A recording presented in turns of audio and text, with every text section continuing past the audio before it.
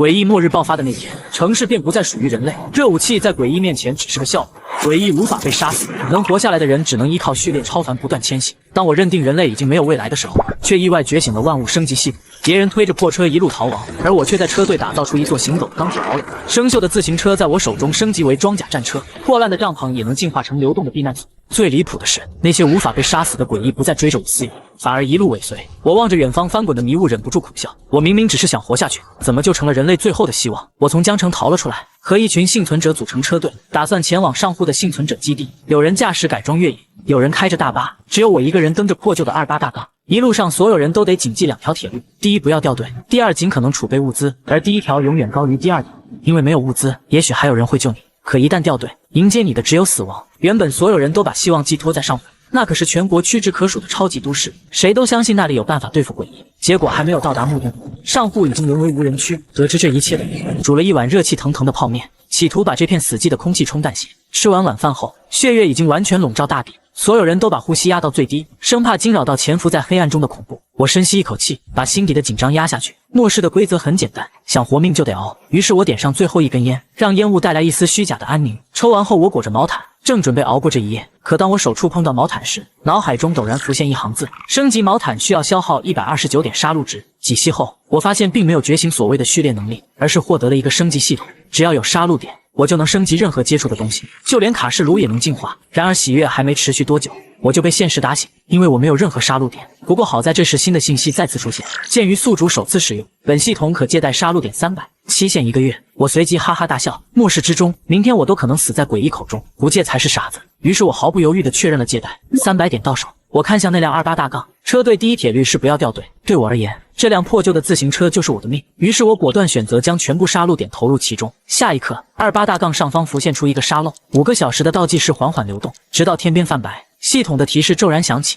升级完成。借着天边亮起的一丝微光，我猛然发现自己的28大杠已经彻底蜕变成了一辆3轮车，后面不仅多了个宽敞的车斗，车身还被系统贴心加装了省力装置。车队里的人见到这一幕，有嫉妒，有贪婪，也有惊惧。末世之中，任何物资都比命还珍贵，更何况一辆不需要一滴汽油的3轮车。曾经有人开着小轿车加入车队，可一旦没了油，那些车瞬间从宝贝变成累赘。如今唯有前方的2辆改装越野车还能稳定行驶。据说那2辆车里坐着几个狠角色，其中最惹人注目的是一个年纪不大的小丫头，手里却始终握着一柄长剑。就在这时，一个身穿瑜伽裤的女人走了过来，目光死死盯在我的3轮车上，那是打量猎物的眼神。我甚至不用开口就明白她在打什么主意，于是我干脆利落地拒绝了她。女人刚想发作，却就被一个壮硕的男人截了话头。那是强子，末日前的健身教练。他立刻表现得极为殷勤，邀请女人坐上他的自行车后座。女人的脸色终于缓和几分，临走前不但恶狠狠地瞪了我一眼，甚至还建议强子干脆把我的3轮车抢过来。强子看了看我的手弩，看起来心底有些忌惮，而我懒得理会他们。说来也怪，今天车队的行进速度比昨天快了许多，但对我而言，这根本不算压力。3轮车的省力装置让骑行变得比以往更加轻松，我甚至能感受到双腿发力间内部顺畅如风的快感。忽然前方出现了一排房子，原本低头前行的幸存者们瞬间抬起头来，毕竟车队之中很多人的物资已经见底，几乎撑不下去了。末世之后，大部分城镇都成了禁区，人口越密集的地方越是诡异横行。从江城一路逃出来的人，没有一个想再面对那些恐怖的存在。倘若换作夜晚，车队一定会绕开这种地方。可现在是白天，白天意味着这机会，只要能拼死冲一把，就可能获得新的食物和水源。于是带头的几辆越野车猛地提速，直冲小镇。车队在这一刻仿佛被点燃，就连那些已经精疲力竭的徒步幸存者们也都咬牙加快了脚步。可越临近小镇，那股压抑的气息就越发明显。明明是大白天，却仿佛寒冬的深夜，连呼吸都透着刺骨的凉意。最前方的一辆改装越野车忽然一脚急刹，轮胎摩擦地面发出刺耳的尖鸣，留下2道深深的黑色印记。就在所有人犹豫踌躇的时候，一个粗狂的声音炸响：都婆婆妈妈的干嘛？老子先进去了。话音刚落，一个2米多高的巨汉从一辆改装越野车里硬生生挤了出来。当他脚掌踩到地上的那一瞬间，整个地面都在跟着震动。我愣了一下才反应过来，这货到底有多离谱。活脱脱的一头人形猛兽，他根本不在乎其他人怎么想，而是像头巨象一样径直朝远处的商超狂奔。紧接着后面的越野车也跟上去了。更离谱的是，一个老头子也发动了他的老年代步车，还嚣张喊着：你们这些年轻人都不行，等老子出来，看我怎么吃香喝辣的！这一嗓子把所有人都吼急眼了，跟风似的冲向商超。可我却没有跟，而是盯上了街道2侧的商铺。商铺的物资或许不如商超那么全，但离出口却很近。末世里有个规律，能活下来的全靠阳光，只要一脚踏进太阳底下，那些邪门东西就追不上你。我拎着背包冲到一家烟酒副食店门口，透过玻璃门，我看到里面琳琅满目的香烟美酒，成堆的零食饮料，凡是能吃的能用的，我一股脑全都扫进背包。正当我满心窃喜时，突然一股寒意从脊背冒起，在我身后竟是一个7、8岁模样的孩子，那脸比死了3天的尸体还要白，眼睛和嘴巴更是拼凑出一个怪异到极点的笑容。我忍不住暗骂一声，本想翻过柜台冲出去门外，可当我扑到门口时，整个人却僵住了。玻璃门竟被人从外面插上了木棍，原来是有人想把我困在这里。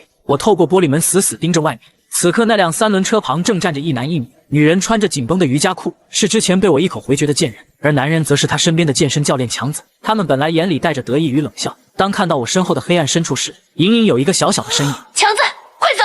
两人直接骑上3轮车，快速逃离了此地。月娘娘教官场，阿弟登堂苦断肠。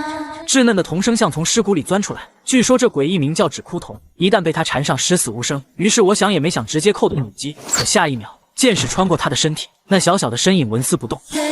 那咿咿呀呀的童声就在我背后响起，要不是我正好站在阳光照进来的位置，怕是现在我早就已经凉了。我眼睛快速扫了一圈，左右望去，连个趁手的家伙都没有。于是我心头一狠，狠狠踹向玻璃门，玻璃门终于应声而碎，我一头冲了出去。外面正是下午4点多的太阳，金色的阳光洒在我身上，驱散了骨子里的寒意。那一瞬间，我仿佛从地狱重新回到人间。我回头看去，可我已经不怕了，因为我站在阳光里。我背起物资，顺着3轮车离开的方向追去。强子和那瑜伽裤女开走的方向正是大商超。本来我不想进去，可现在我的3轮车在他们手里，我必须要追。太阳正一点点往西落下，街道上的阴影越来越多，阴影之中，我甚至能感觉到无数双冰冷的眼睛正死死盯着我。是的，杏花镇因为我们的到来，某些东西正在被惊醒。当我来到商场门口时，一眼就看见了那辆熟悉的3轮车，车斗里还放着我的东西。此刻我心里杀意渐浓，于是我先把背包腾空重新背好，然后猫着腰慢慢靠近商超。可当我真正走进去时，却发现情况远比我想的更糟，里面货架大多都是空的，角落里更是站着几道人影。他们看见我立刻做了个噤声的手势。就在我疑惑的刹那，一股阴冷的气息从脊背窜上来，只见一个披头散发的少女正拖着脚步在货架之间徘徊，她的身子足足有3米高，手里还握着一把巨大的剪刀，嘴里还发出阴森的声音：你在哪儿？出来呀，我们一起玩。此刻我额头冷汗直流，刚从纸枯童的手里逃脱，没想到转眼又遇到白衣剪刀女。我企图绕开她的视线，转到另一边，可就在这时，我才发现食品区还有不少幸存者，就连那个2米多的壮汉也在，但他的脸色却非常紧张。剪刀女忽然停住脚步，长发下的2点猩红骤然转向我们。那一刻，所有人都僵住了，空气里只剩下心跳声。幸好他并没有发现我们，而是继续机械地走远。正当我大松一口气，准备继续装东西时，突然撞到了前面幸存者的后背。抬眼一看，所有人全都停下了，目光齐刷刷落在前方。3米多高的白衣剪刀女僵硬地转头看向这边，她大踏步冲来，沿途货架轰然倒塌。我抓起背包就要跑，却亲眼看到前面2个幸存者被剪刀女一剪而断。嘿嘿，真好，真好玩啊！她的笑声比刀还冷。下一秒，又一个戴金丝眼镜的西装男也被齐腰剪断。就在这时，那个2米高的壮汉发出一声暴喝：他妈的拼了！只见那人像是被瞬间冲起，一眨眼就化为3米巨人，浑身肌肉虬结，像铁疙瘩一样隆起。他和剪刀女对视，气势丝毫不落下风。这是序列超凡，末日来袭，全球爆发诡异。我和幸存者们逃到一座小镇，但我万万没有想到，就在我们准备收集物资时，黑暗中一名诡异白衣剪刀女突然出现。危急关头，一个3米高的序列壮汉破墙而出，硬生生将他挡下。这时候我终于明白，为什么之前这个序列超凡对白衣女如此拒绝。魔鬼肌肉人挥舞拳头攻击白衣剪刀女，却被白衣剪刀女单手轻松接下来。然而这瘦弱的白衣剪刀女却有让人无法理解的超强力量。只见她捏着魔鬼肌肉人的拳头，就像是在捏面团。魔鬼肌肉人面露痛苦，身体在对方的狞笑声中微微弯曲。我当时不知道怎么想的，还起手弩对准白衣剪刀女就是一剑。剑矢虽然没有给白衣剪刀女造成伤害，却意外让我白嫖了200杀戮点。然而还不等我高兴，剪刀女怒吼一声冲我跑来。好在此时魔鬼肌肉人动了，只见他一拳狠狠轰向白衣剪刀女的面门。但令我万万没有想到的是，白衣剪刀女非但没有半分动摇，相反，她还把魔鬼肌肉人甩了出去，巨大的身体撞飞了无数货架。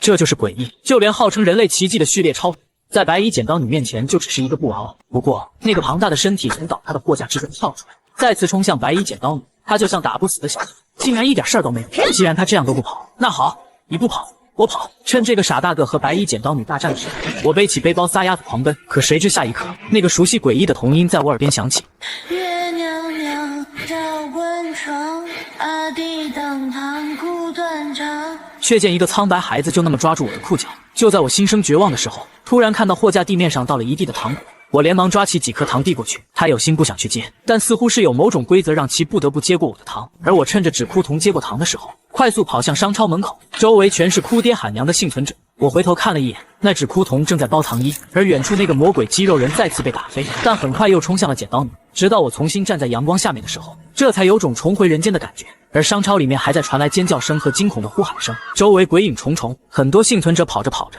就被诡异的身影再次拉入黑暗之中。整个杏花镇的诡异都被人群吸引了过来，唯有阳光才是最安全的区域。我一屁股坐在车上，将带出来的2包东西也顺手丢进了车斗。就在这时候，突然听到一个很不友善的女声传来：“陈爷，你想做什么？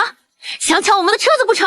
却见瑜伽裤女佳佳和健身教练强子两人扛着2个包裹站在不远处。我一句话没说，而是直接将手弩上弦，一道弩箭划过眼前，直接刺穿了强子。你射杀了你的敌人，你获得杀戮值加1000。我微微一愣，没想到杀人也能获得杀戮值。于是我再次抬起手弩，瑜伽裤女吓得尖叫一声，转头就要跑回去超市。相比起诡异，此刻的我才是她心中的噩梦。只可惜还不等我出手，就听到这女人的尖叫声再次传来。此时的女人脸上全是惊恐，而在女人身后站着一个衣衫褴褛的人影。就在女人即将逃到阳光下面的时候，那衣衫褴褛的人影一把抓住女人的头发，将女人拖回黑暗之中。此时周围已经有不少刚逃出来的幸存者，这些人都慌乱地将物资放上自己的车，转身就逃。而我也站起来蹬着3轮车就跑，走之前也没忘把那2个包裹捡起来丢进车里。就在所有人争分夺秒的逃命时，屋顶之上突然划过一个白影，我只是往上面扫了一眼，却发现一个卑贱的少女，她就像是传说中的剑客一样，朝着我相反的方向逆行而来，目标是我身后打斗的商超。在末世，只有序列超凡才可以和诡异抗衡，可我顾不了那么多，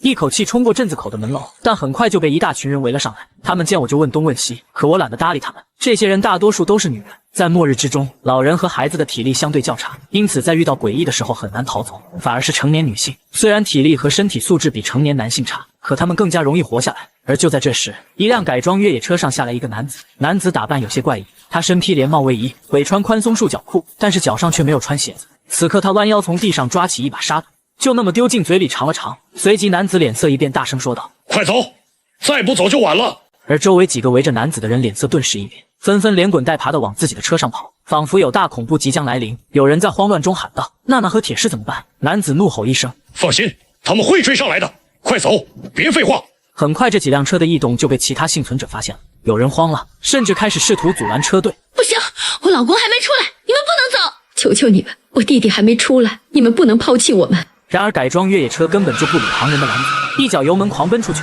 而我也准备踩起3轮车跟上去。前面的越野车速度格外的快，那些没有车的幸存者很快就掉队了。好在我的3轮车装有省力装置，能够勉强不掉队。就在这时候，一辆大巴车摇摇晃晃地从镇子冲了出来。这辆大巴车我认识，本就是车队里的。之前车里的人满满当当，而如今大巴车空了不少。一个幸存者想要拦下大巴车，结果却被大巴车直接撞飞出去，生死不知。我不知道为什么那些人就像是发了疯一样的往前跑，但我此时的我已经满头大汗。可就算如此，前面的车队在我的视野之中也只剩下一点点亮光了。身后不远处传来剧烈的呼吸声，显然是几个骑自行车的跟在身边。至于那些徒步的幸存者，则是一个没见。不知道过了多久，我终于看到前面的那一点点亮光，他们似乎是停了下来，一股重生的希望在心里燃起。半个小时之后，我终于算是和车队会合了。车上的人已经从车里下来，开始搭帐篷。我甚至看到那名壮汉被人抬到空地上，壮汉的左臂已经齐肩而断，鲜血染红了地上的草坪。在他身边还站着一个卑贱的少女，还有一个赤足的男子。大约过了5分钟，我这才感觉好受了一些，于是调出系统，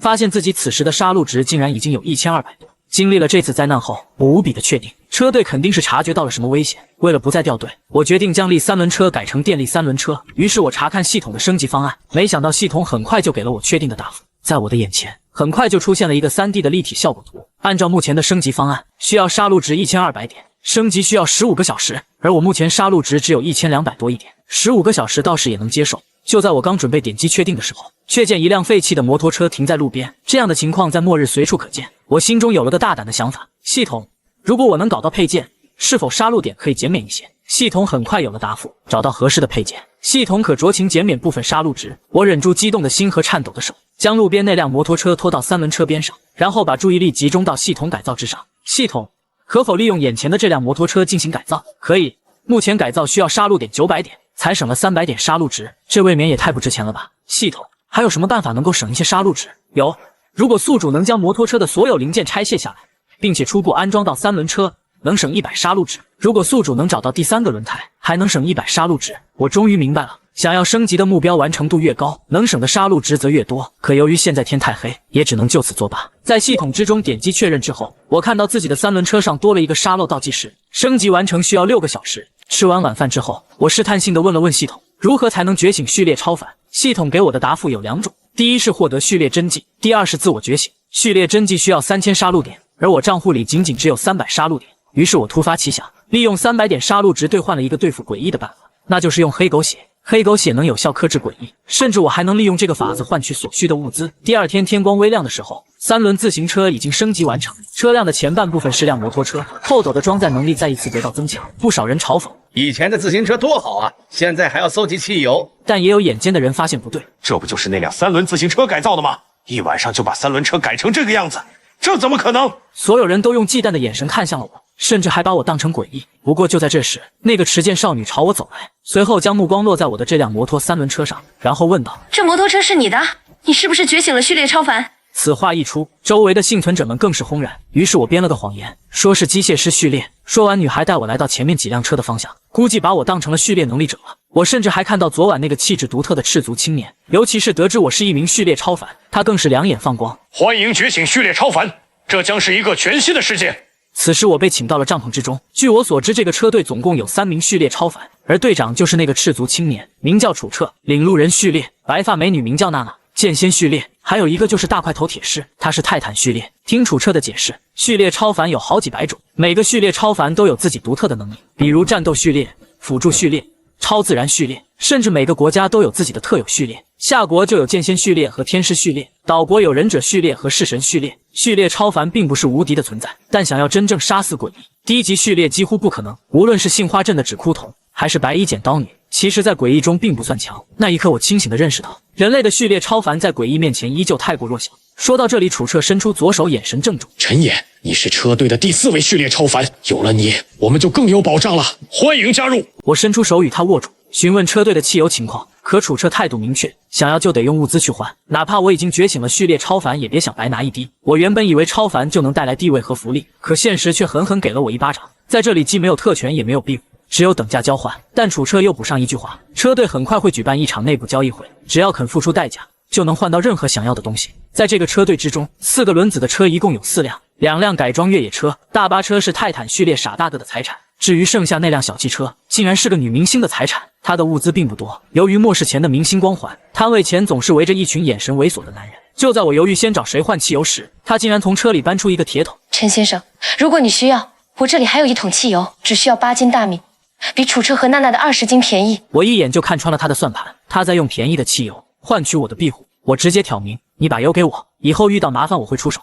周兰眼睛死死盯着我，沉默了足足半分钟，他才咬牙成交。当周兰把那桶汽油交给我的时候，他弟弟整个人都急了。没有汽油，我们的车就成了废铁。少年声音故意放大，吵嚷着要把油拿了回来。有人幸灾乐祸的看我笑话，而周兰没有阻止，只是心虚的扭过了头。好在汽油不是只有他有，我径直走向楚彻，用黑狗血的消息换走了1桶汽油。接着我又找到娜娜，换来了一把岛国品牌的户外柴刀。直到广播响起，车队开始出发，我跟在大巴车后面，已经成了整个车队的第4号人物。一路上，楚彻不断下车，抓起一把沙土塞进嘴里，这就是车队活到现在的最大依仗。等到铁士醒来的时候，我才算真正见识到什么叫超凡。那天我亲眼看见他断臂弃剑，可今天他却恢复如初。铁士见到我第一句话竟是道谢，说要不是我那一剑，他早就死了。可我何尝不是？没有他挡下那白衣剪刀女，我也活不到今天。接着我向他提起黑狗血能克制诡异，这个消息价值不小。就这样，我的车斗里多了一块电源。之后车队东走西拐，避开了几头紧追不舍的诡异。如果不是楚彻，车队早该尸骨无存。我抓紧一切休息的机会，将黑狗血渗进剑身。这天晚上，楚彻说明天到长寿村搜集物资。消息一出，所有人脸上都写着恐惧。可长寿村3个字本身就透着一股诡异，趁着弩箭充足，正好借机猎杀诡异，攒取杀戮值。然而就在这时，夜空忽然被一声尖叫撕裂，有鬼！此刻人群瞬间陷入沸腾，我反手拿过蘸了黑狗血的手弩，看向不远处的几十道黑影。可就在空气紧绷到极点时，树林的阴影里传来了一个虚弱的声音：“请救救我们！”随着一道强光照射过去，一个衣衫褴褛的人显露出来，紧接着更多的身影从阴影中浮现。楚彻不知何时已走到人群最前面，眼神警惕地看着这些人：“我们是从路城逃出来的，路城已经没了。”伴随着这声颤抖的哭诉，这些人影同时抽噎起来。就在这绝望的声浪中，楚彻忽然蹲下身子，从地上抓起一把土丢进嘴里，就像品尝绝世美味一样。在确认没有危险之后，楚彻便开始提醒他们：你们新加入的，我可以免费给你们提供1天的食物，1天之后你们要自己想办法养活自己。说完，楚彻挑了几个中年妇女帮忙做饭。就在众人以为秩序恢复时，一个新加入队伍的女人突然大喊大叫：这不公平！凭什么做事情的全是女人？那些男人为什么不做饭？你这是在歧视女性！随着女人话音刚落，新来的女人把她当成领头人，反而下厨的女人们却恨不得撕了她。只见楚彻只是淡淡一笑：既然如此，那赵大姐你们先歇着，阿宝叔你带几个男人去做饭。很快女人就尝到了苦果，那群男人乐得跟过年似的抢着烧水生火。而刚喊完不公平的女人傻傻站在原地，她原以为自己是在争取权益，结果换来的却是同伴的厌恶。晚饭刚吃完，楚彻顺势给男人们发下酬劳，那女人瞬间脸色煞白，有几个大妈甚至上前揪着她的头发，扇着耳光大骂她是害群之马。楚彻不用跟她正面交锋，就把她彻底压死在泥里。第二天一早，大多数幸存者依旧只能啃粗粝的干粮，而我却端着一碗腊肉炒饭。一个老妇人牵着孙子走来，笑容殷勤：小伙子，分点食物给孩子吧，他太久没吃肉了。话音未落，熊孩子已经扑了上来，2只脏手直接伸进了我的碗里，疯狂抢我饭吃。我无奈之下又换了个地方。随着夜幕降临，楚彻带队找到新的庇护所，我刚要合眼，阿宝叔便急匆匆跑来：陈先生，楚队长请您过去开会。此时的帐篷里已经坐了好几个人。随后楚彻从怀里取出一台老旧的收音机，那看似破铜烂铁的玩意，编号却是01357的奇物。在诡异横行的时代，唯有奇物才是人类真正的底牌。楚彻把那台老旧的收音机放在桌上，所有人屏住呼吸。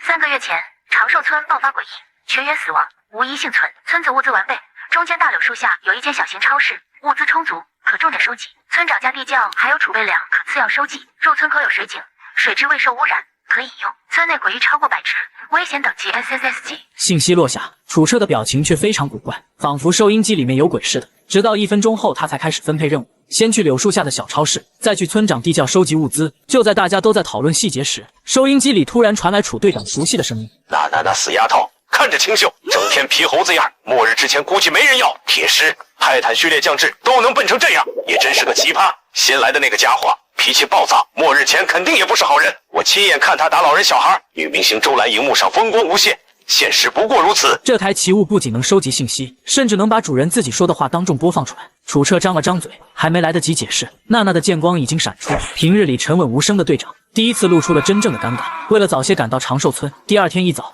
车队速度稍稍快了一些。在车队的后面，则是一些交通工具都没有的徒步幸存者。而我总觉得有一双怨毒的眼睛在看着自己，可我回头却什么都没发现。就在这时，队伍之中传来大声的惊呼：村子，前面有村子！我拧了一把油门，突然意识到摩托3轮车没有油了，身后的大巴车一个加速将我甩在了身后。我甚至还能看到铁石憨笑的脸。等我赶到时，所有人都已到达村口。当我看着这个村子，我只觉得心底一阵阵发寒。明明是艳阳高照的大中午，里面却是阴沉沉的，甚至比杏花镇感觉还要恐怖。这时楚队长戴着墨镜，手里拿着个喇叭，大声说道：现在的时间是早上11点，下午4点之前必须得从长寿村出来，过时不候。长寿村中间有一棵无比高大的柳树，这棵柳树甚至大的有些不正常。殊不知就在那长寿村的村口，不知道什么时候突然多了个老人，那是一个驼子，手里杵着一个拐杖，脸朝众人方向露出一个无比阴森的笑容。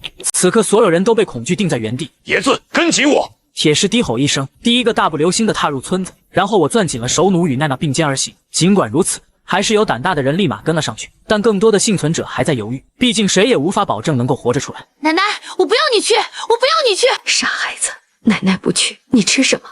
要是奶奶回不来，在场所有人都是害你奶奶的凶手。等你长大，记得给奶奶报仇。而就在不远处，楚队长抱着收听机远远叹息：人作孽，不可活。正当我迈进村口那一刹那，小心，这里是鬼域。娜娜握紧了手中的长剑，脸上的表情非常严肃。鬼域是因为某种力量而形成的特殊领域，而若是在鬼域之中，即使是大白天，诡异出现的概率也会偏高。听完娜娜的解释，我仿佛感觉到黑暗中有人盯着自己，但仔细去看却什么都没发现。这时有2名幸存者推开了村口的屋子，一个黑漆漆的洞口出现在2人面前，2人相互看了一眼，随后并排着走进屋子。可就在这时，一个戴眼镜的男人彻底崩溃，尖叫着掉头狂奔。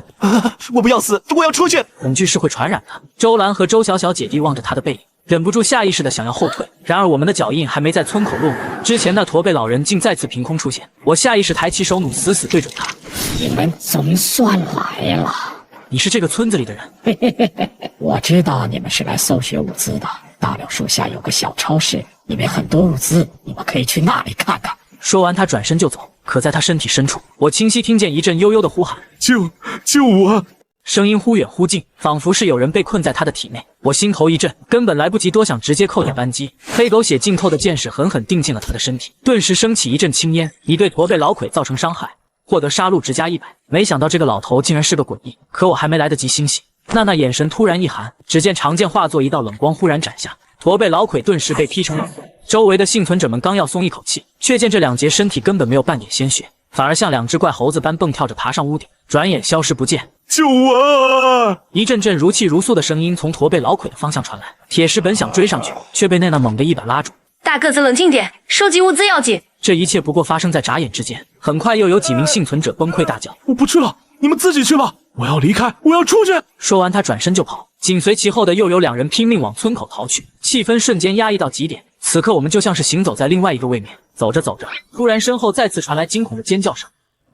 阿紫不见了！说话的是一个披头散发的少女，明明还没到大柳树的小超市，就已经接连出现这么多变故。别哭了，说不定阿紫已经回去了，我们一会儿回去就能看到她。不行，没有阿紫，我活不下去！那少女猛地冲向来时的方向，此刻我隐隐觉得有些不太对劲，因为我敢肯定，我们的车队从来没有见过那个少女。于是我把这个消息分享给了众人，周小小却下意识反驳：你怎么就确定没见过那女孩？不知道为什么，当周小小在搜索记忆的时候，竟然叫不出这个女孩子的名字。我冷笑一声，这里可是长寿村，在这种地方出现一个陌生女孩，你难道就不觉得这事有问题？周小小还想反驳，却被周兰一把拉住。我们还是快些行动吧，争取在下午4点之前搜集到足够的物资，离开长寿村。娜娜刚说完，众人这才继续往大柳树的方向走去。殊不知，就在铁狮第一个走过前面的拐角时，忽然整个人都僵住了。铁狮，发生了什么？娜娜，你来看看。说完，我跟娜娜加快了脚步，然后我也看到了终生难忘的一幕。只见那棵参天大柳树的枝条末端，竟悬挂着一具具尸体，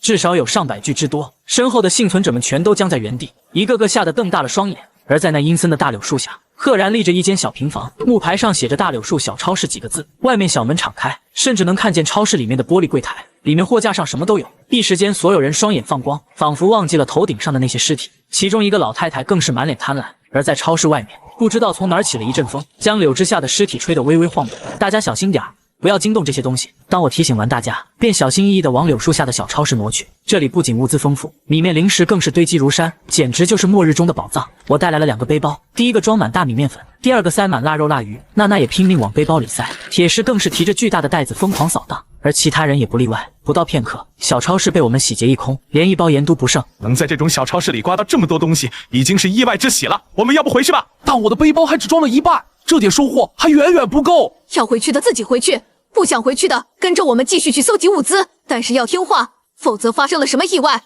我们也没办法保证。然而就在我们刚走出超市，一声尖叫声突然响起，只见一名幸存者的身体被一根柳条紧紧缠住，随后被狠狠拽到半空。不到片刻，那名幸存者只剩下一具垂挂的尸体。所有人都瞪大了眼睛，那张脸我无比熟悉，之前他还跟在我的身后，可现在短短1分钟不到，他已然成了柳树下的亡魂。我的物资够，我不去了，你们自己找吧。恐惧让人不敢停留，最终众人分成2队，我和娜娜他们继续前进，另一队拼命往村口逃跑。而周兰想和那些人一起离开，可周小小却拽住了她的衣角。姐，我们跟着去吧，跟着他们总好过自己出去送死。不久后，一座灰蒙蒙的3层大宅出现在众人面前。当我看到的第一反应，这里绝不是活人该踏足的地方。进去吧，时间不多了。铁石背着大包率先闯进院子，我和其他人紧随其后。所有人第一个寻找目标是厨房，接着就是卧室大厅。幸存者几乎把每个房间都翻找了个遍，才发现只有少量的米面，根本不够下一次的补给。趁着众人分头继续搜查时，而我却在3楼衣柜里翻出一块电子表，顺手塞进怀里。我本打算从楚彻那里换一块太阳能充电板，说不定以后就能用得上。就在时间只剩1个半小时的时候，1楼突然传来一个声音：这里有个地下室。只见一个戴眼镜的少年指着地下室的入口，表情兴奋地看着众人。娜娜第一个纵身跳了下去。片刻后，地下室传来他抑制不住的喜悦。陈野，铁狮，这里面全是土豆。那一刻压抑的气氛被打破，众人争先恐后跳进地窖，接着一袋又一袋的土豆被运上来，丰收的喜悦写在每个人的脸上。然而就在我们搬运的热火朝天时，而我却透过窗户看到1楼门外老奎的身影，他就像死神一样死死盯着我们。于是我抬手就是一点，你对驼背老奎造成了伤害，获得杀戮值加100。野四，你看到了什么？那老奎一直在跟着我们，别磨蹭了，我有种很不好的预感。大家得赶紧离开。铁士没再多问，但搬运的动作明显快了几倍。众人陆陆续续从地窖爬出，每个人的背包都被塞得鼓鼓囊囊，就连周兰姐妹都被压得几乎弯腰，人人脸上都带着丰收的笑意。娜娜看了一眼手表，笑容瞬间收敛。还有40分钟到4点，我们必须赶在那之前离开。众人立刻出发，唯有那名老太婆慢吞吞的最后爬出。除了刚发现地窖的那个大学生扶她以外，根本没人理她。可当我看到她背上的负重时，整个人都愣住了。只见她浑身上下挂满了背包，比起其他幸存者，她的收获竟是最多的。而她似乎也注意到我们的目光，竟露出一丝得意的笑容，精力旺盛的像是不知疲倦的老牛马。娜娜手持长剑走在最前面，众人顺着来时的路开始往回走。此时天空依旧是灰蒙蒙的一片。娜娜看了看手表，以往每次搜集物资都是9死1生，可这次竟意外顺利。结果走着走着，娜娜指着路边民房说道：“不对，这条路我们走过，之前就有人进入这栋民房没有出来。”当所有人抬头望去，一棵巨大的柳树静静地矗立在前方，按照我们行进的方向，这棵柳树本该在我们身后。所有人脸色瞬间发白。我们走错了，还剩30分钟，往回走，快，还能赶得及。众人立刻掉头狂奔，唯恐下一秒大柳树又出现在面前。末日诡异爆发的第10天，我和幸存者来到长寿村收集物资。然而让我们万万没有想到，就在大家好不容易收集齐物资，本以为可以安全离开时，整个长寿村却变成了一座无尽的迷宫。无论我们朝着哪个方向逃跑，结果还是会回到那棵诡异的大柳树下。此刻众人不由得表情惊恐，距离汇合时间只剩下20分钟。所有人都把希望寄托在我们几名超凡序列者身上，于是我们试图朝着大柳树相反的方向逃跑。这一次众人的脚步明显加快了许多。然而让我绝望的是，我们再一次回到了原点。怎么又回到这里？你们这些序列超凡不是很厉害吗？为什么还不能带我们出去？你们这些废物，快点带我们出去，我还不想死！一些疯狂的幸存者更是歇斯底里的叫喊，甚至有人红着眼想要对我们动手。谁知就在此时，一条粗壮的大腿猛然踹过，将那名发疯的幸存者当场踹飞。而我也默默抬起手弩警惕四周。偏偏就在这时，那个老魁突然出现，挡住了我们的去路。你到底是谁？为什么要挡住我们的去路？哼，你们从我家偷了那么多物资，还问我是谁？你就是村长，告诉我们要怎么出去。你们出不去了，都留下来陪我吧。装神弄鬼！娜娜怒喝一声，左手捏了一个剑指在长剑上一抚，下一秒剑身浮现出幽蓝的流光，随着一道剑光狠狠斩去。那驼背老魁还没来得及躲开，后背衣服就被剑气炸开。只见老魁身体上竟嵌着一颗人头。此刻我终于看清，那颗人头竟是我们一起进入长寿村的幸存者之一。如今他却成了驼背老魁身上的一部分。我只觉得一股凉气直往头顶上冲，接着我反手对着那颗人头就是一剑。然而驼背老魁连看都没看，翻身跑进旁边的民房。与此同时，娜娜长剑割破手指，随着血液被长剑吞噬，紧接着剑身发出嘹亮的剑鸣：赤痕为器，剑破铜身，阴无精血，万仞归真。破！当娜娜话音落下的刹那，接着让我震惊的一幕出现了。只见娜娜双手持剑，剑光骤然爆着，对准老魁逃进去的民房狠狠一斩，直接将民房斩成2段。原来这就是剑仙序列。现场的幸存者们无一不是瞠目结舌。半晌之后，我骇然发现废墟之中根本没有老魁的踪迹。更让我没想到的是，此刻的诡异大柳树树下竟多了一些熟悉的身影。这些人是之前离开的幸存者，原来他们竟然全都没能逃出长寿村，而活着的幸存者们更是又惊又恐，谁都害怕下一个死的会是自己。他妈的装神弄鬼，看我去把他砸烂！刚变身的铁狮本想一拳轰烂这个柳树，可谁知就在这时，枝条下的尸魁竟鬼一般的动了起来。紧接着数百具尸魁同时睁开了眼睛，这些尸魁被柳枝操控着，纷纷跟下饺子一样从树上掉了下来，朝着我们发动猛烈的进攻。而铁狮只能被迫停下脚步，挥拳迎敌，将拦路的尸魁硬生生挡住。可随着尸魁越来越多，铁狮渐渐开始无力招架，甚至还有尸魁已经扑到铁狮的后背。见此情景，我抬手就是一弩，黑狗血涂抹的箭矢准确定在尸魁后背，伴随着一阵刺耳的白烟，那具尸魁从铁狮背上跌落。你对尸魁产生了伤害，已获得杀戮点加100。然而还不等我反应，那具插着弩箭的尸魁竟朝着我扑来。好在娜娜及时挡在我的面前，只见他左手剑指划过剑身，随着一声爆喝响起，尸魁瞬间被他斩成2段，但仍旧拖着半截身体向我爬来。我的心头一凉，这玩意儿竟然还没死透。而就在此刻，人群中不断传来各种尖叫声，有些倒霉的幸存者被尸魁硬生生拖走。而更远处，那个装满物资的老太婆还在左躲右闪，结果旁边一个幸存者稍不注意，被老太婆推了一把当了替死鬼。周围不少幸存者看得清清楚楚，眼底全是厌恶和愤恨。周兰姐妹俩此时也是狼狈无比，之前还打算靠着铁狮和娜娜的庇护活下来，可惜铁狮此时已经冲向大柳树，至于娜娜更不可能保护她。她不仅要掩护铁狮，又要保护我这个队里唯一的辅助序列。很快，一头尸魁直冲周兰而来，学姐小心！周小小顺手将背上的背包狠狠砸向尸魁，这才让周兰侥幸躲过一劫。可这不过只是开始，当更多的尸魁涌来，周小小看到我射出的弩箭定在一头尸魁上，尸魁很快就冒起白烟退避，于是他死死拽住姐姐的手，拼命往我这边冲，似乎把我当成了最后的希望。不过就在这时，那位身手灵活的老太婆已经躲到我的身后，看样子她不仅想要得到庇护，必要时还想拿我当替死鬼。可我怎会如他所愿？还不等赵老太婆有所动作，我猛地换了个位置，只见一具身影猛地扑了过来。这位身手敏捷的老太婆还没来得及咒骂，就被几头突然扑来的尸魁给拖走了。我心里没有因此生出一点点愧疚，要不是我刚才动作快，刚刚被拖走的一定是我。陈野，救救我姐姐！我连忙转身看去，发现周兰被一具尸体扑倒，而周小小拿起地上的铁棍，将扑倒在她姐身上的尸魁生生推开。然而就在她一把拉起周兰的瞬间，只见四面八方尸魁已经围成一圈，一个个露着森白的牙齿，其中好几张脸她竟然还认得，大多数都是车队的熟人，如今已然全都成了吃人的怪物。此刻两姐妹背靠背，妹妹，一会儿你先跑，只要跑到陈野身边，他就算不想救你，也能保你一命。你在说什么屁话？我宁可死在这儿，也不会去救那个混蛋。不远处的一名幸存者刚想逃，就被尸魁狠狠扑倒，接着被硬生生拖进大柳树的树冠深处。陈野，快救救我们！可我自己也好不到哪去，弩弦都快被拉断了。如果奈娜和铁狮再慢一步，我们所有人都得死在这儿。至于其他幸存者，我根本没心思去管。然而就在这时，一声震天的怒吼忽然响起，整个长寿村的地面忽然发生了剧烈的震动。只见铁狮像是一头被彻底激怒的蛮兽，对着大柳树的树干一顿猛锤，整棵树剧烈摇晃，绿色的枝叶喷涌而出。而奈娜此刻更是杀意凌厉，只见她单手高举长剑，原本1米多的剑刃竟延展到10几米。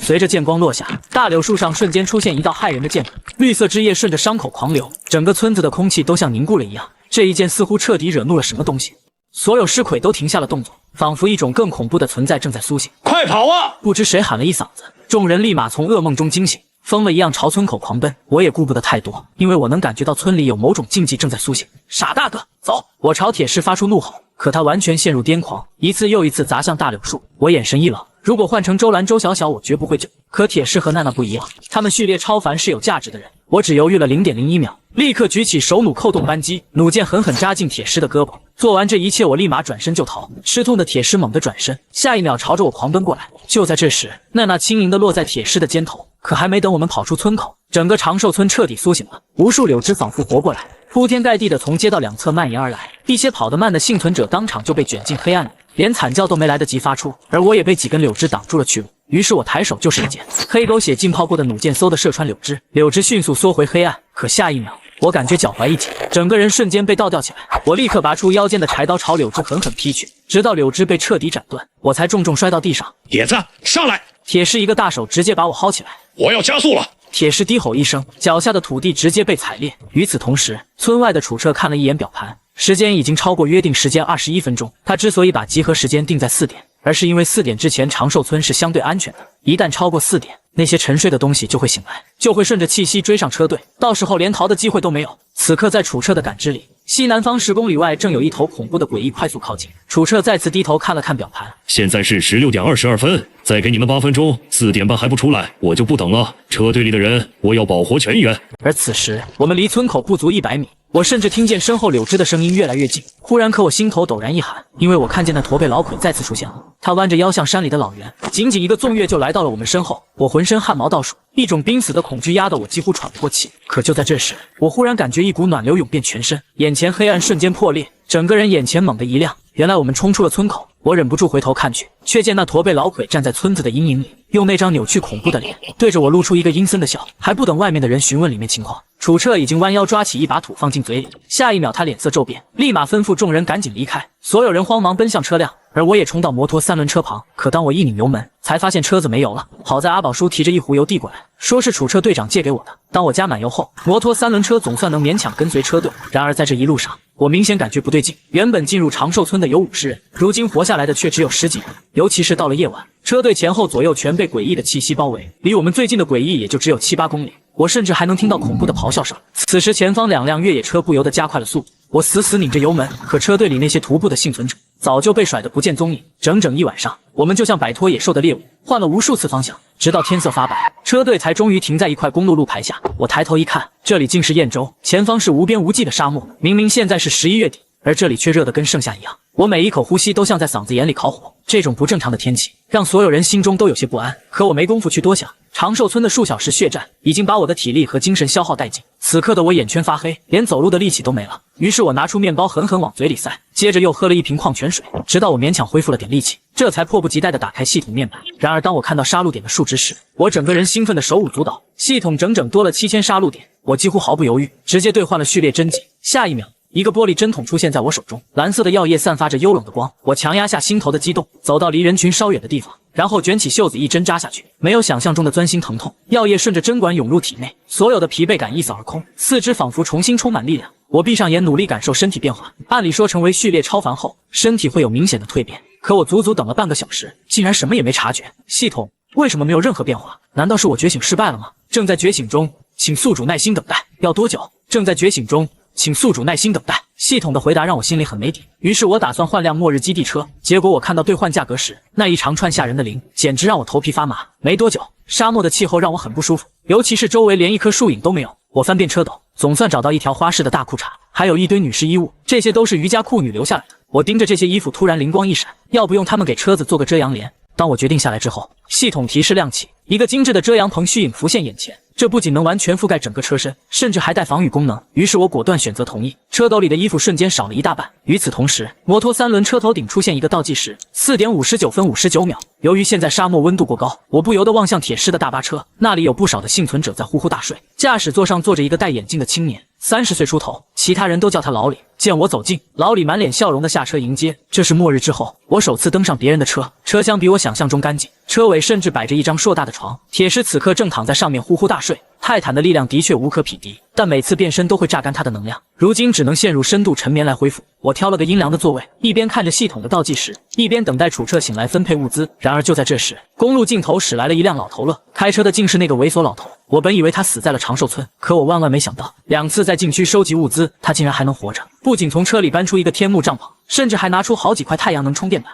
哈哈，终于到了，老头子，我差点就死在了长寿村。嗨，你们这些年轻人一点都不尊老爱幼，也不过来帮我老头子一把。大约2个多小时后，公路尽头又出现2道骑自行车的身影，状态差的像是从地狱里刚爬出来的。其中一个我认识，之前在长寿村发现地窖的大学生，他们的自行车上还绑着2个包裹。陈野，楚队长醒了，喊你过去。阿宝叔话音刚落，我便看到几个壮汉抬着铁狮的大包往楚彻帐篷里去。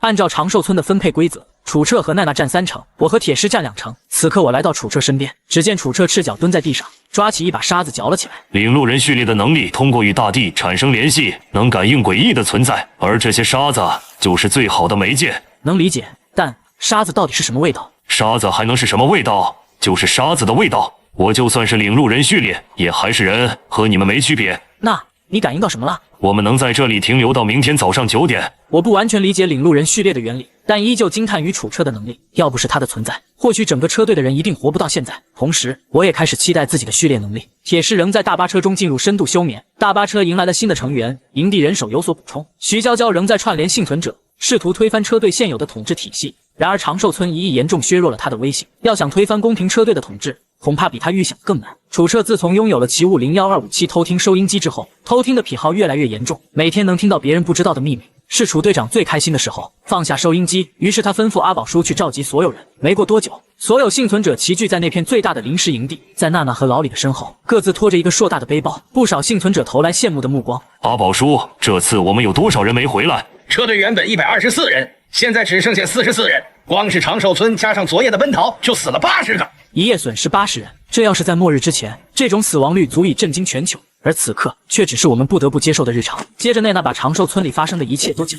楚彻一言不发，却听得极其专注。尤其当说到驼背老魁时，所有人的脸色都不约而同地变得惨白。那东西没有正面袭击我们，只是远远跟着，像是猎人耐心追踪猎物。这意味着他可能已经不再是单纯的怪物。陈岩，你怎么想？而我的回答却是诡异正在慢慢变强，甚至可能产生智慧。话音刚落，所有人只觉得背脊发凉。诡异本就几乎无法对付，若再加上智慧，那就是人类真正的末日。沉默良久，阿宝叔这才干笑一声：哈哈，算了，不想了，反正世界都烂成这样了，还能坏到哪儿去？由于铁狮还在沉眠，物资领取由老李代为出席，按之前商定的比例分配，哪怕我只分到2成物资，堆起来也能形成一座小山。我把摩托3轮车牵过来，开始把物资装进车斗。本来还有些空旷的车斗，转眼间被物资填得鼓鼓囊囊。没多久，血液开始升起。与此同时，车棚升级完成的提示弹出，我抬头一看，只见一辆摩托3轮车在月光下站立，车斗上方加了个补丁满满，外观简陋，更像一辆匆忙改装的3轮快递车。陈野，这是你的新车吗？一道夸赞声从我身后传来，我看见娜娜手里拎着一罐啤酒，半醉半清醒地绕着车转。以前是一辆自行车，这才过了多久，没想到就能变成这样。看来机械师序列真不是盖的。娜娜笑着拍了拍我的肩膀。如果末日还有谁能混出点名堂，你算一个。短暂的交流过后，我用4罐啤酒换来了娜娜手里的整条荷花和一条塔子。只不过刚等她走远，我忽然察觉到身体有些不对劲。这本该是伸手不见五指的黑夜，可我偏偏看得更清楚了。远处一个丰腴的少妇，竟跟着那猥琐老头钻进了老头乐。我整个人都在悄然变化，于是我忍着心头的躁动，点上一根烟，躺在沙地上，企图让自己放松下来。可就在这时，一个烟圈自唇间缓缓升起，圆得近乎完美。我抽烟这么多年，从未吐过这么圆的烟圈，这不是习惯的提升，而是身体在发生蜕变。我心头一震，立刻开口询问系统：系统，我是不是已经觉醒完成？宿主序列超凡，已觉醒完成。就在系统提示出现的那一刹那，我仿佛被拖入无尽的星河，一股奇妙的能量在我体内不断的游走。随着身体被逐步强化，一大段陌生却熟悉的信息涌入了我的脑海。超自然途径，胭脂使徒序列1。我猛地睁开眼，整个人因激动而止不住地颤抖。于是我又从烟盒里抽出一支华子点燃，随着烟雾顺着鼻腔喷出，它竟在我周身缓缓扩散，形成一个半径1米的保护圈。这是我的第一个能力烟气，哪怕只是一口烟，将来随着序列等级的提升，也能弥漫数公里。接着我心念再次一动，烟雾突然扭动，进而凝聚成一只潦草的小兔子。可它只存在了几秒就轰然溃散，重新变回无序的烟。这是我第2个能力，烟雾初级塑形，它能形成任何物体，甚至还能够模拟诡异。而最后一个能力更让我心跳加速，尼古丁的耐受，只要有烟，我就能不断增强。然而兴奋还没持续多久，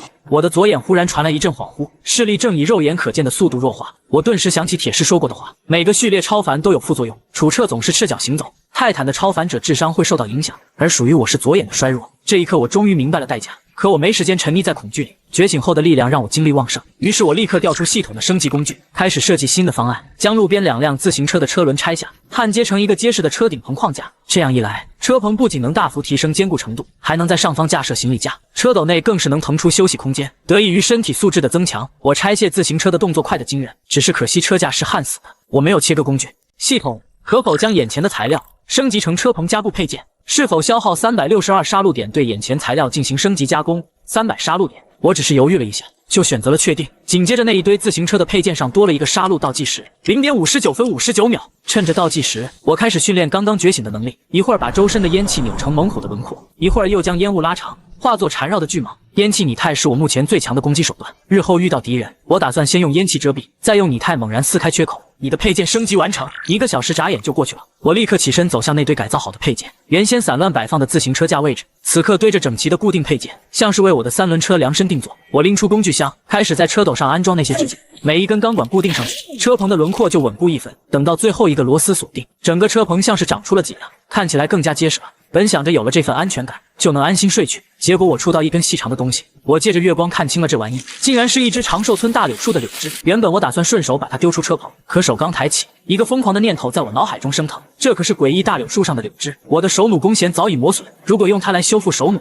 或许能诞生出一件奇物，那我接下来的战斗力必定能大幅度提升。想到这里，我把柳枝与手弩并排放下。系统能否将柳枝和手弩融合升级？升级需要5000杀戮点，宿主杀戮点不足，请再接再厉。我经历了无数次升级改造，7000多杀戮点如今止于4000出头，距离目标依旧差了一大截，我只能无奈的放弃。夜色渐深，温度以夸张的速度急速下降。好在我提前升级了车棚，可当黎明到来时，气温又骤然升高，幸存者们一个个灰头土脸的从大巴车里钻出来。能加入车队固然有好处，代价是所有物资都由老黎统一分配。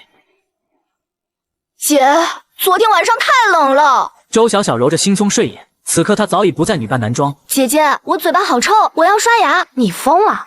现在可是末日，在沙漠里水比金子都珍贵。周兰狠狠瞪着妹妹，可在撒娇的妹妹面前，她最终还是妥协了。姐妹俩躲到没人的角落，共用半杯水偷偷刷牙。我看在眼里，却也只能摇头苦笑。对我来说，现在的水就是活命的底线。喂，野子，你的眼睛怎么回事？突然铁狮的惊呼声在我耳边响起，我愣了一下，这才意识到我的左眼已经变成了白色瞳孔，让我在人群中显得无比突兀。没事儿，昨天晚上我觉醒了第2序列。什么？你觉醒了第2序列？我觉醒第2序列的事，立马在人群中传开了。双序列是不错，但也要付出双倍的代价，你扛得住吗？我深深吸了一口烟，管不了那么多，以后的事以后再说。那你第2序列是什么？我没有正面回答，只是吐出一个烟圈，在众人惊疑的目光中，居然凝成了一只小猫。小猫绕着他们的脚踝轻盈打转。胭脂使徒，那可是超自然途径，你们要明白，序列超凡有数百种以上，比如铁狮的泰坦序列，娜娜的剑仙序列，都属于近战途径，而你能控烟，自然就是超自然途径，或者叫超能途径。原本我还想询问楚彻更多的信息，可就在这时，一声惊叫猛地划破了营地的喧嚣。死人了！我猛地转头，只见远处一个女人满脸惊恐，手指颤抖着指向前方的帐篷。我快步走去，帐篷里一个男人静静地躺着，看着那张僵硬的脸，我几乎不必多想就明白了死因。昨夜的气温骤降，他没有足够的御寒衣物，只能被沙漠的冷夜硬生生夺走了生命。更残酷的是，他昨晚没有选择进入大巴车。进入大巴车固然安全，但代价就是交出所有物资由老黎统一管理，对许多人来说都难以接受。如果换作是我，没有觉醒序列超凡，或者囤下足够物资，昨晚冻死在沙漠里的可能就是我。悲凄的氛围一直延续到早上9点。此刻车队准时启程，升级过的3轮车棚固然结实，可重量增加了几十斤，再加上棚顶带来的风阻，即便我把油门拧到底，也始终追不上前方车队，甚至就连那辆老头乐都比我跑得快。注意，注意，前面有情况！我下意识地摘下腰间的手弩，可还没来得及拉弦，弓弦直接崩断。于是我索性把手弩甩到一边，反手抽出了腰间的柴刀。前方的景象让我心头一紧，只见几十辆车横七竖八堵在公路上，远远望去就像是一场惨烈的大型车祸现场。楚彻连忙蹲下身，抓起一把沙子丢进嘴里，这是他发动领路人能力的标志。我立刻开口询问楚彻前方什么情况。你们都看到了，前面有车队发生了车祸，我们过不去。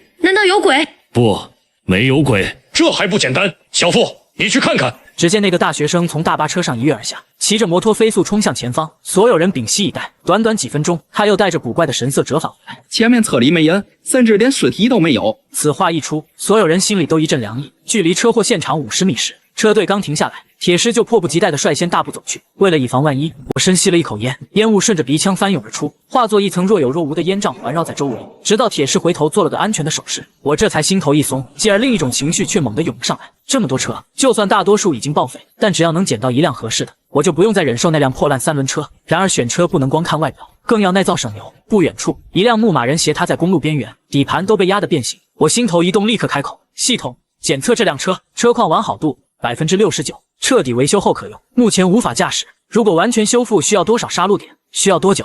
修复耗时7天零12小时，消耗杀戮点13728点，7天1万多点。我差点没把烟喷出来。然而就在这时，我透过车窗似乎看到后备箱里有点不一样的东西，于是我干脆利落把后备箱倒立起来，里面赫然摆着2个30升的铁油桶，这可是长途穿越爱好者的标配备用桶。既然有油桶，那就不能浪费眼前的油水。我连忙拧开油箱盖，掏出管子，开始一辆一辆的抽油。半个小时过去，我终于把第2个油桶灌满。不过说回来，车子才是关键。我找了一圈下来，最终只找到一辆霓虹产的牛头标越野，可惜系统提示修复要半天时间。既然没法直接换车，于是我只能另辟蹊径，把这零件统统拿走，用来改装我的破烂3轮车。念头还没落地，忽然轰隆隆的巨响从旁边传来。我扭头一看，此刻铁狮已经化身3米巨人，双手竟硬生生从沙子里拔出一辆黄色校车。我本打算跟铁狮商量，将那辆霓虹产的越野车一并带走，可谁知就在此时，不远处的沙子忽然一阵蠕动，一只腐烂的沙漠蜥蜴从沙里探出头来，绿色的眼睛死死盯着我们。它歪了歪脑袋，好像在确认什么，然后猛地朝着远方急窜。我心中暗道不妙，转头就看见楚车的脸色瞬间阴沉下来。阿宝叔，快通知所有人，现在马上离开。不是说还有半个小时吗？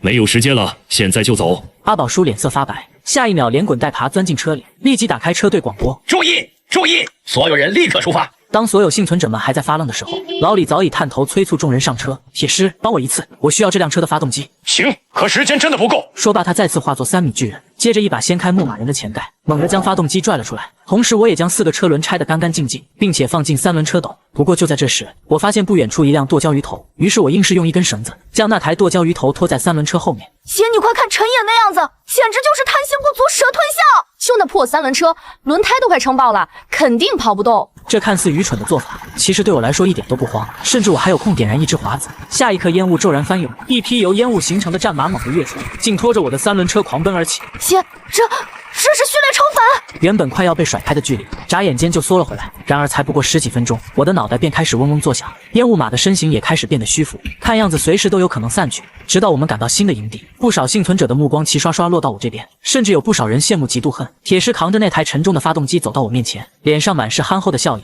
这一趟要不是他变身小巨人帮我拆车，我哪有这么大收获？为了表示感谢，于是我付出了150点杀戮值帮他修理黄色大巴。吃过晚饭，我忍不住盘算起收获：一台剁椒鱼头电动车，外加 2.0T 的牧马人发动机，还有那4个全地形轮胎。如果能把这些拼接在我的3轮车上，那就是一台油电混合的怪兽载具。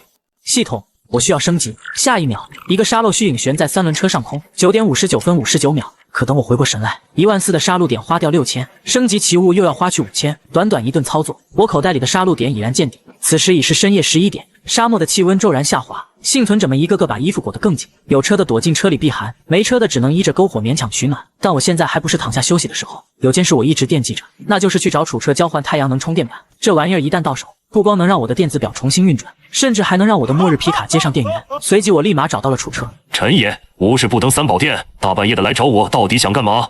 有话直说。我没有废话，指了指他身后那块太阳能充电板。原本只是想和他交换，结果楚彻一开口，差点没把我气笑。一块破电板竟然要价20公斤大米，贵。那你去找老张头啊，他家充电板一堆，开价比我狠10倍。队长，你这也太黑了吧？不黑不黑，陈爷你一个人用物资当然不心疼，我得养这么多人，东西比你还紧张。对了，你还欠我1桶15升的汽油，打算什么时候还？他看着我吃瘪的样子，显然心情大好，继而又换了一种语气。不过嘛，如果你真的觉得贵，我这还有一块坏掉的太阳能电板，虽然不能用，但对你来说应该不算问题。想要的话，我就收你1半的价。说完，他径直走向一个30寸的大铝行箱前，那是他专门用来装物资的地方。我的目光顺着他的动作看去，就在这时，他随手从箱子里掏出一张红色的皮子放到一旁。那一刻，我只觉得心中一惊，这东西我印象极深，上次交易会上见过。我几乎可以肯定，这不是普通的皮革，而是某种奇物材料。系统，这皮子是什么东西？是否消耗100杀戮点进行鉴定？什么？还要杀戮点才能鉴定？我心头一惊，系统从未对普通物品开出这种条件，显然这绝不是普通凡物。系统，这皮子是什么？是否消耗100杀戮点进行鉴定？确定，鉴定完成。物品名称：包皮鬼的头皮。该物能制作出编号排名2000左右的奇物，但有概率产生副作用。我按耐着激动的心情深吸了一口气。虽然它比不上楚彻手中那台偷听收音机，可却是顶级的奇物材料啊！爷子，我猜你是想要这个对吗？我试探着问他如何交换，然而楚彻并没有正面回答，而是小心翼翼地捧起那张红皮讲解来历。在你加入车队之前，一名外出搜集物资的幸存者带回了这张皮，可没过几天，他竟然死在了自己的帐篷里，全身皮肤被包得干干净净。我本来打算遇到其他车队时用它换点好东西，既然你想要，那就跟你换。听完这些，我虽然心中有些发毛，不过好在我还有升级系统，于是我付出了惨痛的代价才换来这张红皮，还有那块坏掉的太阳能充电板。爷子，你别怪我心黑，我得养活整个车队，毕竟这点东西根本不够看。东西到手之后，我迫不及待地回到车棚仔细研究。可当我刚靠近自己的3轮车时，一个瑟瑟发抖的身影突然出现在我面前。那是个容貌妖娆的女人，尽管她冻得脸色发青，却依旧散发着令人难以忽视的魅力。我叫徐丽娜，我来是想提醒你，有人要对你不利，你得多加小心啊。你跑来就是为了说这个？你是个好人，我不想好人出事。那你能说是谁要对付我吗？我不能说，我说了他们就会报复我，你知道了也一定会报复回去。我不想再看到有人受伤了，毕竟世界都已经这样了。对于这种茶里茶气的女人，我并没有过于理会，而是怜悯地递给了她一块士力架。然而她却艰难地移开了视线。我来告诉你这些，并不是想从你身上得到什么，你早点休息吧，晚安。说完，她便扭着腰肢一溜烟跑远了。原来不久前，徐丽娜刚刚踏出大巴车门，结果还没来得及呼出一口白气，却被徐娇娇给拦住了。对方的第一句话便是质疑这支车队太不公平。尽管两人都姓徐，但那一刻徐丽娜与他拉开半步距离，而徐娇娇的情绪却越发激动，开始抱怨女人凭什么给男人做饭，有时候甚至还要遭到侮辱，却连肚子都吃不饱。那些男人什么都不干，却能心安理得地享受成果，这样的生活公平吗？面对情绪失控的徐娇娇，徐丽娜甚至后悔自己为什么要在深夜出来透气。紧接着徐娇娇的话变得更加危险，她已经想好了办法，那就是先从最弱的陈野下手，只要控制住他，就能一点点瓦解楚车的掌控。到时候徐娇娇当队长，徐丽娜当副队长，他们要在这片末世中建立一座属于女人的乌托邦。结果他话音一落，徐丽娜一记响亮的耳光直接把徐娇娇打得愣在原地。徐丽娜，老娘跟你拼了！可还不等他靠近徐丽娜半步，却忽然被路过的小妇死死拦在原地。嘛呢，娇娇姐，别那么冲动，大家都是一个车队的。让开，小妇，你给老娘让开！今天我要撕了这个鼻子！而另一面的徐丽娜却装作受惊的样子。那一幕直接勾起了周围男人们的保护欲。娇娇，你冷静点嘛，有什么话好好说，咱们都是一辆车上的。对呀，别冲动，你们肯定是有什么误会。误会？哼，误会个屁！你们这群白痴怎么都来拦我？是不是都想是徐丽娜？不就是她啊？现在人家有男人了，你们就全装好人来劝我。你既然这样想我之所以打你，那也是为你好，难道你自己不清楚原因吗？这一刻，他整个人看上去楚楚可怜，明明自己才是动手的人，偏偏在别人眼里成了受害者。不得不说，这女人的演技实在高明。至于徐娇娇的怒火，徐丽娜压根就没放在眼里，在她看来，那只是蠢货的无能狂怒罢了。哼，给我3天，3天拿不下陈野，就算我输。徐丽娜最初的算盘是将楚彻当成依靠，楚彻作为一名队长，他的手里掌握着至高无上的权力，只要能靠上这棵大树，他便能在末世中稳稳当当的活下去。可他万万没想到，楚彻竟是个彻头彻尾的爱无能，对女人的美色根本提不起半点兴趣，哪怕他主动靠近，对方却连一丝涟漪都没有。至于铁狮，他更不想靠近，他压根顶不住那2米高的魁梧身材，于是他只好将目光转向了我。在他眼里，我才是车队里唯一正常的男人，也就是徐娇娇的出现，那场看似无意的告密戏码才会上演。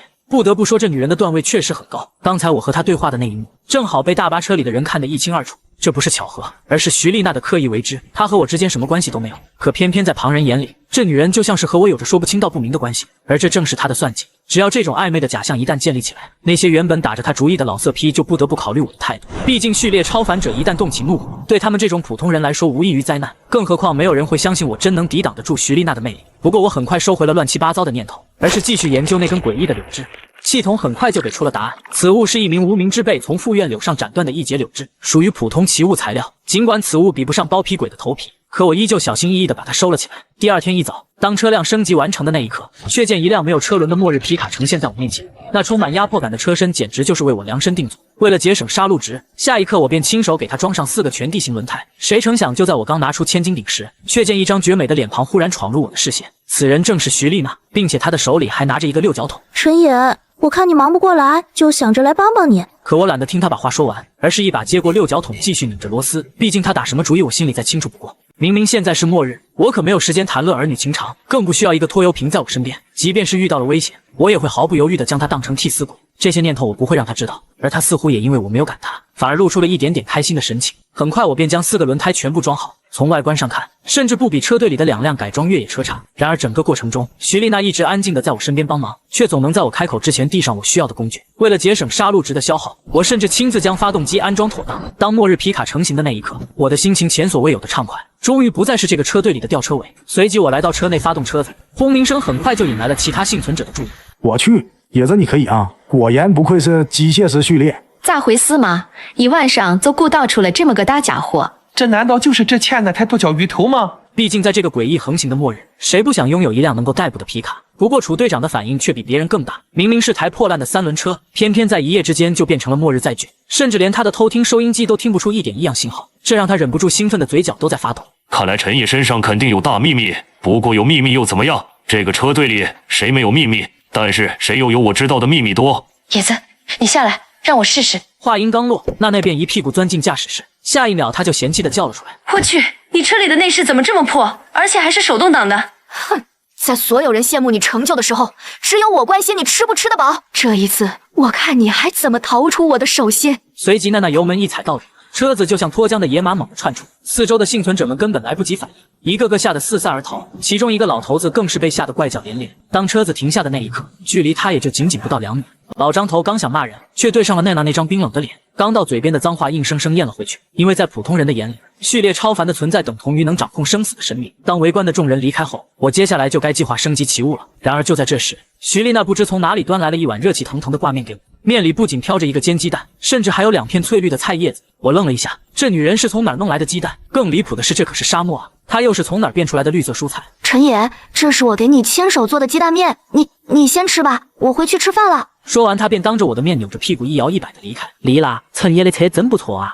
是啊，这辆皮卡也太强了，不愧是机械师序列。只因我和徐丽娜有过短暂的接触，周围的幸存者一脸羡慕地看着他，目光却比以往温和了许多，就连猥琐老头也对他露出一个略带讨好的笑容。吃完早饭，我便回到车里，开始尝试升级4件奇物材料。系统融合包皮鬼头的皮和柴刀，需要多少杀戮点？升级所需3万杀戮点，耗时86小时。我又尝试把包皮鬼的头皮和手弩融合，结果同样是3万杀戮点。可由于代价太高了，我果断放弃了前2条升级路线。很快我又想到了另一个办法，既然黑狗血能对诡异能造成一定伤害，那它本身也算是一种奇物材料。系统把黑狗血和柴刀融合试试。物品普通黑狗血融合柴刀所需5000点杀戮值，这点消耗我完全可以接受。于是我毫不犹豫地选择了确认。下一刻，柴刀上方浮现出杀戮倒计时，12点29分59秒。各位幸存者请注意，10分钟之后我们就要出发了。八宝叔的喇叭声再次在营地里炸响，所有人纷纷拿起行李进入大巴，而我也立即踩下了油门。此刻，这辆全新的末日皮卡即将迎来他第一次末日迁徙的旅程。随着车队再次启动，打头的依旧是楚队长的改装越野，紧随其后的是奈娜那台漆黑的 SUV。可谁知车队才开出去没多远，前方的公路上竟拦着2辆烧成焦炭的车，一个年轻人从楚车的车里推门走了下来。他叫小王，是楚队越野车上的第3人。阿宝叔平时负责车队的大小事务，小王则是个跑腿的司机。我走过去时，小王正蹲在那2辆轿车边查看情况，车厢里各有2具烧得面目全非的尸体，看不出有什么值得搜刮的物资。注意注意，前方路径受阻，需要离开硬化路面。不少人围上前去向楚队长打听情况。没办法，前面太危险了，硬闯的话一个都活不下来。这么严重吗？很严重，我们虽然有4个序列超凡，可真要撞上厉害的诡异，怕是也要全军覆没。罢了罢了，下路就下路吧，我们车子撑得住。大家别太担心，只要不往前硬闯就没事。先把轮胎气压放一点。我照着楚车的吩咐挨个放掉了4个轮子的气压，然后重新坐回驾驶舱。当血月再次爬上夜空时，楚队长终于下令停车。此时已是晚上9点，经过整整1天的跋涉，我手边那把柴刀终于完成了升级，刀柄上还缠绕着一圈副院柳的柳枝。还不等我反应，系统的信息便出现在我脑海：此物为血院柴刀，编号4879，用途1，刀刃对诡异具有一定的克制能力；用途2，掷出柴刀时，柳枝可形成牵引，具备御刀效果；用途3，血月之下以上效果大幅增强，能力是血院柴刀能吸收怨气，当怨气积累到一定程度后，甚至会产生质变。代价是每日需以宿主鲜血喂养，禁忌是绝不可在血亲面前出鞘，否则刀刃将会转向家族成员。我能清晰感受到柳枝仿佛与我的神经融为一体，柴刀的去向乃至角度的回转都能被我用意念掌控。更诡异的是，在血月的照耀下，它居然在轻微的颤抖。虽然我完全搞不懂这4879的编号是怎么排的，但光从手感和气息来看，这把刀已经值回票价了。我轻轻在刀刃上一划，嫣红的血珠顺着刀口滴落，下一秒柴刀像是恶风的野兽般疯狂吸吮着血液，直到我感到一丝轻微的不适，它才意犹未尽的停下。接下来我开始修复那块早已报废的太阳能充电板，好在这一步并不麻烦，我只花了100杀戮值就搞定。当第2天清晨我睁开眼时，太阳能电板已焕然一新。我本想顺势升级它，好让末日皮卡的能源系统彻底脱离燃料依赖，可当系统报价5万杀戮点时，我整个人都沉默了。我刚打算研究能不能借点杀戮值应急，可营地里却突然传来一阵惊恐至极的尖叫声。那是沙尘暴！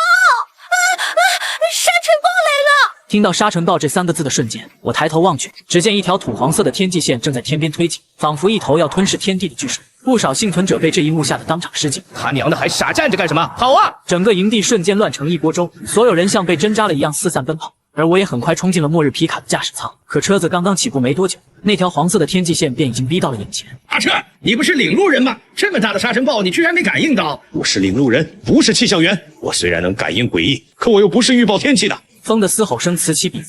就在这时，一道刺耳的呼喊钻进了我的耳朵。陈野，救救我姐！我偏头望去，只见周小小拼命朝我挥手，而她的姐姐周兰此刻才从一个沙丘后面跌跌撞撞地爬出来。2人离得最近的正是我的车，可我没有丝毫要停车的念头。在我字典里，不管对方有多漂亮，自己的命才是最重要的。陈野，求你了，救救我姐！各种求救声接连不断。突然，又一个男人窜到了车前。陈哥，救我！和他一样的还有3、4个人都被落在了后面，而现在他们全都慌不择路，有人甚至张开双臂绝望地拦在我的车前。可我理都不理那些人，脚下油门直接踩到底。随着身后的沙尘暴越来越近，前方的能见度也越来越低，于是我只能死死咬住车队的尾。可一直这么跑下去也不是办法，盲目驾驶下去，哪怕是撞上一个障碍或者与车队失联，都足以让我们死无葬身之地。我本打算提醒前方车队减速，却忽然发现楚澈和娜娜的车全都已经停了下来，就连铁狮那辆黄色的校车也稳稳停在了原地。我们很快以铁狮的校车为中心，将车辆围成一个半圆阵型，以减少沙尘暴的冲击。透过车窗，我亲眼看见一个连人带摩托的挡泥弹直接被吹得腾空飞起，转瞬就消散在风暴之中。紧接着，校车的车门砰的一声被推开，铁狮那庞大的身影很快从里面钻了出来，身体几乎是肉眼可见的膨胀了一圈。他手里拎着一根粗绳，顶着风往车与车之间走去。这家伙居然是想用绳子把所有车辆绑在一起，可风力太大，就算是3米高的肌肉巨人，此刻也被吹得连连踉跄。铁子，帮我！傻大个，你不要命了！可我也清楚，这时候怎么都得下车。如果这些车都被风卷走，我那辆末日皮卡也活不成。顶着沙暴和铁狮一同拖着绳索围着车队一圈又一圈的打转，紧接着铁狮双臂一转，将绳索死死打成一个结，自己则像一根钉子一样深深扎进沙地里。而我这边手腕一抖，复院柳枝笔直地缠绕在那根粗绳上，下一刻血院柴刀猛然砸下，硬生生在沙地里凿出一个深坑，飞沙很快将坑口掩埋，可绳索早已被死死固定在了地下。爷子，真有你的！就在我咬牙死死拽着柳枝时，那股诡异的气息正在一步步逼近。不知道过了多久，当那场肆虐天地的沙尘暴终于停歇时，我整个人几乎被埋在了沙子底下。好在我借助柳枝的力量把自己从沙堆里拖了出来。不过这场沙尘暴也让我损失惨重，车顶的行李架被吹得七零八落，原本牢牢捆着的物资更是不知被卷去了何方。陈岩，你没事就好，吓死宝宝了。我没事，你们呢？食物和物资损失大不大？陈岩，楼的。只见周小小攥着一把水果刀，满脸怨毒的冲了过来。我吐出一口烟气，烟雾如游龙般将他的手脚死死束缚住。陈野，你杀了我姐，我要杀了你！你什么时候看到我杀他了？如果不是你，如果你肯停下来救他，他就不会死。放屁！我要是停下来，死的就是我。周小小，你是不是傻？我凭什么救你姐？凭什么？就在众人不知该如何劝说的时候，楚彻从车里爬了出来。小心，有鬼！话音刚落，一张恐怖至极的人脸突然窜出，继而张嘴就猛地朝周小小扑咬而来。在避无可避的瞬间，铁石忽然一拳砸在那怪物身上，硬生生将眼前的人面蝎震退了数米。周小姐，快走！就在这时，小腹已经冲了过来，拼命拖着双腿发软的周小小向后撤。那是一头庞大的人面蝎，而最骇人的是他头顶那张镶嵌着的人脸。我缓缓吐出一团烟雾，那股烟气顷刻间化作一层灰白色的迷障，将我们一行人的气息尽数遮蔽。现在还是白天，这东西的力量会被压制一部分，你们最好在血液升起之前解决它，否则我们全都得死。楚彻话音刚落，娜娜已经抽出了腰间的长剑，而铁石更是怒吼一声，再度冲上前去，铁拳狠狠砸在人面蝎那张诡异的人脸上。好痛，好痛啊！可下一刻，他头顶那张狰狞的人脸进化成了周兰的模样，这一幕让所有人都愣住。为什么会是姐姐的脸？陈野，你为什么不救我？你只要停下来救我，我就不用死。陈野，我要你死！不等他话音落下，我的血怨柴刀已经飞了出去，刀锋直斩那张虚假的人脸。趁着这个空档，铁石和娜娜也冲了上来。赤痕为气，剑破铜身，引无金续，迷啸三魂。伴随着低沉的咒语，娜娜的长剑在人面蝎厚重的外壳上留下一道又一道伤口。倩倩，你看看我是谁？就在他的剑尖即将刺入人面蝎的瞬间，人面蝎的脸再度变成了一张中年女子的面孔。娜娜的手瞬间僵住了。倩倩，你还记得我吗？我可是你最亲爱的姐姐啊！你把我吃了，我不怪你。我们终于融为一体了，你就是我，我就是你。果然，诡异从来都不是靠蛮力就能解决的东西。好在铁石察觉到情况不对，顶着蝎尾刺的攻击冲上前去，随即双拳轰然落下。老大，你看看我是谁？那张脸再次扭曲，这一次竟化成了一位中年人。傻大个，别看他！可当我喊出这句话时，已经太迟。铁石的眼眶早已泛红，身体几乎要被幻象彻底吞噬。我知道，一旦我们三人倒下，整个车队就要葬身于此。于是我继续将血怨柴刀狠狠劈向那张巨脸。可无论他变成什么模样，哪怕是我的亲人，我依旧没有半点疑惑。我深吸一口气，利用浓郁的烟雾干扰他的感知，接着我又用烟气化作数条獠牙毕露的烟犬，直接扑向那张人脸，疯狂撕咬。楚车这时冲回改装越野车，从车厢里翻出一袋黑狗血扔给我。我看准时机，毫不犹豫撒向人面蝎的脑袋，使他一时半会无法进行攻击。看着娜娜和铁石傻傻的站在原地，我冲过去对着娜娜的小脸就是一巴掌，又反手给铁石扇了一下。两人终于回过神来。10分钟后，浓烟翻滚中响起一阵阵令人毛骨悚然的嘶吼，吓得周围幸存者腿肚子直打颤，甚至偶尔还能透过迷雾看见一条条巨大的烟狗在撕咬怪物。我躲在铁石那庞大的身躯后面，借着它遮挡住大部分攻击，而娜娜则一剑斩下，直接砍掉了人面蝎半边头颅。与此同时，我的血怨柴刀也狠狠灌入他的脑袋深处。你斩杀了人面蝎，获得杀戮点2万。可就在我准备清点战利品的时候，娜娜却突然对我抬手就是一巴掌。陈野，这一巴掌是还给你的，你呀真混蛋！这一巴掌是不是连吃奶的劲儿都用上了？不过真没想到，我们居然杀死了一头诡异。从末日爆发到现在，关于诡异被杀死的传闻从没断过，但那始终只是传闻。而今天这个不可能，我们做到了。这时楚彻从破败的废墟后走了出来，目光却始终没有离开那具人面蝎尸体。我曾经听说过，有序列2的超凡者独自斩杀过一头诡异。序列2几个字刚一出口，娜娜立刻像被踩到尾巴的猫一样。如果这是真的，那就意味着我们今天这点成就根本不算什么。你们对这个世界了解的还太少，序列超凡的力量你们才发挥了1小半，就算是大夏独有的剑仙序列，潜力也不止于此。别让我失望。还有陈野，超自然途径同样强大，如果没有你，我们今天恐怕都活不下来。话音落下，楚车的脚步不由自主地朝前迈去，目光死死盯着人面蝎尸体消散的位置。一块漆黑的甲壳静静躺在沙地上，于是我立刻让系统鉴定物品名称：人面蝎的甲壳，物品来历为被3名序列超凡围攻致死的人面蝎掉落之物。该甲壳拥有极强的防御性能，如能打造为防御性奇物，将是一件极具价值的装备。陈野，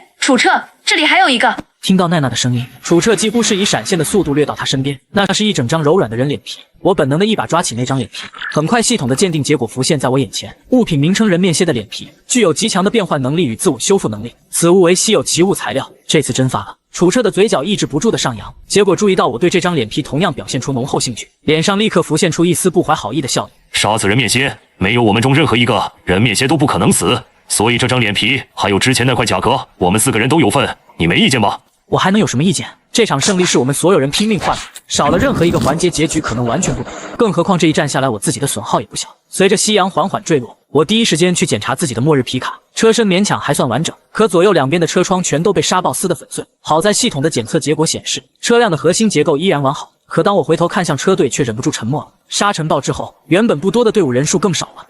从长寿村出来的时候还有40几个人，现在连30个都不到了。阿宝叔一边清点着幸存者，一边絮絮叨叨地感叹着，明明只是40多岁的年纪，此刻的他却像是老了10岁。陈爷，车队里的人不多了，以后大家就一起吃饭吧，这样可以省点资源，不过食材得各自负责。我想了想便点头同意。按照楚车的说法，以后就得吃大锅饭了。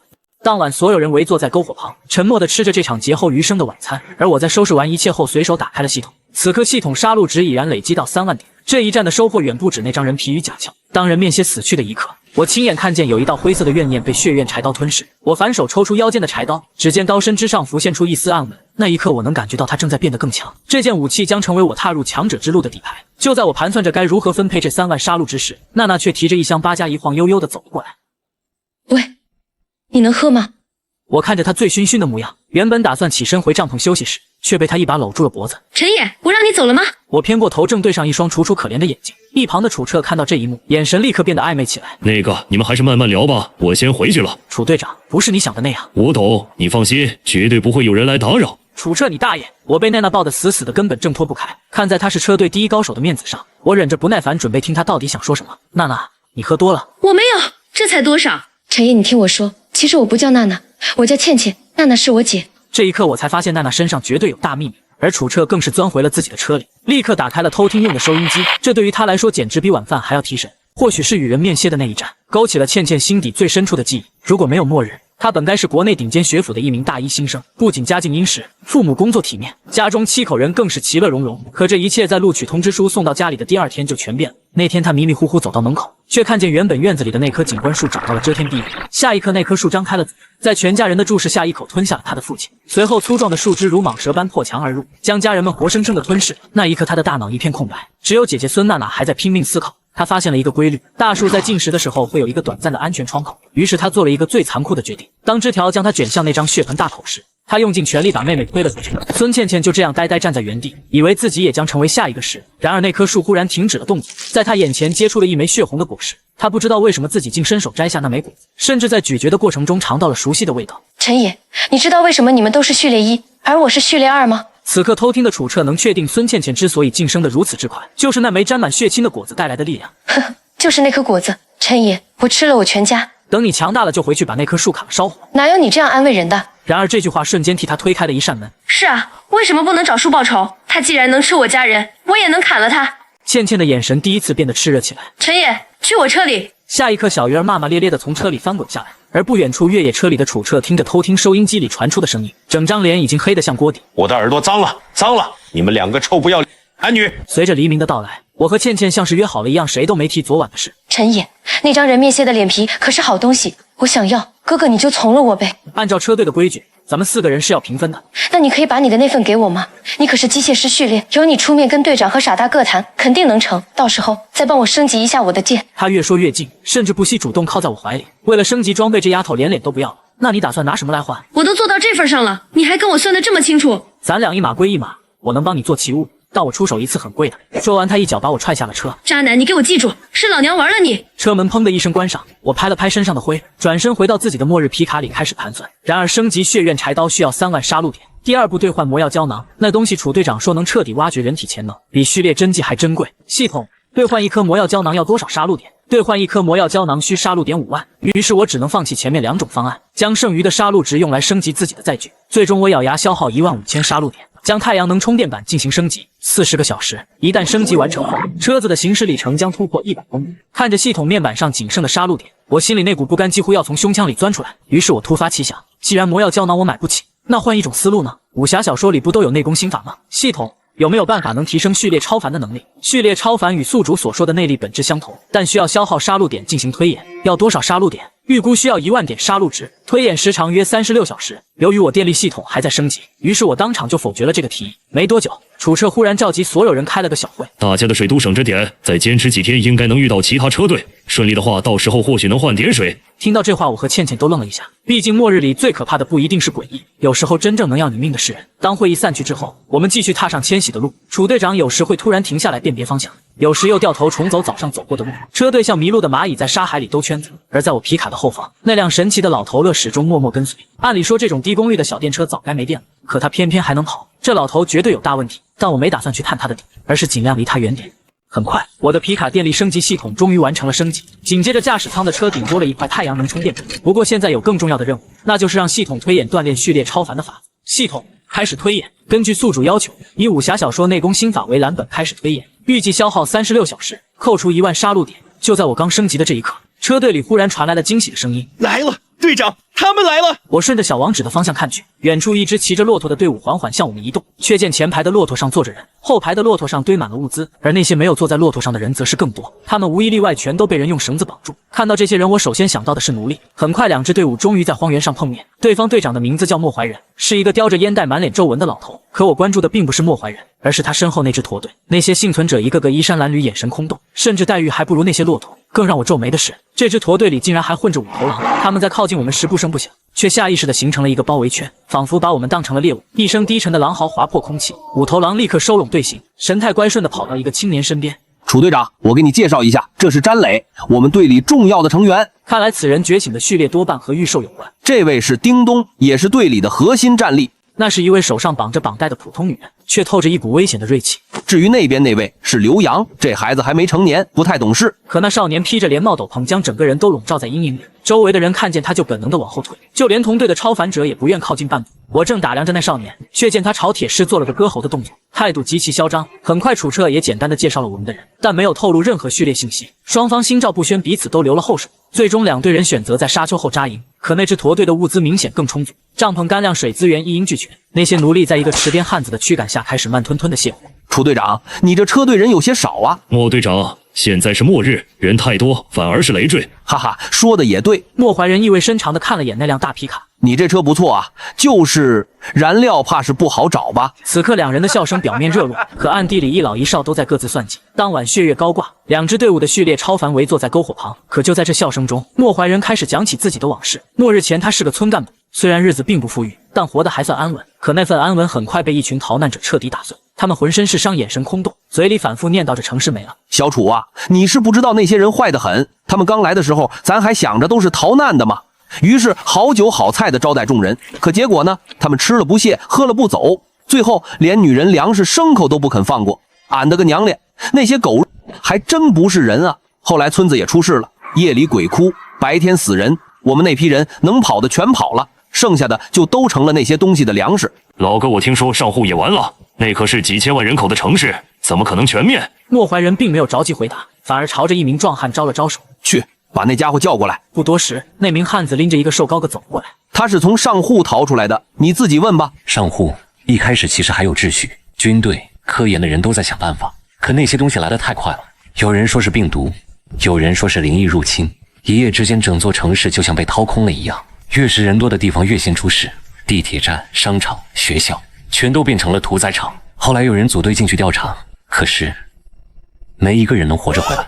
南方不是有幸存者基地吗？有过，据说那基地聚了几10万人，结果诡异蔓延进去，一夜之间全没了。话音刚落，在场所有人面露死寂，老莫却忽然咧嘴一笑。据说他家那位以前可是有几千万粉丝的当红明星，要不是末日，莫老头根本没有机会跟那样的人走到一起。还说他当年跳舞特别厉害，等安全点的时候让楚车见识一下。下一刻，一个千娇百媚的身影款款走了出来。哎呀，莫队长，你又拿人家开玩笑了。嘿嘿，瞧你这小妖精，害得我这把老骨头都快散架了。两人旁若无人地调笑着，我只觉得头皮一阵发麻。那老头的年纪都能当他爷爷了，可我越看这女人，我越觉得哪不对劲。当我视线落在她的脖子上时，整个人都懵逼了。这下我终于明白怎么回事了。我下意识瞄了眼楚彻和铁狮，两人都悄悄往后挪了半步，反倒是驼队这边，不少人露出陶醉的表情。莫队长，这一路上除了我们，你还遇到过其他幸存者队伍吗？倒是遇到过，算上你们，我算是遇到了2支半的幸存者车队。等等，2支半，那半支是什么情况？说出来你们可能不信，那半只是住在一头巨象背上的幸存者，他说那头大象庞大的超乎想象，背上不仅建着一座人类城堡，甚至上面还有人类活动的痕迹。可这并不是唯一的传说，据他说，在更遥远的地方，人类在天空中建起了浮空之城，听上去离谱。可自从诡异爆发，离谱反而成了常态。后来关于末日的真正原因也出现了各种版本，有人说是2个位面的空间重叠，也有人说这是天地复位的前兆，更极端的还声称这是神明归来的代价。而极端的气候只是开始，白日里热浪能灼穿皮肤，夜晚的寒气却能将人冻死。山会移动，海会倒流，天空的裂缝里甚至能看到另一片大陆的影子。这一切都在告诉我们，末日才刚刚开始。那些传闻无论真假，或许终有一天都会出现在众人眼前。经过短暂的接触，我发现驼队的情况和公平车队完全不同，奴隶制度在他们这里成了铁的秩序。相比之下，公平车队简直就是天堂。在公平车队，只要你肯付出就能吃饱，哪怕只是勤快一些也饿不死。回到营地后，我实在忍不住问楚车：“楚队长，什么时候动手？这支驼队的物资可不一般。”陈野，你果然是个天生的坏种。你压根不会是想黑吃黑吧？野次，这样不对，大家都是幸存者，公平交易对大家都有利。陈岩，我早就看出来你不是个好东西。靠，你们敢说你们没这么想？楚彻沉默片刻，终于开口：“野子，你说的也不是没道理，害人之心不可有，防人之心不可无。我已经和莫老头打过招呼，明天一早开始交易。我们不打算黑吃黑，但也要防着别人。我看那莫老头奸诈得很。”倩倩不愧是跟我有一腿的女人，她的看法跟我差不多。不过就在这时，铁石忽然说驼队里那个刘洋很不对劲。就在刚刚所有人吃饭的时候，唯独那家伙一口未动。可现在明明是末日，人人为一口饭拼命拼得头破血流，那家伙却偏偏连筷子都没动过。楚彻脸色一沉：“我大概知道那孩子是什么序列了，应该是恶魔序列。恶魔序列是最适合末日的超凡序列，他们不能吃普通食物，一旦进食就会产生强烈排异反应。人类的饭菜对他们来说是毒药。恶魔序列以人类的负面情绪为原料，负面情绪越浓，他们的力量就增长得越快。”此话一出，所有人都沉默了，因为在这末日恐惧无处不在，而那孩子几乎就是天生的版本之子。而且这小孩甚至都可能是序列2，恶魔到了序列2会长出双翼，平时双翼化作斗篷遮体，战斗时才会显形。有意思，同为序列2，我倒想试试看到底谁更强。别轻举妄动，现在我们的人手不多，能不爆发冲突就尽量避免。人面仙那一战铁石伤了，能打的只剩下你和孙倩倩。此时的公平车队太脆弱了。楚队长的话虽然没错，但我却并不认同。我看向远处的篝火，语气平淡。可你们难道没发现那支驼队也不太平吗？尤其那位相貌平平的女人，似乎和其他人关系紧张。经过我的提醒，众人才回想起晚饭时那气质凌厉的女人曾中途离席。依我看，不如我去找那女人聊聊，说不定能……打住，野子，别再想着黑吃黑，能顺利交易就是最大的幸运。他话音刚落，忽然想起了什么，立即掏出那台器物收音机。这样好了，我们先听听对方怎么说。收音机里立马传出一阵刺耳的滋滋声，随即一个沙哑的声音响起：“队长，我看那个车队里就小白脸最阴险，我们得防着点他。”三人目光齐齐落在我身上，看我干嘛？楚队长比我还白，小白脸肯定是说他。再说我一晚上都没说话，老实得很，哪像是阴险的样子？可话音未落，收音机再次发出沙沙声。是啊，那小子一晚上装的挺老实，可那双贼眼到处乱瞟，还好几次盯着我们的物资看，得小心他们黑吃黑。听着偷听收音机的那一刻，我一度怀疑自己是不是个十足的小人，毕竟莫老头也没打算黑吃黑。单看那车队的幸存者，一个个都很不错，不用担心。紧接着另一个声音应和道：“队长说的是，希望明天能顺利交易。”楚车伸手关掉收音机，只淡淡说了句让大家早点休息，明早天亮就准备交易。可当我们刚走出帐篷，一阵狼啸划破了夜的寂静。我抬眼望去，只见那名控制狼群的青年正缓缓巡视驼队。那人抬手按在每头骆驼的额头上，下一瞬躁动的骆驼竟纷纷安静下来。果然他的超凡序列和御兽有关，这样的能力在末日中等同于一支移动的军队。我多看了他一眼，这才转身回到自己的末日皮卡里。系统面板的倒计时正闪烁着冰冷的数字，功法推演剩余时间13小时。如果推演成功，我的超凡修炼速度将成倍提升，力量就会再上一个台阶。然而此刻，另一边的楚彻却重新打开了那台收音机，随着噪音声响起，一个陌生又熟悉的声音透了出来：“我记得你是小楚车队的人吧？怎么跑到我的帐篷里来了？”可下一秒，收音机里再无半点回音。楚彻只觉得背脊一阵发凉，那内奸分明知道偷听收音机的真正作用，这意味着车队将在不久后会出现变故。随着第一缕晨光刺破云层，驼队的幸存者们最先开始行动。他们在两支队伍之间清出一片空地，一边忙着安置物资，一边解下骆驼背上的包裹。我远远看着，不得不说驼队的底子确实厚，每头骆驼的背上都堆满了物资。忽然一具庞大的骨架映入眼帘，准确来说，那是一头异变巨牛的残骸，上面隐约刻着奇异的纹路。我心中早就有个想法，若能将奇物材料融入皮卡，或许能将我的座驾彻底进化成真正的奇物之车。而眼前这头巨牛的骨架，无疑就是最完美的开端。于是我花了70点杀戮值进行鉴定，系统很快就给出了回馈，物品来源为吃人双头牛的牛骨。由5名序列超凡围杀的一头吃人双头牛所遗留，其中1名超凡者当场被咬掉脑袋。牛骨蕴藏着奇异能量，若能制成奇物，将是一件相当出色的大型藏品。系统，这玩意能不能用来改造我的末日皮卡？将吃人双头牛的牛骨融入末日皮卡有2种方案。方案1，熔炼至车身可显著提升车体刚性，减少冲击变形。方案2，熔炼至底盘与大梁增强越野性能，同时提升车身强度。我心里顿时一动，之前升级末日皮卡的时候，为了省杀戮点，用的都是系统提供的最廉价材料，结果这辆车动不动就发出咯吱咯吱的怪响。要是能加上这副牛骨，整辆车的品质至少能提升一个档次。可我正想着，旁边突然传来莫怀人阴阳怪气的声音：“小陈，你想要这个东西吗？”我装作若无其事的打了个招呼：“莫队长起得真早。”“是啊。”说完，他拍了拍那副牛骨，语气忽然变得沉重。我们驼队原本有5名序列超凡，可自从遇上这头吃人双头牛，其中的1名序列超凡永远醒不过来了。那一战，我们死了很多人。我本想安慰他几句，却又不知道从何说起。一般来说，有领路人压阵的队伍是不太可能被诡异追上，除非是发生了什么意外。莫老头似乎看穿了我的想法。你猜的没错，有我们领路人在，普通诡异确实追不上，但凡事总有例外。我和小楚一样，只是序列1的敢威者，却不代表能逃过一切。诡异的能力千奇百怪，有的想都不敢想，就像那头吃人双头牛。说到这里，他又恢复了那副老狐狸的表情。好了，年轻人，话我也说完了，你打算怎么换这副牛骨？我摸了摸腰后的血怨柴刀，又看了眼远处的末日皮卡，这2样东西是我所有家底，车里剩的食物也不多。于是我尴尬的笑笑：“莫队长，这东西你都说的这么玄，我可换不起。”我也就是随口问问。莫老头脸上的笑意瞬间变淡，转身时还嘀咕了一句：“原来是个穷鬼。”我装作没听见，转头去看其他物资。不得不说，驼队的好东西确实多，食物、药品、矿泉水整整堆了一大片。而车队这边的铁士更夸张，占了空地中最大的区域。而最惹人瞩目的，当属那2件从人面蟹身上取下的奇物材料。然而楚队长和我们几个商量过，这2件奇物材料不只是用来换物资，更要解决饮用水的问题。一旦人在没有水的情况下，在沙漠里最多只能存活2天。可尽管如此，人面蟹的甲壳以及人面蟹的脸皮，才最终换到了10箱矿泉水。如果是末日之前，这种奇物材料价值几个亿都不好说。而我这边的任务也很明确，趁着这场交易会能换的尽量换。很快，我用1包泡面换了1双刀帮靴，接着又用3根烟换了之前看中的小风扇。正当我继续挑选物品时，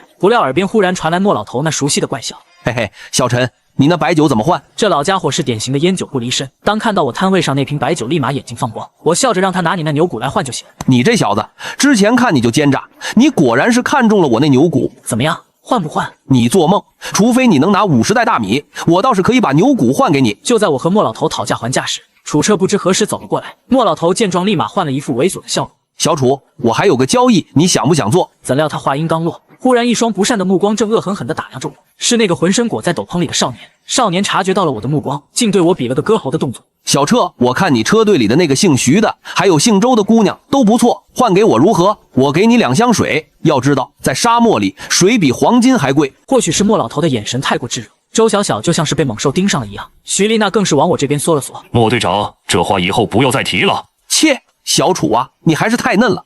这都末日了，你做这样的好人有意义吗？不如我再加一个条件。昨天晚上有个人来到我的帐篷里，你猜猜他都和我说了什么？楚彻脸色一僵，他当然知道昨晚有人进过莫怀人的帐篷，只是没想到这老家伙会在此时提起。不过楚彻仍旧咬牙拒绝。莫队长，徐丽娜和周小小都是人，不是货物，我不能换。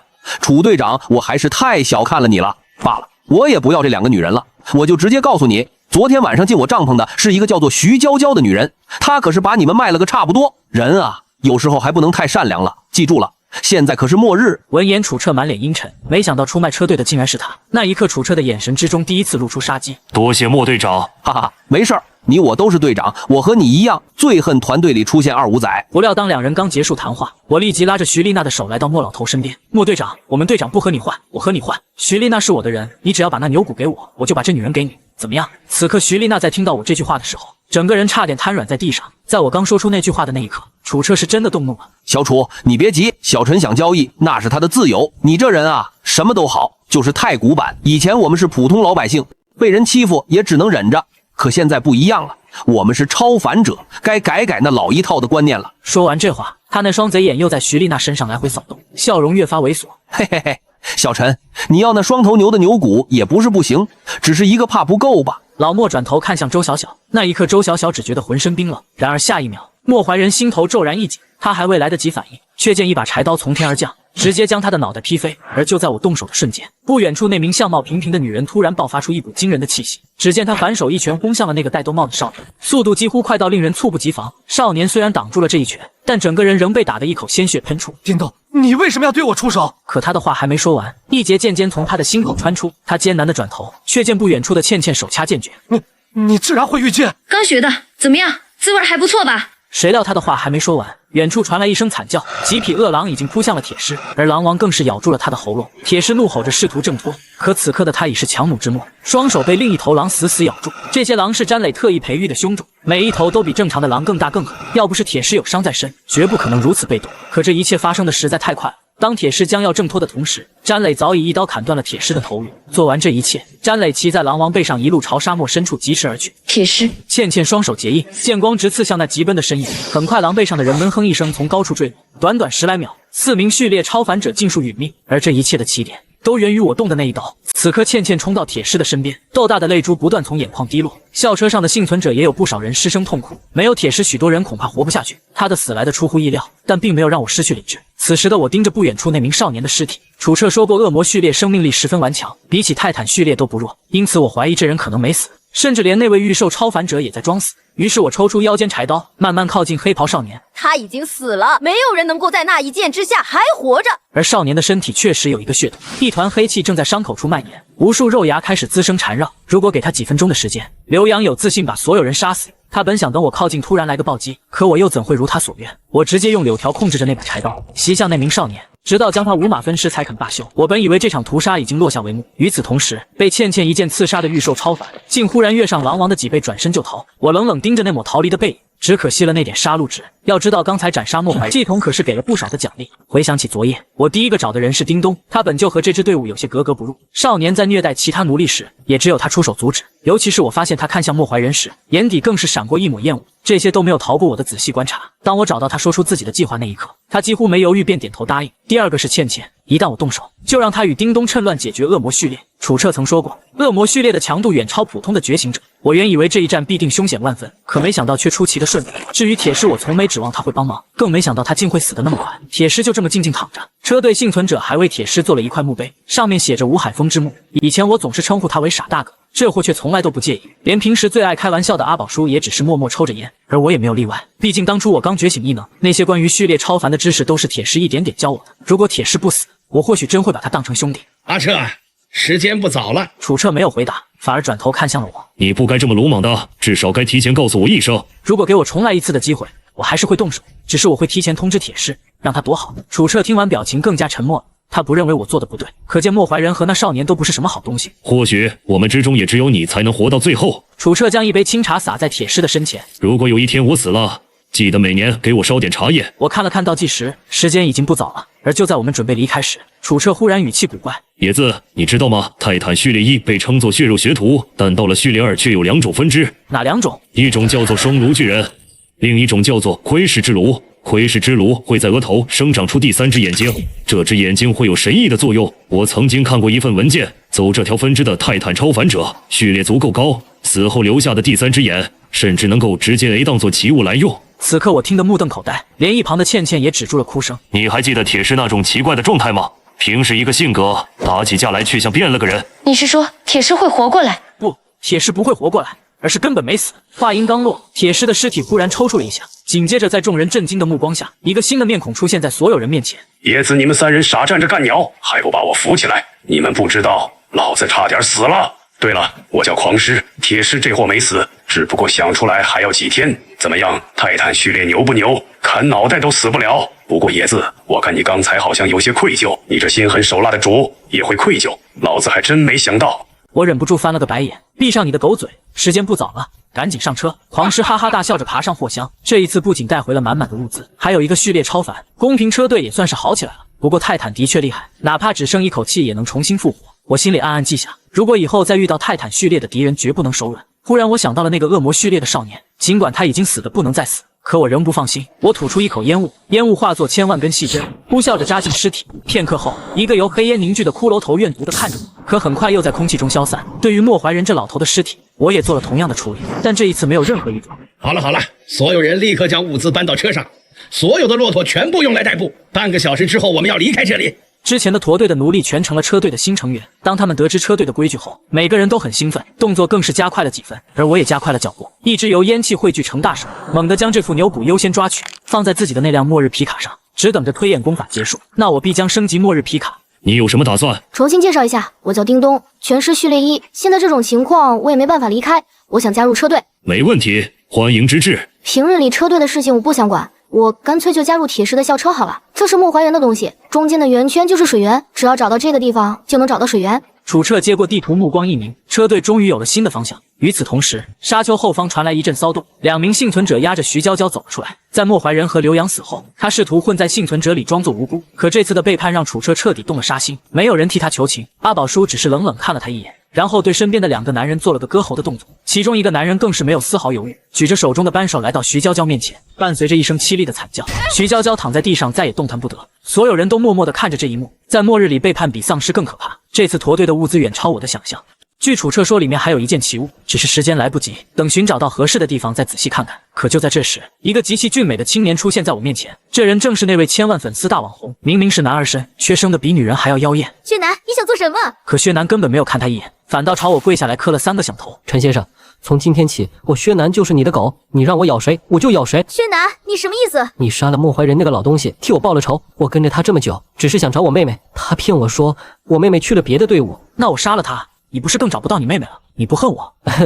当然恨，可我更多的是感激，因为他骗了我，要不是你，我还蒙在鼓里。滚吧，我不需要狗。车队马上就要出发。薛南脸色涨红，可终究什么都没说，只是默默走向一头骆驼，翻身而上。出发！随着阿宝叔的声音从喇叭里传来，车队开始缓缓启动。不过楚队长的脸色却格外阴沉，他突然急踩油门，目光死死盯着后视镜。楚队，怎么回事？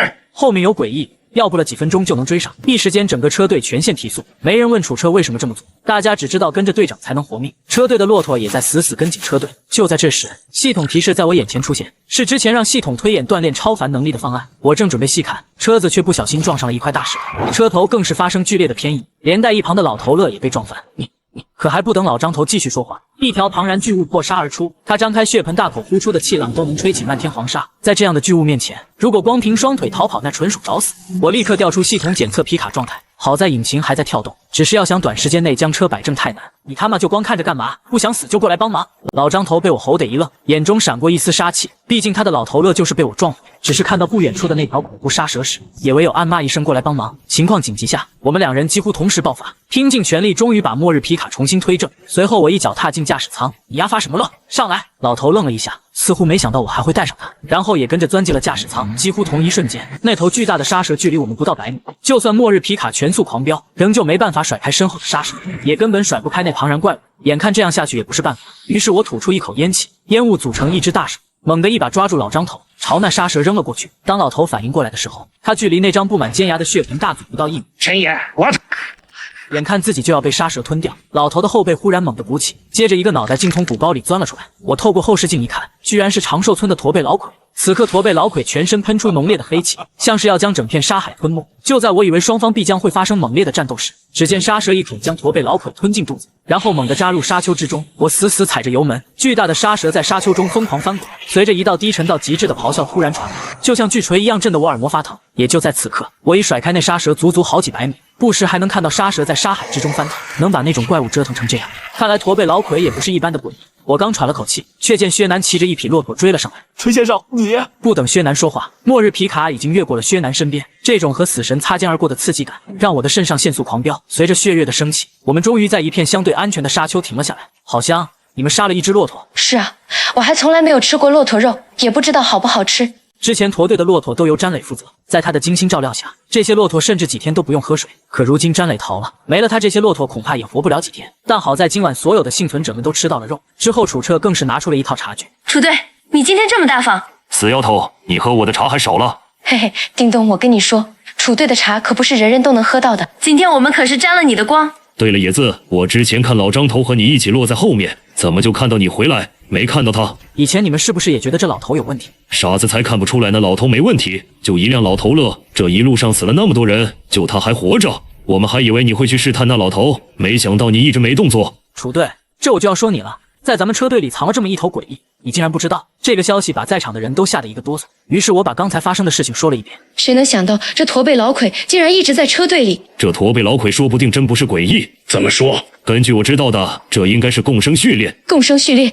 难道指的是和诡异共生？要知道，用了序列真迹可以觉醒序列超凡，但也不是所有人都能100%成功。有些人用了真迹，甚至会经受不住超凡之力的改造，直接死亡；有些人会直接被超凡之力污染，成为诡异。而那些能侥幸活下来，却偏偏又觉醒失败的，这类人的身体各方面已经明显区别于普通人，他们往往会选择和诡异共生，以此获得强大的力量。因此，我们称这类人为共生序列。当然，共生序列的超凡者不单单会选择和诡异共生，有些甚至会选择和奇物共生。这种共生序列一般拥有2种状态，一种是普通人的状态，另一种是诡异状态。普通人状态下，如果不仔细观察，和我们普通人差不多，这应该就是我一直没有察觉的原因。没多久，阿宝叔带着几名幸存者开始搬运物资，而最惹眼的是一个金属打火机。我顺手拿起打火机看了看，一股诡异的感觉从指尖传来，我立刻让系统进行鉴定。奇物恋爱脑打火机，编号05172，用途控火，副作用每天要对这只金属打火机说100遍我爱你，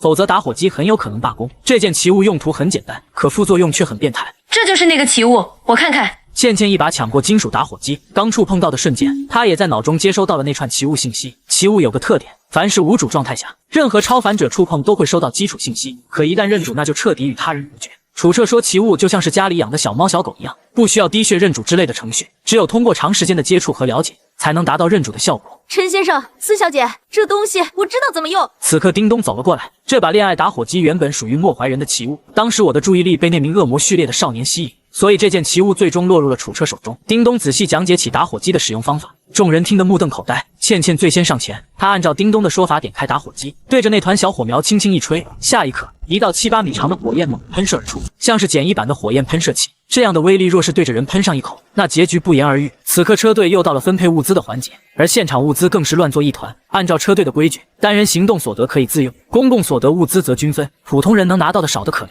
然而这次分配的奇物只有4件，可序列超凡却有5名，明显不够分。于是楚彻提议把普通物资先公平分完，然后再分奇物材料。结果我分到了7箱矿泉水，还有些米面零食，堆得最多的反倒是铁狮和叮咚。叮咚分配的物资就相当于是铁狮的物资，两人东西堆在一起相当壮观。还有那几只骆驼，可惜没有食物，估计撑不了多久将会成为车队的肉食。好了，普通物资就这么分了，接下来分奇物和奇物材料。人面蟹的2件奇物，叮咚当时还没加入车队，不参与分配。不过谁想要这2件奇物，要拿出相对应的物资和其他3人交换份额。牛骨和那只打火机也按同样规则。听到要开始分奇物的那一刻，整个营地都安静了半秒，随即无数双眼睛像狼一样亮了起来，而我也是心头微微一热。那块吃人双头牛的牛骨我志在必得。我看了一眼系统面板，杀了莫怀人和那恶魔序列的少年后，杀戮点直到暴涨2万，加上之前积攒的数值，升级一件奇物完全够了。几位，第1件要分的是牛骨，人人都有份，谁想要就必须对其余人进行补偿。我不感兴趣，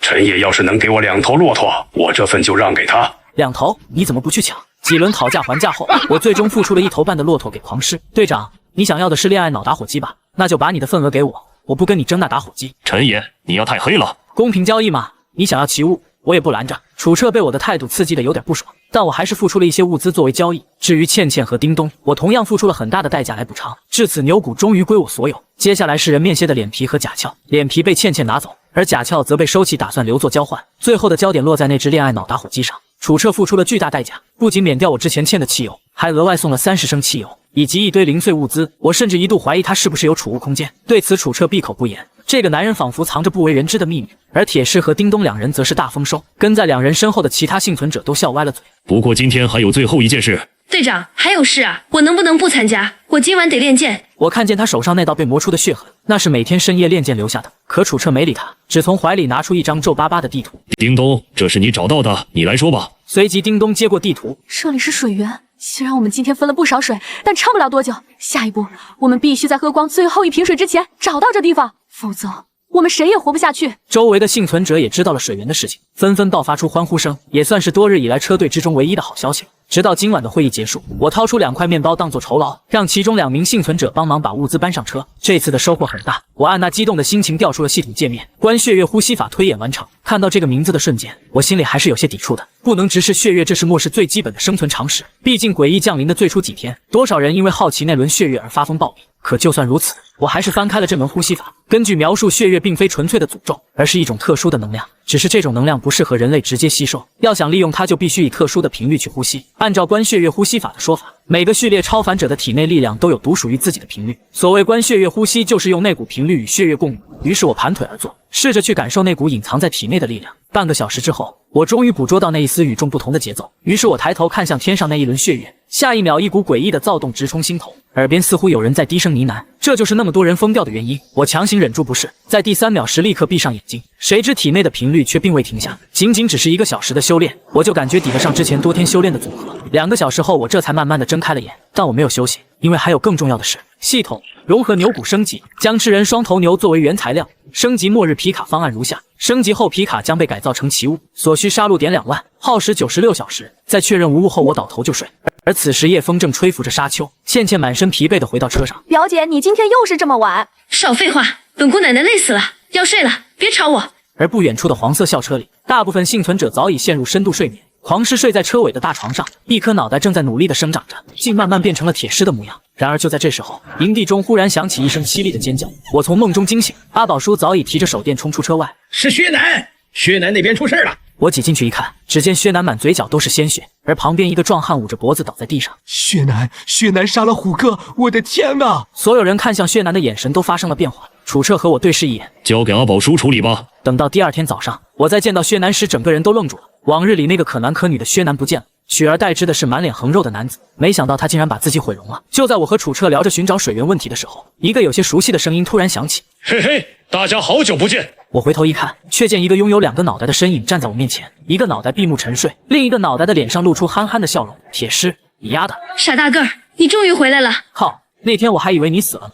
后来楚彻说你没死，可能是要觉醒双炉巨人的分支，否则你怕是要被活埋了。我知道，黄狮都和我说了。众人对于泰坦序列的恢复能力再次表示震惊。吃完早餐后，我回到车里，却发现自己的皮卡车竟然被人洗过了。而一旁的薛南站在车边，手里拿着一件脏兮兮的衣服，神态拘谨地看着我。想了想，我还是从车上抽出1瓶矿泉水丢了过去。薛南没想到我会给他1整瓶矿泉水，一时间眼眶都红了。为了节省汽油，我将车子切换成纯电模式。不过就在这时候，前方那辆小轿车忽然抖了2下，最终停在原地彻底趴窝。起初这轿车的原主死在了长寿村，后来这辆车被4名混混霸占。正当我收拾工具准备继续上路时，4人当中的一个光头突然跑向我这边。陈哥，我们车没油了，能借点油吗？找到加油站，我们4个双倍奉还。我没有答话，只是从自己车里拿出了工具，然后走到那辆没了油的小轿车面前，开始拆卸这辆车的挡风玻璃。陈爷，你别太欺人了。而其中一个黄毛从后备箱里翻找武器，显然想给我点教训。他在4个混混中排行老3，末日前仗着家里有些势力，因为一句口角打死了人，却只判了3年。原本想着风头一过就能托关系出去，谁料末日比他出狱还早一步。混乱中，他和另外几人从监狱逃出，一路加入幸存者车队，才存活至今。只可惜他们根本不知道序列超凡意味着什么，甚至在整个车队里，大家似乎都默认我是最弱的那个。毕竟一团烟雾序列看上去似乎没什么威胁，在黄毛眼中，这个世界一直是坏人欺负好人，可他从没想过有一天坏人也会被反打。我去你！黄毛怒吼着举起钢管，狠狠朝我砸下，可迎接他的却是一只由烟雾凝成的大手，将黄毛整个人都抽得倒飞出去，身体更是躺在地上一动不动。接下来的2天，车队一直在沙漠中穿梭，每次楚队长停下，身后的人都会带着期待，可每当他回到车里时，所有人的希望也随之坠落。同时，每天晚上我也会修炼观血液呼吸法，超凡之力在体内流转的那一刻，我甚至能控制7、8米范围的烟雾迷障。这天上午，楚彻正站在沙丘上，这是他第一次陷入怀疑。楚队，你行不行啊？只不过话音刚落，我眼前的光线忽然变得暗了起来，紧接着，所有人都不约而同地望向天边。天哪，好大的一头鲸鱼！如果不是亲眼所见，我绝对不会相信鲸鱼会在天上飞。那庞大的身影在云层中遮天蔽日，一时间天地仿佛只剩下那具巨兽在缓缓滑行。那是鲸鱼？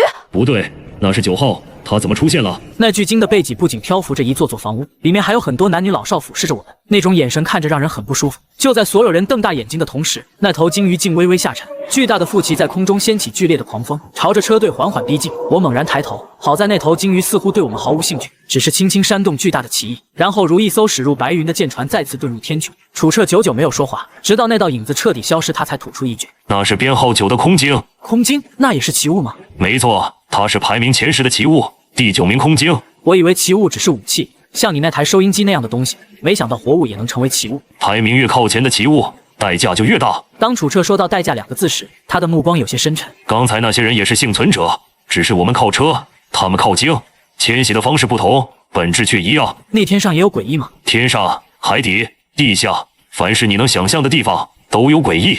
就算有编号9的奇物被缠上，也只有死路一条。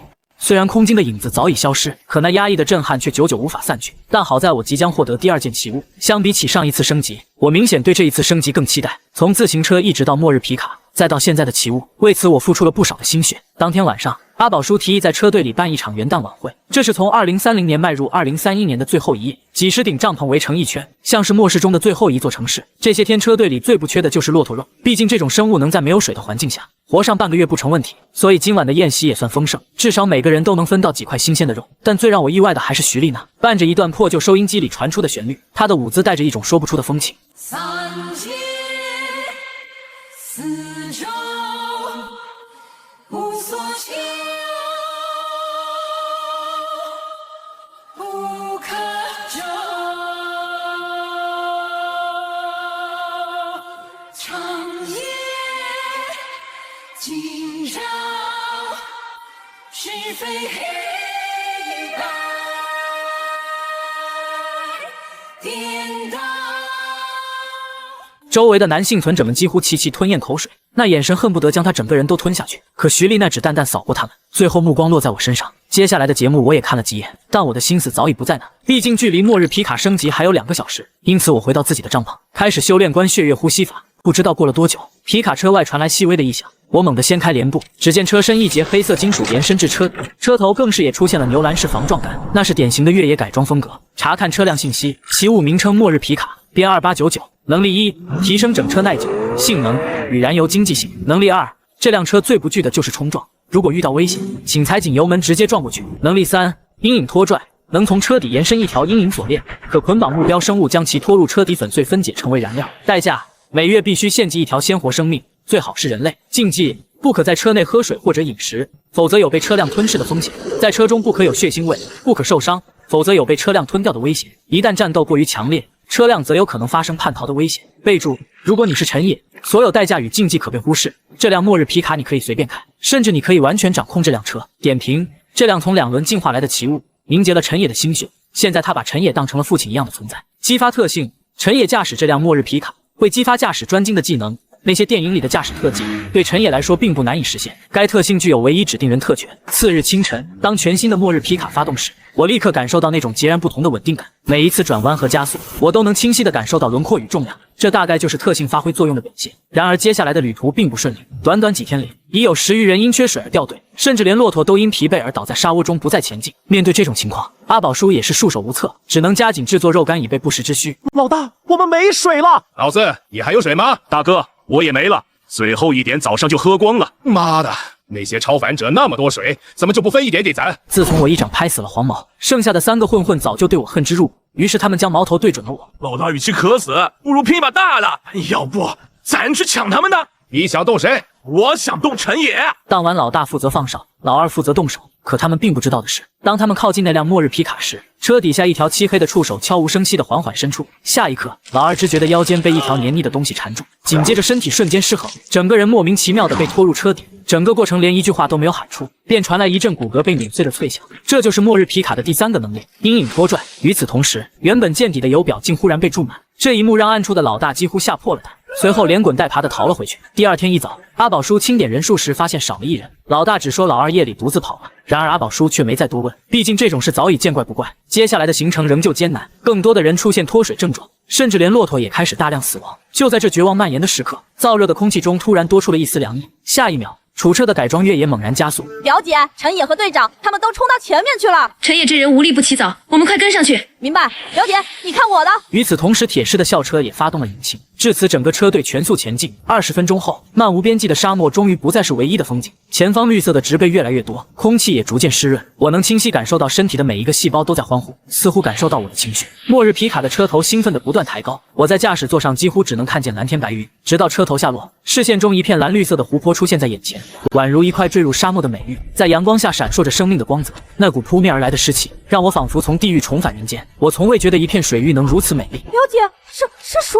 他娘的，老子终于撑过来了！校车中爆发出震天的欢呼，有些胆大的幸存者干脆直接跳进湖里。而就在我刚准备靠近湖边时，却突然想起楚车说过的话：天上地上水中全都有诡异，我强压下心头的激动，反正也不急在这一刻。于是我抬头看向楚彻，此时的他周身泛着一圈圈绿色的波纹，一股难以理解的力量在他周身流动。喂，楚队，你怎么不跟着下去？听到我的声音，楚彻难得露出温和的笑容。陈岩，我升到序列2了，你这人做什么事都这么谨慎吗？你不也是一样？我和楚彻相视一笑，从彼此的眼中都看到了那份惺惺相惜。喂，阿宝叔，快让那些人起来，那是饮用水，不是他们洗澡的地方。刚刚扑通下去的幸存者们还没有几分钟，就被阿宝叔一通呵斥，全都灰溜溜地上了岸。当晚的露营地自然选在湖边，幸存者们开始忙着扎帐篷、整理物资，久违的安稳让每个人都显得有些放松。这时，楚彻不知从哪儿弄来一根棍子，只见他将棍子狠狠插入地面，下一秒，一道透明的圆形光照从天而降，将整个营地都笼罩其中。做完这一切，楚彻的脸色瞬间苍白，整个人都虚脱了下去。这是领路人序列2的能力，神隐者的新技能隐秘屏障，它能在一定范围内削弱活人的气息，让诡异没那么容易发现我们。不过我们最多只能在这里停留3天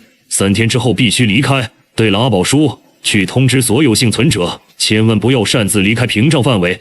当所有人听说终于能安全休息3天时，整个营地都爆发出了震天的欢呼。除了隐秘屏障，楚彻在升到序列2神隐者后，还觉醒了另外3个能力，一个是天气感知，能够感知24小时内的天气变化，而第2个能力是标记，领路人可以将信息烙印在特定的地点或物体上，便于后人或队伍追踪。第3个是神秘沟通，当2个领路人处于一定范围内时，能够相互感应进行简单的信息交流。在末日前，这些能力或许微不足道，可如今这就是无比宝贵的生存手段。3天的休整转瞬即逝，车队再次启程，很快便抵达了沙漠的边缘。然而这次所有人都变得非常恐惧，因为在沙线的另一侧，等待我们的是更加诡异的景象。一边是一望无垠的大沙漠，太阳高高悬挂在天上，而另外一边则是白茫茫的鹅毛大雪。我低头看了看脚上的拖鞋，又望向那辆勉强修好的皮卡。楚彻，我们真的要进去？谁知一听到荣城这2个名字，现场所有人的脸色全都变了。按照常理，越是人口密集的地方越容易滋生诡异，可以说荣城的危险早已远超长寿村。听完楚彻的计划后，众人纷纷打起了退堂鼓。如果有别的选择，我也不想让你们冒险进城。我提前打听过消息，荣城周边的几个村子物资早就被搜刮一空了。凭借那台收音机，楚彻能准确掌握周围的物资搜集情况，但即便如此，众人的神情仍旧写满犹豫与恐惧。见状，楚彻干脆摊开地图，指着其中一块区域：我这么安排，绝不是让你们送死。这里，荣城的昌旺区距离我们最近，这个区域有3个大型商超，只要找到其中一个，就能收集到足够应对极寒天气的物资。在我的感知里，这个区域内活跃的诡异不超过3只，只要动作够快，问题不大。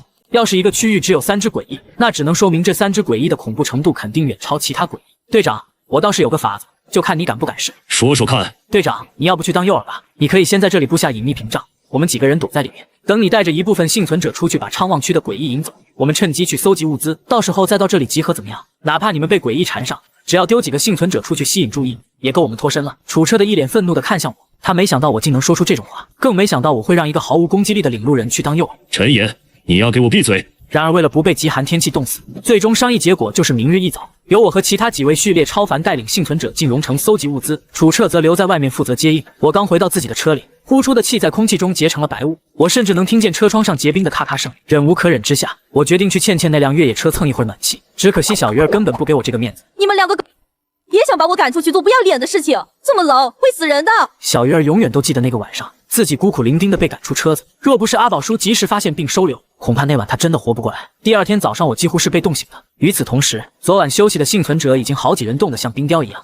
超过70%的幸存者因为低温已经病倒。若不尽快解决保暖与物资问题，整个车队恐怕都要在这片寒夜中覆灭。各位，我知道你们或许并不在意那些普通人的死活，可如果车队的普通人全都死光了，仅凭我们几个人真的能撑下去吗？我们已经死了太多人，不能再死人了。楚彻的话让气氛变得非常沉重。队长，你放心吧，药品我们一定带回来，这事儿包在我们身上了。至此，车辆足足开了1个半小时，才堪堪抵达荣城的外围。此刻街道上满是撞得面目全非的汽车，我干脆一脚油门直接撞开一条路，直到一家服装店映入眼帘，我才选择停在了路边。陈也真有你的，我都没看到这家店。一时间，整个专卖店内都是幸存者们兴奋的声音，恨不得将所有衣服全部打包带走。而我也直接将一件黑色羽绒服套在身上，瞬间一股久违的温暖从身体蔓延开来。此刻，叮咚穿着一件羽绒服走了出来，身旁跟着一个瘦高的年轻人。听说叮咚想要弄辆车，贺老四便自告奋勇地跟了上来，看上了一辆停在路边的货车。就这俩厢式货车能弄吗？您瞧好吧。几分钟后，发动机传来突突的响声，叮咚姐成了。不过就在此时，我只觉得一股彻骨的寒意从背脊升起，倩倩和铁狮几乎同时进入战斗姿态。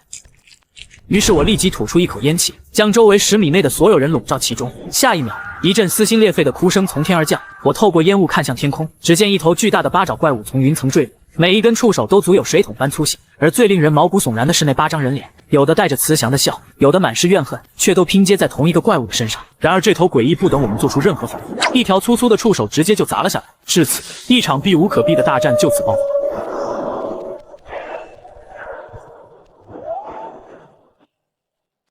他妈的，看我的！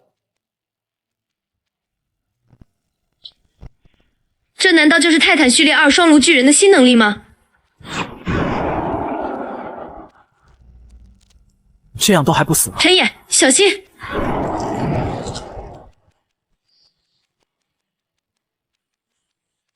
狗日的，你敢！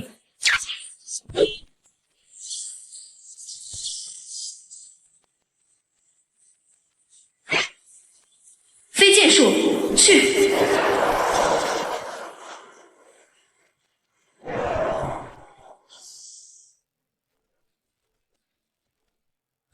爷爷奶奶，我被人欺负了！心肝宝贝不哭，奶奶给你做油炸人心，就用这几个欺负你的人。去你妈的！铁狮怒吼着打断了八爪鱼的风言风语，手臂上的空气炮更是直击八爪鱼。与此同时，我也正在凝聚出一头更庞大的空鲸。只不过当我们全力出手的刹那，一道诡异的能量波以八爪鱼为中心向外扩散。呵呵，这是生命虹吸力场，看你们怎么欺负我！下一秒，一名普通幸存者的身体竟以肉眼可见的速度干瘪下去。我心中一惊，连忙运起观血月呼吸法，这才使得体内那股被抽离的感觉迅速消散。可倩倩他们就没那么幸运，他们的脸色苍白，气息微弱，像是随时都会倒下。我当机立断，一头由烟雾形成的巨鲸怒笑着撞向八爪鱼。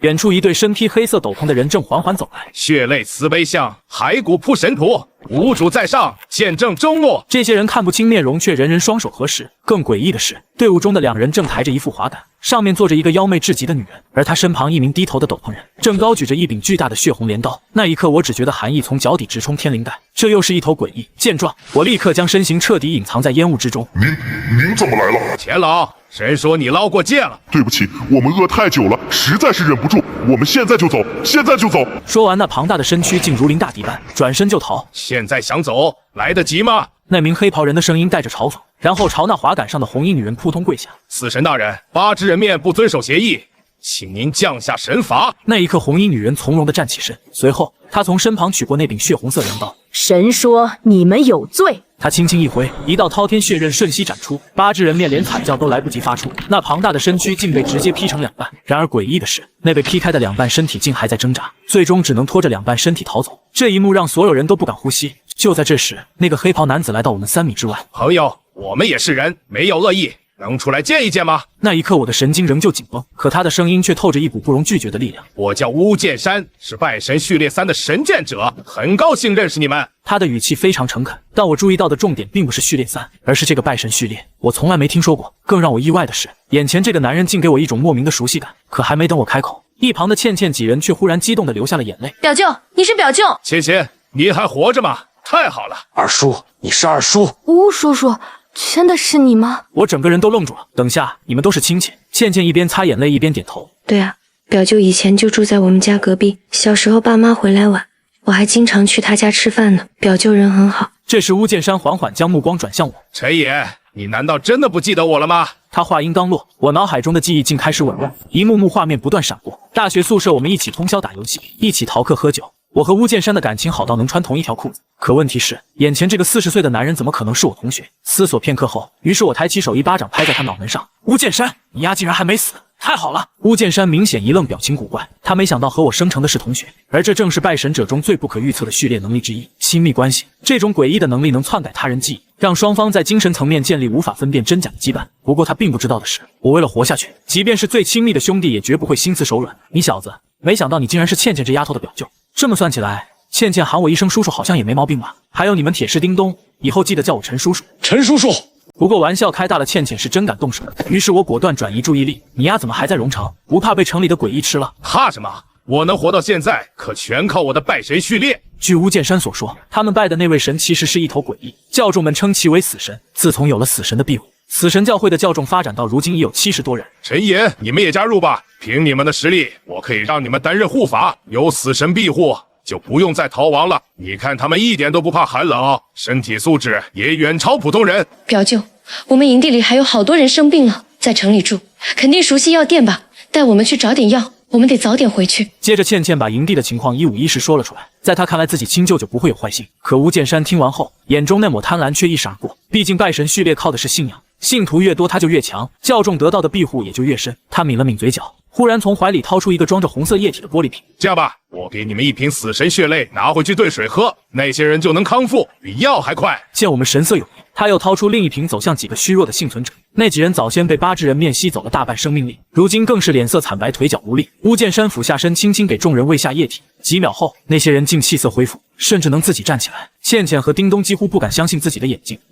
这真能治病？乌剑山淡淡一笑，把药瓶递过来，把这瓶拿回去稀释给他们喝，很快就能康复。哎，算了，我还是和你们一起回去吧。而另一边，楚彻正焦急地等待着。车队里的病患越来越多，仅仅1天时间，又有5人被冻成了冰雕。如果不是序列超凡的体质，他自己恐怕也早就挺不住了。要知道，一旦我们那边出了意外，整个车队的生命线就此断绝。好在我们没有让他等太久。当我的末日皮卡车从风雪中缓缓驶出时，楚彻几乎条件反射般的站起，眼中更是闪过一抹亮光。是陈野和铁狮他们回来了，他们回来了，我们有救了！营地里的幸存者们全都激动地喊了起来。那一刻，我们就像凯旋归来的英雄。去的时候只有3辆车，回来时却是5辆。车队多出了1辆厢式货车和1辆大型客车。你们终于回来了，物资找到了吗？找到了，一家羽绒服专卖店，足够让每个人都暖和起来。叮咚拉开车厢门，厚厚一层羽绒服堆得满满当当，人们迫不及待地换上御寒衣物，仿佛又看到了活下去的希望。至于第5辆车，那是贺老四的战利品，一个末日前人人喊打的小偷，此刻却成了所有人心中的英雄。药呢？找到药了吗？楚彻仍旧不放心，倩倩指了指身旁神秘人，笑了笑。队长，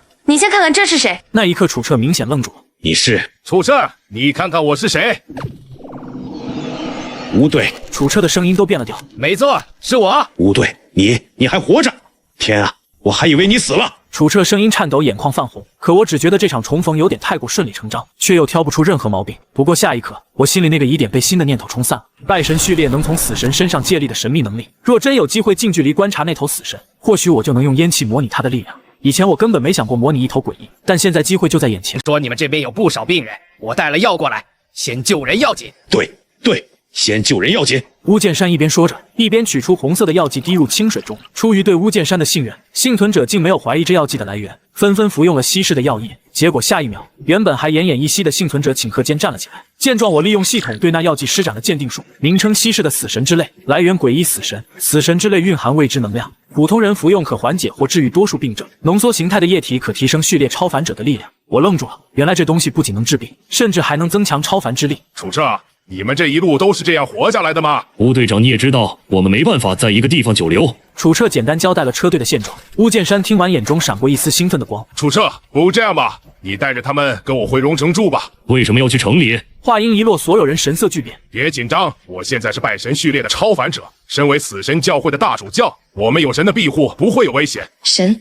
你是说那头诡异？芊芊，你不了解我可以，但从现在起不准再称他为诡异，那是亵渎。自我成为拜神者的那一刻起，他就只能被称为神。出于对乌剑山的信任，我们没有立刻拒绝。毕竟若能安稳住进城里的房屋，总比在野外漂泊要安全得多。几个小时后，乌剑山再次邀请我们加入死神教会，我心里本能的警惕，哪怕是老熟人，我也不会轻易信任任何组织。所以我和楚彻决定先看看再说。随后，乌剑山坐在楚彻的越野车里亲自带队，一行人浩浩荡荡驶向龙城。死神教会的根据地位于昌旺区的一所废弃小学。当我们抵达时，校门口已站着几十名黑袍人。无主在上，欢迎各位幸存者同胞加入死神教会。然而楚彻下车的那一刻，整个人紧绷到极点。在他的感知中，学校深处正潜伏着一股恐怖至极的气息。若不是乌剑山再三保证，他恐怕早就掉头逃跑。这里就是死神的圣地，有他在的地方就没有危险。不过就在我们准备跨入校门时，楚彻的瞳孔骤然收缩，在门框上一行发着霓虹色的字浮现而出。可当楚彻回头，却骇然发现，除了他没人看到那行字。楚彻心头一沉，那是领路人序列神隐者留下的隐匿标记，也就是说这里之前来过另一个领路人。他开始环顾四周，试图找到更多线索。乌剑山注意到他的异样，却没多想。这时我笑着走上前，一把拦住乌剑山的肩膀：“老乌，你可以啊！末世都成这样了，还能整出个世外桃源？早知道我就该早点投奔你。”野子，你可别忘了我是谁！死神教会的大主教，可不是白叫的。不过这么多小弟看着，在这里你好歹也得给我点面子吧。那些黑袍人见自家主教对我如此亲近，纷纷低头致敬，误以为我与他关系非同一般。也正是这份误会，日后为我在死神教会提供了不少便利。很快，2列黑袍人站在巫剑山身后，执掌中烟的指点者，请垂帘引渡迷途的灵魂。此刻，巫剑山神色庄严，整个人仿佛变了个样。我与楚彻对视一眼，从对方的眼中都看出了那一丝不安。片刻后，巫剑山为我们讲解了一些注意事项。长望区内存在2头极其强大的诡异，一头是8只人面，而另一头据说更为恐怖。而长望区之外更是堪比人间地狱。这番话听起来像是在提醒，又像是在警告我们不要随意走动。只不过他话音刚落，楚彻的瞳孔再次猛地一缩，在一堵废旧的墙上，他看见了第2个标记。而更让楚彻心底惊恐的是他在感应之中，长望区的外围正有无数诡异徘徊，但却始终不敢踏进一步。这些异象除了楚彻之外，其他幸存者自然无法察觉，毕竟他们甚至恨不得能永远待在这里，把这座死神庇护的城市当成最后的乐园。不过并非所有普通人都这样想，人群中薛南除外，他总觉得这地方有问题。与此同时，周小小在人群中看到了一个熟悉的身影，那是崔秀恩，一位和她姐姐周兰一样出名的歌手。此刻周小小和他对视了一眼，崔秀恩明显愣了一下，但很快低下头颅，不停地祷告，直到欢迎仪式结束，我和楚彻铁士被分配到4楼的一间教室休息。好兄弟，我都来了你的地盘了，你该不会一点表示都没有吧？还能有什么表示？现在都末日了。不过今晚有个仪式，你们得让死神记住气息，他的庇护会让你们不受诡异侵扰。尤其是你陈爷，一会儿见到死神，记得要恭敬些，否则咱2兄弟都没得做。当然，你们在这里想干什么都行，但切记别上5楼。我望着他离去的背影，心中莫名发紧。在我的记忆中，巫剑山一直是那个豪爽讲义气的兄弟，但现在我能清楚地感受到，他已经不是当年的那个人。而此时楚彻的神情更为凝重，他的目光缓缓移向黑板，只见那上面歪歪扭扭地写着4个血字。然而还不等我们休息片刻，就被一行人带进了学校的大礼堂。此刻死神正端坐在高台之上，在他脚下巫剑山正虔诚地跪着，嘴里更是絮絮叨叨了半个小时。死神大人，这些人是我们教会的朋友，祈求您记住他们的气息，赐予他们庇护，让他们免于黑暗的污染。当祈祷仪式结束后，死神周身涌起一股恐怖的威压，压得我们所有人几乎喘不过气。好在这股压迫感仅仅持续了几秒钟，接着一张巨大的餐桌被抬上高台，巫剑山亲自走到死神身边，小心翼翼地为他割下一片鲜红的牛肉。于是死神缓缓抬手，将那片牛肉送入口中，清脆地咀嚼着。半个小时后，死神那双猩红的眼眸中忽然流出2行血泪，巫剑山立刻掏出一根玻璃试管，小心翼翼地接住那2滴血泪，然后神色虔诚地收进怀中。我看着眼前的这一幕，心中的那股战友欲顷刻间被点燃。直到死神离开后，巫剑山命人为我们准备了一场盛大的晚宴，每个幸存者都分到了相对丰盛的食物。然而借着这个机会，拜神教的崔秀恩竟悄悄来到周小小的身边。周小小，我能不能求你一件事？你能不能离开的时候带我一起？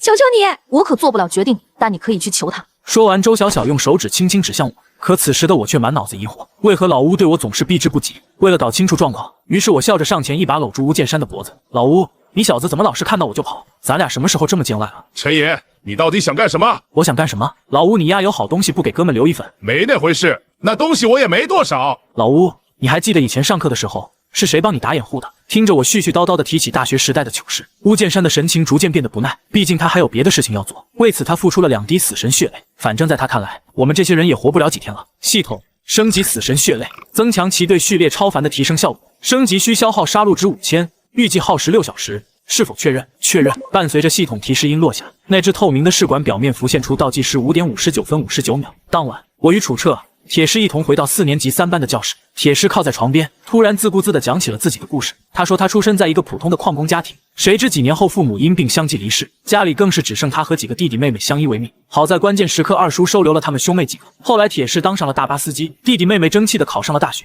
这个家虽然一再被命运打碎，但也因为那一点点亲情熬出了希望。然而当他说到给老吴养老送终时，我却隐隐觉得不对。可我无论怎么去想，脑袋却不由自主地越过了这个问题。于是我干脆抛开这个问题，直到死神血泪升级完成，经过系统提纯后无任何副作用，可显著提升低阶超凡者的力量与体质，但长期使用会产生抗药性。不过对于系统的信任，我毫不犹豫地将血泪滴入嘴里，刹那间一股强大的能量在体内不停地流窜。于是我急忙运转观血月呼吸法，死神血泪的能量开始渐渐被我缓慢吸收。第二天清晨，我睁开双眼，长长的吐出一口烟气，那团烟气在空气中翻卷，进化作几头虚幻的野狼。按照这样的提升速度，如果再获得一些死神血泪，或许我就能直接晋升到序列2。正当我沉浸在力量的变化中，忽然远处传来一声凄厉的惨叫。我下意识地握紧身旁的柴刀，然后第一时间来到了校门口。此时校门口已经聚集了一大群人，却唯独不见巫剑山。我和楚彻挤入人群，只见雪地上躺着一个没了双眼的年轻人。这到底发生什么事了？是小超，小超的眼睛被挖走了。然而在这样的末日，失去双眼几乎就等于宣判死。是深渊血童干的。长望区一共有2头诡异，一头是你们见过的8只人面，另一个就是深渊血童，他最喜欢挖人的眼睛，很恐怖。你为什么要告诉我们这些？我叫崔秀恩，如果你们能够离开这里的话，请带上我，谢谢了。说完，崔秀恩脸色露出无比惊恐的神色，而我更是一把揪住旁边的黑袍人。老吴不是说只要在这里就安全了吗？那他人呢？黑袍人原本想要呵斥我，但在看清我的脸时，立马显得恭敬起来。主教大人在诵读经文。人在哪儿？这么大事儿，他竟然连面都不露。不行的，主教大人每天早上都要诵经2个小时，谁都不能打扰。求求您放过我吧，否则会死人的。此刻我已经意识到，这里恐怕再也不安全了，得趁早离开才行。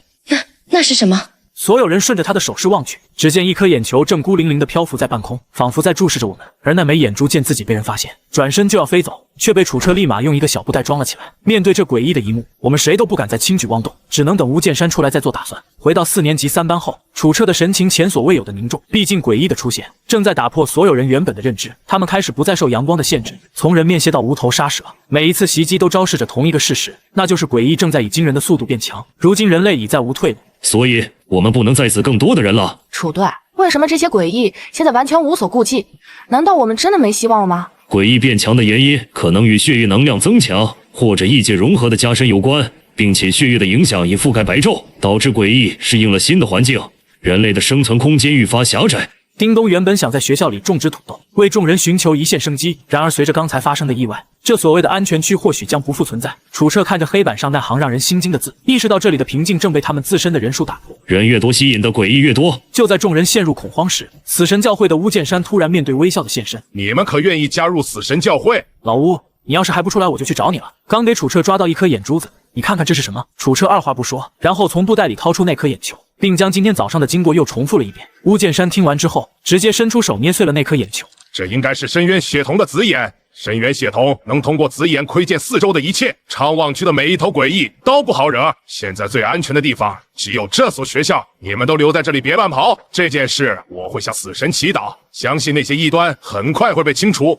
午饭过后，楚彻和阿宝叔找了监控教室单独商议。阿宝叔，你是说有人想马上加入死神教会？没错，阿彻，有些人看着这里能安顿下来，就动心了。那你先稳住他们，别让他们一时冲动，等看几天再说。我们什么时候走？大家都想留下，你为何坚持要走？这地方总让我觉得不对劲，感觉随时可能有事发生。楚彻的心里也升起了悔意，当初带人来此也许是错的，在他的感知里，某些诡异的气息甚至不输于死神本身。若那群异端真正发难，恐怕会有人成为车队的断尾。阿宝叔，这2天尽量多搜集物资，周围哪儿有加油站，你给我打听清楚，千万别惊动了其他人。与此同时，我去了巫剑山的办公室，直接表明了来意。从一开始，你是不是很想让我们入教？这事儿明眼人一看就有问题。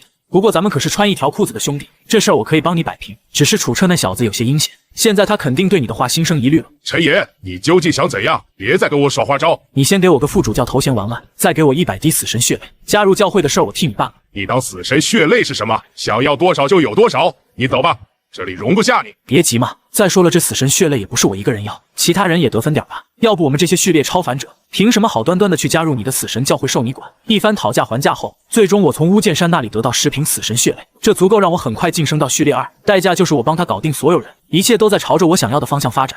不过当我来到走廊时，楚彻那张欠揍的笑脸突然出现在我面前。陈老板，看你笑眯眯的，应该赚了不少吧？楚队，你怎么在这儿？没什么，就是想看看陈老板要不要分我一口汤喝。楚队，有个生意你做不做？什么生意？我把和巫剑山的交易原封不动地说了一遍。巫剑山给了我4瓶没稀释的死神血泪，咱俩分工合作，你负责稳住幸存者们，别让他们太快入教，我去搞定巫剑山如何？楚彻沉吟了一下，明显有些心动。他或许不清楚死神血泪的真正作用，但他知道这些东西拿去换物资绝对是硬通货。我可不信巫剑山只给了你4瓶，咱们一个车队的你还信不过我？巫剑山那老狐狸能吐出4瓶，已经是看在我跟他的关系上。说着，我从怀里掏出4个小小的玻璃瓶，瓶中液体泛着诡异的光泽。楚队，这可是好东西，小心着点用。这我知道，不用你提醒。说完，我刚准备转身离开，楚彻却忽然喊住我：“野子，等等！你还记得我跟你说过领路人序列2的标记能力吗？”记得。我看到了其他领路人留下的3个标记，只有我能看到。更诡异的是，每一间教室的黑板上都写着奇怪的字。他之所以把这件事告诉我，是因为我足够冷静自私，不会轻易信任任何人。如果这件事让铁狮他们知道，他们很可能会立刻去告诉巫剑山。毕竟在这个世界上，敢挡我活路的人全都是敌人。然而就在这时，一声刺耳的尖叫猛地划破校园的死寂，只因3年2班的教室里，阿超的尸体就那么悬挂在教室的吊扇上。很快，几个幸存者在阿宝叔的带领下，挖了一个浅浅的坑，草草掩埋了小超的尸体。这就是末日，既没有仪式，也没有哀悼。一个失去了双眼的人，在这样的世界本就没有活路。但这些事情与我无关，因为此刻的我注意到一个死神教众正满脸兴奋地走上5楼。5楼的楼梯口被黑布封得严严实实，我盯着那黑袍教众穿过黑布的背影。可许久之后，那名黑袍教众却再也没有下来过。我强压住内心的好奇，并没上去，毕竟末日里好奇心往往比诡异更致命。于是我找了个没人的地方，将死神泪水进行了升级，然后趁着还有时间，于是我溜到了学校操场。那里停着几辆死神教众用来代步的越野车，于是我动手把车上能用的零件拆了下来。然而死神教众看见我在拆他们的车，一个个虽然怒目而视，却碍于我和巫剑山的关系，没人上前。为此，我还让薛南过来一起帮忙，2个人配合得干净利落。魏野子，你这也太不讲究了吧！学校外面车那么多，你怎么就盯着别人的车子不放？楚队长，现在外面是什么情况，你又不是不知道。我去外面转一圈，那不是找死吗？明早我打算出去搜些燃料和物资，你去不去？怎么准备走了吗？怎料没多久，我拆车的事还是被人告到了巫剑山那里。巫剑山站在4楼，面无表情地俯视着操场。他要拆就让他拆好了，只要不太过分，暂时别和他们冲突。明白。不过主教大人，还有一件事，他们说明天要出去搜集物资，我猜他们可能是打算离开这里。您看，不用管他们了，让他们走吧。我们还有1个月的物资，只要再等等。算了，你先下去吧。现在整个荣城都被诡异包围，哪怕是巫剑山自己也无法离开，因此他望向操场，眼神闪过一丝阴霾。毕竟被我拆掉的那辆车正是他的。很快，我的车辆换上了4个香丁雪地胎，楚车那边也开始照着我的方式改装。做完这一切，血月已经悄然升起。自从修炼了观血液呼吸法后，我的右眼能在夜色中看到无数鬼影，他们在黑暗中注视着我们。偶尔，我还能听见口水滴落在雪地的声音。当我回到寝室时，却见楚车神神秘秘地从外面回来了。我和他相视一笑，从彼此眼中看到一丝默契。第2天一早，当我站在校门前环顾四周时，发现竟只有5名幸存者愿意跟随出发。他们是周小小、薛南、高老大以及一对幸存者兄弟。自从薛南毁容之后，他整个人变得不那么在乎生死。而当初从鹿城出来的兄弟4人，在我干掉2人之后，高老大和贺老四也彻底老实了。舒服的日子一久，有些人就忘了外面的危险。没事，不愿意来就不愿意来吧，每个人都有自己的路。况且现在学校里有吃有喝，谁还愿意出去找死？作为队长，楚彻说的也是实情。死神教会提供的伙食虽然不是很好，但好在饿不死人，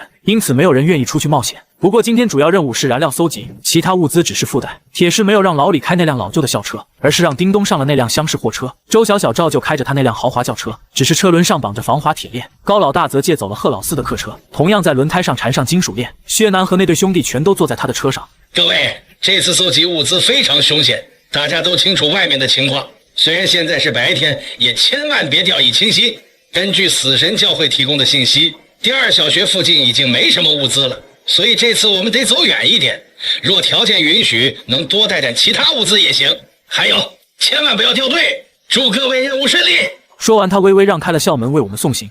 这次阿宝叔没有选择跟队，毕竟年纪大了，在这片寒冷的末世里活着就已经够艰难了。按照昨晚的计划，今天我们轮流当头车。陈岩，前面情况怎么样？情况不容乐观，不过也不是没办法。好，那就看你的了。半小时后，铁石和叮咚换位，之后是倩倩。没问题。对了，队长，陈野，你们最近这几天怪怪的，尤其是陈野，我警告你，那可是我表舅，要是你敢搞事儿，我可不会饶你。孙倩倩，你看我像那种人吗？他是你表舅，也是我兄弟。再说了，我好歹也是你叔叔，你就这态度跟长辈说话的吗？对讲机那头安静了几秒，很快只剩下电流声。我看着前方厚厚的积雪，然后狠狠吐出一口烟气，烟气很快形成雪泥，将路边厚厚的积雪推到路旁。半小时后，轮到铁石打头，他更是从车里跳下。我本以为他要撒尿，结果下一秒，他双臂同时化作炮弹，接着2发空气炮将前方的积雪喷出一条通道。等到倩倩接替打头时，他直接祭出了火红的飞剑术，那柄编号3000多的奇物长剑悬停在车头前，所过之处冰雪瞬间化为蒸汽。10几分钟后，车队停在一座加油站前，我紧握身边那柄血焰柴刀，7只由烟雾幻化的狼更是环绕四周。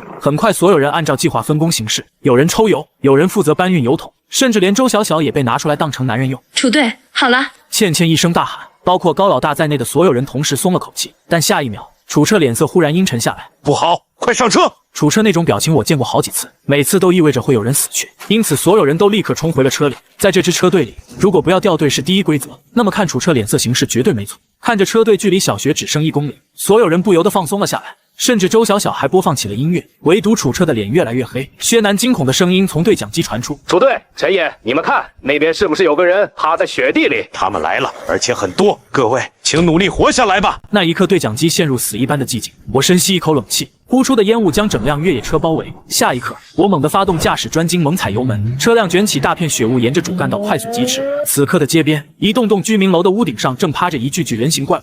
他们浑身雪白，体型庞大。更恐怖的是，类似这样雪白的身影不仅出现在楼顶，从地下的下水道，甚至到街边的商场、超市，只要是曾经人类聚集过的地方，此刻全都成了这些怪物的巢穴。那一幕就像丧尸电影在现实上演。这是爬行者，死神教众说过，这些怪物都是荣城的原住民，全都是居民，那岂不是有上百万诡异？各位，无论如何，一定要活下来。接着，我立马将车提速冲到了最前方。陈野这混蛋，小鱼儿，快超过他！身后传来倩倩的怒骂。然而就在他话音落下的瞬间，一道白影从天而降，直接扑向我的末日皮卡。我猛地一拧方向盘，车身擦着他庞大的身躯飞驰而过。得益于末日皮卡的特殊性能，我连续扭动车身避开了几只拦路的怪物。但跟在后面的倩倩就没那么幸运，那些被我甩开的爬行者全都转头扑向他的越野车。一旦他的车子被诡异被逼停，后果将不堪设想。倩倩看着我车尾的灯光越拉越远，她深吸一口气，整个人灵活地从车窗翻了出去。小鱼，稳住方向盘！话音未落，倩倩手持利剑站在车底，只见一道剑气凝成火，瞬间吞没了周围白色爬行者，将那些怪物焚烧成了焦黑的尸体。然而此刻，真正的危机并没有就此结束。火龙虽然暂时压制了那些怪物，但仅仅片刻之后，白色的爬行者再次如潮水般汹涌。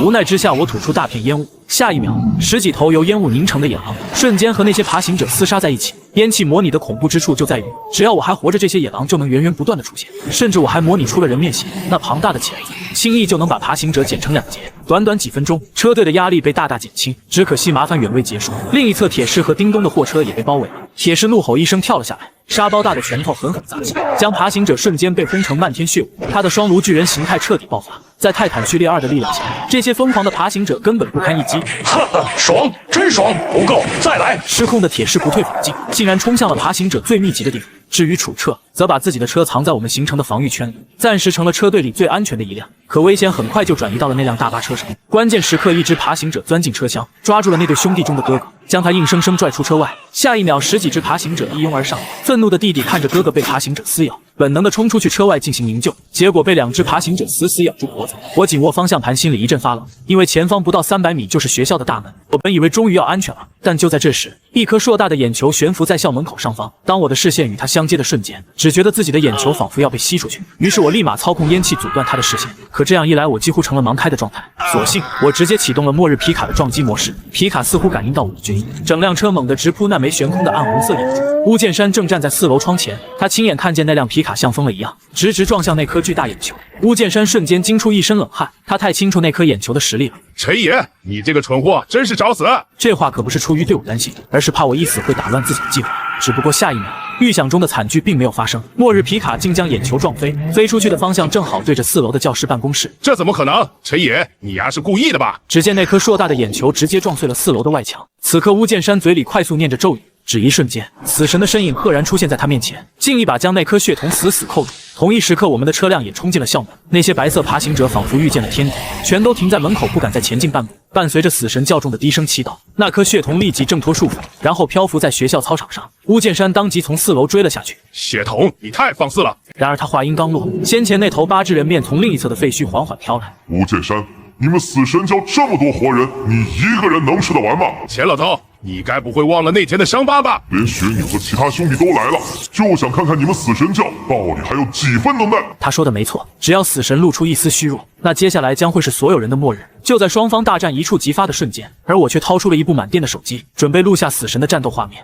楚队，你觉得这一次谁能赢？说不好，不过这次的交手应该只是试探，无论是巫剑山还是那些诡异，暂时都不会全力出手。但等这次过后，大战估计也要来了，我们得做好准备。我打心底认同楚彻的判断，毕竟诡异不可能就这样放弃100多条活命。而巫剑山，虽然我还不清楚他真正的目的，但从刚才的对话来看，这个曾经的好兄弟显然已经走上了一条不归路。如果不早做打算，恐怕最后连我都会被他吃掉。想到这里，我对自己接下来要做的事，心里的那点愧疚也渐渐消散。不过接下来的战斗彻底让我开了眼。那颗血瞳似乎拥有一种精神控制的能力，只见它不断释放出诡异的波动。学校里的白色爬行者仿佛被操控了意识，纷纷为它冲锋陷阵。更离谱的是，就连车队里的幸存者也都受到了影响，他们的眼神清醒，但身体却完全不受控制。相比之下，超凡者们受影响要小得多，他们很快稳住局势，强行压制住了这些普通幸存者。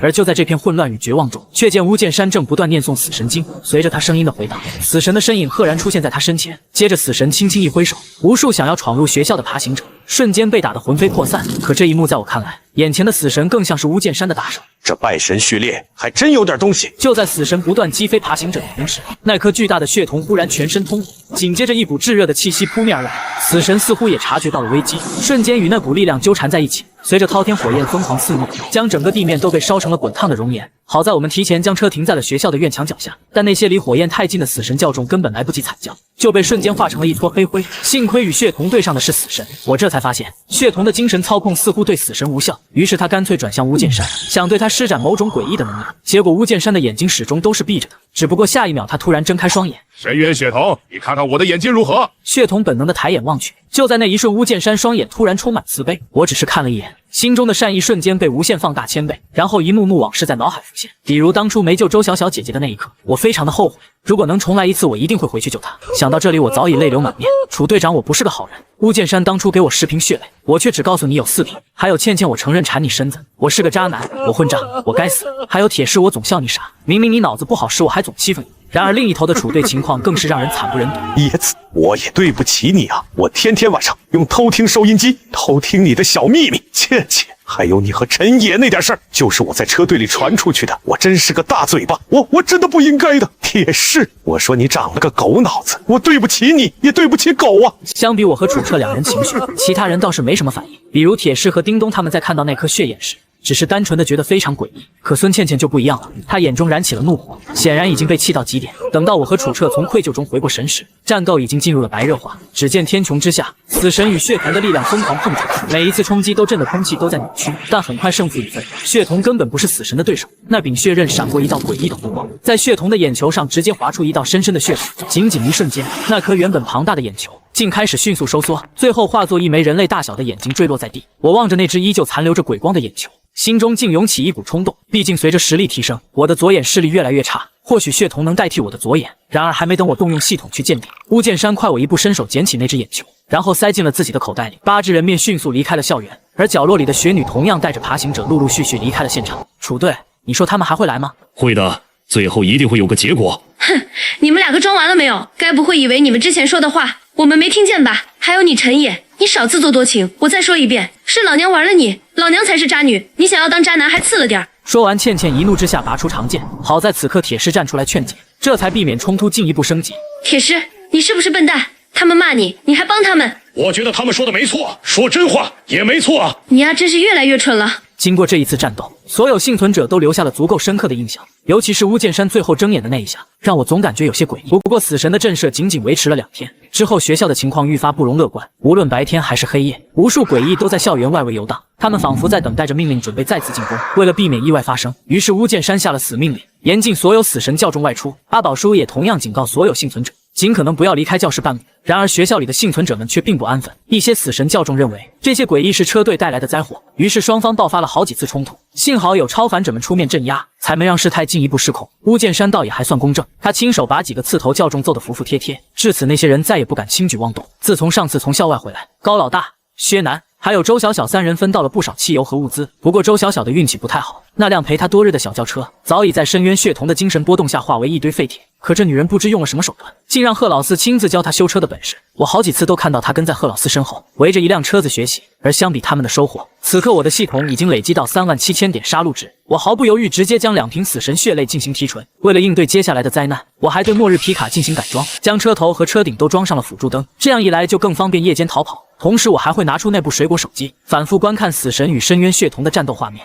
现在的我只能初步模拟死神的雏形，为此我曾向巫剑山提出亲自参拜死神，但巫剑山毫不留情地拒绝了我。可我在意的不仅仅是模拟死神的形态，更重要的是他手中那颗深渊血瞳。于是我再次来到了巫剑山的办公室，他想让所有人都加入死神教会，而我只想要那颗眼睛。于是这场交易终于有了谈判的价值。陈野，你上次从我这里拿走了10瓶死神血泪，你答应我的事情呢？很快，我从怀里掏出一张纸，纸上密密麻麻的写着幸存者的名字。别说兄弟，我不仗义，这是申请加入死神教会的申请书。咱们车队中这边已经有一半的幸存者想要加入你们死神教会，如何？哥们不会白拿你的东西的。巫剑山看到这张纸上密密麻麻的名字，嘴角终于露出了一丝笑意。为了拿到巫剑山手里的那颗深渊血瞳，我甚至把整个车队的幸存者都当成了筹码。巫剑山听完，额角青筋直跳。你想要什么？你直说。既然你诚心，那我也就不藏着掖着。上次你杀掉那个深渊血瞳后，他身上的那颗眼珠子是不是该还给我了？陈爷，我从来没见过你这么臭不要脸的人。要不是你故意挑事，死神根本不会和深渊血瞳对上。他越说越怒，甚至口水都喷到我脸上。于是我无奈的退后一步。老吴别急，我就问一句，你要想让车队其他人全都加入死神教会，就必须付出点代价。可以，那颗眼珠子我可以给你，但所有队员的资料我都要，还要你保证他们全部加入死神教会。我表面上和他达成交易，下一刻我开始把队友们的底细统统抖出来。当然我不可能全说真话，比如楚车的标记能力，我就顺便隐瞒了点关键内容。巫剑山也不蠢，他将这几天下属收集的情报一一和我对比后，才最终把那枚深渊血瞳丢到我的手里。反正他心里想的很简单，等我们死绝了，这东西迟早是要还给他的。只不过当我刚从巫剑山的办公室出来，就看到楚车一脸冷笑的表情。之前你不是说吴队只给了你4瓶吗？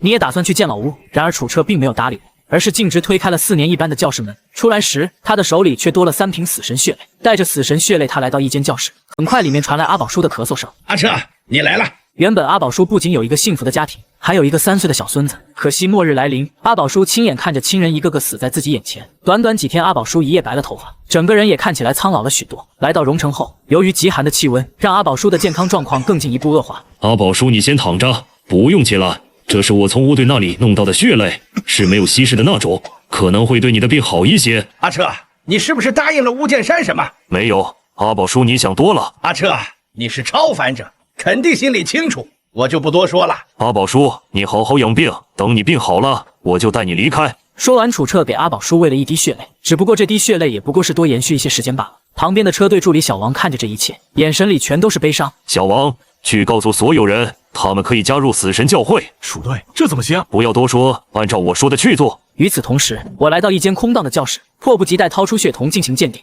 鉴定将消耗1500点杀戮点，是否确认？确认。物品名称：深渊血瞳，这是荣城昌旺区3大诡异之一深渊血瞳遗留的眼珠，保留着它部分强大的能力。如果寻找高级奇物制作师，可将其制作成奇物，最大限度地发挥眼中所蕴含的力量。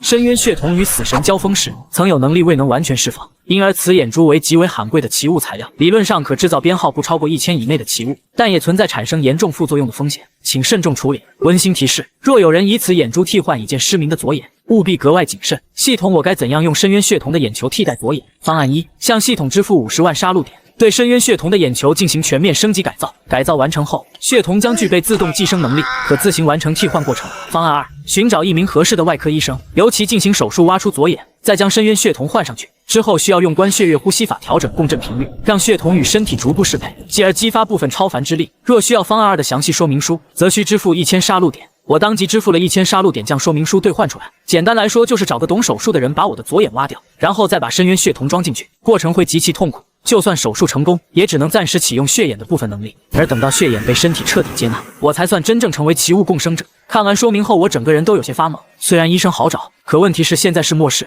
我怎么敢让一个陌生人拿刀对着我的眼睛？光是想象我就陷入深深的犹豫与纠结。翌日清晨，整个基地的氛围变了，除了我和楚彻之外，几乎所有人全都成了死神教会的教主，而铁狮3人现在已是教会的副主教。听说3天之后，巫剑山要在学校大礼堂举行大型祭祀。是啊，楚队野字，你们没收到通知吗？此刻我和楚彻相视一眼，从彼此的眼里都看出了不安。对了，现在全学校的人都加入死神教会了，你们俩干脆也一起加入吧。而且这次祭祀很重要，我表舅说到时候会有死神圣水降临，只要喝下圣水，我们就能跟其他教众一样不怕冷，实力也会提升。倩倩，这么大的事，你至少得给我们点时间想想吧。打发走倩倩之后，我和楚彻一时无言，因为我们心里都很清楚，巫剑山终于要行动了。虽然不知道他背后真正的计划是什么，但只要这祭祀办成，我们两个绝对不会有好下场。因此，为了尽快提升自身实力，我先是找到徐丽娜，直奔主题。死神教会里是不是有个医生？你知道他在这里有没有家人，或者藏在哪里吗？徐丽娜听完我的话之后，立马联系到死神教会的一名普通成员，此人名叫罗涛，末世前是荣城某3甲医院的主刀医生。那时的他家庭和谐，事业稳定，医德与人品更是皆有口碑。然而末日降临，这一切都变了。罗医生为了带家人离开荣城，混进了一个车队，可车队还没走出多远，就被死神教会拦下，将他们全部带到了第二小学。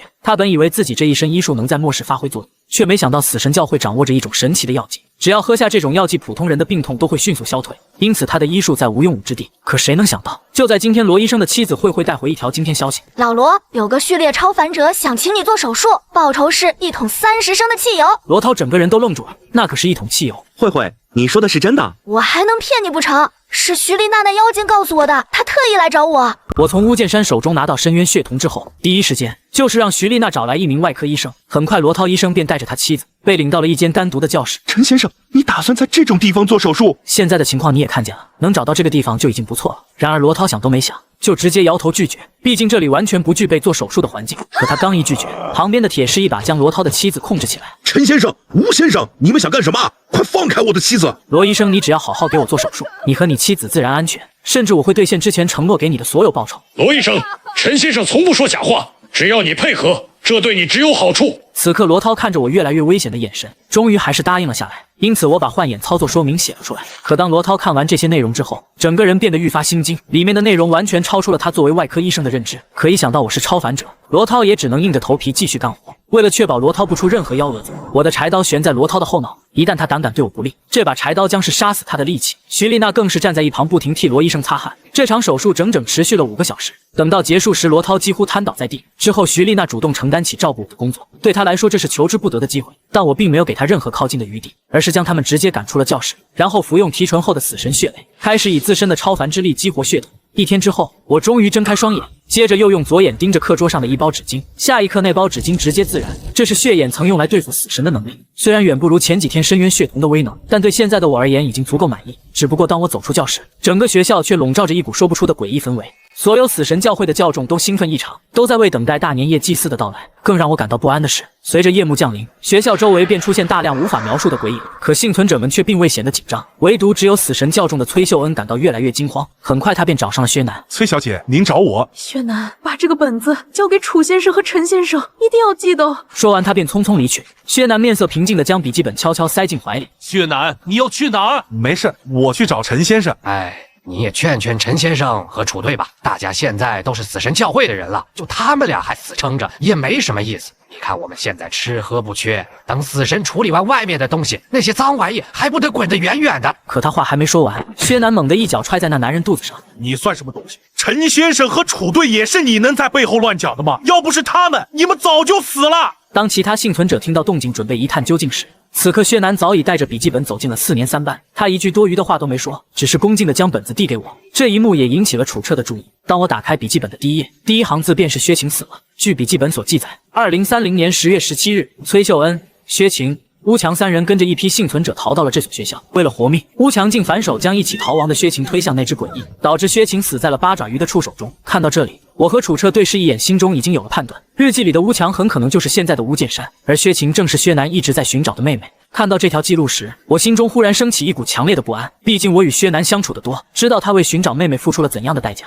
带着沉重的情绪，我们继续翻读笔记本。短短不到3天，这所学校就有大量幸存者被诡异拖走。期间，崔秀恩看到一个全身雪白的女人，身边簇拥着许多诡异的爬行者。到了第5天，崔秀恩脑海中竟多了一些不属于她的记忆。原来乌强不仅毕业于国内顶级大学，而且还是某大型互联网公司的负责人，甚至身家早就过亿。而不知从何时起，他给自己换了新名字，叫乌剑山。更加离谱的是，到了第7天，乌剑山竟不知道从哪里把薛晴的尸体带回了教室，还专门摆上香烛，每天3拜9叩。崔秀恩在日记里形容薛晴竟躺在那里，竟比生前更加美丽。再往后，乌剑山开始组建死神教会，他每天都会进入薛晴所在的房间念经，偶尔有人不服，趁他念经时想出手打断他，结果被乌剑山几乎活活打死。最让人震惊的是，当有较重病的快要死去时，乌剑山拿出一瓶红色药液喂给对方，那人竟奇迹般的恢复如初。2030年10月29日，崔秀恩无意间看到乌剑山正在给死去的薛晴喂人肉，而薛晴的眼睛里竟缓缓流下了血泪。从那一刻起，崔秀恩终于意识到乌剑山已经完全不是正常人，而他自己必须想办法逃离这里。日记写到这里戛然而止。我看完之后背脊一阵发凉，尤其是我怎么也想不到，死神竟然会是薛南的妹妹，她那与人类那种截然不同的气质，现在想想也难怪薛南认不出。正当我沉思之际，楚彻却意外发现地上多了一封陌生的信。我们打开信封，信中内容立刻引起了我们的警觉。里面提到，在2030年11月7日那天，一支32人的车队逃到了这所小学，随后遇见了巫剑山。巫剑山声称自己是拜神序列2的布道者，并要求车队所有人参拜死神。更诡异的是，车队队长居然是他的亲弟弟，而车队副队长更是巫剑山的外甥，就连车队主管都是他的儿子。看到这一段时，我和楚彻头皮发麻，因为信中描述的情况和我们现在车队的状况几乎一模一样。就在这时，我与楚彻同时感到一阵头晕，意识像被什么东西强行压制，甚至连对巫剑山的怀疑都被某种力量抹去。楚彻强忍着眩晕，迅速在纸上写下一行字：不要相信巫剑山。仅仅过了半分钟，他看着那行字时，眼神已经变得迷茫。只不过怀疑的种子一旦埋下，就再也无法消失。巫剑山在我们心中的形象从这一刻开始下坠。几天之后，我发现一只巨大的八爪诡异，还有一个悬浮着的巨大眼珠，以及一个白发的少女一起同时出现在学校外围。他们身后还跟着一群全身雪白的爬行怪物。面对这种规模的诡异组合，巫剑山当场请死神现身驱散他们。虽然死神是刚诞生不久的出生诡异，可他力量极其强大，但在这种阵容面前仍显得有些吃力。不过就在局面快要失控的时候，死神突然发动了一种可怕的力量。他抬起头，用那双仿佛深藏星辰的眼睛轻轻扫过那些诡异，可下一秒，所有诡异瞬间失去战斗能力。而更恐怖的是，任何被他那双眼睛看到的人都会在心中升起强烈的羞愧感。我们车队很多人当场痛哭失声。看到这里，我终于明白了，巫剑山曾对我们使用过的那股力量原本属于死神，拜神序列拜的根本不是别人，拜的就是他自己。陈野，你见过巫剑山吃东西吗？你的意思是巫剑山用自己的味觉换来了死神的能力？这个序列简直变态，自己养一个神，然后一点点从神身上交换能力，神越强他就越强，最后他自己就是那个神，拜神就是拜他自己。巫剑山好大的手段！第一次祭祀不到10人，巫剑山献祭了最初跟他一起逃来的那批人，导致他从序列1升到序列2。第二次祭祀30多人的车队，直接让他晋升序列3。而第三次祭祀，也就是现在我们100多名幸存者，如果成功，他将成为序列4。祭祀有一个关键限制，只能献祭死神教会内部的人，这也解释了他一直逼我们加入教会的原因。而就在我们刚得出结论时，不曾想教室大门突然被倩倩一脚踹开。楚队，陈野，你们两个在做什么？我心头一紧，本能地躲在楚彻的身后。倩倩、叮咚，你们怎么来了？队长，大家好好的过日子不好吗？你为什么一定要做这种事？权力真的有那么重要吗？倩倩，你难道就没想过，你表舅还是不是你表舅？队长，你不要说了，跟我去见表舅，我帮你解释。而就在刚刚，巫剑山告诉倩倩和叮咚，楚彻和我密谋夺取死神教会大主教的位置，甚至还亲口让他杀了我们两个。这对于倩倩来说很难做到，而叮咚虽然加入时间不长，但楚彻的为人他是认可的，因此场面就变成了孙倩倩、叮咚两人对我一个。我当然不会天真到以为凭我们几句话就能把他们从巫剑山身边拉走，于是我在所有人震惊的目光中，主动走到了倩倩和叮咚那边，然后抽出柴刀直指楚彻。陈野，你在做什么？楚队，别怪兄弟我不讲义气，你这么干实在是不道德。我们到这里是受我兄弟老巫的照顾，他不仅是你的队长，是我的兄弟，更是倩倩的表舅。结果你想推翻死神教会，还想自己搞什么公平教会？倩倩、叮咚，幸亏你们来了，不然我真就要被他骗了。我举报楚彻伪造证据，意图篡位，我是人证，他手里的笔记本和信件就是物证。话音刚落，倩倩和叮咚，包括死神教众全都愣住了。陈野，你的良心呢？没有了吗？随后我们一行人离开教室，唯独铁狮还在呼呼大睡。说真的，我挺羡慕他的，人越笨越不容易失眠。走廊里，我和倩倩、叮咚三人压着楚彻，因为我刚才那套说辞，死神教众看我的眼神比之前顺眼不少。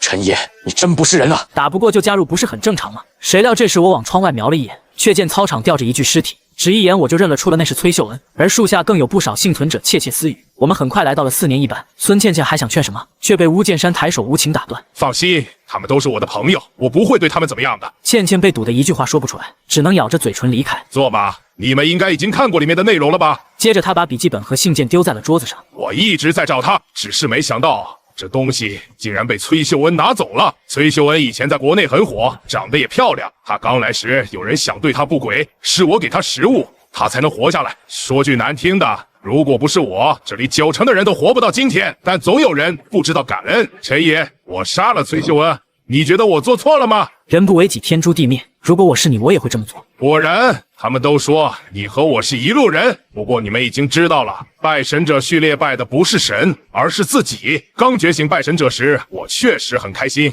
但那种开心只维持了很短的时间。初期的拜神者很弱，根本不够诡异塞牙缝。无奈之下，我才找到了薛晴。得知拜神需要祭品时，我也很纠结。毕竟我不是天生的杀人狂，但人总是会变的。没有祭品，我们全都会被诡异撕成碎片。所以我把他们献祭给了死神。但我不觉得自己错了，只要我足够强，就能驱除诡异。只要付出足够多的祭品，我甚至能升到序列9。纵观历史，哪一个站在高位的人脚下不是尸山血海？陈爷，我知道你和我一样，你懂我。有些事情是要看大局的，所以野子阿彻，我邀请你们加入死神教会。等我升到序列4，我会更强，死神会更强，到时候我们就能清理整个荣城，重建家园。说到这里，巫剑山的眼神无比真诚，甚至还拿出1箱茶叶和5条华子。看到这些东西，我的内心明显一动，脸上更是露出讨好的笑容。老巫，你可真懂我，主教大人，那以后请多多关照。你这就答应了？巫剑山根本没有料到我会如此轻易的答应。最终，我和楚彻顺理成章成了死神教会的新任副主教。然而此刻我心里清楚得很，巫剑山的话根本不可信，我更不可能牺牲自己来实现他这个所谓的伟大目标。一旦让他升到序列4，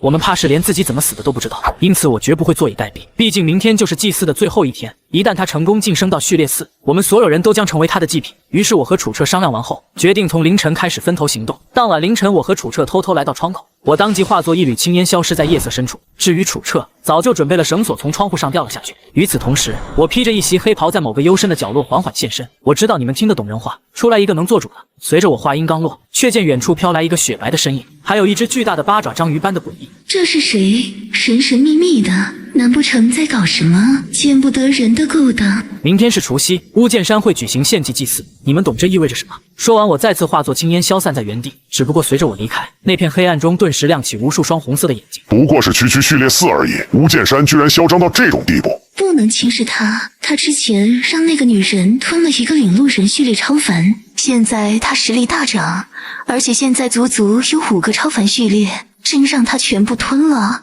我们都得完。那什么时候动手？宜早不宜迟，越快越好。可那个人是谁？为什么要帮我们？不清楚，人类真是麻烦。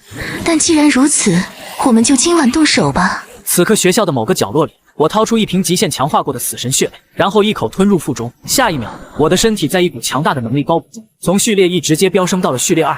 2个小时后，我回到了4年3班，刚好楚彻也提前回来了。我虽然没有问楚彻做了什么，但他却突然递给了我一个袋子，袋子上竟然还飘着陈野2个大字。这是领路人的标记，里面还放着一些石头，记住每隔一段时间丢1颗。我能看到。楚队，你这是……别废话了，你我都心里清楚，今晚能逃几个是几个。有这些标记，我还能追踪你们的位置。此刻不止我，铁狮的头顶上也亮着2个发光的大字，显然楚彻早已做好准备。然而，但计划还没开始，意外却提前出现了。就在此时，校园大门方向突然传来一股让人窒息的恐怖气息。原本坐在4年1班闭目的巫剑山突然睁开双眼，就连睡梦中的幸存者也在同一瞬间被惊醒。一时间，无论是人形诡异还是兽形诡异，全都围住了整个校园。野子，这回我们怕是有灾了。野子呢？刚刚还在。楚队稳住，就算要死，我也会死在你前头。铁狮，还是你靠得住。陈野关键时刻真不讲义气。可楚彻话还没说完，铁狮却猛地冲向教室门口。你不是说好保护我的吗？此时的校园内已被无数爬行者填满，面对如此多的怪物，那些普通幸存者早就被吓得大气都不敢出，唯独铁狮却在放声大笑，直接将无数爬行者轰得漫天飞舞。楚彻见状，立马召集小王和徐丽娜等人。我让你们准备的东西都带上了吗？带齐了，队长。那就按之前说的护着阿宝叔，马上撤。此刻楚彻的想法和我完全一致，哪怕我现在已经是序列2的雾障师，可面对铺天盖地的怪物，我依旧不觉得自己是诡异的对手。因此我只能躲在离末日皮卡附近的角落里。好在晋升雾障师之后，迷雾屏蔽能力大幅增强，敌人一旦踏入烟雾范围，根本锁定不了我的位置。可即便如此，我依旧不敢掉以轻心，因为在校园外围还有几只强大的诡异，一名全身雪白的雪女。更糟的是，部分爬行者已经猛砸起教学楼的窗户。有鬼，快去禀告主教！我们必须找到超凡者，只有他们能对付鬼类。血泪慈悲像，骸骨铺神图，无主在上，见证终末。诡异们低声嘶吼着，导致校园的压迫感几乎厚到凝成实体。可就在这危急时刻，教学楼3楼突然火光暴涨，那些刚爬上去的爬行者还没来得及惨叫，便被制成飞散的飞灰。火光之上，倩倩以一个优雅到近乎荒诞的姿势站在飞剑上。就在这时，雪女的身影不紧不慢地向前走来，她对倩倩根本不屑一顾，只是抬手指挥爬行者朝倩倩轻轻一指。可孙倩倩又怎会坐以待毙？只见她嘴里念念有词，一条火龙怒吼着冲向爬行者，将他们全部焚为焦炭。然而雪女对此毫无反应，而后又对着铁狮轻轻一点。顿时无尽的爬行者堆积在铁狮身边，瞬间把他堆成了一座小山。然而这些爬行者全被铁狮轰得漫天飞舞。叮咚也抓准时机直指雪女冲去，但他还没靠近雪女，手指再次轻触，无数雪花凝聚成冰锤般的力量，将叮咚狠狠砸向墙壁。此刻叮咚已经受了伤，铁狮被无穷无尽的爬行者围攻，仅仅只是雪女就让所有人狼狈不堪。陈野在哪儿？快滚出来！我们扛不住了。人类真是弱，我们连真正的力量都没用，你们就这么不堪？你们的那个同伴呢？怎么还不出现？还有巫界山不会是怕了吧？别叫了，那个叫陈野的家伙，他不会出来了。话音刚落，巫剑山从楼道阴影中缓缓走出，紧接着死神的身影突然出现在他身旁。当看到那道身影时，原本惊慌失措的死神教众疯狂诵念死神经文。可所有人都不知道的是，死神的现身意味着这场战斗即将彻底升级。就连刚才还气势惊人的雪女，此刻都死死盯住半空中的死神。你终于出现了。死神没有回应，只是握着镰刀静静漂浮在半空，而他周身散发出的恐怖气息，竟让无数爬行者不受控制般倒退数米。倩倩三人见状，立刻向巫剑山靠拢。他们都知道，这已经不是他们能插手的战场，唯独楚彻竟悄悄带着人藏在角落。显然他想的和我一样，打算找个合适的机会逃离这里。然而就在所有人僵持之际，却见巫剑山迈步来到操场。剩下的事情就交给我来吧。然而巫剑山话音刚落，雪女立即抬手朝死神轻点，紧接着巨大的暴风雪女为中心，然后直接冲向死神。那股轻易就将倩倩和叮咚逼入绝境的力量，落在死神身上，却只让他身形微微一顿。一只长着巨大狼头的诡异，不知何时绕到了死神的后背。短短一瞬间，数十头顶级诡异同时对死神发动攻击。我立刻掏出手机打开录像，生怕错过死神战斗的任何细节。接下来看到的一幕也终于让我明白，为什么其他诡异会如此忌惮死神。雪女的暴风雪只能让死神动作停顿半秒。八只人面好不容易抽中死神一柄，结果死神只是随手一挡，力量完全被化解。随即死神的镰刀划破空气，八只人面的触手被一根接一根斩，就连雪女也在交锋的瞬间失去了一条手臂。这就是死神的可怕之处。然而死神越占上风，我心中反而越发焦急，因为我和楚彻都清楚，一旦诡异溃败，巫剑山会毫不犹豫地将所有人献祭，这不是我想要的结局。诸位，先撑住，只要拿下巫剑山，死神坚持不了多久。陈爷，你给我出来！别以为你憋着嗓子，我就认不出你来。陈爷，你这人怎么这么心狠？难道我不是你最好的兄弟吗？仅仅就1分钟的功夫，诡异如潮水般压来，哪怕此刻死神护在身侧，巫剑山也只能被迫后退。就在混乱间，我趁所有人的注意力都被战场牵制，然后一个箭步冲入末日皮卡。倩倩、叮咚，给我拦住陈爷！今天谁都能活，只有陈爷必须死！随着巫剑山一声怒吼，全场的目光瞬间落到我身上。就在这时，楚彻带着一群人从阴影里走了出来。队长，陈野他怎么办？你死了他都不会死，快走！只不过听到巫剑山的命令时，本该立刻对付诡异的倩倩明显愣住，反倒是叮咚第一个反应过来，直接挡在了校门口。此刻我驾驶舱内弥漫着大量烟气，只要敢拦我去路的人，哪怕是曾经如兄弟般的巫剑山，我也绝不会犹豫。因此我油门猛地踩到底，末日皮卡像脱缰野兽般冲向叮咚。看着迎面而来的末日皮卡，叮咚的右拳带着大片白雾狠狠轰向车头，结果一声巨响过后，却见叮咚整个人都被撞飞出去，而末日皮卡也在被一拳震得停在原地不动。陈爷，你找死！死亡神将！巫剑山见我想要重新发动汽车，只能咬牙释放终极杀招。紧接着死神的气势开始突然暴涨，手中的血红镰刀更是燃烧起熊熊火焰，将正要偷袭的八只人面斩成数段。见状，雪女根本不敢多想，转身就逃。可还没跑出几步，她的头颅就静静地落在雪地上，随后一颗钻石碎片叮当掉落。最惨当属那头诡异狼头，在死神余波的冲击下，只剩一颗狼牙在冰雪中微微发光。此刻无论是最低级的爬行者，还是那些不可名状的影子，全都吓得疯狂逃命。好在这一刻，我末日皮卡的发动机竟重新点燃，但很快我却绝望地发现，死神身影突然来到我的车后。我急中生智地用烟气模拟出一个假死神，可也就仅仅抵挡了片刻。烟雾模拟的死神很快就被血色镰刀劈散。当我从惊骇中反应过来时，那把镰刀突然穿透车顶，然后将我整个人钉死在车里。我呆呆地看着前方，一时间有些难以置信。此刻末日皮卡像是一头发怒的公牛，一解锁链疯狂卷向死神，却被对方轻轻一扯就断。徐丽娜看到车顶被刺穿的瞬间，整个人直接瘫倒在雪地里。他怎么可能会死？都说祸害留千年，他这种祸害怎么可能死在这里？这绝不可能！而巫剑山看见镰刀穿透我身体的那一刻，脸上罕见的露出一种压不住的狂喜。可下一秒他心脏一疼，低头一看，只见一把柴刀不知何时穿过他的胸膛。陈爷，这怎么可能？他的话还没说完，视野就骤然归于黑暗。与此同时，末日皮卡内属于我的那具尸体正在缓缓化作烟雾。死神空洞的眼睛也在那一刻产生了错愕，毕竟这一切发生的太快，让所有人都来不及做出更多反应。你们还不走？说完，我从阴影中快速冲向末日皮卡。随着巫剑山的死亡，楚彻等人立即清醒过来，每个人眼中的迷雾也在一瞬间散去。好厉害的能力！诸位，现在逃走最重要，记住带上各自的标记。这一次大家分头逃，请努力活下来吧，一直等到我来找你们。说完，楚彻第一个窜上自己的车辆，其他幸存者也不再犹豫，疯狂奔向周围能用的任何车。铁狮殿后，好野子，这里就交给我吧。白痴，还殿后呢？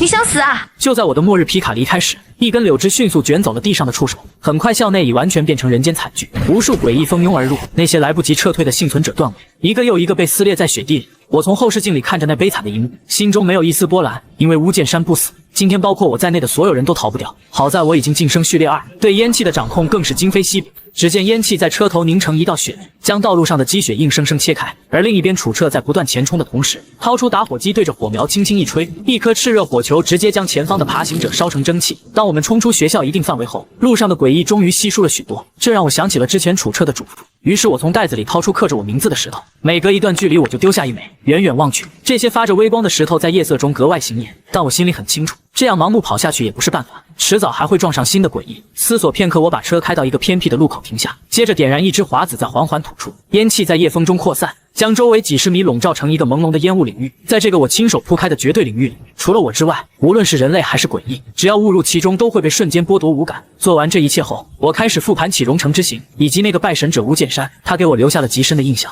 可偏偏直到他死后，我才意识到自己竟然还真有个关系极好的兄弟，只是那个兄弟和巫剑山完全不像。那一刻我才明白，这是巫剑山的能力，把我记忆里的某个人和他融合。我越想越觉得脊背一阵发凉，巫剑山的力量是真的恐怖，让你毫无防备的跟陌生人当至交，更别说他在序列3时就能同时压着雪女和8只人面打，这种实力仅仅想想就觉得离谱。可这么危险的人最终还是死在了我手里。胭脂使徒真正的强大，从序列2才刚刚开始显现，要不是烟气分身过于诡异，今天我们这一群人恐怕早就团灭。3日一气归烟，这是序列2物障师解锁的第2个能力。当我被死神杀死的那一刻，这个被动能力触发，于是我的肉体立即化物散开，而真正的我直接回到1分钟前的位置与状态。这能力的恐怖就在于1分钟前的我正好藏在黑暗角落，那里的烟气迷雾尚未散尽，就连死神那种级别的敏锐感知都没有察觉到我的存在。也正是那一刻，巫剑山就在我的不远处，于是那出人意料的一刀落在了巫剑山的后心。3日一气指的是3天才能凝聚一道气，气就是分身，归烟指的是分身死后化作烟雾消散，而归字意味着我能回到过去的自己。我就是靠着这2个技能的连写，才最终成功斩杀了巫剑山。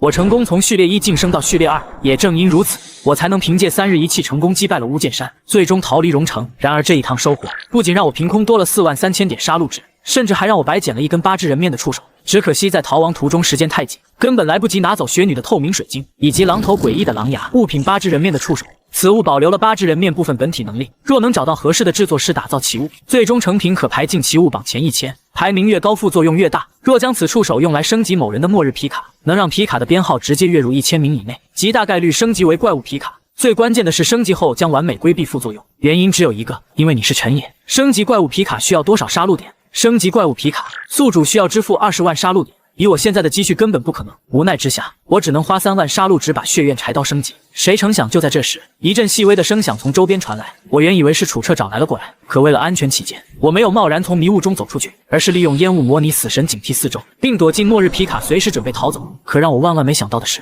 声音的来源竟然是一头直立行走的黑羊，它徘徊在迷雾外围，似乎是在空气之中嗅着什么，这让我感觉到了一些危险。可很快那只山羊诡异迈腿朝我的方向走来，但它显然不知道，任何踏入我迷雾的人或诡异都会失去感知，因此它刚靠近10米，就因各种不适被逼得退了出去。1小时后，又陆续有几只山羊诡异路过，这让我彻底明白了，没有领路人的野外到底有多恐怖。毕竟你永远不知道这些诡异的能力，一旦交手，极有可能引来整片区域的诡异，这是无数人用生命换出来的经验。于是我只好等周围彻底安静下来，然后启动末日皮卡的电动模式，悄悄离开。但刚开出10公里，我仿佛听到楚彻和倩倩的声音：“陈野，我终于等到你了。”可当我猛地回头看去，却发现身后空无一人。于是我立马加快车速。陈野，等等我啊！我还没上车呢，开门啊！陈野，你要丢下我一个人吗？这一刻我有种非常强烈的预感，一旦我停下车来，车子里立即就会上来一个未知的诡异。就这样，我一路上遇到了无数想搭车的人，这些人有老人小孩，甚至还有我熟悉的人。这些诡异似乎是在等一个出手的机会，而我对所有呼喊都置若罔闻。直到天色微亮，我终于抵达一个相对安全的区域，但奇怪的是这里的温度上升了许多，因此我换掉了身上的羽绒服，然后在车上美美的睡上一觉。此刻周围的晨雾渐浓，就连天边刚升起的太阳也开始逐渐被云雾笼罩。当我睡得正香时，楚车的声音突然从车门外将我惊醒：“陈野，你在里面吗？”可当我看到来人那无焦距的眼神，这才发现此人正是楚队长。野子，你呀也是心大，这种时候都能睡着。我去，你真是楚队，你再不来我就死了。当我下车后，第一眼就看见楚车腰间系着一根粗绳，他解释说自己沿着我留下的石头一路找来，却发现这片迷雾和周围的自然雾气完全不同。他第一反应就想到我，可刚踏进迷雾时伸手不见五指，这才临时绑上绳子，怕自己找着找着迷失在里面。陈野，你这迷雾当真是邪门？行吧，彼此，你这老狐狸，我就知道你死不了。要知道我俩是这个车队最有可能活下来的人，一个心机深沉底牌无数，一个阴险狡诈，为了活命可以不择手段。对了，现在就你一个人吗？只有我、小王和阿宝叔，其他人暂时没找到。放心好了，铁石那么强，一般的诡异根本拿他没办法。孙倩倩这小丫头片子机灵得紧，至于叮咚，她和孙倩倩在一起，应该也没什么问题。铁石是车队里最单纯的超凡者，也是唯一一个在末日还坚持救人的家伙。他的校车能坐满那么多人，就是因为他总想着多救一个是一个。现在一旦分散逃跑，要么他是活下来的人最多的那个，要么就是一个不剩。离开荣城后血小多了，但这里的雾之前没这么浓。野子，你不是能控制烟雾，试试这些雾能不能操控？可我试了无数次，依旧毫无反应。毕竟烟气迷雾是我自己的能力，而这片自然迷雾是另外的东西。下一个要找的就是离我们最近的铁石。楚队，你之前可没说你这标记的能力还能寻人啊？我能感应到被我标记过的物品，但标记的人不能超过10个，所以我们头顶其实都有你的标记。那你为什么还让我们随身带石头？因为感应有范围，超出范围我就找不到了。楚队，你是老鹰比，对队友都防备着。你也别说我，杀无剑山时你的分身是怎么回事？还有你这迷雾变化这么大，你可从没提过。要不是我能标记，你今天根本找不到。没想到你这浓眉大眼的也开始藏能力了。形势逼的，巫剑山那能力我不能不防。根据我的了解，每个序列提升都会得到1到4个能力，你现在暴露了2个。停，这是就此结果。楚队，要是去找铁石，怕是得快点。铁石距离我们有100多公里。什么？这么远？是，不过最快的路线是穿过大巫市。说到这里，我瞬间头皮发麻。穿城而过，这和上次荣城那遭简直没区别。绕行至少要1周，快不了。楚队，你这标记能力就不能建个群，共享位置让他们自己靠近？不行，至少现在不行。不过别太担心，加上你现在也就4个人，诡异第3定律人越少，越不容易吸引诡异注意。那我们是不是现在出发？再等一下，阿宝叔需要休息。说到阿宝叔，我才发现一直没看到他。于是楚彻将我带到车旁，此刻阿宝叔瘦的只剩骨头。阿宝叔恐怕撑不住了，但至少没死在诡异嘴里，算是种幸运。末日吗？说不定下个倒下的就是我们。可即便如此，我更担心的仍是横穿大雾市。给你，我写的，还没起书名，你看看吧，或许对你有用。这本笔记全是关于诡异的记录，从杏花镇的白衣剪刀女到荣城第2小学的拜神者，这大概是我第一次看到如此系统又如此危险的诡异研究资料。更让我震惊的是，楚彻不仅记录了案例，还总结出了一些定律。第一条，诡异不可描述，无法完全定性。一旦你觉得自己有对付诡异的经验，那就离死亡也不远了。诡异与我们无法共存，要么我们灭绝诡异，要么诡异干掉我们。第3条，只有序列超凡能对付诡异。第4条，人越多对诡异吸引力越大。第5条，在同一地点停留越久，吸引诡异的概率越高。所以幸存者都在不断迁徙，这也是我即便有系统也不敢随意刷怪的原因。看到这里，我已经意识到这本笔记的价值，甚至可以说拥有它。未来遇到诡异时，至少能多捡1条命。可就在我正看得入迷的时候，楚彻突然一把将笔记夺走。行了，我们该走了，后面的内容你都经历过，不看也罢。然而我正准备上车时，却看到车队助理小王跪在地上，嘴里不断的咳嗽着。小王，你怎么了？没事，楚队，我就是有点喘不上气。可当他站起来的一瞬间，我就意识到这物似乎不对，于是我们立刻戴上口罩。但小王仍止不住的咳，无奈之下，我们只能尽快启程。此刻车队能战斗的只有我，楚彻能做的就是紧跟在我后面给我指路。对讲机里很快又传来他的声音：喂，陈岩，收到，请回答。楚队，就咱俩还搞得这么官方？保持通讯和慢点开，这屋越来越不对劲了。我只能一边缓慢前进，一边听楚彻的指令，一会向左，一会向右，就像是在迷宫里摸索一样，直到车轮重新来到公路，那种诡异的错位感才逐渐消散。不过这也意味着大雾市已经到了。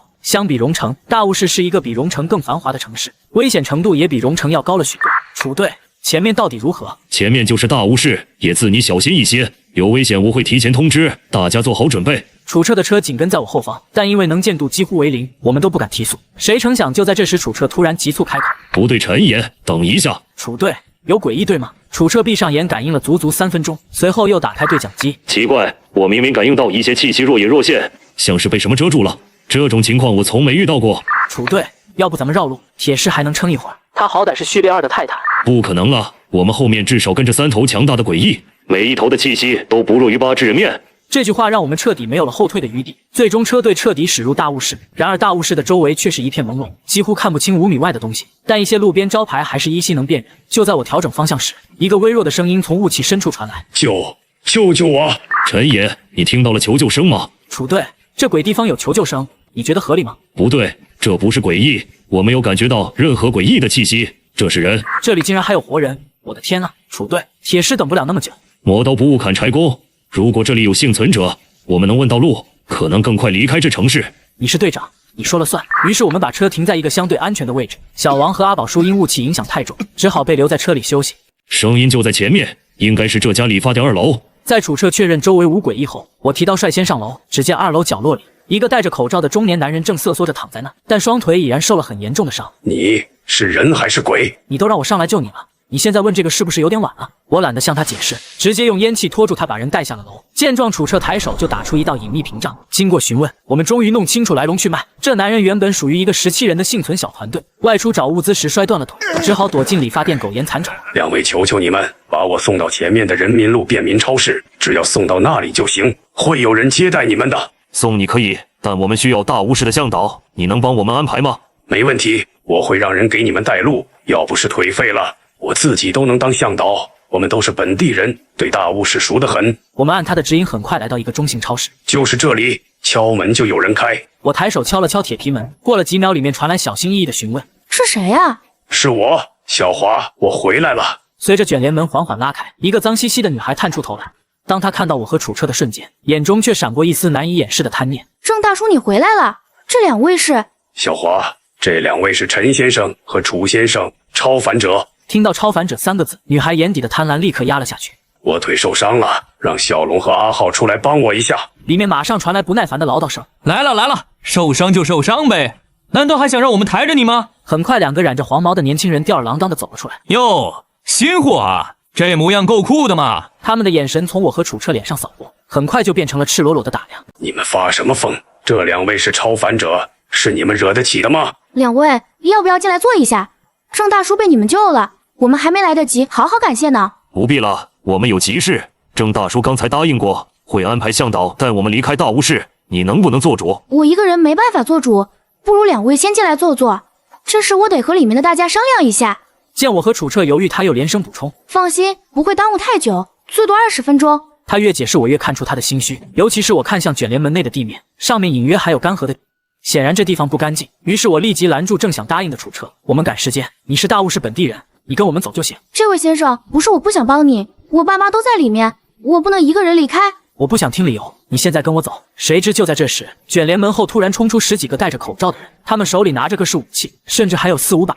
幸亏我反应够快，身体瞬间化作一缕青烟闪到后方。所有人见到这一幕全都愣住了，而楚彻也趁着空档迅速躲到越野车后，然后掏出打火机准备随时释放序列能力。此刻我心里瞬间杀意全开，这些人显然不是第一次干这种事。兄弟们别怕，超凡者而已，我们又不是没收拾过。对，他们肯定有很多物资。可谁知他们刚准备动手，前面的黄毛竟浑身冒起了火焰，皮肤上传来的灼烧感让黄毛惨叫连连。下一秒，他直接冲进浓雾，再也没有回来。是他搞的鬼！此刻我血眼微微闪过一丝微红，可由于没有完全契合，血眼的威力让我并不是很满意。但要震慑这些人还是绰绰有余。他怎么可能这么强？不对，之前的夏伯怎么那么弱？这个怎么这么强？你们之前还杀过超凡者。为了安全，我和楚彻始终没有露头，而是躲在了车子后面。毕竟对方手里还有真理。而就在这时，我动用了血眼的第2个控制能力，那便是让手里有真理的人朝同伴扣动扳机。你发什么疯啊？谁让你扣动扳机的？我看着这一切，脸色阴沉到极点。我不否认我做了很多不光彩的事，但那都是为了活下去。可眼前这群人的所作所为根本不配活着。于是我再次使用了血眼控制能力，下一秒他们全都握紧手里的武器，然后朝着彼此互相攻击。你是魔鬼！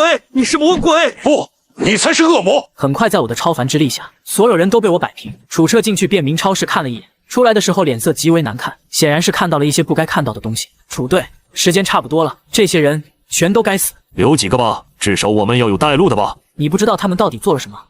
末日活了这么久，第一次遇到这种事情。打住，别和我说，一个人恶心就够了，别传给我。几分钟后，我的车斗里多了3个人，一个是之前断了腿的那个郑大叔，另外1人则是那个叫做阿浩的少年，第3个是坐在副驾驶上的小华。接下来你好好配合，等我们到达目的地，你就能活。明白。有了少女的指引，虽然大巫师的浓雾仍旧没有散去，但速度倒是加快了不少。你是不是神像上下来的人？听到这2个字，我想起曾经莫怀人说过的话，据说那是一头无比巨大的大象，大象的背上还有城堡。或许所谓的神像，同样是一件超越理解的奇物。把你知道的全部说出来吧。我也只是听别人说的，神像就盘踞在大巫市附近的迷雾深处，更诡异的是，神像的背上居然有一个真正的村子，那里的人无需对抗诡异，生活仿佛回到了末日前，它被所有幸存者视作真正的庇护所。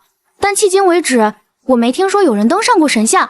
你们这个小团体里，之前是不是也出现过序列超凡？不是我干的，是小龙和阿浩他们，我什么都没做。少废话，我问什么你答什么。真的跟我没关系，夏伯的事都是他们做的。他口中的超凡者名叫夏伯，一位序列机械师。刚加入这个小团体时，夏伯很受尊重，他甚至利用自己的能力炼制出数种能对付诡异的枪械。也正是这些装备，让这群人得以在大雾市的浓雾中苟延残喘。然而混在队伍里的黄毛在末日前本就是街头混子，末日后更是心术不正。他们多次想做点坏事，却都被夏伯严厉制止。长久下来，心中怨恨越积越深。再后来，由于物资紧缺，夏伯提出从每天2餐减为1餐，这让本就心怀不满的人群瞬间炸锅。继而又在2个混混的挑拨下，他们趁夏伯防备最松的时候对他发起了反抗。毕竟机械师并不是主战序列，即便拥有一些武器，他也挡不住几十个人的群起攻之。说到这里时，我看了小华一眼，他显然也是那场暴动的重要推手之一。那机械师死后，你们又是怎么活下来的？是巫奴，只要死了的人就会变成巫奴，他们会再次回来拖走我们，把我们拉进迷雾里，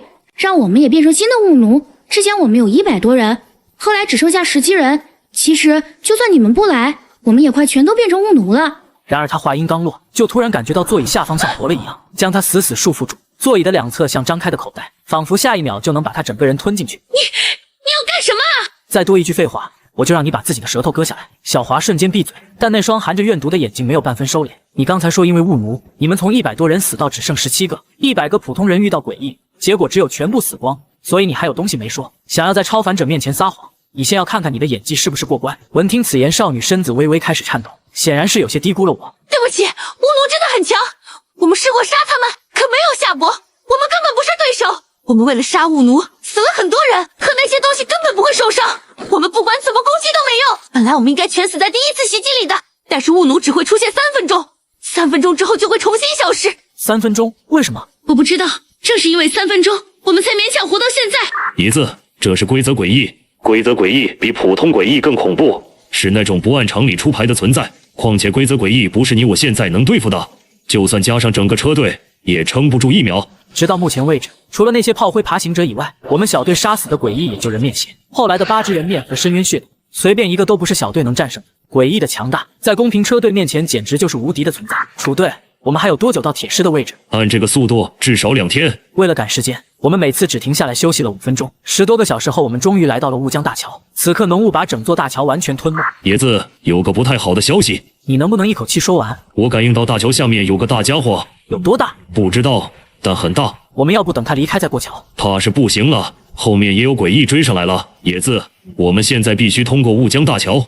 为了不惊扰桥下那未知的东西，我们立刻切换到电驱模式，然后悄无声息地驶入雾中。但就在此时，楚彻车内的阿宝叔和小王忽然停止了呼吸。然而这一幕就连楚彻都没发现。不过就在我们刚驶离没多久，雾江桥头入口处便浮现出好几道模糊的人影。那些影子明明已经靠得很近，却没有一个敢踏上雾江大桥半步。只因桥下突然传来一阵惊涛巨响，像是什么庞然大物正在水中翻动。我拼命压着内心的恐惧，可后排的中年男子却突然尖叫起来。见状，我赶紧用烟雾凝成的大手将他猛地丢到了槽中间，而他的惨叫最终给我们带来巨大的灾难。很快，我们头顶猛地暗了下来，紧接着一片遮天蔽日的黑影正缓缓落下。见状，我立即熄火，随后猛地吐出一口浓烟，把我们的车辆完全笼罩进去。同一秒，楚彻凝出一个透明的结界扣在2辆车外。我本以为雾气与罩子重叠能将我们的气息隔绝，可谁知就在我们屏住呼吸的瞬间，那具庞大的蛇头忽然从天而降。光是它呼出的气息，就像台风刮在车窗上那般猛烈。我死死抓着柴刀，那股巨大的压迫感让我精神几乎断裂。而更让我绝望的是，它像捕捉到了什么异常，巨大的蛇头突然朝我们的方向探了过来。就在这危难时刻，我拼尽全力运转超凡之力，随着血色的瞳孔里无数符文流转，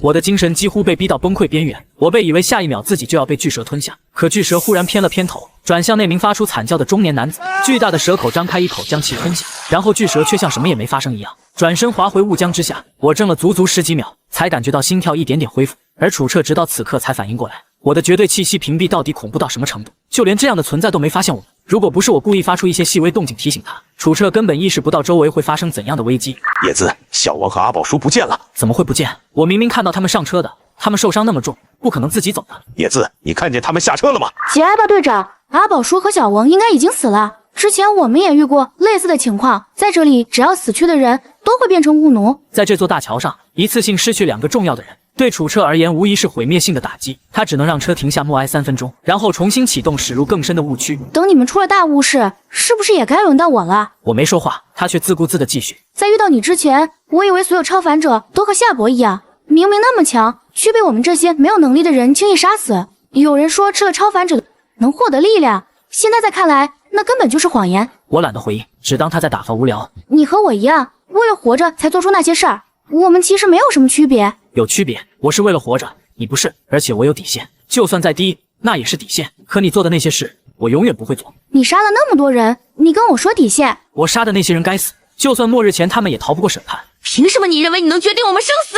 你以为你是执法者就是主？我只是在活下去，我没有错。因为我拳头比你大，这个理由够不够？少女明显被我的话愣住了，她显然想通过争辩动摇我，然后让我放她走。可惜我根本不吃这套。好了，你可以闭嘴了，别影响我开车。当车终于离开大桥，天色已经漆黑一片。野子，直行2公里左转，离铁石越来越近了。我怎么知道2公里到了哪？到了再喊我。等等，前面诡异太多，休息一下。这一停就是5个小时，直到天亮，楚彻才宣布继续上路。野子，我们离铁石不到1公里，加速，说不定他们就在等援救。他刚说完，我直接发动血眼控制，副驾驶上的少女立刻跳下车，而另一个叫小妍的少年也一样，两人像被操控的木偶，互相撕咬般扭打起来，我连瞟都没瞟一眼。与此同时，另一端的铁狮也正经历他从未想象过的危险。自从带着幸存者冲出荣城第2小学后，他连续杀出数条血路。脱离大雪区域后，他找到一个废弃农家乐休息。可老李在清点人数时，却发现少了一个幸存者。据说那女孩偷偷去泡了温泉。等铁狮赶到时，她已经从20岁的少女变成了50、60岁的诡异老妪。见势不妙的铁狮立刻让其他人撤离，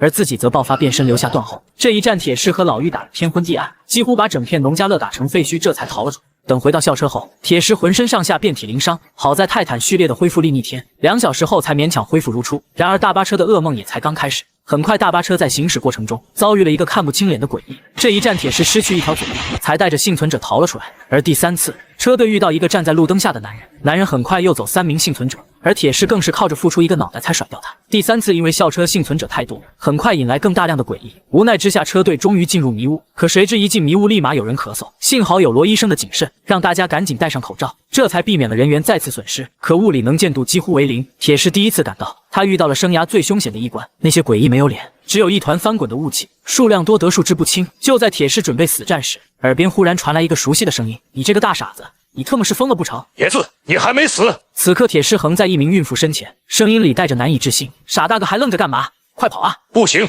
她怀孕了。2人四周是一片模糊的身影，不断的在对铁狮进行攻击。我下意识扫了一眼那名女人隆起的腹部，那一瞬间大脑像是被重锤砸中。毕竟我们已经不剩多少人了，可她肚子里是一个新的生命。我沉默了不到1秒，下一刻我一口浓稠的烟雾吐出，瞬间向着四周扩散。毕竟规则我很清楚，一旦撑过3分钟，我们就还有活路。末日爆发的第32天，我和楚彻成功穿过雾江大桥，终于找到了铁狮。可映入眼帘的却是最糟糕的一幕。此刻铁狮正被雾奴死死围住，全身上下更是伤痕累累，每一次出手都在硬生生透支身体。见状我没有任何犹豫，立刻吐出一口浓重的烟雾，烟雾很快凝聚成死神的模样。顷刻间，那些模糊身影便和死神扭打在了一起。与此同时，我左眼瞳孔中的符文猛地苏醒，随着血色光芒一闪，那些刚想靠近我的雾奴瞬间就被火焰点燃。可谁知就在这时，我只觉手臂骤然一紧，2名雾奴不知从何处贴了上来，死死扣住我的胳膊，拖着我就往迷雾深处拽去。我脑海里瞬间想起小华说过的话：一旦被雾奴拖入迷雾深处，就会成为新的雾奴。而另一边，铁狮看着我被雾奴缠住，下一秒他毫不犹豫地冲了过来。蠢货，你要干什么？我去帮陈野。队长，你先走，我们会赶上来的。白痴，就算我们全都死光了，他也不可能死。就在我即将被彻底拖入浓雾的瞬间，一名和阿宝叔相似的雾奴突然出现在我身旁。陈野，快点走，快走！那一刻，我几乎确定是阿宝叔残留下来的意识，因此我直接化作一缕青烟原地消散。在出现时，我已经钻进了末日皮卡的驾驶舱。随后车辆启动的瞬间，四面八方的雾奴同时扑了上来，甚至连那些刚才被我打散的雾奴也在雾气中重新凝聚成型。我只能狠狠踩下油门。殊不知就在这时，铁狮的身影忽然出现在我前方。你这个白痴，怎么又回来了？我怕你被围了，你没事就好。少废话，快上车！好在末日皮卡的底盘早就经过改造，我们硬生生撞开一条道路。可迷雾范围之内，雾奴仿佛无穷无尽。这是我第一次觉得3分钟竟然这么漫长。情急之下，我一咬牙，一根柳枝牵引着血怨柴刀从车窗探出，将拦路的雾奴一一剪散。而铁狮更是简单粗暴，对着车窗外连轰数发空气炮，狂暴的气浪直接掀翻路面，甚至将整辆车都掀得侧翻起来。而就在我们即将失控的瞬间，末日皮卡竟然主动触发了自身的能力，紧接着无数铁链猛地从车底探出，那些刚准备靠近的雾奴还没来得及反应，就被铁链死死缠住，直接拖进了底盘深处。爷子，现在该怎么办？一会儿听我指挥。别慌，随即我立马冲出车门，然后猛吐一口气。下一秒，大量烟气从我口中疯狂涌出，顷刻之间，数百米范围内尽数被烟雾吞没。12点方向，闻言铁狮没有半点迟疑，对准12点方向就是一炮，将附近的雾奴全部打散。而那些刚闯入烟雾中的雾奴仿佛瞬间失去了指令，一个个呆立在原地。可即便如此，冲进烟雾的雾奴却越来越多，正源源不断地向这里倾斜。危机时刻，我忽然想起荣城那无穷无尽的爬行者，于是我又召唤出大量爬行者，用最原始粗暴的方式去对冲那些雾奴。很快，两股怪物洪流在烟雾中正面撞上，双方死死纠缠在一起，谁也无法再前进一步。爷子，现在该怎么办？撑住，再撑一会儿。随着包围圈一点点收紧，此刻的我早已汗流浃背。可就在我体内的超凡之力即将枯竭之际，所有雾奴的动作竟在同一时间戛然而止。下一秒，他们仿佛失去了支撑，最终化作淡淡的雾气。见状，我一屁股坐在地上，仅仅只用了3分钟，却差点让我和铁狮永远留在这里。而铁狮的状态也没好到哪去，整个人狼狈的不像话。爷子，是结束了吗？应该是结束了，我们谁都没有立刻动弹。大约10分钟后，楚车的越野车才缓缓驶入我的视野。喂，你们2个休息好了没有？都这个点儿了，我们是不是该走了？随后我们一路来到了铁狮的校车旁，让我有些意外的是，车里竟然还挤着30多名幸存者。如果不是途中不断遭遇雾奴，活下来的人还会更多。这时，一个抚摸着肚子的女人走到我面前，毕竟她和肚子里的孩子能活下来，我确实出了一份力。陈先生，谢谢你，如果不是你，我和我的小宝可能已经没了。别谢我，要谢你就谢谢铁狮，如果不是那个傻子，我不会冒险救你。女人愣了一下，却依旧认真地摇了摇头。不管怎么说，是你的选择救了我，谢谢你，你是个好人。我没再回应。很快，阿宝叔和小王的死讯在车队中传开，幸存者们的情绪明显低落下来。所有人都清楚，车队之所以能一直保持秩序，靠的正是阿宝叔的稳重和小王的细致。而在他们死后，小付被众人推成了新的车队助理。而更让人意外的是，薛南竟接手了车队主管的位置，导致那些曾欺负过他的幸存者都纷纷感到一丝恐慌。见状，我并没有过多干预，而是默默盘点这一战的收获。和雾奴的正面厮杀，让我一口气获得了整整6万点杀戮值。楚彻难得发了次善心，下令车队原地休整30分钟。趁着这个空档，我干脆把副驾驶的座椅直接拆下来，随手扔到一旁，又从附近一辆越野车上拆了个还算完整的座椅顶上。薛南一直在旁边帮我搭手，动作很麻利，甚至还从一辆废弃的面包车里翻出了一个还能用的车载播放器，这让我心情难得好了几分，至少路上我不再那么无聊。另一边，徐丽娜和高老大守在楚队长身旁，把阿宝叔和小王生前穿过的衣服一件件整理出来。他们在路边的花坛里挖了个小坑，将这些衣服轻轻埋了进去，没有仪式，也没有人说话。在末日里，这已经算得上是体面了。我这边还在固定座椅，却注意到薛南一边帮我擦着车门，一边若无其事地嚼着巧克力糖果。你还有巧克力？有啊，我妹妹喜欢吃这个，等找到她的时候就给她。只可惜我没能保护好她，希望再见到她的时候，她不要生我的气。你总是提你妹妹，那她叫什么名字？她叫薛晴。陈先生，你听过这个名字吗？没听过，如果以后听到，我会告诉你的。薛南听完明显松了口气，脸上甚至露出了一点难得的笑。见他这副期待的样子，我并没有告诉他真实的答案，而是让他带着希望活下去。行了，车不用擦了，去忙你自己的吧。末日爆发的第32天，在确认车队终于来到安全地带之后，楚彻终于发了善心，不仅安排所有人原地休整30分钟，甚至还简单的为阿宝叔和小王举办了一场草草的葬礼。这一战让我一口气获得了整整6万点杀戮值。出发，出发，都快点出发！记住了，在车队里第1条铁律，那就是永远都不要掉队。老李，你那边人都齐了吗？一共34人，全部到齐。公平车队出发。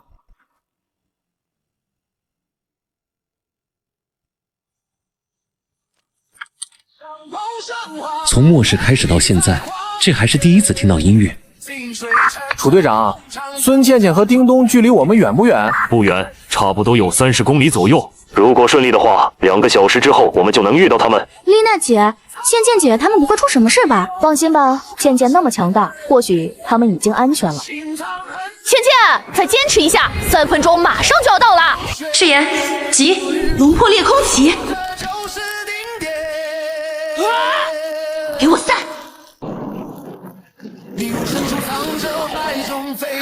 总算撑住了。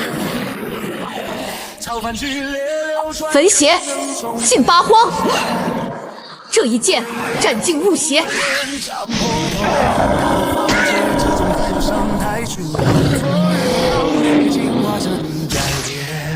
你这进步速度也太不讲道理了吧！再这么下去，我都要怀疑你是不是偷偷开挂了。不是我厉害，是这把剑不一样，它好像天生就是为了杀这些东西而存在的。奇物，真让人眼红呀！要是我也有一件，说不定就不会被陈野那一车差点送走了。倩倩，等以后再见到陈野，我得好好跟他道个歉。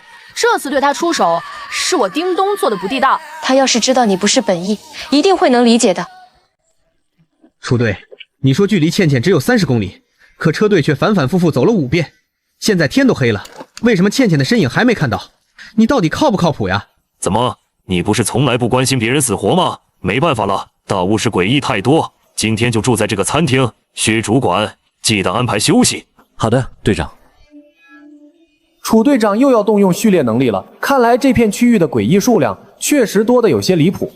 神隐者，隐秘屏障。今天谁也不准离开这个护罩，就算是想上厕所，也给我憋着。这么严重吗？连厕所都不让去？你小声点，他可不是阿宝叔，你不想活了吗？啊，陈先生，怎么了？那刀刚才是不是动了？血怨柴刀升级完成，奇物名称增物，编号2001。编号怎么变成2001了？难道这段时间又有新的奇物出现？点评：一把以痛苦、怨念与血脉禁忌为食的诅咒之刃，力量源于无数怨魂，代价同样沉重。这是使用者与怨魂共同谱写的杀戮悲歌。能力1，对诡异伤害大幅提升，对低级诡异形成压制，对高等诡异压制力显著增强。能力2，柳枝活化如触手，最长延伸50米，血月下效果翻倍。能力3，吸收环境怨念，凝聚为刀身内部的怨气。初级阶段哀嚎，怨气充盈，锋利度与对诡异伤害显著提升。中级阶段痛哭，怨气达临界，可主动消耗，发动一次强力斩击，伴随无数痛苦人脸冲击波。使用后怨气跌回初级，刀身人脸短暂具象化，发出痛哭，对周围造成无差别精神冲击。高级阶段永咒，需极其苛刻条件触发，憎恶觉醒，获得更强的未知能力。代价，持有者需献出身体的一部分作为祭品，优先为视觉、听觉、味觉、嗅觉或4肢之一。其中献祭视觉效果最佳，甚至可提升憎恶排名。献祭仅需1次，便可永久获得憎恶的忠诚。获得憎恶后3小时内必须做出选择，否则将发生可怕后果。这个献祭代价实在太大了，偏偏还只是一件编号2000的奇物。也许可以用右眼。自从踏入序列2后，右眼的视力每天都在衰退。对了，我不如用痔疮，痔疮也算是我的一部分呀。反正这玩意儿人人都得割那么一刀，只是时间早晚而已，似乎可行。我不要！我去，这破刀还能有这样的反应？好了好了，我不会那么干的。天杀的那把杂种剑，就因为你，老子的2000编号飞了，老子不服！你等着，这仇老子记下了。按照提示，我必须在3个小时内决定好献祭的内容。随着序列提升，到了序列3，右眼大概率会彻底失明。相比之下，这只眼睛似乎已经没那么重要。大姐，去把罗医生叫过来。末日爆发的第32天，在系统的改造之下，血怨柴刀终于完成蜕变，正式晋升为编号2000左右的奇物。与此同时，我的个人实力也在这一刻迎来了质的提升。去，把罗医生叫过来。是，陈先生。罗医生，陈先生让你过去一趟，说有事找你。又是他，这个又想拿什么来威胁我？老天怎么不降到雷，直接他算了。陈爷，你别太过分了，这个车队不是你一个人说了算的。这个人是不是疯了？想让我丈夫帮忙，凭什么要用这种方式？一会儿吃完饭，帮我把右眼摘掉。你简直是个疯子！你先下去准备，其他的事不需要你发表意见。半个小时后过来，手术结束，我会给你们1箱泡面。你应该明白这代表什么。慢着。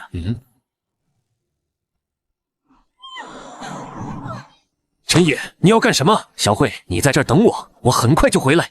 完，看来罗医生这回要倒大霉了。你们不知道吧？听说这个陈野末世前就是个十恶不赦的烂人，后来诡异末日爆发，才从巴黎子逃出来的。这还不是最狠的，当初我们从长肉村逃出来的时候，我亲眼见过他把一对祖孙推进了诡异里。薛主管来了。陈爷手术结束后，把这瓶死神血泪交给他，包在我身上。没想到他居然还不放心到这种程度。陈先生，我们可以开始了吗？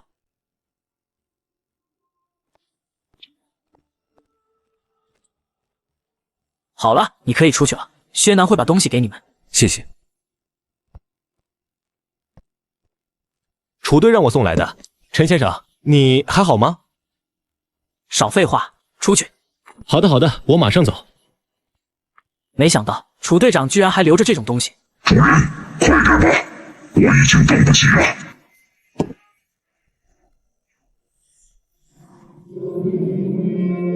怎无柴刀，编号排名上升到2000，编号竟然才上升了1名。尊敬的持有者，感谢你的慷慨，让我拥有了更强大的灵性和力量。编号2000不会是我的终点，我的编号还会往上升，请期待我的表现。还有那把破剑，我终于来到了本该属于自己的位置，你等着吃我的。如果再次遇到那些雾奴，想来应该是能起到很大的作用吧。能力2获得大幅度提升，前能力2柳枝如同活化的触手，提升后柳枝如同你的手臂，可以进行更加准确的攻击，最长可延伸至70米，血月下升级效果翻倍。用一只注定失明的眼睛换一件编号2000的奇物，怎么算都不亏。只是那把破剑到底是什么来历？为什么连憎恶都会对它表现出如此明显的排斥？算了，现在系统还有6万多杀戮值，还是先用来提升实力为主。这个时候不用，简直就是浪费。不过目前升级有2个方向，要么升级末日皮卡，要么提升实力，还是先提升实力最要紧。系统兑换魔药胶囊，已成功兑换魔药胶囊。吃完早餐后，立刻收拾行李，准备出发。陈爷，我说你这人好好的人不做，非要做鬼。现在好了，所有人都知道你是个疯子，还得是你才能干出这种事。以后还是一直戴着墨镜吧，省得吓人。楚队，除了这些话，你是不是还有别的事要跟我说？你这家伙还真是念念不忘。之前在那个小团体那里确实弄到了一些奇物，不过得等找到倩倩和叮咚再一起分。楚队，难道那2个女人就在这附近？应该不远，我能感应到她们。等找到她们，我们就可以离开这里了。这地方总给人一种阴森森的感觉。楚队长，陈先生，这是为你们准备的早餐。陈爷，我有种预感，那些巫奴只是这个城市里最不起眼的诡异。虽然他们是规则诡异，但这座城市里还有更恐怖的东西，比如雾江里的那条大蛇。这么说，那条大蛇还没离开？对，现在铁狮的伤势还没完全恢复，在没找到倩倩和叮咚之前，你就是车队的主要战力，做好准备吧。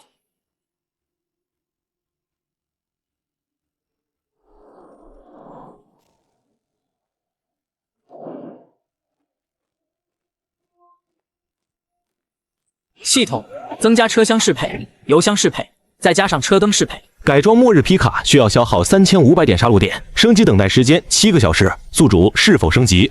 车队准备出发，大家抓紧时间，赶紧上车。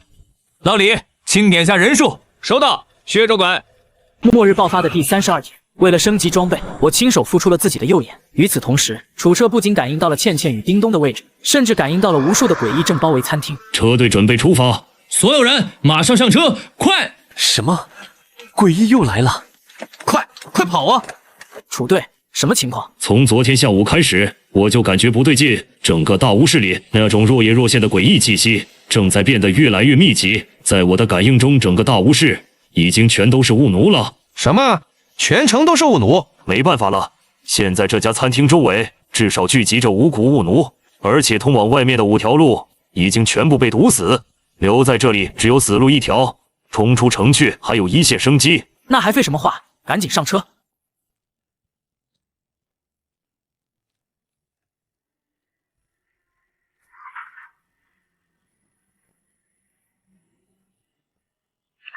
陈爷，一会由我来指挥路线，你负责按照我给的方向开路。楚彻，没办法，现在车队里只有你能正面硬扛，而且孙倩倩和叮咚，我们一定要找回来。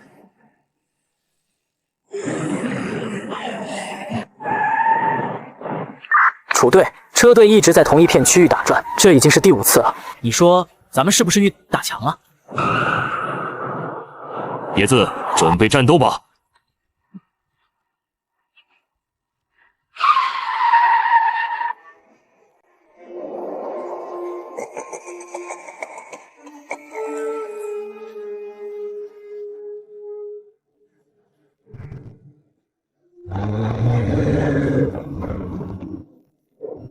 不对，这些雾奴好像不对劲。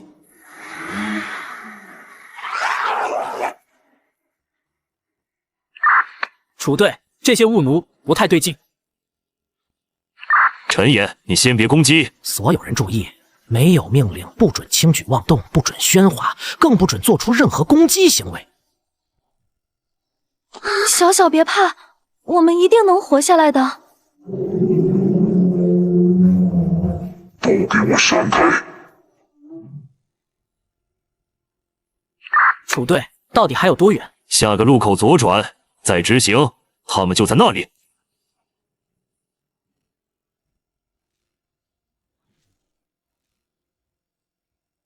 倩倩现在怎么办？诡异好像并不想对我们发动攻击。他们来了！蠢女人看什么看？还不快逃！叮咚，我们走。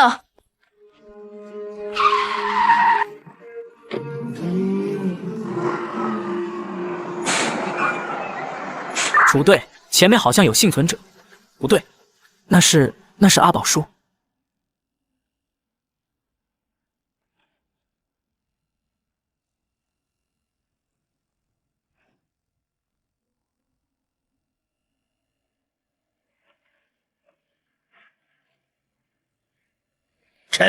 陈野，是阿宝叔。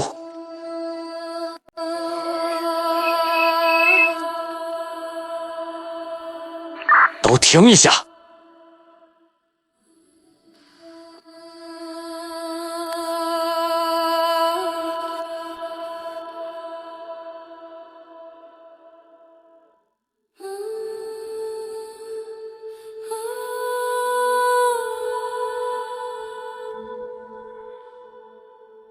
楚队，别太伤心，大家都指望着你呢。阿宝叔，小王，怎么会这样？阿宝叔怎么会变成雾奴？我们不是都逃出来了吗？还有小王，怎么会这样？每一个死在浓雾里的人，最后都会变成雾奴。阿宝叔和小王没能走出来。宝叔，你怎么了？小王叔叔，小鱼儿，乖，阿宝叔给你留了块糖。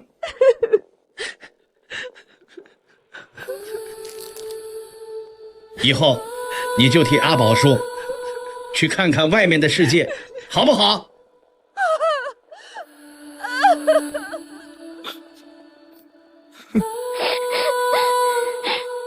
妹妹会不会也变成了雾奴？不会的，一定不会的。我没看见你，没看见你，就说明你一定还活着。阿宝叔，你教我的规矩我都记住了，我们一定会活到最后的。好。阿宝叔，小王，我一定会认真把我的工作做好。大家先上车吧。楚队，你呢？我没事，让我和阿宝叔多待一会儿吧，就3分钟。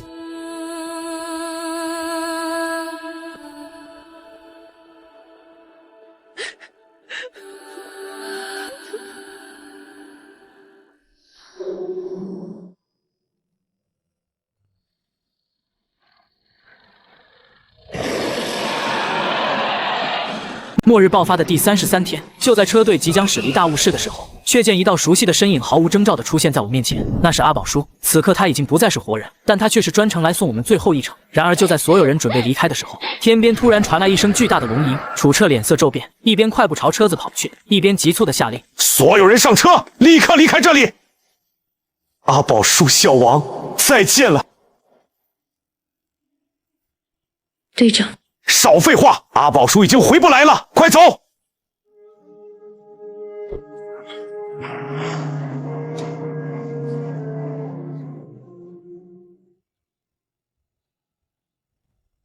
后面的声音不会是雾江里的那条大蛇吧？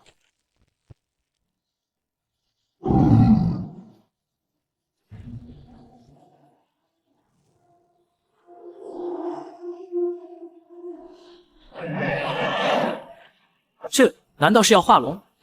楚队，停一下！我感觉那条大蛇不是冲我们来的。都这个时候了，他又要干什么？如果有一天我能用烟气模拟出雾江大蛇，再也不用畏惧诡异了。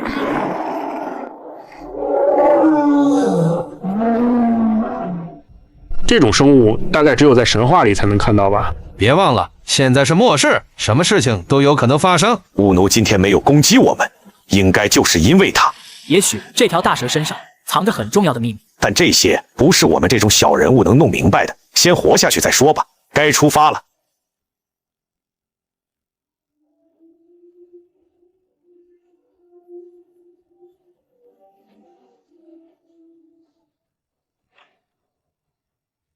哇，这里好美啊！要是末世前能来这就好了。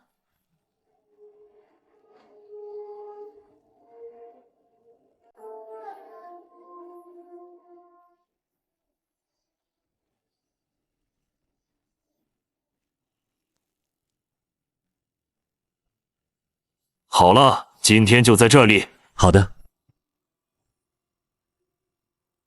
停车！停车！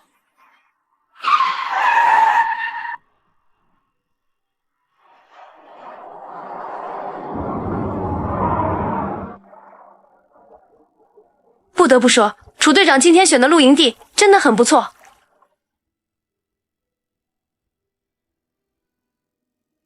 快来看，徐小姐跳舞了！要是能娶到徐小姐，就算做鬼我也愿意。你在想屁吃呢？那是陈先生看中的女人，小心你的舌头。不得不说，这女人是真的好看。怎么样，好看吗？不错啊，徐丽娜是真的好看。哼，也就那样吧。如果我不是超凡者的身份，你觉得这女人会在我面前跳舞吗？你倒是挺有自知之明。不是，你跑我这儿来干什么？难道专门过来刺我两句？我是来给你道歉的。你杀了吴剑山之后，我们才醒过来，所以在荣城的时候，我不该那样对你。我没那么小气，换作是我在那种情况下，我也会对你出手。哼，陈野，你真狠。不过楚队说过一句话，如果有一天我们这些人里只有一个人活下去，那个人一定是你。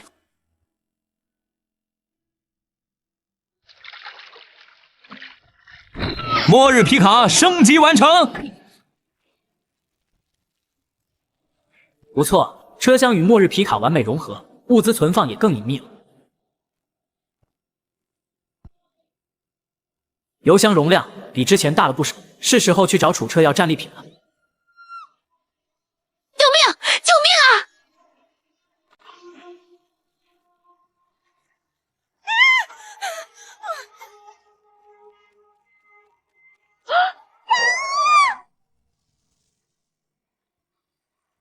该死！闪开！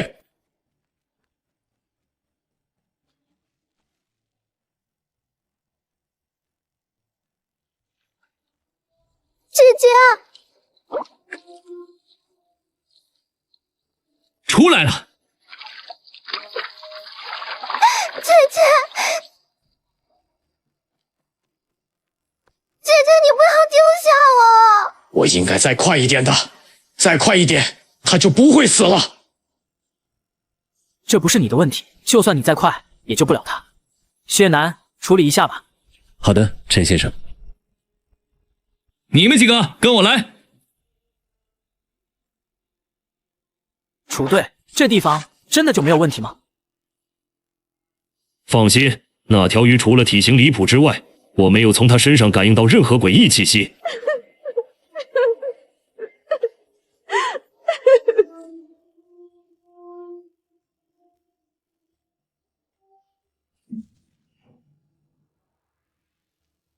薛南，通知所有人，我们在这里休整3天，3天后我们必须离开这里。好的，队长。所有人注意，任何人不得离开光幕范围，3天后出发。薛主干，刚才那条大鱼要不我处理一下？弟兄们实在是饿得不行了。去吧。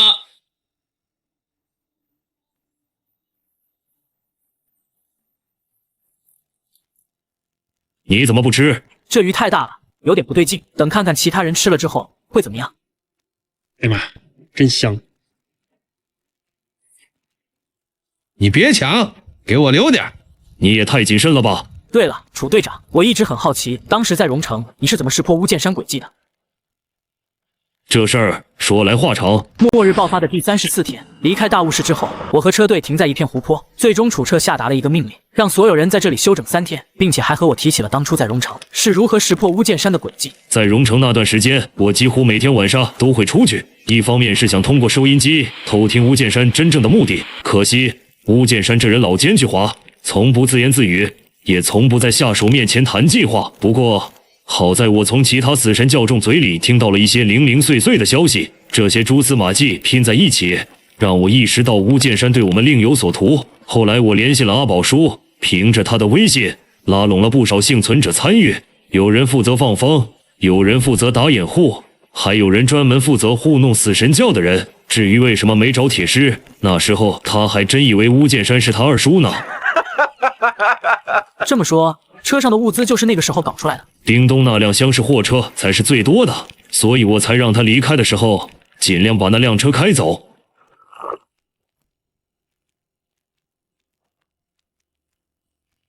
我都干了这么一件大事了，你们还愣着干什么？不该夸我2句吗？队长，你真棒，你永远都是我的队长。嘿嘿，队长厉害！楚队牛皮。不对啊，楚队，你之前不是说过，你那位队长和你关系最好，要不是他，你早就死了。那可是你的手足兄弟，你这么一操作，算不算背叛兄弟？不是，话不能这么说。你们以前总说我道德水平低，现在看看谁才是咱们车队道德洼地。以后鄙视我的时候，请记得把楚队也捎上。陈爷，你我不跟你们扯了，来看看我们的物资吧。快，往这边挪一挪，你小心一点，别把箱子弄坏了。我去，物资这么多，这些东西都过期了吧？都什么时候了，还管它过不过期？楚队，你该不会是把巫剑山的仓库搬空了吧？你们是没见过他真正囤物资的地方，这些东西连他1/10都不到，真是可惜了。队长，活儿都干完了，可以开始分物资了。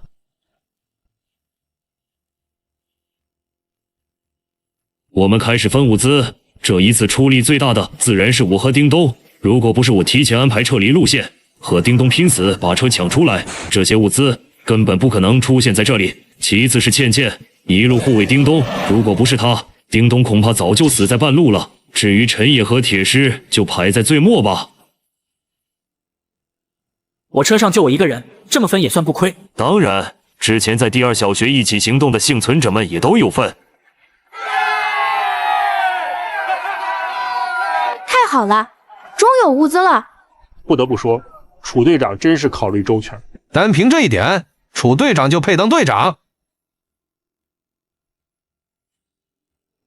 这些烟酒虽然不顶吃不顶喝，但在末世里可是硬通货，拿去和其他车队换，能换到不少好东西。楚队，看样子你早就知道我缺什么。我还感应到，很快就会遇到其他车队了。什么时候？不清楚，但这一次没有我的命令，不许动手。对了，楚队，你是不是忘了还有奇物没分？队长，你该不会是藏了什么好东西，想自己独吞吧？陈野，你算了，一起分吧。薛南，把东西拿来。好的，队长。诸位，我和陈野在大巫市遇到过一支幸存者小队，从他们手里得到了一些东西，你们应该会感兴趣。咦，怎么没子弹？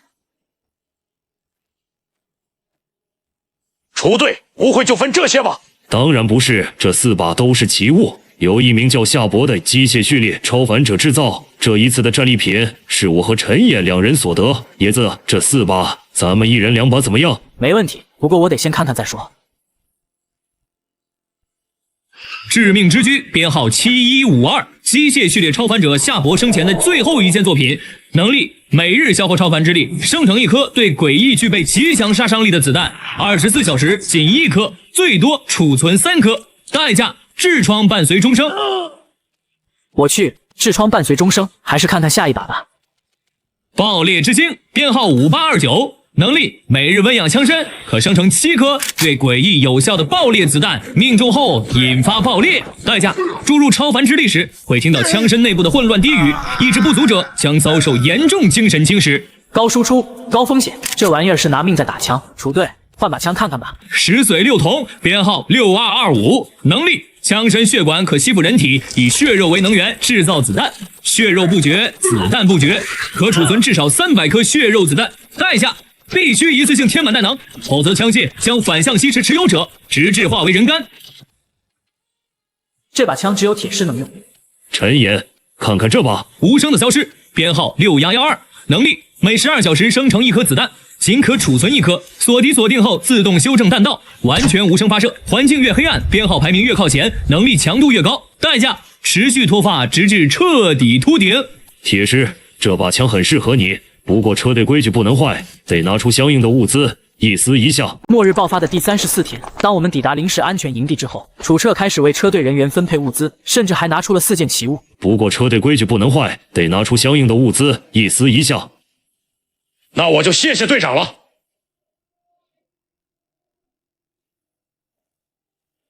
叮咚姐，要不你看看这把狙，反正你现在只剩一条手臂，一旦有枪在身，战斗力也能提升不少。代价：痔疮伴随终生。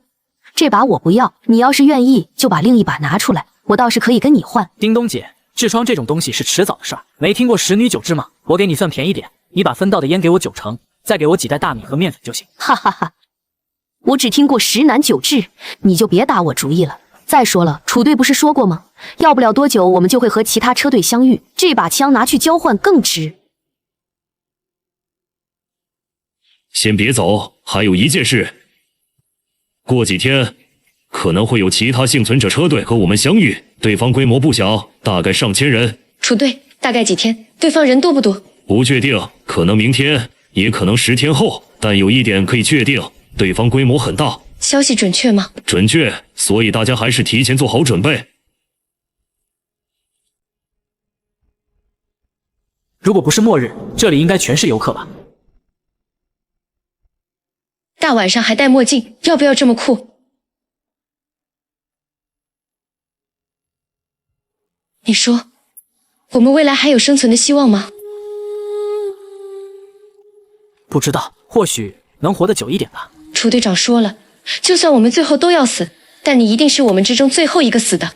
为什么？因为你够冷酷，够无情，够自私，为了活下去，你什么都做得出来。胡说八道，这个话题太沉重了。陈野，如果哪天我死了，记得一定要帮我找个好看的地方，就像这样的地方把我埋了，好不好？倩倩这个年纪本该坐在明亮的教室里，下课去小吃街，而不是讨论埋在哪里好看。你在发什么呆呢？快点答应我，不然我死了都不放心。好好好，你要是真死了，我保证给你找个比这里漂亮100倍的地方把你埋了。嘿嘿，拉钩上吊，100年不许变。你又不幼稚啊！快点，不然我不放心。好了，拉钩上吊，100年不许变。嘿嘿，真好。这里真美啊！你这憨货竟然也知道好看。我只是脑子不好使，不代表我真的笨。毕竟好看不好看，我还是分得清的。只能说泰坦序列的代价确实太大了。我觉得挺好的，人笨一点，想的事情就少了。以前经常失眠，现在反而睡得特别香。原来泰坦序列的副作用可不是降智，是大智若愚。我也觉得。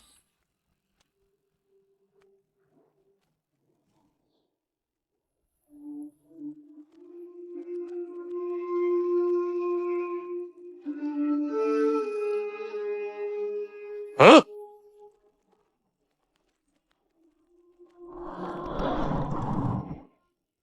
别动，我没有感觉到诡异气息。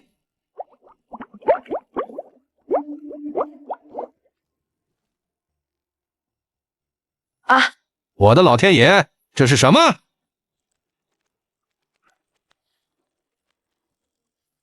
好多蝴蝶是从湖里飞出来的。陈野，快给我拍，给我拍！好美呀！我该不会是在做梦吧？奇怪，难道这两货身上抹了蜜不成？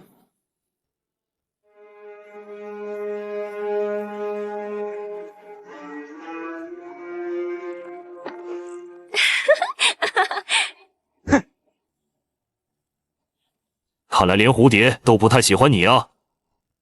我就不信凭我的魅力吸引不了蝴蝶。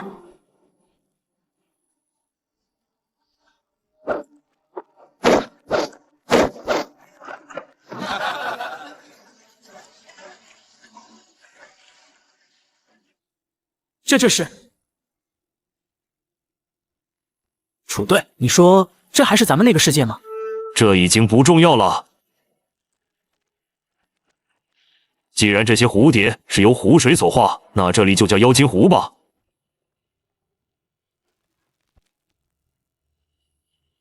对了，我还有一件很重要的事情。2031年3月18日，我们离开了大巫市，行驶约100多公里，抵达一处未知湖泊，暂命名妖精湖。妖精湖位于大巫市东南方向，风景秀丽，湖岸花草相映，适合短期露营。夜晚湖面会映出血月与星空，极具迷惑性。注意，湖中存在大型鱼类，会主动攻击人类。车队已有1名幸存者因此丧命。一旦到了夜晚，蝴蝶妖精由湖水所化，具有人形躯干与巨大蝶翼，身高约10公分，翅膀会发光。其行为模式尚未完全明确，初步判断，蝴蝶妖精倾向接近心思单纯、情绪稳定之人。对心思阴暗、杀性过重者表现出明显厌弃。陈野这货心思歹毒，被蝴蝶妖精嫌弃，那是他活该。凭什么我才几只蝴蝶靠过来？铁狮，你觉得从湖里弄点大鱼，做成烟熏鱼当储备怎么样？行，这事包我身上。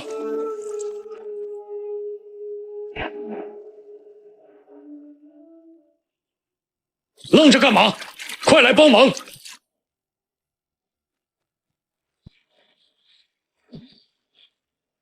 好大一条鱼，这玩意儿够吃好几天了吧？这么大的鱼，居然拖上来了！让我来。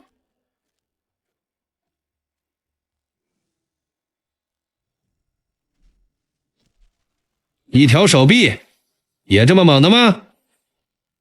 全师序列2，崩山。轮到我了。急。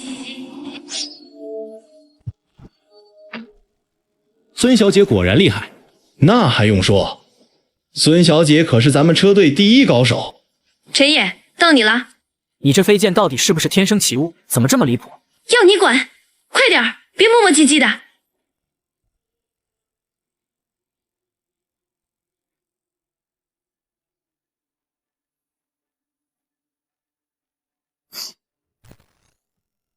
末日爆发的第34天，就在我为倩倩拍照时，不远处的湖面忽然飘来无数的蝴蝶。然而这还不是最离谱，湖水之中竟有无数鱼影汇聚而来。可也就在这时，车队中的序列超凡立即对湖中的巨鱼展开狩猎。陈野，轮到你了，你在搞什么？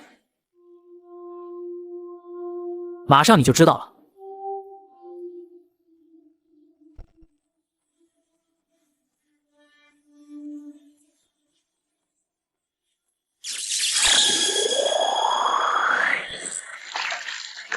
不会吧？他自己游过来了？这也太邪门了吧！你疯了！陈先生，也是你能随便评价的吗？你这是什么能力啊？怪吓人的。告诉你也无妨，算是奇物共生序列吧，反正以后大家都会知道。时间不早了，我去休息了。喂，野子，你别忘了今晚答应过我的事。你真无聊。系统升级关血月呼吸法需要多少杀戮值？关血月呼吸法升级需要10万杀戮值。随着序列等级提升，系统真是越来越狮子大开口了。不过今晚妖精湖并没有发生任何异常，或许能睡个好觉。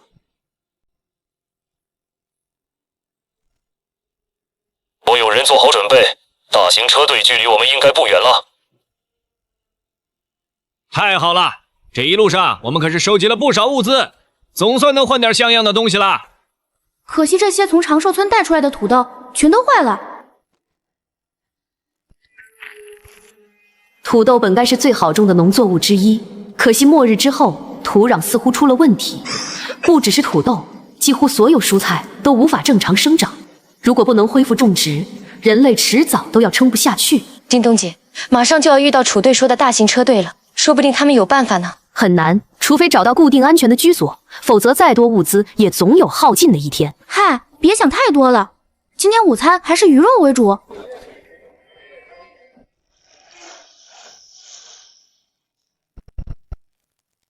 你们有没有感觉到地震？该不会是巨型诡异来了吧？队长，你快看那边，那是什么？天哪，这是！救命啊！诡异要来了！完了，我可不想死啊！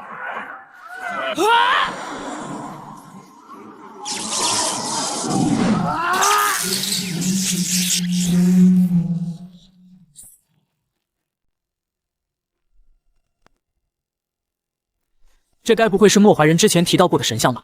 这也太离谱了吧！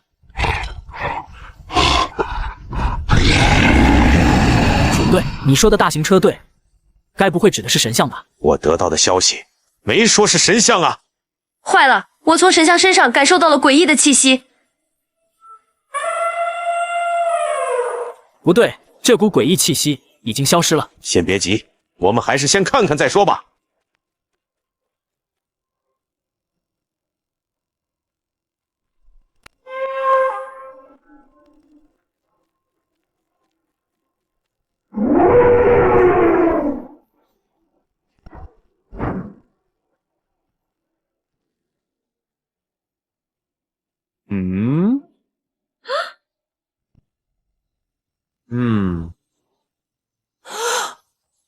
这个好，太正点了。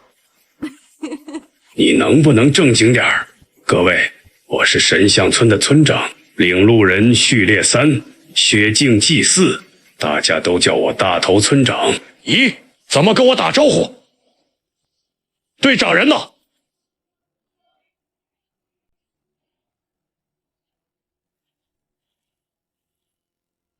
你好，村长，楚彻，领路人序列2，神隐者。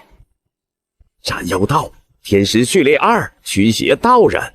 大山，佛陀序列2，苦行僧。孙倩倩，剑仙序列2，开封镜，多多指教。拳师序列2，崩山，见过村长、道长、大师。铁狮，泰坦序列2，双炉巨人。陈野，轮到你了。陈野，胭脂使徒序列2，雾障师。没想到你们之中竟然还有超自然途径，而且还是胭脂使徒。超自然途径有什么不好的吗？不是不好，只是据我所知，超自然途径在很多序列上都存在分支，比如胭脂使徒，到了序列3时就要面临选择。请问有哪些分支途径？一个仍然是胭脂使徒，另一个叫做迷雾之主。至于第3个，抱歉，我也只知道这么多。迷雾之主听起来比胭脂使徒霸道多了。各位一直站在这儿也不是办法，不如到我们神像村一游，如何？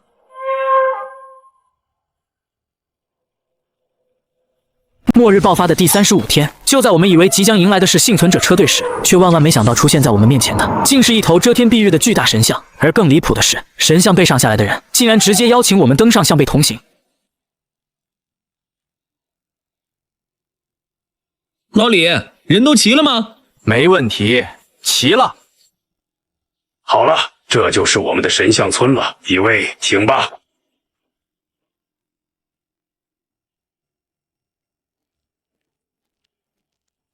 我去，这村长也太厉害了吧！竟然在神像背上建村子，简直是奇迹啊！这里空气太好了，要是能一直生活在这里，该多好呀！好多的鱼肉啊！看来这些村民的物资并没有想象中充裕。诸位，不如先参观一下村子。好，那就麻烦村长了。小郑，你帮忙安排一下。好的，村长。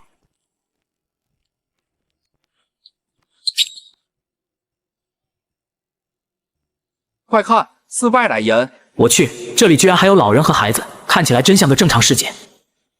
各位，这是我们村的神庙，每个来到神像村的外乡人都会来这里给神庙里的17大爷上一炷香。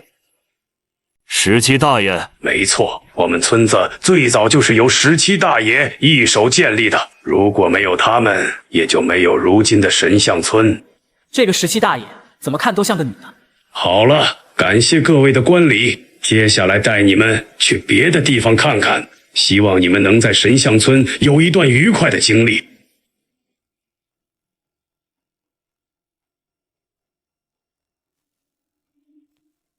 刘教授，过来一下。忙着呢，没事别烦我。刘教授末日前是大学教授，后来觉醒了植物加序列，这整片菜地都是他的成果。刘教授培育出了不少能在末世环境下存活的良种，到时候我们可以拿出一部分和你们交换，我想你们一定会感兴趣。哼。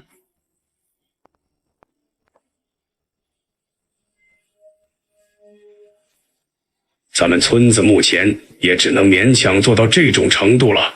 每隔一段时间，我们都会组织人下去搜集物资，只是现在外面的物资越来越难找。要不是刘教授在这儿撑着，我们怕是早就饿死了。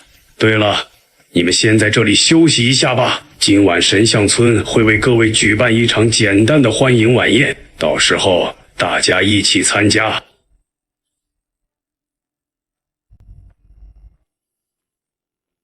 薛南，你去准备一些物资，用来资助今晚的欢迎晚宴。好的，队长。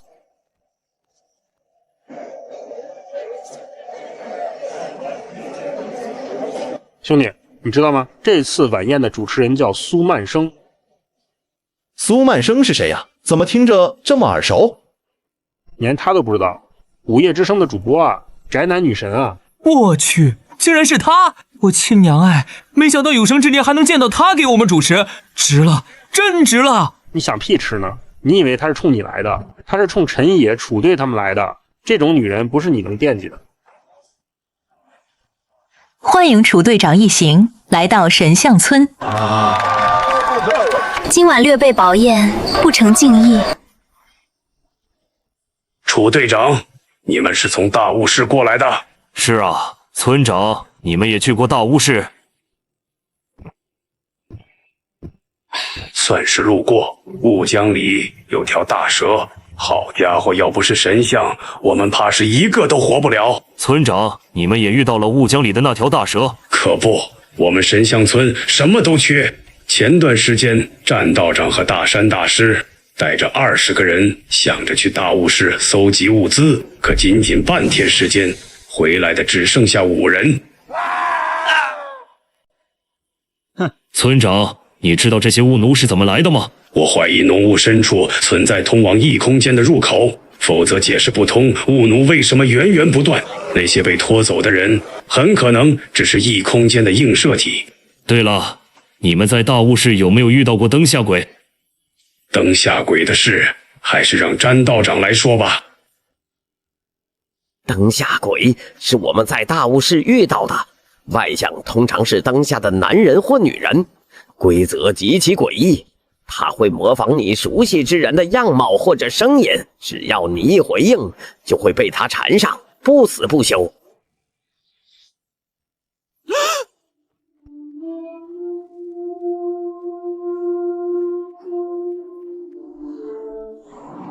当时幸亏我有五雷符，否则怕是也出不来了。记住，如果你们遇到灯下鬼，千万不要回应，否则神仙也救不了你。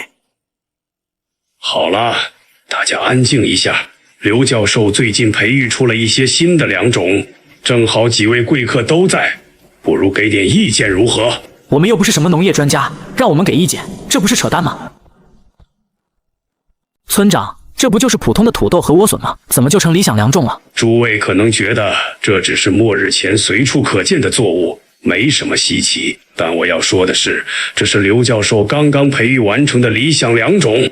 这颗被命名为新世纪72型土豆1号，仅需72小时即可成熟，而这颗是新世纪36型1号，4个月前刚培育完成，只需要36小时即可成熟。陈野，我劝你不要乱来。这种人也能当村长，脑子该不会真有点问题吧？还有陈野这个白痴，可千万别在这个时候动手啊！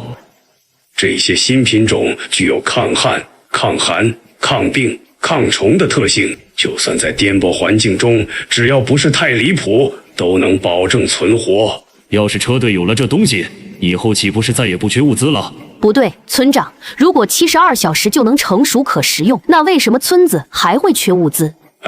其实也不怕你们知道，这也是他们的弊端之一，并不是所有土豆和莴笋都能成为合格的理想良种，就算在我们手里，这种合格品种也不多。那我们之前看到的那片田地又是怎么回事？末日爆发的第36天，我和幸存者来到神像村，可让我们万万没想到的是，在这个诡异横行的末日里，神像村却像一块被遗忘的人间净土。而到了夜晚，村长更是亲自登门邀请我们参加晚宴。那我们之前看到的那片田地又是怎么回事？是啊，这么多的稻田，你们看到的只是冰山一角，基地大半作物全靠刘教授超凡之力催熟，要是没他亲自盯着，根本撑不起这规模。原来那些和这理想良种并不是一回事。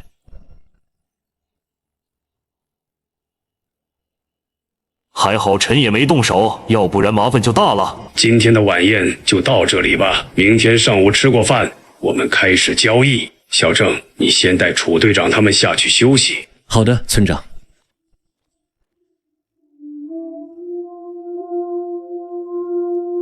楚队长，请。好的。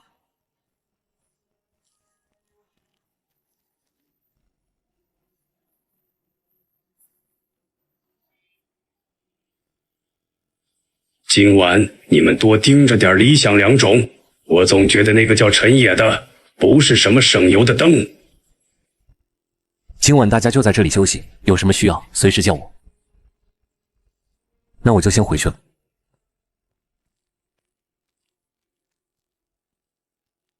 今天这事你们怎么看？今天那老东西就是故意把那2个良种摆给我们看的，心眼多着呢。陈野，我劝你别像上次那样乱来。我又不是白痴，这可是神像村，我要敢动手，怕是大家一个都出不去。你们觉得呢？队长，我没意见，我的物资明天都听你安排。村长这么做，就是想让我们知道他手里有好东西，让我们心里有数。交易定在明天，也是给我们时间回去商量筹码。楚队，你不是一直在写那个什么笔记吗？那玩意儿可是硬货，估计能换不少。你别想了，要我没猜错，那老家伙手里肯定也有一本。今天我们被他们宰1刀，明天就去宰别人2刀、3刀，亏损肯定不得回来。陈野，不愧是你，也就你能想到这种路子。不过也别太悲观，只要拿到良种，学会种植，我们以后也能拿去换给别的车队。对了，楚队，你晚上要不要去偷听一下村长？万一他说点什么，明天交易说不定能派上用场。看什么看？我又不是为了自己，还不是为了车队，我就不信你晚上不想去。陈野，我和你不一样。呵，伪君子。保险起见，还是偷听一下吧。村长，刚才那个戴眼镜的年轻人有点不对劲啊。我知道他身上的煞气很重，不像是什么善茬。大师，你就不能说2句？论技不论心，论心世上无完人。那位施主最后主动散去了煞气，想来对我们并无恶意。你这和尚啊，就是太好说话。村长，明天你真打算把刘教授培育的新品种给他们？不给又能怎么办？这2个品种虽好，可对我们神像村来说还是太少了。想要再进一步，几乎难如登天。与其守着宝贝发愁，不如换点当下真正有用的东西。等明天和楚队长换了笔记，问清楚他们的鱼肉是从哪儿弄的，我们也找机会去弄一些。村长说什么就是什么，我听安排。不过那个满身邪气的年轻人，你们还是要多盯着点儿。知道了，村长。就算他们有4名超凡者，我们也不是好惹的。逼急了，直接让17大爷出手，他们还能翻天不成？胡说八道！17大爷是能随便出手的吗？你疯了不成？以后莫要再提17大爷的事。17大爷难道指的是今天神庙里的那17尊半身像？不是吧？那玩意儿还能出来打架？倒是你小子，今天死死盯着他们车队里的那个中年妇女，是不是又有什么想法？嘿嘿，村长，你是知道我天师序列代价的。这事儿我不管，但别闹得太过分，至少也得你情我愿，否则我也帮不了你。放心放心，我能有什么事儿？果然是个老色胚，这事儿说不定还是个把柄，明天可以用一用。对了，村长，之前咱们村救回来的那个外来者，你从他的死前记忆里看到了什么？死前记忆，这难道是领路人序列3的能力？这事儿也没必要瞒着你们，我确实从那个人的记忆里看到了一些东西，今天就和你们说说，也好有个心理准备。那外来者原本是某个车队的幸存者，他们走到这片区域时，遭遇了飞行诡异袭击，整个车队全军覆没。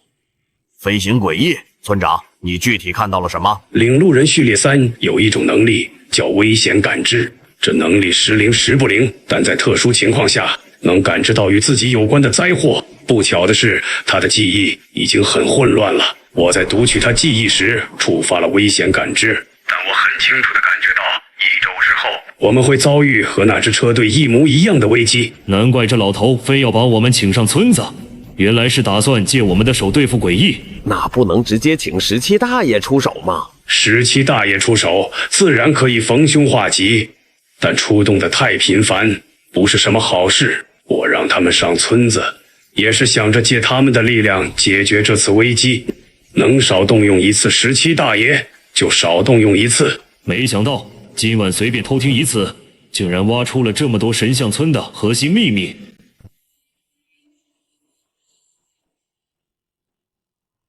试试在神像上修炼观血液呼吸法，看看会不会有什么变化。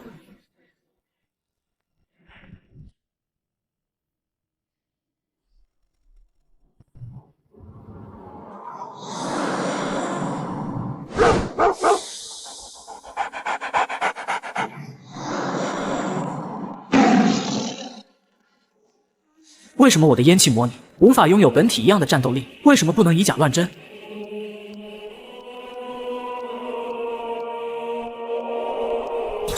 这是魔药胶囊的药效。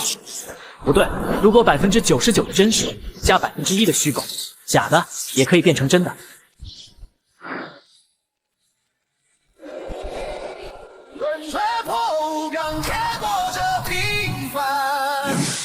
铁甲得变成铁甲的识别，掌控神话堡垒立在荒原，近水沉沉梦长。能力解锁烟气模拟进阶分支冠灵，烟气模拟的进阶方向之一，获得模拟对象的信息素或特征物品，可大幅提升相似度与战力，最终阶段甚至可做到真假难辨。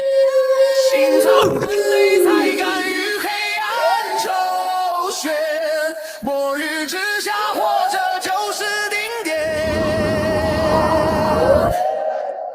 谁在那里？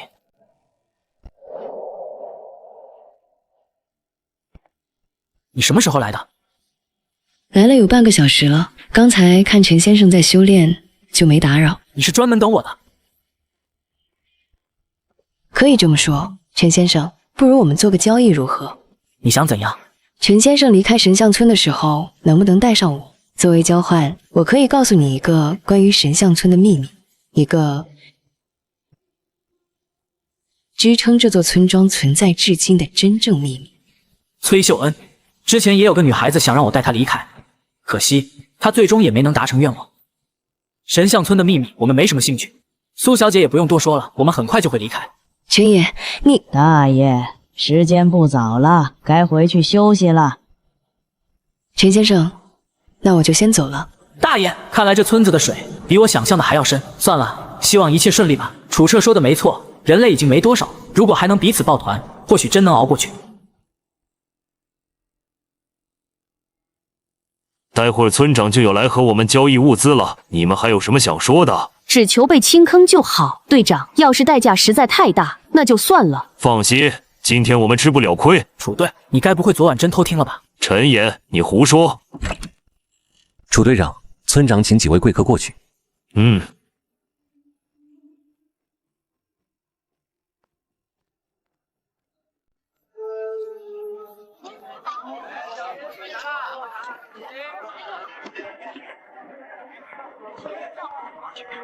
几位，只要今天交易达成，这2个理想良种你们可以直接带走，甚至现场验证苗种真假。放心，神象村从不骗人。再说了，现在人类越来越少了，更应该相互扶持，彼此帮忙。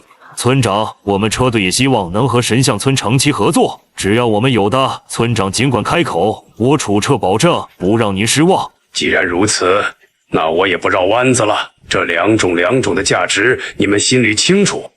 昨天那种鱼肉，我们要你们现有存量的90%，另外大米和面粉各30袋。一张嘴就要车队90%物资来换，这哪是交易，简直就是明抢。对了，还要加3件奇物以及2件奇物材料。村长，你这就太黑了吧！你刚才还说人类没剩多少了，要团结互助，你现在就是这么互助的吗？说实话，你太让我失望了。就是村长，我们还没开始交易，你就宰我们，这也太过分了。是啊，村长，我们全给你了，我们车队喝西北风了。哼，楚队，你们也看到了这两种的神奇之处，要是放在末日前，打住！村长，你也知道那是末日前。再说了，你这2种率低的可怜，就算我们换到手，也根本养不活整个车队。低是低了点，但你们车队人少啊。村长，你别以为我不知道，你们就是因为2种率太低，才想着拿出来换物资的。就算是刘教授，恐怕也没法保证稳定产出吧。再说了，就算真换了，你能给我们多少？到时候我们还是得外出搜集物资，照样在刀尖上舔血。你这个浓眉大眼的家伙，怎么会知道2种率太低的？跟我玩心眼儿，第一个把柄，生效。楚队长，战道长，一起喝杯茶怎么样？好啊，好啊。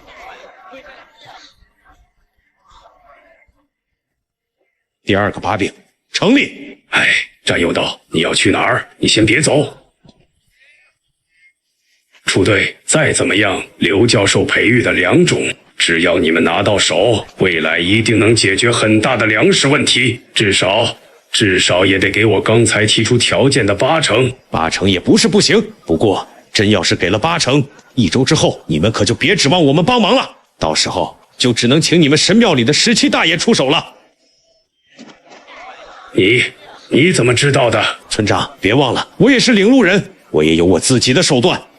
楚彻，你刚才不是说只要我开口就不会让我失望吗？你现在太让我失望了。村长刚才不也说要互相帮助吗？结果一开口就要掏空我们，你这么狠，也让我很失望啊。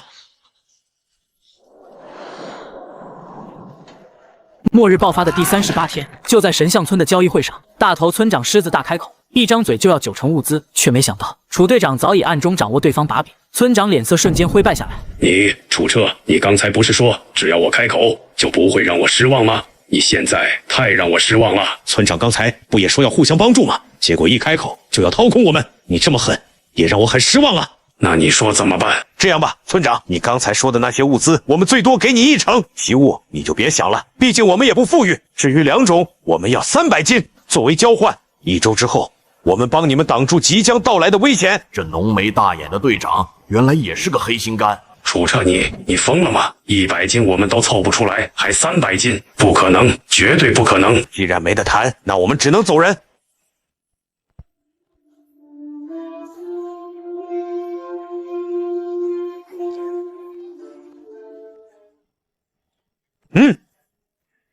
不就是狮子大开口吗？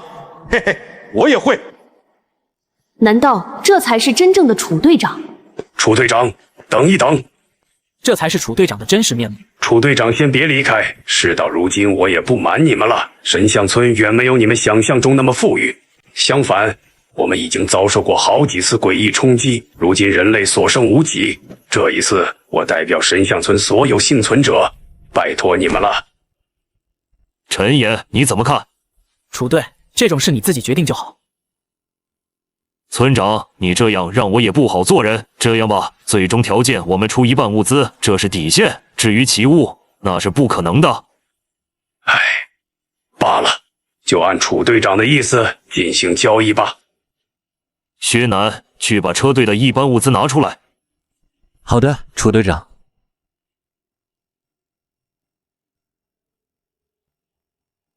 叮咚，以后理想两种就交给你打理。放心吧，楚队长。咦，末世还有清洁服，这东西真的有用吗？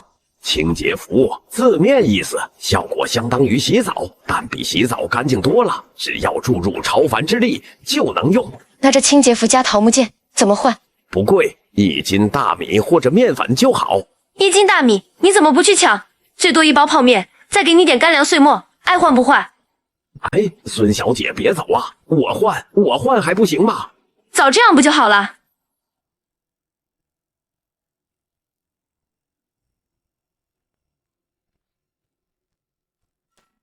傻大个，你在看什么呢？金刚伏魔拳，我去，真的假的？这是真的拳法，若施主不信，小僧可以当场演练一番。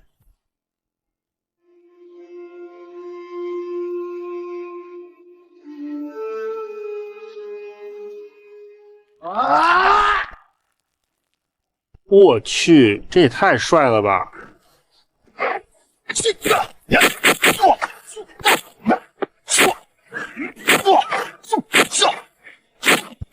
大神大师牛逼！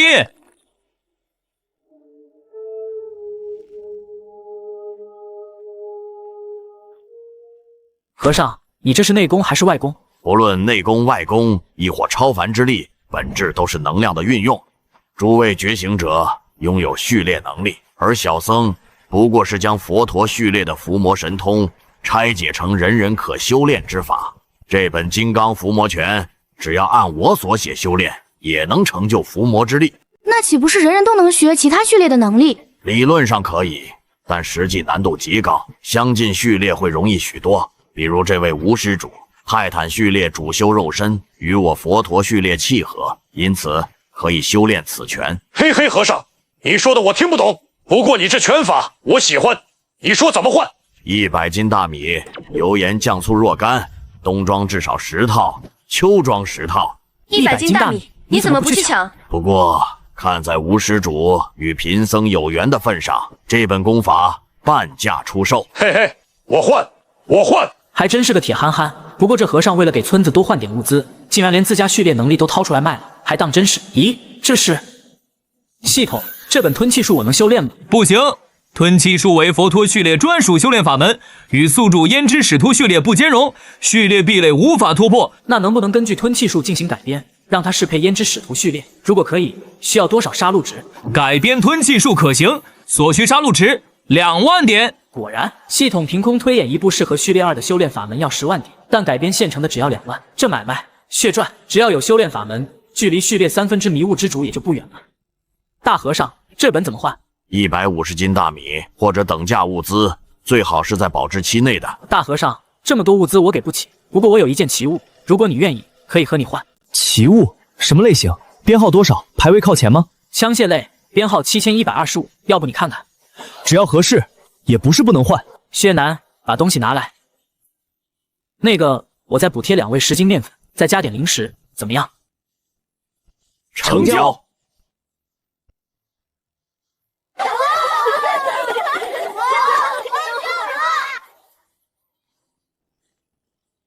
别急，别急，人人都有，人人都有。这么看来，神象村确实比车队好很多，至少这些孩子还能活下去。怎么，你想留下来？算了吧，我还是适合迁徙的生活。神像村的日子太安逸了。喏，这面铜镜对诡异有点作用。叮咚姐，这是从那个道士手里换来的一件小法器而已，应急时用得上。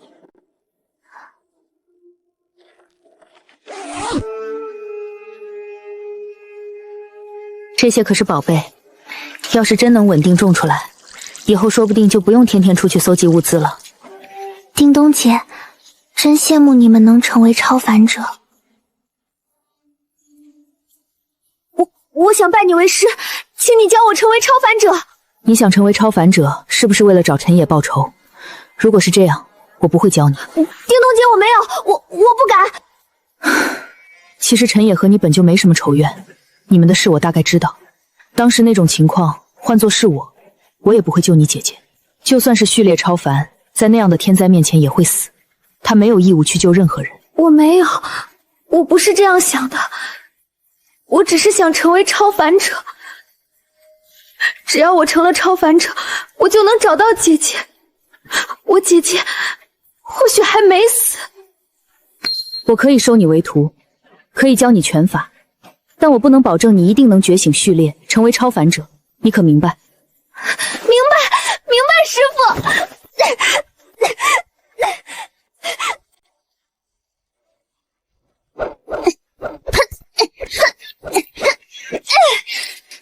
你才刚开始练，不用这么逼自己。师父，我不累。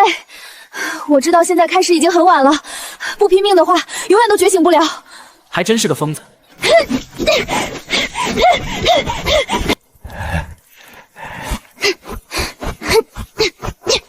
臭不要脸的，就盯着别人家小姑娘看。老娘年轻的时候哪点不比她们漂亮？现在诡异都要打过来了，还不给老娘滚回房间！哎呦喂，这不还是大白天吗？怕什么？这是战道长制作的镇宅符，之前培训的时候说过怎么用，你们可得小心收着。这就是你们家的保命符，知道吗？知道了，谢谢郑助理。那个能不能多给2掌？毕竟家里还有老人小孩。你想屁吃呢？记得这几天把门窗关好，晚上不要出门，更要把孩子看紧喽。你这样一家一家的叮嘱，不累吗？有些人你说1-2遍，他们根本不当回事，只能反复强调。我这么做，只是希望少死一些人。对了，你认识这个姑娘吗？叫薛晴，大概20岁左右。不认识，别着急，总能找到的。谢谢。妹妹，总有一天，我一定会找到你。村长，我觉得那个姓楚的简直就是个神经病。怎么？你看到什么了？村长，你是不知道，那家伙要多恶心有多恶心。我刚才路过，看见他蹲在墙角，对着一个打火机说我爱你，我爱你，我爱你，此生只爱你一个，我爱你。想你的每一分每一秒都让我煎熬，要多肉麻有多肉麻，还说什么想你的每一分每一秒都让我煎熬，那表情，你要是看见了，能当场吐出来。没想到这货浓眉大眼的，居然是这种人。不是，我刚才已经很小心了，怎么还是被他看见了？好你个战有道，看来我不给你点颜色瞧瞧，你是不知道自己有几斤几两。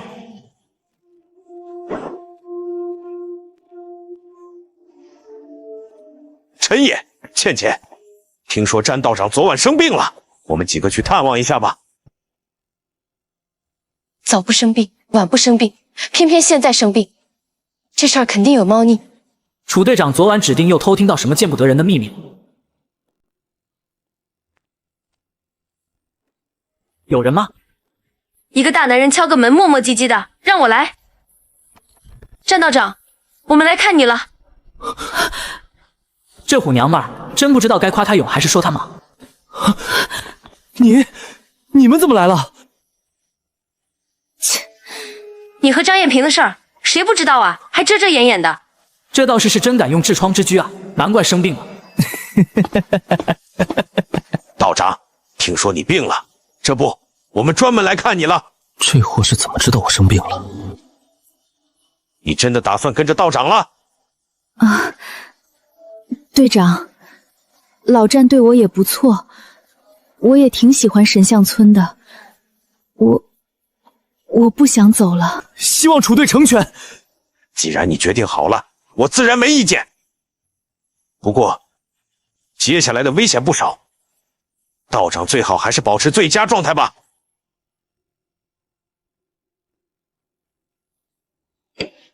这倒是有点意思，看来不是装病，是铁了心要用那把致命之狙。那枪排名并不高，他却还要用，值得怀疑。你们两个老登，天天猜东猜西的，屁事真多。老娘先走了。年轻真好啊！不是，你干嘛学我说话？这一次神像村的麻烦估计不小，你藏着的手段是不是要用了？这里1000多口人，再怎么说也是同类。野子，我知道你够冷血，够无耻，够不要脸，但人类都快死光了，你难道就不拼一把？等世界只剩你一个人活着，有意思吗？这可是整整1000个人。楚队，我开始觉得和你组队，可能是我做过最错误的决定。我只想好好活着，你却总想把我当救世主。楚队，你不觉得你很过分吗？野子，救世主总得有人当，不是你就是我。死道友不死贫道，你当总比我当好。扯淡！你也说了，神像村这次麻烦不小，你自己的手段是不是也该拿出来了？我的手段？我哪有什么手段？你别瞎说！楚队，这么说就没意思了。你在说什么？我怎么听不懂？楚队，你丫是真不要脸！末日爆发的第40天，神像村已经进入全面备战状态。虽然大战未止，可我却在楚队的吩咐下，决定留下来一同对付诡异。野子，救世主总得有人当，不是你就是我。死道友不死贫道，你当总比我当好。扯淡！你也说了，神像村这次麻烦不小，你自己的手段是不是也该拿出来了？我哪有什么手段？别瞎说！楚队，这么说就没意思了。你在说什么？我怎么听不懂？楚队，你丫是真不要脸！算了，谁让我摊上你这么个队长？不过在此之前，我还需要人面蟹的甲壳。陈爷，车队的规矩不能坏，作为交换，你必须得付出6成物资。喂，蠢女人，在不在家？在呢，在呢，我马上出来。还记得在延州你分到的那块人面蟹脸皮吧？我现在急用。我可以给你，但你以后得帮我做一件事。什么事？还没想好，以后再说。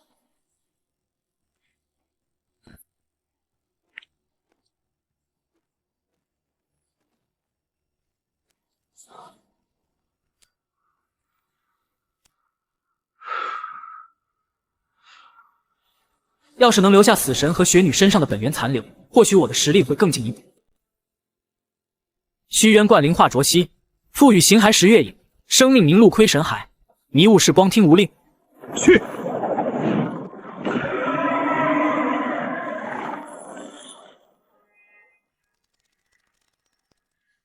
不会真的诞生自我意识了吧？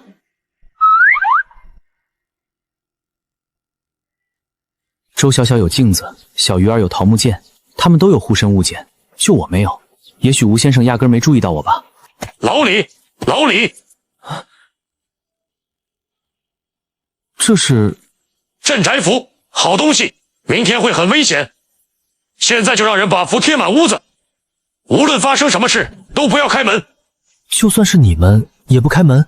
对，诡异里能模仿人声的不在少数。危险解除，我自然会去找你们。明天过后又不知道还能剩下几个人。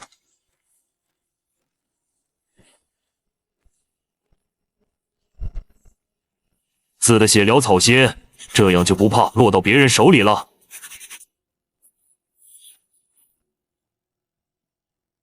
狗楚车，你这写的是字吗？你呀，是不是故意的？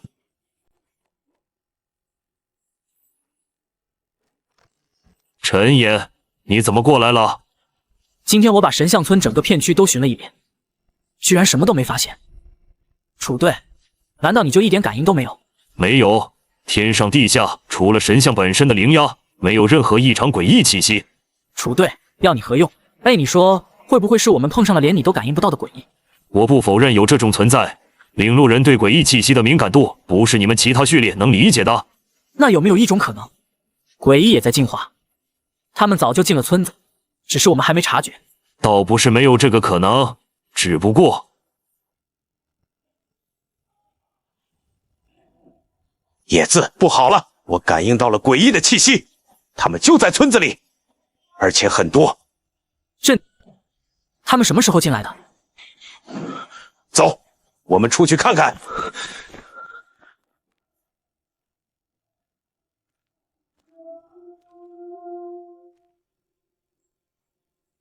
奇怪，怎么刚刚诡异的气息又没了？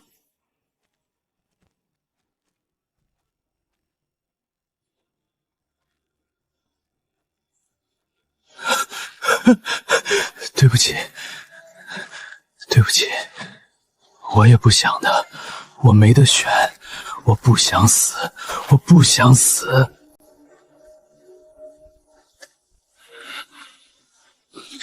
且慢！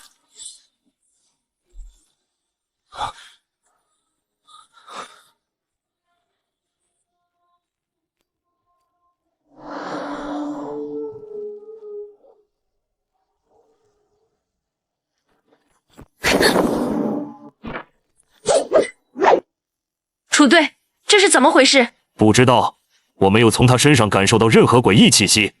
难道这人是真的自杀？唉，都怪我晚到一步，没想到死的竟然是他。你认识他？认识，他叫吴大伟，末日前是建筑工人，在神像村负责维修，而且人很老实，要干什么就干什么。谁能想到他会做出这种事？各位，事情可能比我们想象的更加严重，死的不止他一个。什么意思？他的家人还有邻居全都没了，现场全是刀伤，像是被人一刀一刀弄没的，而且就是他手里的那把刀，全死了，一个不剩。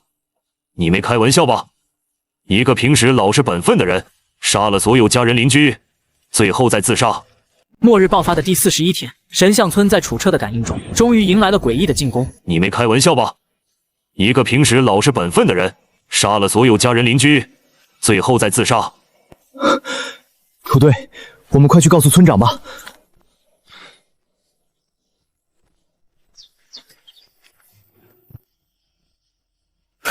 各位大爷保佑，保佑神像村顺利度过这次难关。村长，吴大伟死了，楚队长、陈先生他们来了。什么？这就开始了吗？18大爷保佑，保佑神像村能度过此劫。快，请他们进来。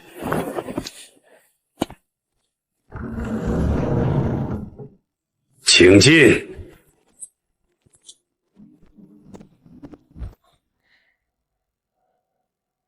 这是苏曼生，他怎么会在这里？还成了神庙里的大爷。对了，之前那老太婆就是这么称呼他的。村长，吴大伟死了，还有132室的其他村民也全都死了。村长，你刚才可有感应？或许他们已经来了。神像村现在很危险。你不是能看到人死前的记忆吗？吴大伟的尸体就在门外，要不看看？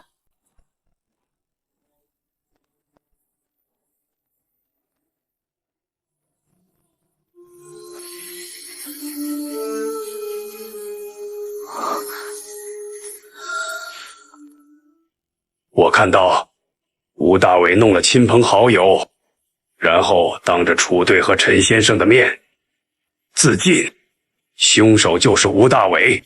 什么？我看到的就是这些，但这不一定是真相。我只能看到他死前最深刻的记忆，很多细节吴大伟他自己都未必意识到，我更看不到。只不过我能感受到他的惊慌、绝望、后悔，显然有超出他认知的事情发生过。我断定诡异就在神像村，而且可能马上又会有人死。村长，12号的人死了。什么？都死了？死了几个？全都没了， 12号一共7个人全没了，除了增强自己，其他人都是被杀。先看看增强的尸体。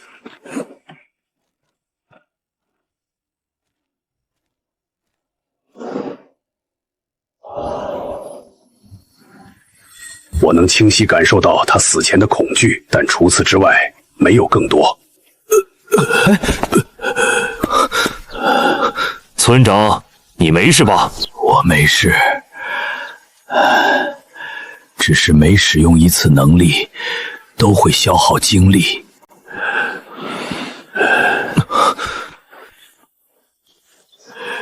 这次的事情，拜托你们了。我们答应过的事，绝不会反悔。陈爷、倩倩，去看看铁狮和叮咚那边的情况。好的，队长。楚队，这件事不简单，我们得提前准备退路。这里有1000人，我们要是走了，神象村就是死路一条。不如把所有人集中起来，统一保护。孙倩倩，你傻不傻？你没发现规律吗？死的都是同一栋民房的人，而且关系都很亲近。难道是规则诡异？如果我们强行聚集所有人，很可能直接触发规则。正常人是不会突然屠杀至亲的，除非是有不可抗力的因素。不可抗力的因素，屠杀至亲之人。陈也不是好东西，楚队也不是什么好东西，老娘谁也不信。楚队，陈先生，孙小姐，且慢，还有一个人没死。你别乱来啊！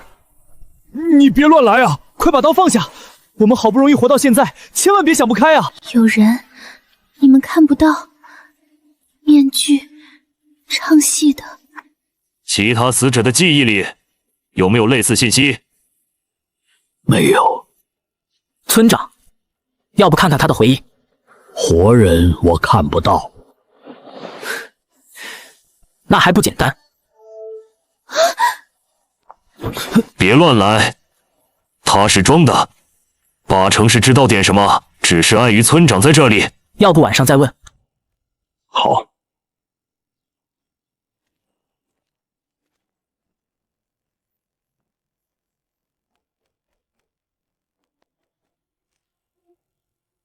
那个女人在神庙自杀了。该死！好不容易有点进展，结果线索断了。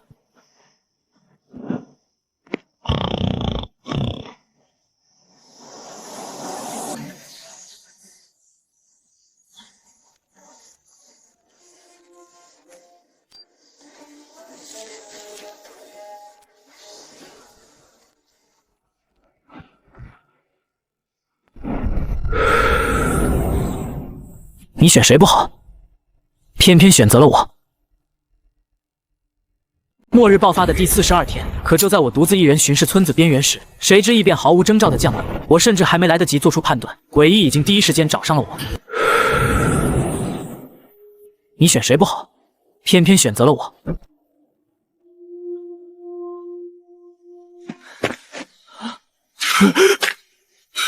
你是谁？你给我闭嘴！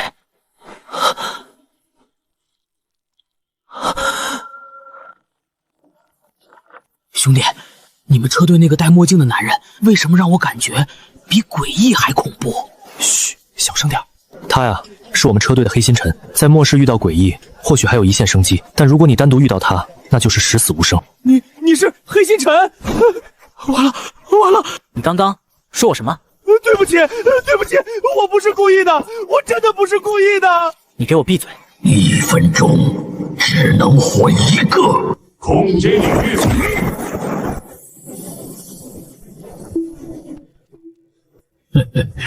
你只有不到1分钟的时间做出选择吧，你死还是他死？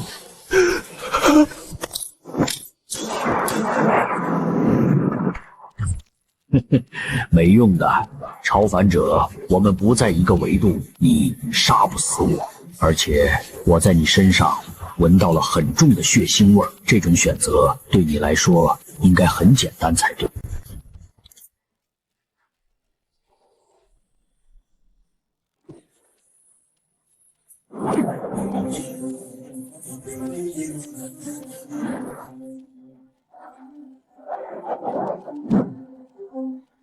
哦，奇物共生者，没想到你们人类已经能做到这种程度。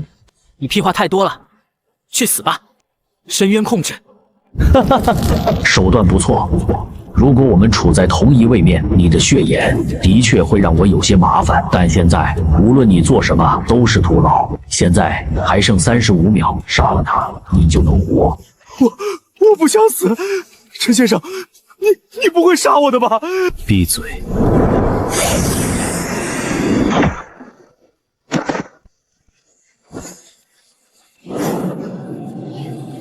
虚渊灌灵化浊息，赋予形骸10月影。人类越来越有意思了。既然能把死去的灵魂重新拉回人间，你本就不是什么好人，还在装什么仁慈？杀一个人而已。如果你做不出选择，最后死的是谁，可就由不得你了。赋予形骸10月影，生命凝露亏神骸，迷雾视光听武令，轰！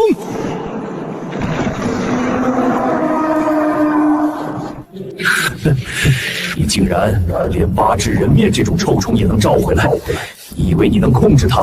和他合作，你只会被拖入无尽黑暗，永远出不来。我知道你有意识，废话少说，帮我，否则你永远都回不来。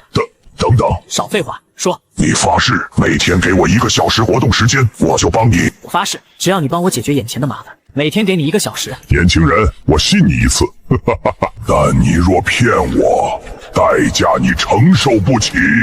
把希望寄托在人类身上，可笑。人类有种东西叫诚信，而且他发誓狠毒，不过是残缺魂魄。超凡者，你的时间不多了，快动手，否则承诺作废。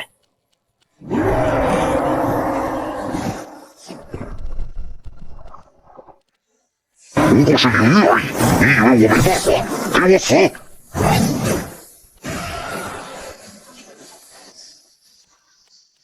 出来！出来！出来！你给我出来！时间到了，3、2。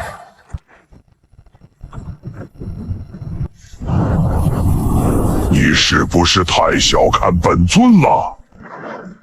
年轻人，记住你的承诺，否则我会来找你的。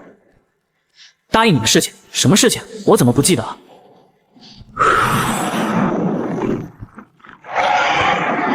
厉害，超凡者果然有点意思。既然如此，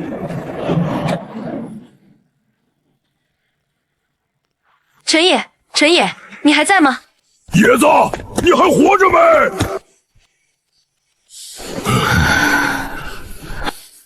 大家小心，这诡异不太对劲。你没事，真的太好了，幸亏楚队长在你身上留下了印记，我们才第一时间赶到了这里，这东西就交给我好了。大家小心，这诡异不太对劲。你没事，真的太好了，幸亏楚队长在你身上留下了印记，我们才第一时间赶到了这里，这东西就交给我好了。赤眼急。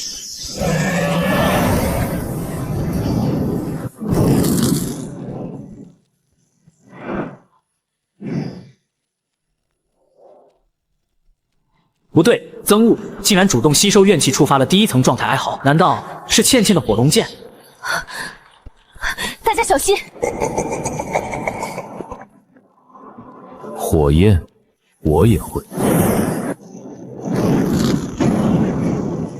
救命！救命！快退！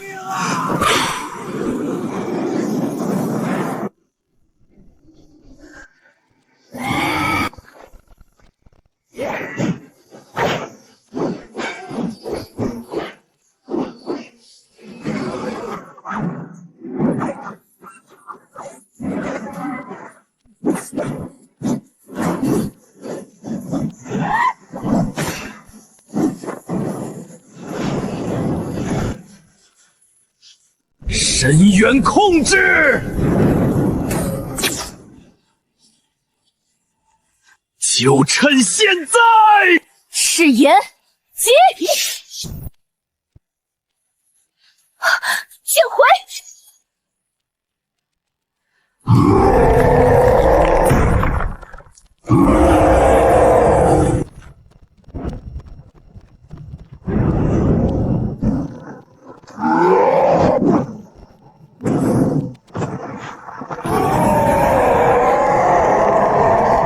就这，不可能啊！规则类诡异不可能这么容易被击败。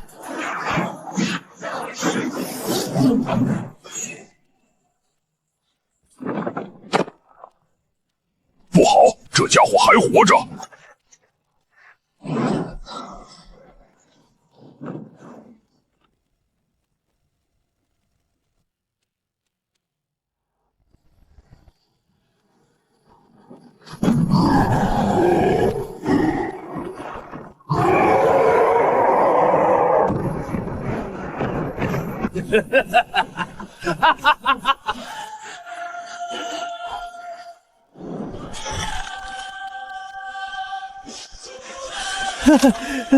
抱歉，来晚了。排名7000多的致命之躯，竟然被他强化到了这种程度。不好，趁现在要他命！去！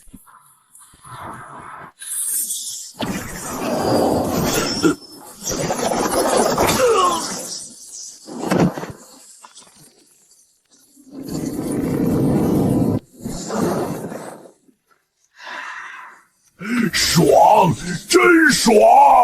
增物还在增强，这种吞噬速度恐怕马上就要开启第2状态。等等，危险！赶紧离开这里！道长，接下来怎么办？你们有预案吗？有，村长确实准备了后手，可一旦走到那一步，整个神像村都会有危险。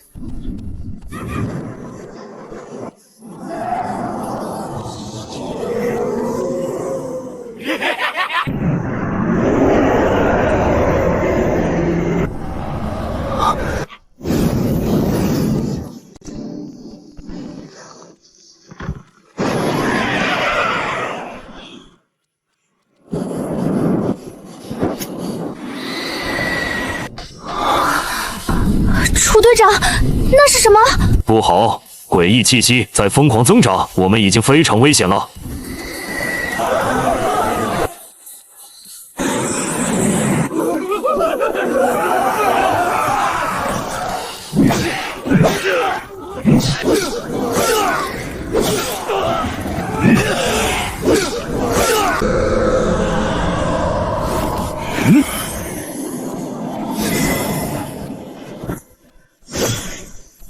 诸位，这些是怨灵，请全力应对。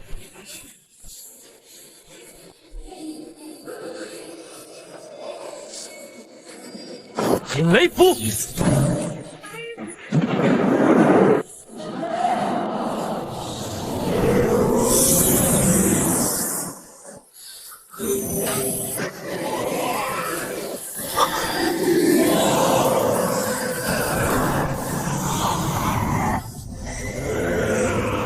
末日爆发的第45天，就在我亲手打碎诡异面具那一刻，我原以为胜负已分，却没想到那张面具之内并不是他的真容，而是无数被囚禁的怨灵。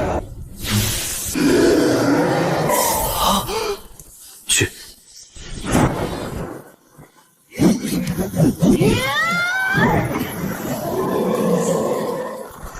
小心！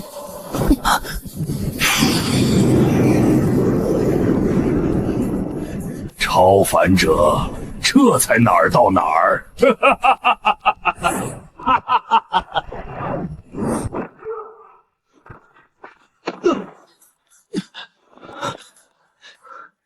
这家伙竟然能打出这么暴烈的一拳！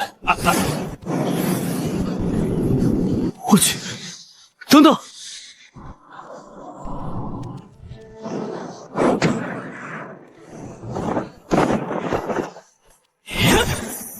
哈哈！叶子这种家伙交给我！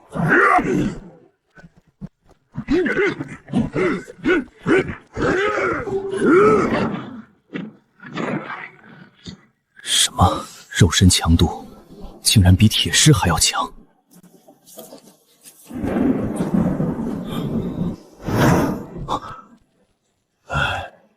大山，你去村子里帮忙吧。刘教授，那您这边怎么办？我不像大头，多少还有点反击手段。我这里其实帮不上什么忙，去吧。村子那边人多，情况恐怕更复杂。有这位女士在，我不会有事的。刘教授就麻烦你了，请务必保证她的安全。放心，有我在，刘教授不会有事的。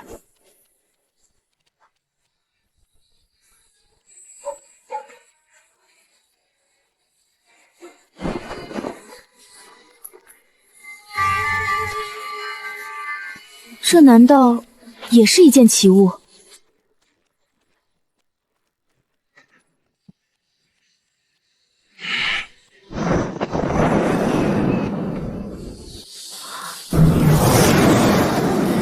啊，这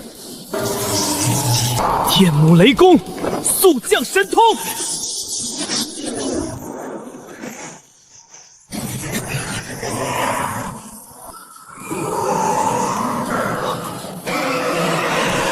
赤炎击！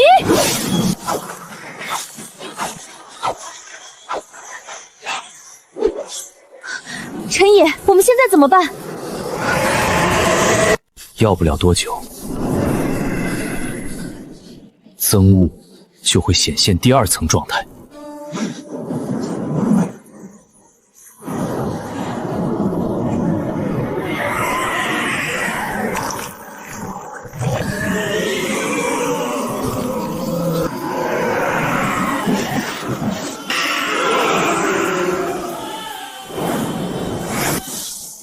还不够，还不够！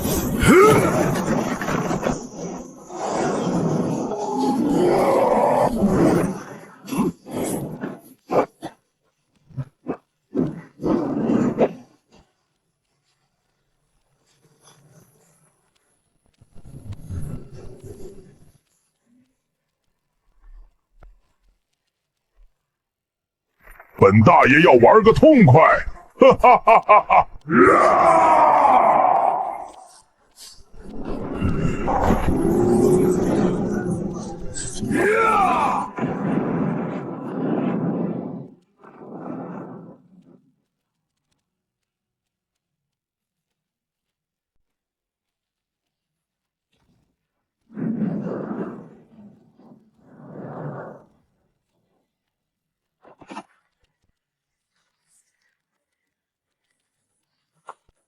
这难道是超凡者怨灵？他死之前到底经历了什么？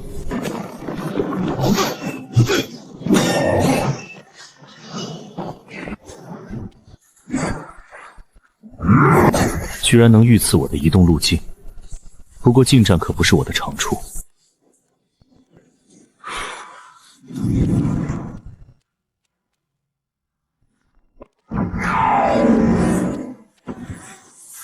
去死吧！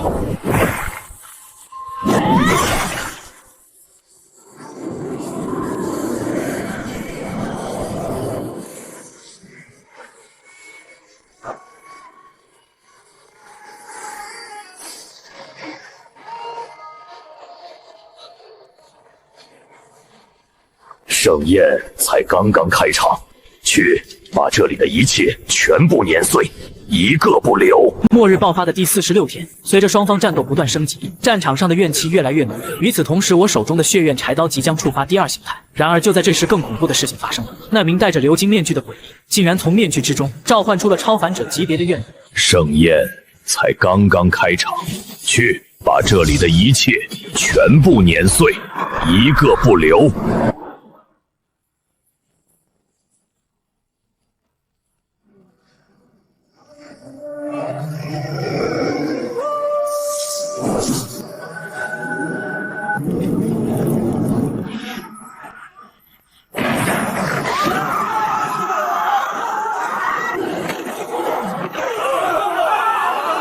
所有人走，快去神庙！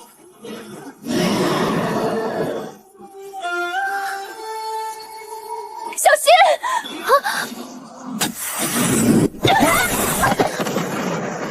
对不起，丽娜姐。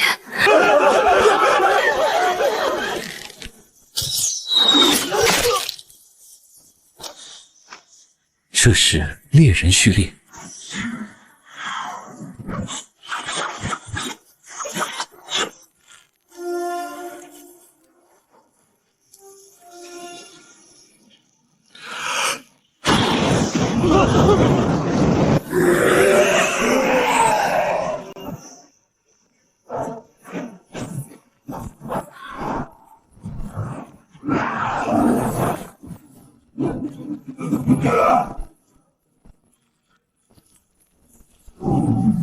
小郑，挺住！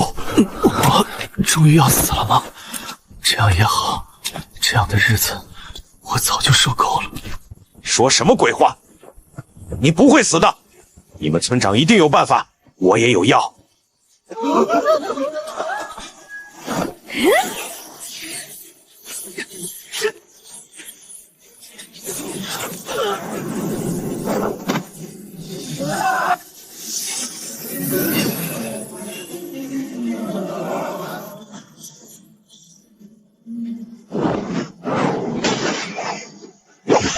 完了！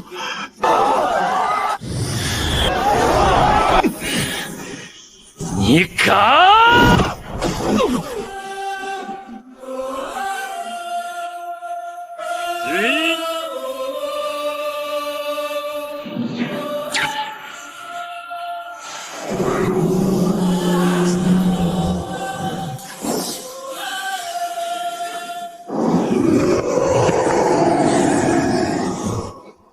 大和尚，这些诡异就交给你了。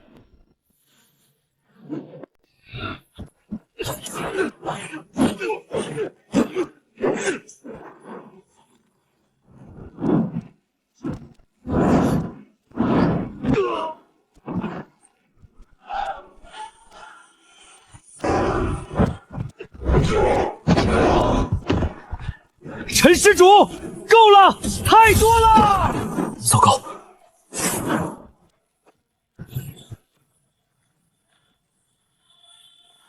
序列3的超凡者怨灵，还是近战途径？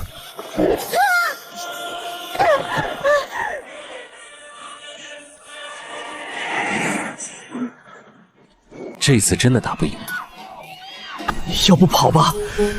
这些人的死活，我们管不了了。逃？你们能逃到哪里去？今天所有人都会成为我的养料。开门！都什么时候了？你这个村长简直荒唐至极，还把门关着！再不把压箱底的手段拿出来，我们就不管了。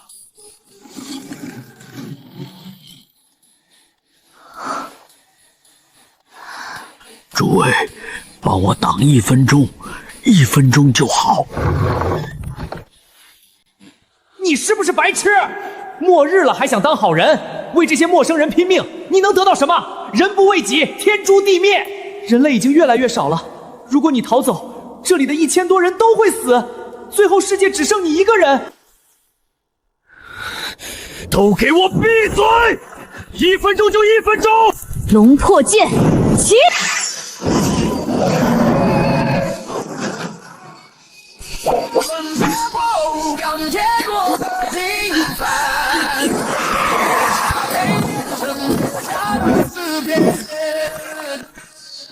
出雷符，引雷符！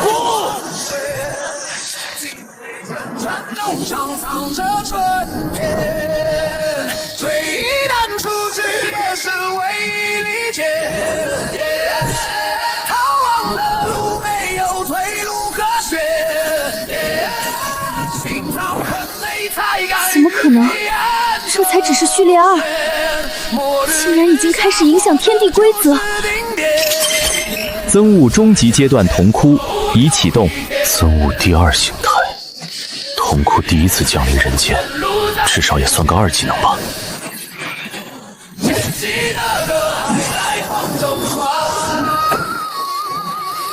这就是最烈的宣言。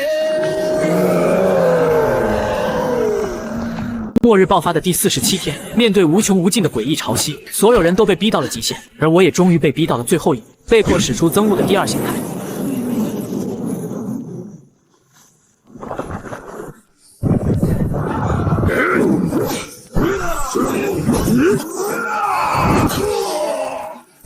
手段铁下的车柄敲碎自己双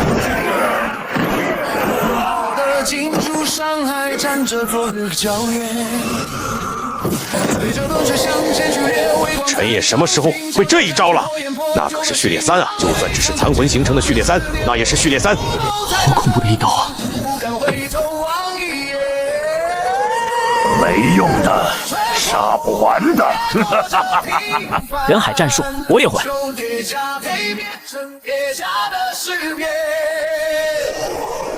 战斗神话堡垒立在荒原，金水沉沉农场藏着春天，追忆难书只为你理解。看个毛线，我快扛不住了。敢于黑暗周旋，末日之下，我正是顶点。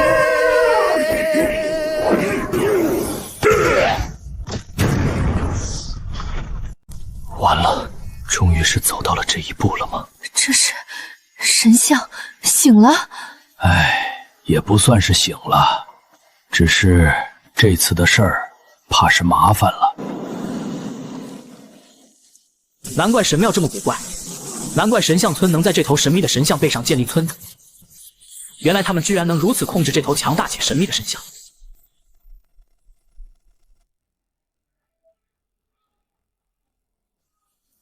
这18大爷怎么可能是怪物？怪物，他们是怪物！那是苏曼生，他怎么成这样了？还有乔爷爷、张大妈，村长不是说他们去执行任务失踪了吗？怎么可能出现在这里？原来如此，18大爷与其说是被村民供奉，不如说是和神像共生的诡异共生序列超凡者。时间久了，这些人最终都会在黑暗里慢慢扭曲，最后人不像人，鬼不像鬼。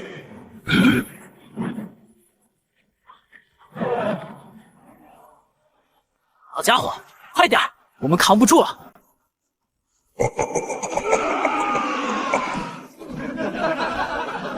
嘿嘿嘿，陈永固，看来村子出现了大麻烦。好啊，太好了！不管你们是恨我还是想要吃了我，我只有1分钟。1分钟之后，如果你们还不愿意出力，村子将不复存在，或者我会动用契约之力。村子没了和我有什么关系？陈永固，我都成这样了，你觉得我还是人吗？苏曼生，契约是你自己签的，我没有逼你。而且你现在已经是序列超凡，你还有什么不满意的？如果不是神像村，你现在早就和其他人一样，不知道在什么角落发臭。陈永固说的真好，当初我也是被你骗了，现在我们什么都不是，人不人鬼不鬼的，和死了有什么区别？哦不，村长大人，你可曾体验过在这里不知日月流转，每天都要忍受那奇异的耳边一语？陈永固，我当初答应你，为了村子什么都可以做，但现在我错了，我后悔了。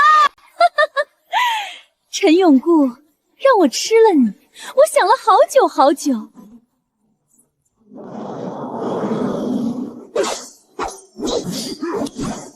诸位，拜托你们再坚持坚持，马上就好。各位，这一次或许是我身为神像村村长最后一次和你们说话。或许几分钟之后，神像村不再存在，但我陈永固从来没有做过一件亏心事。18大爷每个人在成为大爷之前都是自愿的，成为超凡者和神像共生，给村子提供庇护。如果没有他们，村子早就不存在了。当然，诡异共生序列的超凡者避免不了受到诡异的影响，最后成为性格扭曲的怪物。但我陈永固永远不后悔当初做下的决定。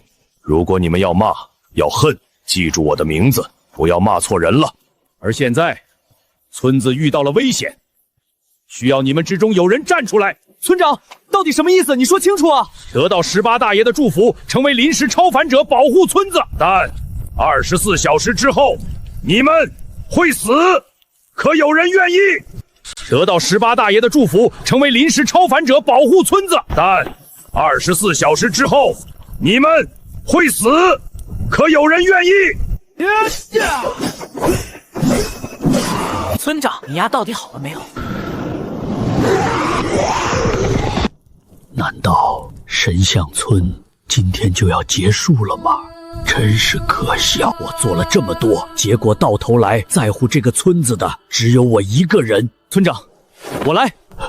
会死的，你也愿意？村长，要不是你，我早就死了。与其被诡异慢慢折磨死，不如拖着他们一起下地狱。算我一个。你小子也不喊我一声，果然，老实人心里都藏着大事儿啊。面酒，你有些事总得有人去做，算我一个。临时超凡者，那也是超凡者呀。这种机会不让我张龙岗爽一把，说不过去吧？村长，这种事儿你该不会把我忘了吧？小张，你……我是治安官，穿了这身皮，端了这碗饭，保护村子就是我的职责。我也去，算我一个。还有我。我年纪大了，也活不了几年了。俺也去，俺也去，俺也去。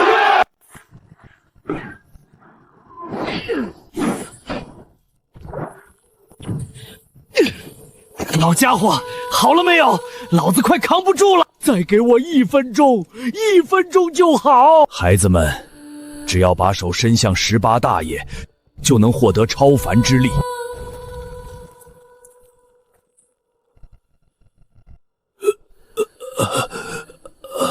别废话了，时间不多了。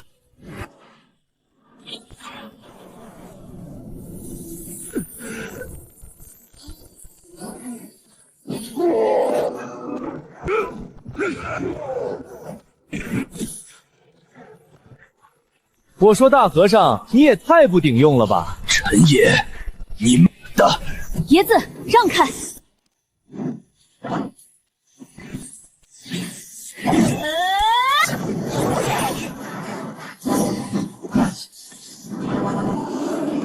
金睛铸破，锋芒自生。1生2， 2生4， 4眼无穷。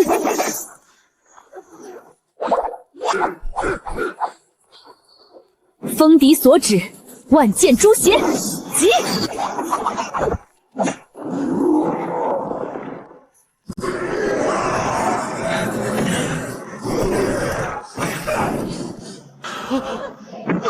好想睡一觉。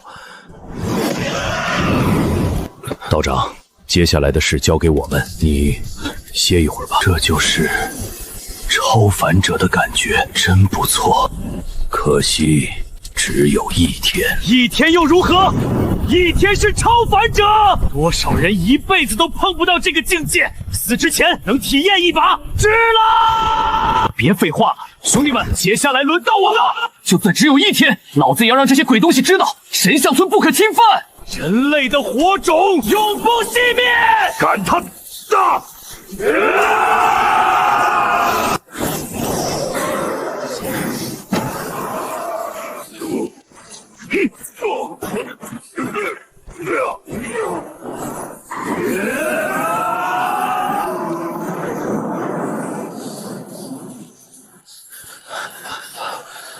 孩子们，我陈永固对不起你们，可我真的没有选择。出队！村长有什么吩咐？小子，你可知道为什么领路人序列3叫做血镜祭祀？小子，你这老东西，好吧，你要装波配合一下好了。看在你年纪大的份上，还请村长明示。看好了，这就叫血镜祭祀。煌煌兮，无懈寄于斯。天地回离，万象癫狂。原来如此，这就是血镜祭祀，在绝望中以血换路。别冲了！放开我，我可饶不了他！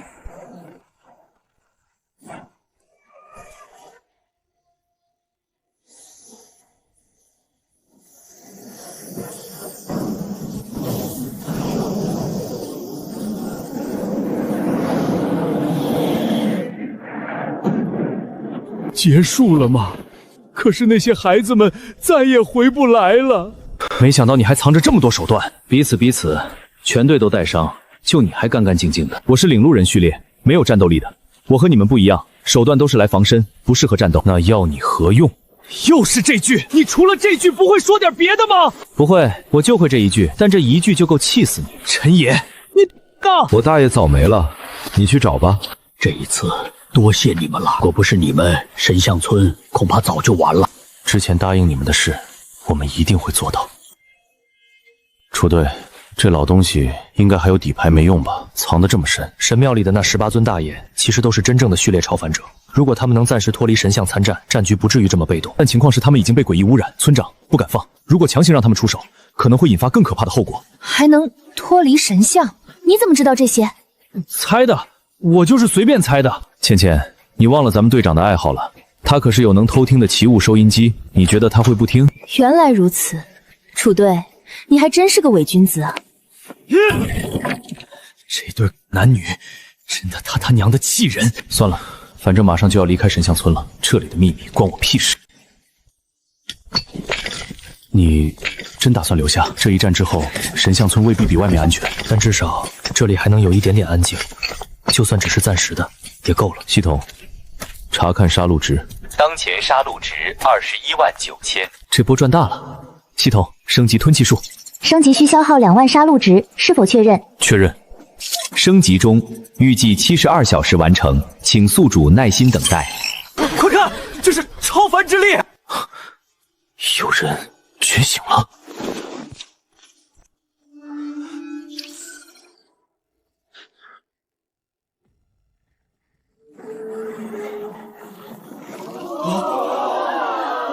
这应该是建筑类的辅助序列。快让开，村长来了！小谢，你觉醒的是哪个序列？村长，我觉醒的是建筑家序列1，家园建造者。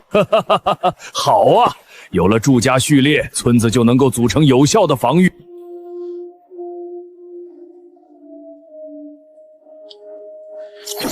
吞气术升级完成。这一次真的多谢你们。若不是你们，神像村村长，就算没有我们，神像村也未必会消失吧？看来你已经猜到了，我倒是好奇你是怎么知道的。这种事大家心里都有数。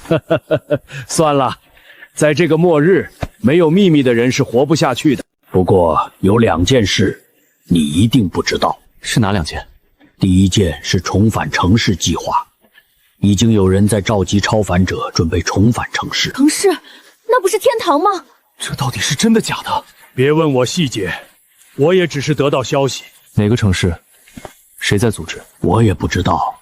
想知道的话，只能靠你们自己去查。那第2件事呢？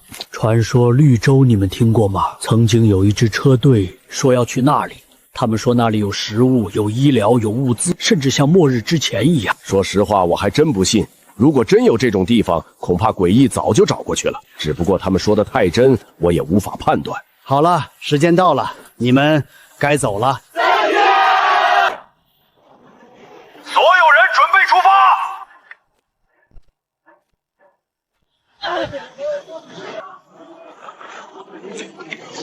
各位，上路喽！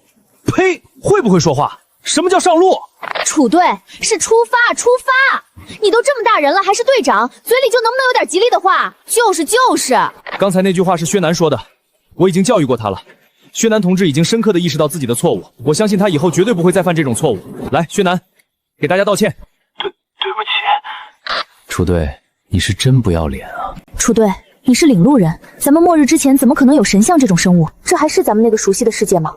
你们就别想着回到原来的世界了。就算我们能够重新回到城市，怕是生活也会大不一样。只要有人真的敢建城，不说多的，方圆千里范里范围内的诡异，怕是都会找过去。虽然诡异恐怖，但超凡者也不差呀。我们总有一天会成功的。楚队，这雨什么时候能停？至少24小时内是停不了的。不过也有个好消息。队长，什么好事？最近的危险季在50公里之外，而且没有向我们靠近的迹象。所以今晚可以扎营了。高老大，你们带人把帐篷搭起来。再这样下去，香烟迟早都会断供，到时候战斗力肯定会受到影响，得尽快想办法解决。不过迷雾之主听着倒是不错，就是不知道能不能自产资源。还有怪物皮卡，还差1000杀戮点，就差1000点杀戮值。陈野，你发什么呆？队长叫我们开会了。接下来，我们要尽量搜集保质期长的物资，长期吃过期食品，对身体影响太大。3天后我们会路过一个小镇，那里就是这次的目标。大家有什么意见？如果没有意见的话，那今晚就早点休息吧。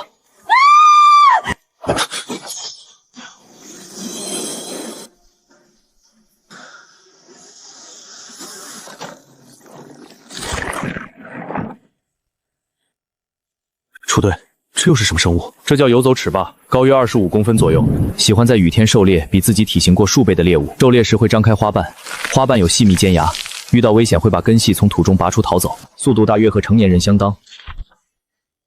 6月22日早，第一名幸存者被这种游走齿豹狩猎而死。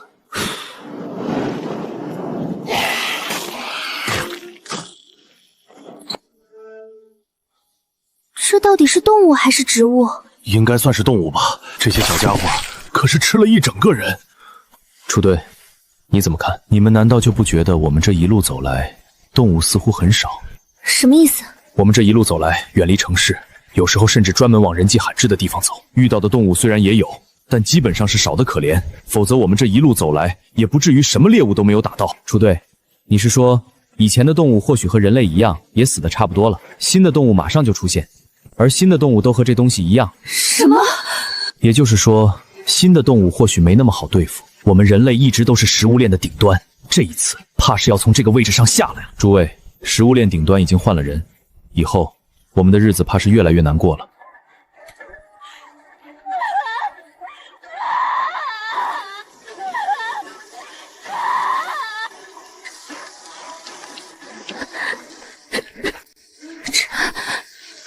陈先生，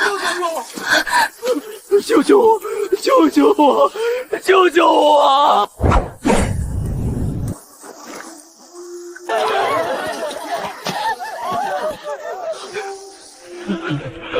大家不要误会，我是人，我是人，不是鬼。有人要追杀我，求求你们帮帮我，帮帮我！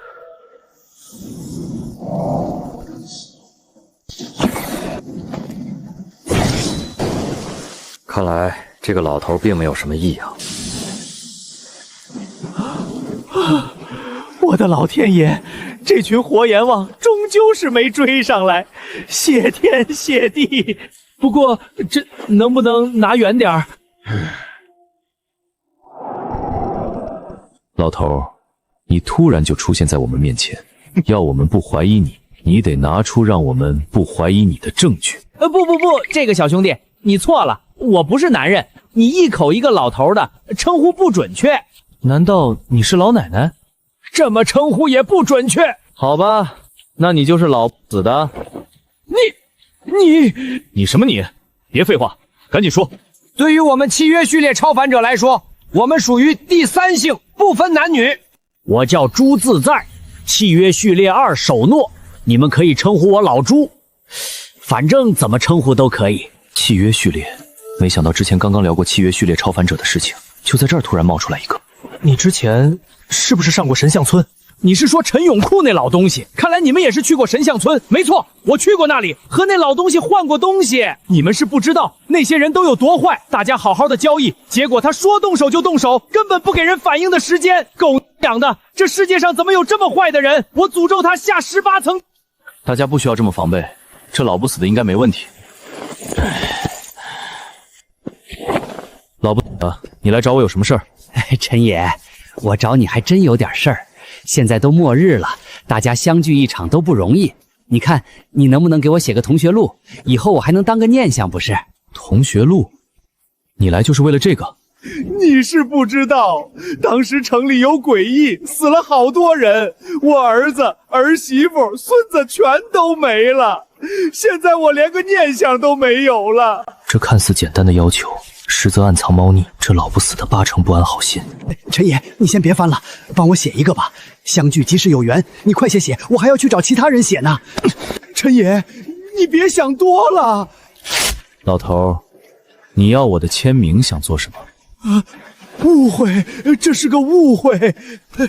你把同学录给我，我不让你写了。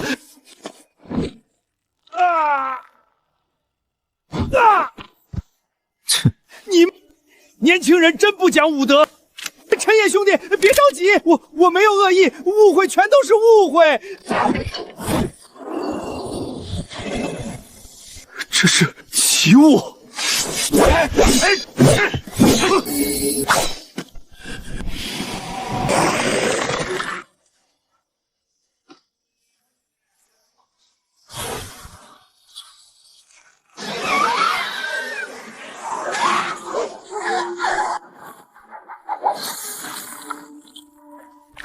朱自在，你看看我是谁？你怎么还活着？末日爆发第51天，幸存者在荒野中遭遇一名来历不明的神秘老者。你看看我是谁？你怎么还活着？你现在打算怎么办？终究是狠不下心来。算了，你是队长，这种事情你看着办好了。不过这货身上有很多奇物，想来秘密也不少。放心好了，这种事情交给我，保证给你一个交代。楚队，你难道还会逼供这种技能？逼供而已，很难吗？不听话就打，我有的是手段。冤枉啊！我只是想让陈先生给我写个同学录，没有别的想法。真的，你们要信我。老不还敢跟我耍花招？铁狮，先把他带下去吧。哎呀！系统，升级末日皮卡需要多长时间？升级需要24天，是否确认？确认。小子，你不守信用，不守信用，你这人魔鬼恶魔！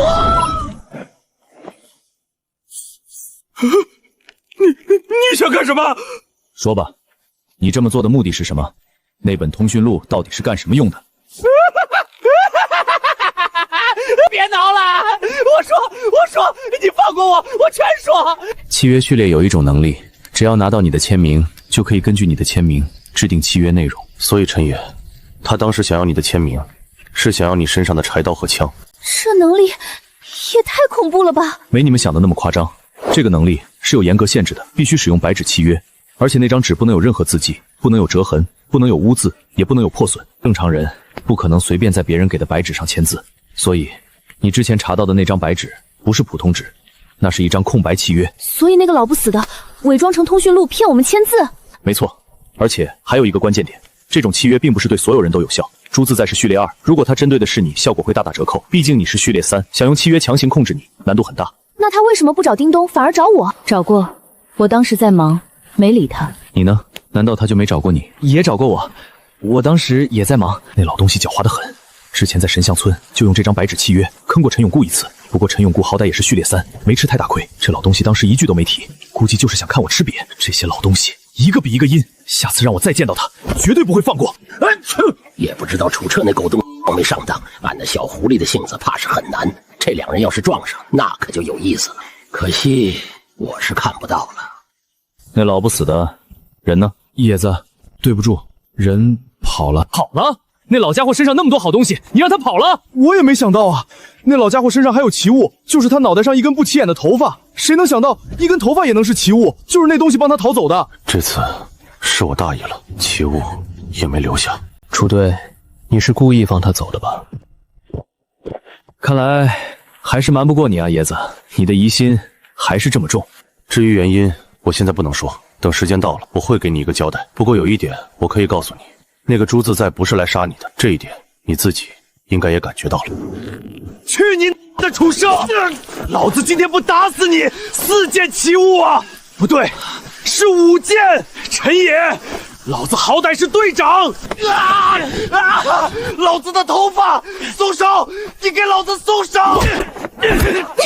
没事，他们都没动用超凡之力，也没用奇物，让他们打打就好，发泄一下而已。唉，算了，不管这2个神经病了。你饿不饿？早上还没吃饭呢吧？有点儿。你先还我奇物！做梦！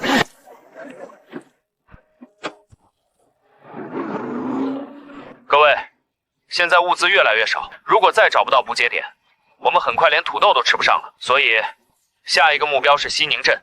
所有人注意，不管发生什么，半个小时内必须撤离。给我3分钟，不，1分钟，等我信号再行动。居然还有粮油店，进去看看，说不定有收获。时间已经过去大半，居然什么都没有。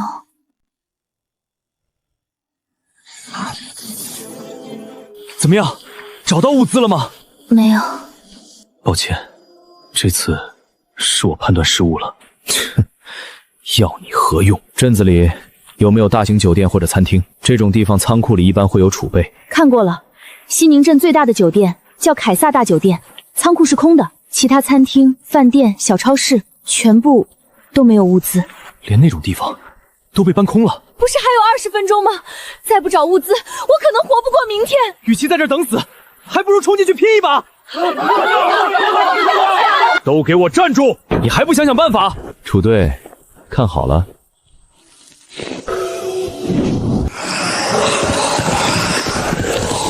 你们都别上去，在下面等着。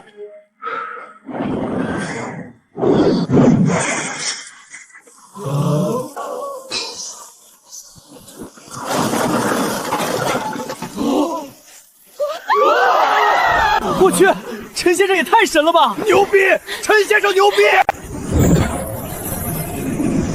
快走！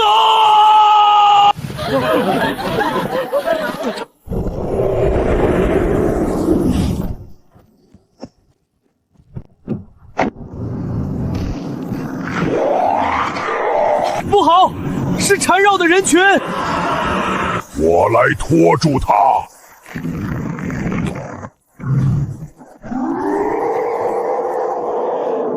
我来。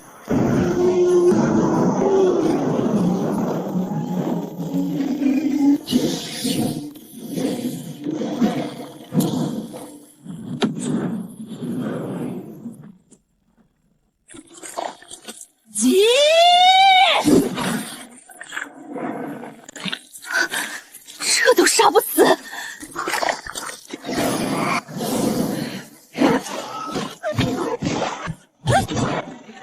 就是现在！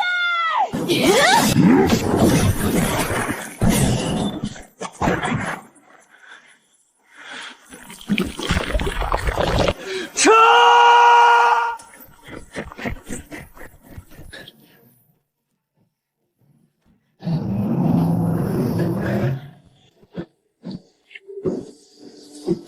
缠绕的人群，目前已知最具威胁性的诡异之一，个体之间高度融合，无明显核心，无法彻底击杀，仅能击退。综合评估，人类现阶段战力对抗此类诡异，胜率无限接近于0。看来人类想要重新夺回城市，几乎不可能，除非人类出现第1位序列九，否则毫无希望。要是我能像这家伙一样就好了，什么都不想，只想着活下去。不过这家伙最近好像有点不一样了，至少变好了一点吧。末日爆发的第52天，车队外出搜集物资时，遭遇缠绕的人群的追击。关键时刻，我与几名序列超凡者撕开一道缺口，摆脱了这只极其难缠的诡异存在。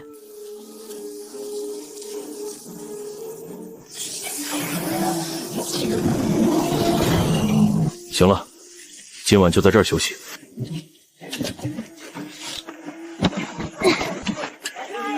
这次收获还真不少啊，够我们撑一阵子了。是啊，多亏了陈先生，这一路连一根汗毛都没掉。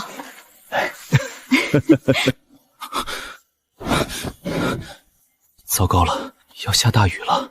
所有人立刻行动，这里马上要下大雨了！快，小付，立刻清点人数，看有没有人没回来，其他人收拾物资，10分钟后全体撤离！快快快！好的。楚队，你确定这里会发水？我们昨天可是才在这儿扎营，24小时内，这里至少会积水30公分，而且雨势会不断加大。能有多大？比你现在看到的大很多。我去找倩倩和叮咚，你这边准备好。飞鸟传信，这种方式居然还存在，到底是谁还能用这种手段？所有人加快速度，我们没时间了！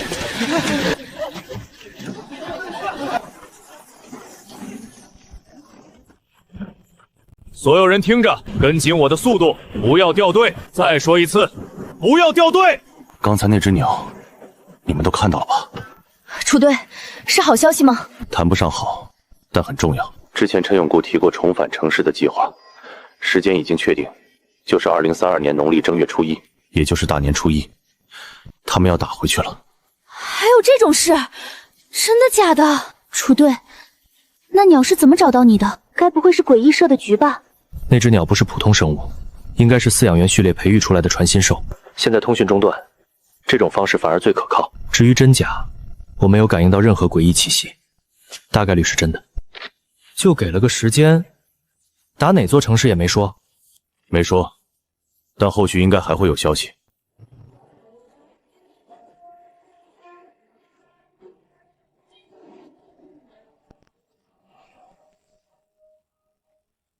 陈野，你会不会开车？不服？你来咬我啊！你好好的车子被你开成这样破破烂烂的，你懂什么？这车是奇物啊！他那辆是成长型奇物，从最开始一辆28大杠，变成现在这辆皮卡。这车有大秘密。哼，那又怎样？现在不还是卡坑里了，爬都爬不出来。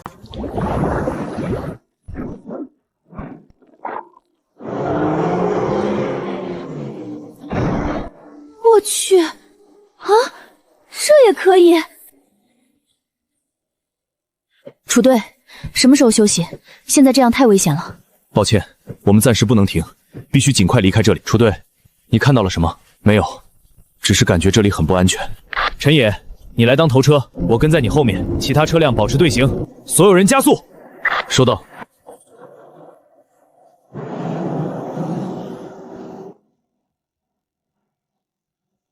我靠嘞！糟了！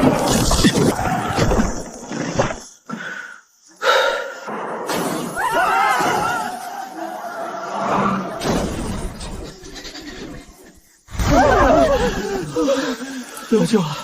楚队，这是……我没有感应到领路人的气息，也没有收到领路人的信息。这支车队没有领路人。各位子民，你们好。朕乃皇帝，你们可以称呼朕为陛下，亦或者是官家，又或者是父皇。朕此次南巡，遇到此等天灾，怪朕无德，让上苍降下灾祸，朕心甚痛矣。尔等屁民虽然无事大用，但皆为朕的子民，朕为皇帝，既是尔等之父。罢了罢了，你们在前头好好领路，稍后朕重重有赏。还有，小陈子，刚才做得不错。稍后朕重重有赏。小陈子，这家伙怎么知道老子姓陈的？这白痴到底是谁？好想打人啊！大胆！你什么身份，竟敢辱骂陛下？还有你这声音难听至极，洒家命令你闭嘴，不准说话。好，你很好，别让老子抓到你这个死太监。完了，已经来不及了。陈野，叮咚铁狮，我需要帮忙。铁狮，你丫再不行，我们都得交代在这儿了。铁狮，还不醒来？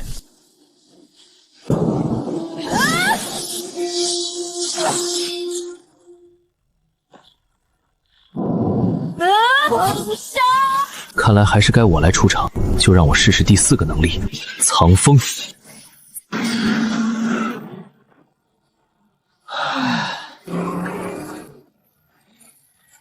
陈野，救我！以吾之名，暂停！诸位，危险还没有解除，快些离开这里。我已经看到了很不好的画面。队长，刚才是什么序列？不知道，序列太多，我只知道一部分。现在不是讨论这个的时候，先离开再说。尔等土包子连这个都不知道。陛下，不如您大发慈悲告诉他们。笨蛋，这是语录序列，那人叫陈好。虽然和你们一样蠢，但这个序列很强，可别惹他，嘿嘿，否则，嘿嘿，这帮家伙真无耻，一群白痴。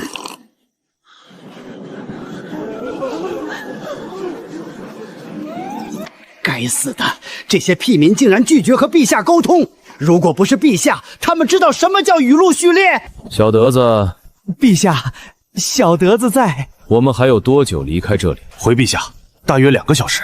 请陛下放心，小德子定保您平安。若陛下乏了，不如先歇歇。朕确实乏了，莫要扰了朕的清梦。好了，各位，危险已经解除。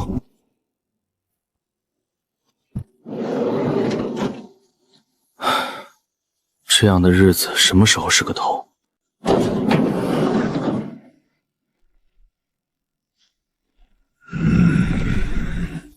我去，铁狮，你真牛！我就是感觉力气大了，速度快了，精力也更加充沛了。还有别的感觉吗？没有，就这些。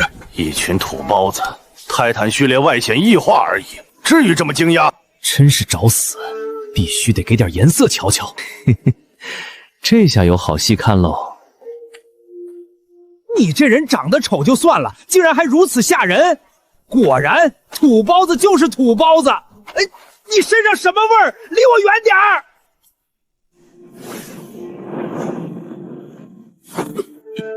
你想做什么？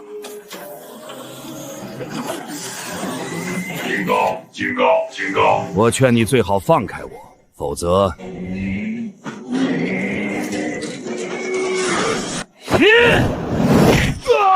哎呀，好痛！你这个屁民，乡巴佬，你可知道我是谁？别打脸！别打脸！我错了，陛下，陛下救我！末日爆发的第53天，车队在转移途中突遭极端天气侵袭，可也就在这种恶劣条件下，我们车队竟意外遇到了其他车队。敢打我！等陛下醒来，你就要倒大霉了！你好，我是陈好，雨露序列2。刚才多谢你了，要不是你，我们怕是要死不少人。还好，雨露序列和大家一样。对了，像你这么厉害，干嘛在那种车队当受气包？来我们这边怎么样？不是我不想离开，之前和末日堡垒的主人打赌，输了。不是，输了你就听他的？说好的，我也同意了。那还不好办？那赌约你当个屁放了就好了，谁在意这个？我知道，但不行。那你给我们讲讲，这末日堡垒到底什么来头？这个堡垒的主人是异想家系列3的超凡者。异想家？对，他可以把想象的东西变成现实。什么？也就是他想什么就能造什么？这能力太离谱了。那这整个堡垒不会也是他想出来的吧？对，就是他想出来的。那他本人能打吗？几乎不行。明白了，严重偏科，跟网游里那种全点防御的玩家一模一样。难怪我刚才揍人，他一点反应都没有。有道理，不过谁会把自己想成皇帝？异想家嘛，幻想大概是副作用。那就奇怪了，这堡垒为什么还能活到现在？因为之前遇到过一个符文序列的超凡者，他在堡垒上刻满了隐蔽符文，可以完全隔绝活人的气息，而且堡垒还能给符文功能。你们这些土包子知道什么？那些诡异用普通手段根本无法杀死，就算是低编号奇物，对他们作用也极其有限。我们现阶段最重要的是活下来，只有活下来才有反攻的机会。等朕的序列等级提升，到时候什么奇物没有，那时候才是朕领导你们反攻之时。还有，你这个小小的序列2，不要勾引朕的人，否则后果你承担不起。陛下，您终于醒了，你要给老奴报仇啊！就是他打了。哼，小地方来的人就是这样粗鲁。小德子，他敢侮辱了朕的人，朕绝对不会放过他。兄弟，你要不直接跟我们车队混得了？我们车队5个超凡者，加上你6个，主打一个公平。你不愿意也没人强迫你。你以为陈浩会和你一样，他答应了朕的事情，就算是死也会做到？土包子，朕再告诉你一件事，雨露序列的人全是偏执狂，他们对承诺的执念不是你这种人能理解，只要认定谁也改变不了。兄弟，咱都姓陈，我不坑你，也不让你违约，我们把你绑了，这样就不是你违约，是我强迫你，这个锅我替你背。好了，时间不早了，我们该走了。兄弟，好好想想，跟着这样的车队，你怎么死的都不知道。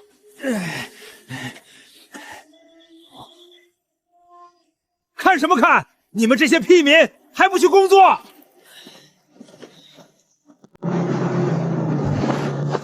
系统，查看增物编号多少？目标增物当前编号为1987。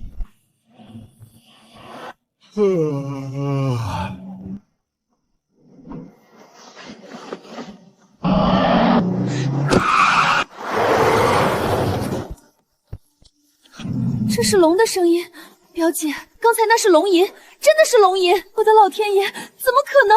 有什么不可能的？闭嘴，别出声。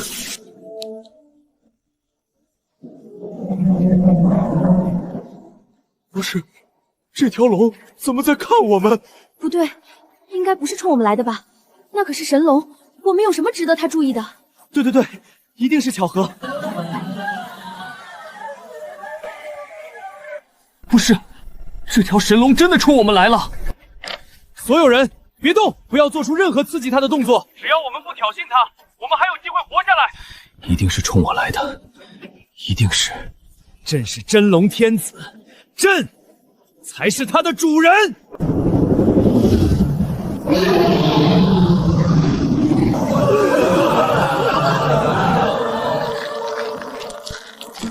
到底是什么东西能把这种传说生物伤成这样？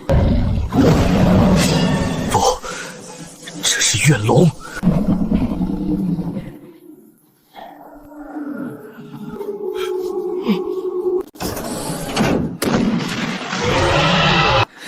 混蛋，白痴！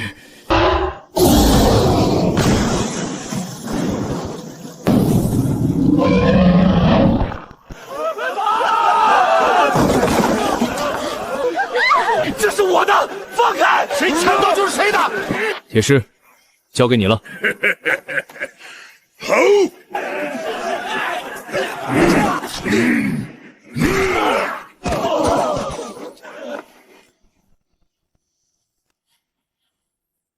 这是龙鳞，麻烦啊，这么多人。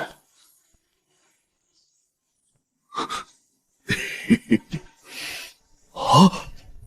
你们看我干嘛？算了，老子不玩了。别走啊！鳞片拿出来看看。椰子，快把东西交出来。就是。既然大家都看到了，这东西交给我保管，没意见吧？没意见，同意。楚彻，你是真的很无耻。现在车队150人，该怎么安置才好？我有办法。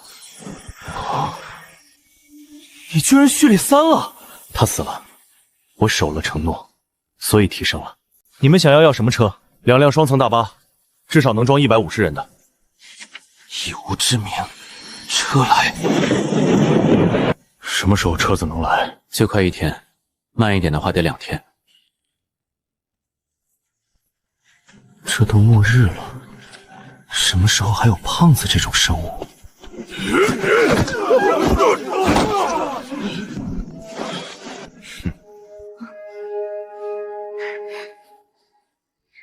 陈先生，你找我？你找几个人去把那个胖子抓过来。胖子，放心好了，这事儿交给我。丽娜姐，陈先生找你什么事儿啊？徐丽娜，咱们井水不犯河水，我不想惹麻烦。陈先生想找几个人把那个胖子揪出来，高老大，你看着办。你们还有你，跟我一起去。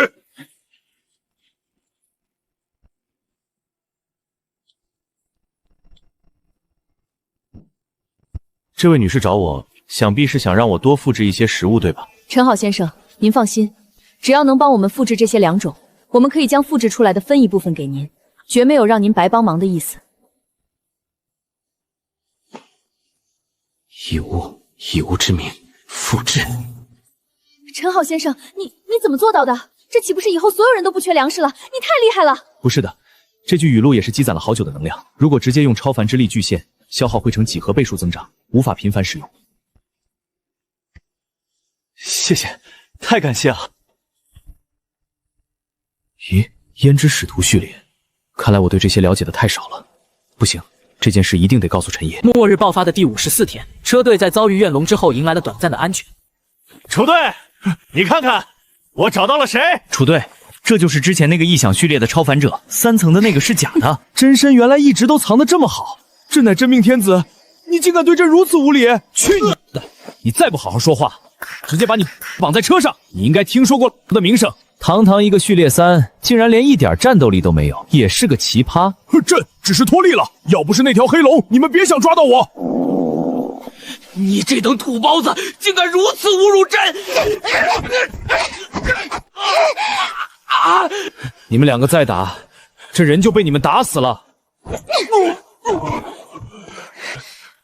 你以后打算怎么办？我叫皇帝，我现在也没什么打算，等恢复之后重新聚献末日堡垒。不过这么多人我带不了，还得麻烦你们。但那些愿意跟我走的，希望你们不要阻拦。还有陈好，他也得跟我走。陈好的事由他自己做决定，你得去问他自己。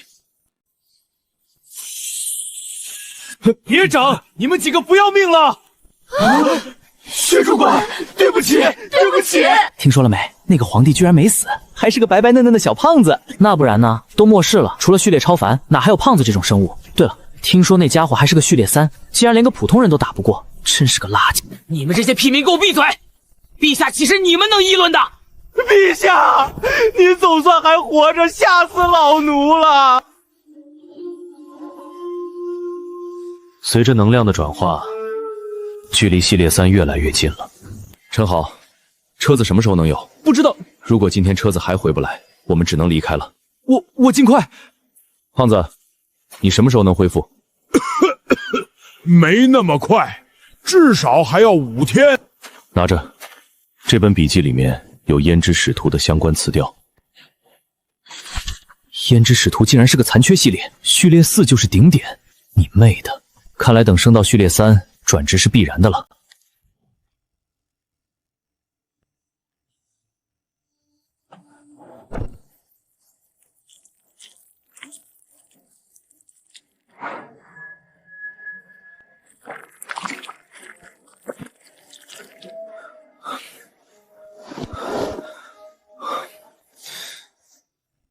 难道是我看花了眼？系统，查看末日皮卡。奇物检测完成，目标怪物皮卡编号0899，能力1，诡异之力溢出，八至人面为高阶诡异，具备极强智慧，其死亡属于异常情况。它残留的诡异之力对车体造成了很大的影响，进一步提升车体的整体刚性。能力2，车里有怪物，你的车里藏了一只胆小害羞的怪物，它总是趁你不在的时候会出现。这是一只胆小的怪物，但并不代表它不危险。除了陈野，它对于任何人都是危险的。它拥有强大的战斗力，如果条件允许，甚至可以吞噬神明。在战斗当中，如果它受了伤，也拥有重生的能力，这需要它有足够的生命力作为补充。补充生命力有2种方式，一是利用其他生物作为补充源，二是通过休眠来补充。怪物拥有一些简单的人类智慧，在初步熟悉之后，你可以让它帮你做一些它力所能及的事情。拥有简单智慧怪物的皮卡，具体能力无法用一句话概括，这需要你在日后的生活中去发掘它的更多能力。能力3，阴影拖转进阶版，从最意想不到的角度伸出一条或者数条触手，将目标卷入车底或者车内吞噬，并且将其粉碎成为车体的燃料。能力4，怪物领域，这是一个无法评估的能力，在动用这个能力之后，方圆半径100范围内，从地面探出长满吸气盘的触手攻击敌人。在暴躁状态和发疯状态下，该能力随之翻倍。禁忌1，不要在没有征得所有者同意的情况下靠近怪物皮卡。2，如果发生惨烈的战斗，怪物皮卡会发生叛逃情况。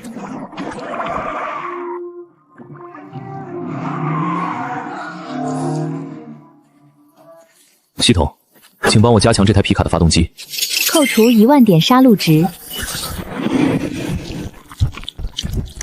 我去，还能这样？这要是在末日之前，绝对是全球性的大新闻。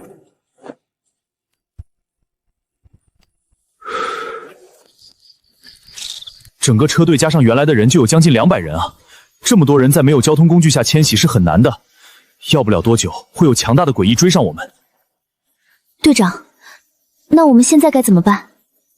车队再在这里休息一晚，明天再出发。队长，这些幸存者当中有几个所谓的贵族，之前在末日堡垒之中做过的事件，简直就是骇人听闻。不仅霸占了一位屁民的妻子和女儿，甚至还当着这位屁民的面欺辱其妻女。哦，竟然还有这种事儿！这种人你自己看着处理就好了。现在车队的稳定是最重要的，就算有超凡者，也不可能时时刻刻把精力都用在他们身上。你要尽快让这些新人适应车队的规矩。是。这味道还是一如既往的恶心。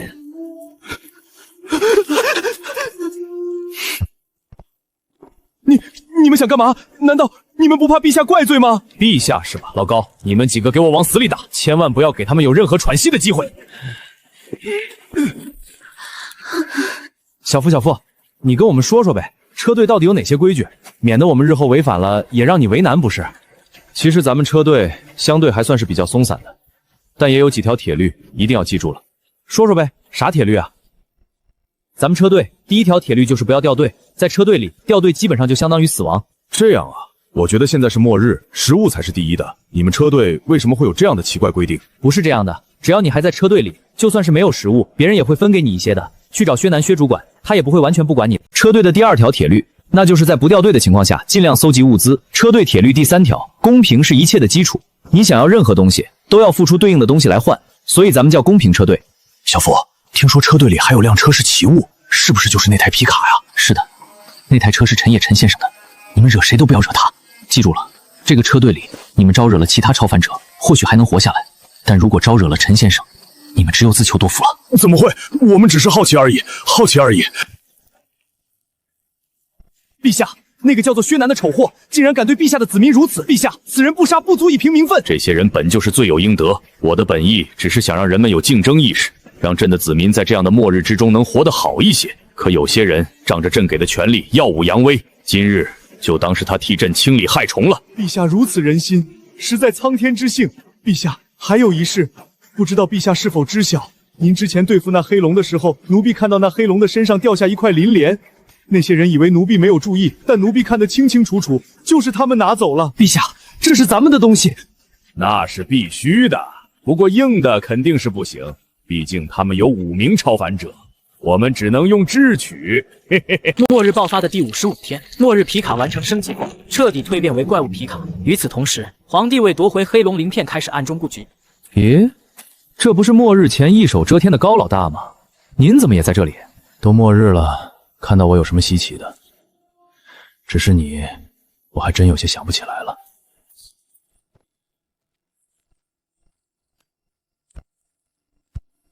像我们这种小角色，你没见过也很正常。只是我没想到您居然混到这种田地，都怪这操蛋的末世。是啊，比如徐丽娜这种，要是在末世前还不是任由我摆布，但现在有了超凡者的亲近，这个女人竟然敢对我指手画脚，谁能想到啊？高老大，要是有机会，你想不想离开这里？咱们寻一个好地方，自己组建一个幸存者基地，怎么样？你疯了！我说高老大，你当初也算是个人物，现在胆子怎么这么小？我知道你要说外面到处都是诡异，我们离开车队活不了多久。嘿嘿，你看看这是什么？这是咱们这之前那台末日堡垒墙壁上的符文，这种符文能隔绝活人气息的作用。只要我有这东西，再把那辆奇物皮卡偷走，在这末世还不任我们逍遥自在，又何必再对那些高高在上的超凡者卑躬屈膝？你要去偷那台车，你不要命了？只要我们搞到那台车，以后的日子就好过多了。那台车是奇物，只要我们弄到手，哪儿我们不能去？奇物啊，高老大，你知道这意味着什么？你算了，你要是能搞得到车，我就答应你的请求。嘿嘿，就这么定了，你就等我好消息吧。哼，这个白痴敢偷陈野的车！当初我2个兄弟的死，就是跟这辆车子有关。不行，这个消息必须得告诉队长和陈先生才行。老贺，你干嘛去？我去尿个尿，你先睡。真是见鬼了！这个蠢货还想让老子找到车去找你？春秋大梦去吧！老子现在有了车，又有了符文，嘿嘿，天下之大，哪儿不能去？不过这个超凡者还真是个白痴，居然连车都不锁，嘿嘿，这次便宜老子了。这么多吃的，这些超凡者真……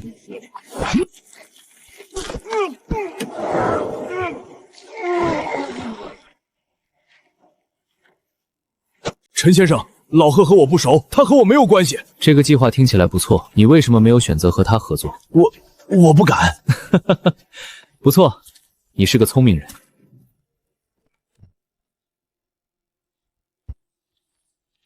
赏你的拿好了。多谢陈先生。陛下，这是您的早膳。小德子，他们醒了没？陛下，那叮咚姑娘已经醒了，现在正让人把她的那些花盆搬到外面晒太阳呢。叮咚姑娘，早上好啊！早啊，陛下，您这是亲自出来遛尖呢？叮咚姐，我就直说了，我找你是希望你们把那怨龙龙鳞还给我。当初在老牛山古道里，我也是听了你的声音，觉得你是个老实人，这才来找你的。当时什么情况你也看到了，为了那龙鳞，我所有的一切全都没了。按照道理，这东西应该是我的。那个皇帝啊，那龙鳞你还是问楚队长他们吧。叮咚姐，我知道你这样的人最是不会说假话的，拜托你把龙鳞给我吧。不好意思，那个我是真的不知道，龙鳞也不在我手里。唉，陛下，接下来我们该怎么办？还能怎么办？去找铁狮，这货最憨，看能不能从他嘴里讨点东西出来。1加1等于3，等于3。大个子，那个怨龙龙鳞，你能不能还给我？啊？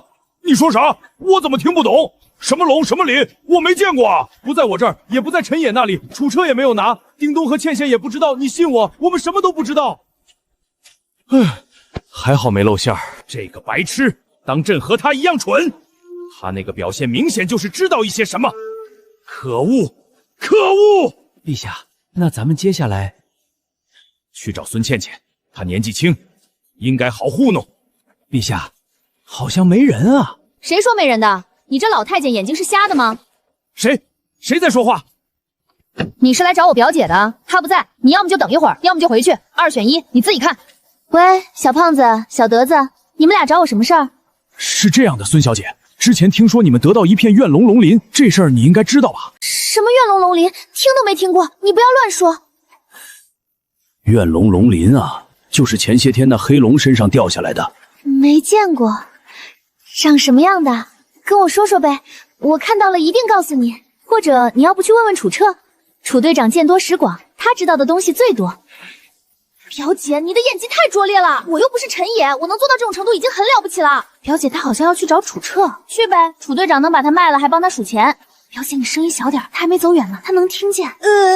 这帮屁民真是无法无天。算了，我打不过他的，小不忍则乱大谋。楚队，那怨龙龙鳞是我打下来的，贵队帮我保管，我很感激。但是现在我希望自己保存。怨龙龙鳞啊，我见过这东西，就在陈野那里，我亲眼看到他捡了去，你去找他要。不过陈野这人很狡猾，你去了之后，他肯定说没在他那里，肯定不承认。你不要相信他的话，就找他要就完了。还有，他可能还会说那龙鳞就在我这儿，你不要信，你追着他要就好了。记住了，他说什么都不要信，知道吗？楚队，你真是个好人。我去吧，去找陈野吧。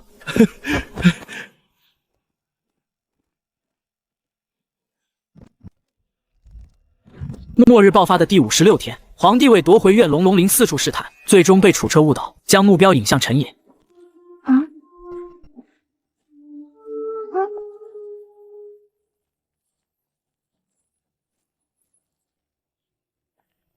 陈先生，说吧，那片怨龙龙鳞是不是在你这里？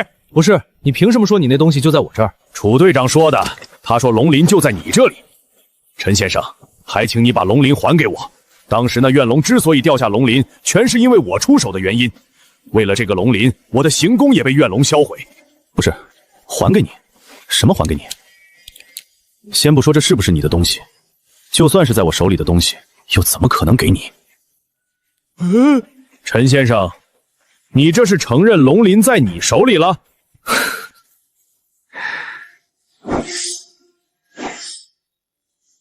在我手里？怎么？你想要？你想要做什么？不得无礼！哼，你既然没有证据就想从我手里要东西，你脸怎么这么大？一边去！不然今晚就你的肥肉炼油，晚上炒莴笋吃。陛下，咱们还是离开吧。你刚才还说你讲道理的，滚一边去！再说了，你在我们车队接受我们的庇护，现在还想要回去？你信不信？我现在就把你丢出车队，看你能活几天！就算龙鳞是你的，给你当车费正好。我行宫里的物资不还是被你们得到了？放你的臭屁！那东西我们可没拿，都是你的子民抢走了。不如我把你的子民喊过来，你找他们要物资，看看他们给不给。你，哼！小胖子，我就告诉你好了，那龙鳞可不是我一个人发现的，是我们车队5个人一起发现的，所以这龙鳞我们5个人都有份儿。你要是恨的话，记着把其他4个人一起恨上。对了，其实那龙鳞就放在楚彻的手里，毕竟他是队长，东西放在他那里最合理。好，你们这5个王和我这么玩是吧？你们也太欺负人了！喂，陛下，早饭吃了没？要不一起吃点？哼，好一个伪君子！啊，爷子，你看看这事儿，我都被你带坏了。不是楚队，你是好意思这么说？陈豪，车子什么时候来？楚队，快了，今天中午。太好了，去和楚车说，龙鳞的事情我不计较了，以后和他们一起吃饭好了。这件事不要和陈野商量，这人没脸没底线，他肯定不会答应。楚彻至少应该会同意，他是队长，至少还能要点脸。是，陛下。那咱们还要告诉楚萧他们传说绿洲的事情吗？还是要告诉他们的。目前我们没有更好的办法去传说绿洲，只有依靠他们。陛下今日受此奇耻大辱，是小德子无能。无妨，想要成大事者，哪有那么容易？只要能找到传说绿洲，换到那奇物之心，一切都会好的。陛下，车，营地里来了好多车。就2辆车啊，我们这么多人怕是不够吧？就是，怎么不多搞2辆车？现在是末日，这些车都没人要了。真的是连事儿都办不明白。你小子真有你的！可是人太多了，车少了。这算个屁事儿，有的做就行了。现在是末日，不是旅游，还要管他们舒不舒服？尽快让所有人上车，10分钟之后车队离开这里。知道。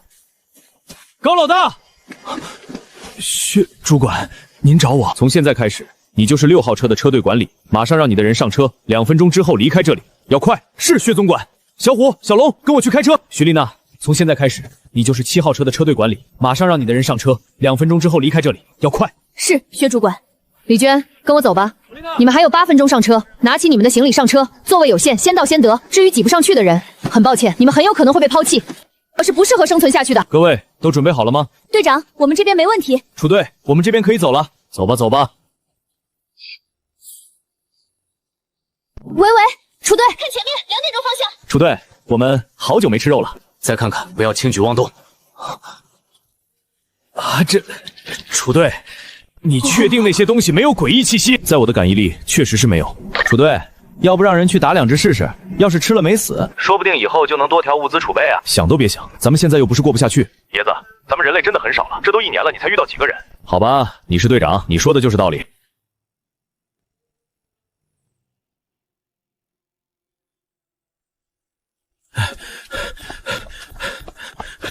楚队，我这里有张去往绿洲的地图。绿洲？你说这是传说中绿洲的地图，真的假的？末日爆发的第57天，皇帝主动找到楚彻，并拿出了一张关于传说绿洲的地图。绿洲？你说这是传说中绿洲的地图，真的假的？我也不知道真假，这是我从别人手里换来的，但是至少有70%的可靠性。你这个70%怎么算的？我预估的，不过去看看也没事吧，反正比你们这样无头苍蝇一样乱跑要很多。实话告诉你，这地图是我从一个符文序列超凡者手里换到的，他和我说过，在传说绿洲有很多神奇的东西，比如你们那种神奇的2种，传奇绿洲也有很多，还有各种奇物以及奇物材料。胖子，你该不会是想把我们引到一个什么危险的地方，然后一锅混了吧？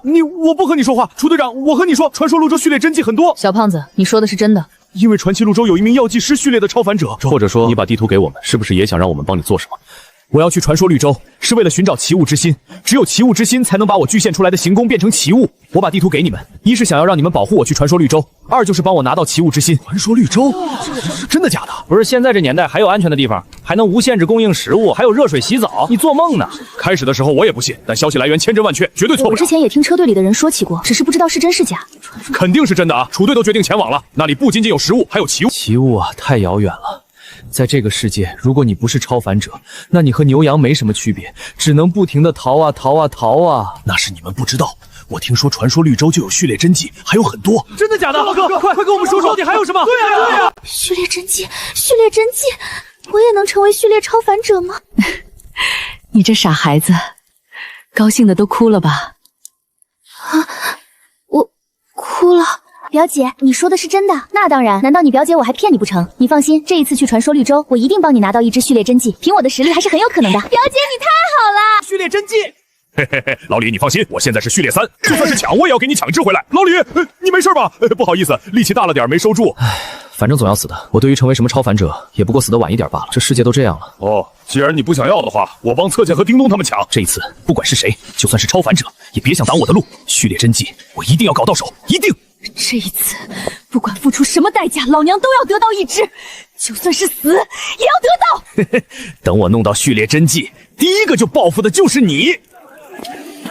陈先生，这些人开始不把你放在眼里了，要不要让他们兴奋吧？这种事情又不是天天有，至少让营地里看起来没那么死气不沉。陈先生，您看他们几人能觉醒？就这几人，你高看他们了。就算是有序列真迹，也不是一定就100%能够觉醒的。传说绿洲这一次肯定很热闹，如果我猜的没错，应该是末日以来最热闹的一次。先不说这些人抢到了系列真迹，估计也没有一个人能成为系列超凡啊！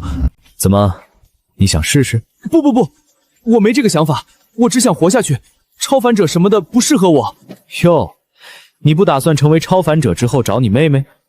总有一天我会找到她的。以朕之名呼唤你来到我身边来！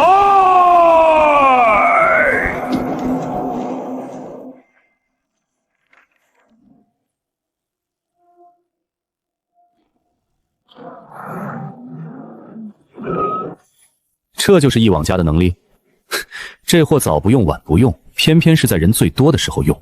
你们几个还不回来？好了，别看了，今晚休息一晚，明天就要出发了。正好，带走也能分担车队的压力。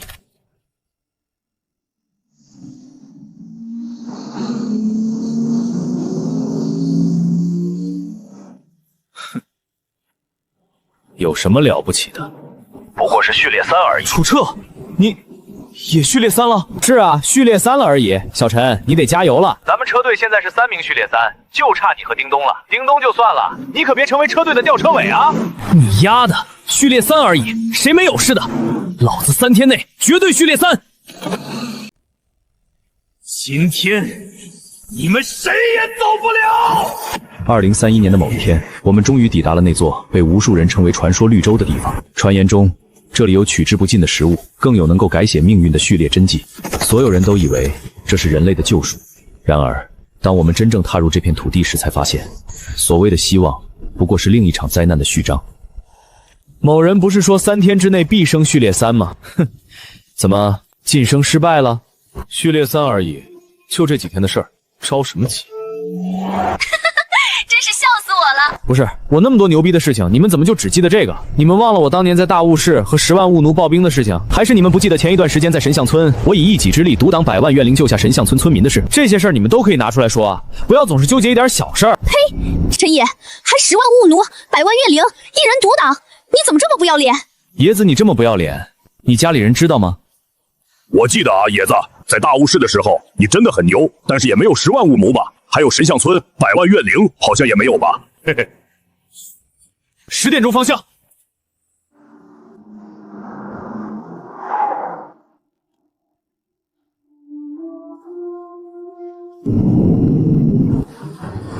难道是传说绿洲的指路牌？这就到了。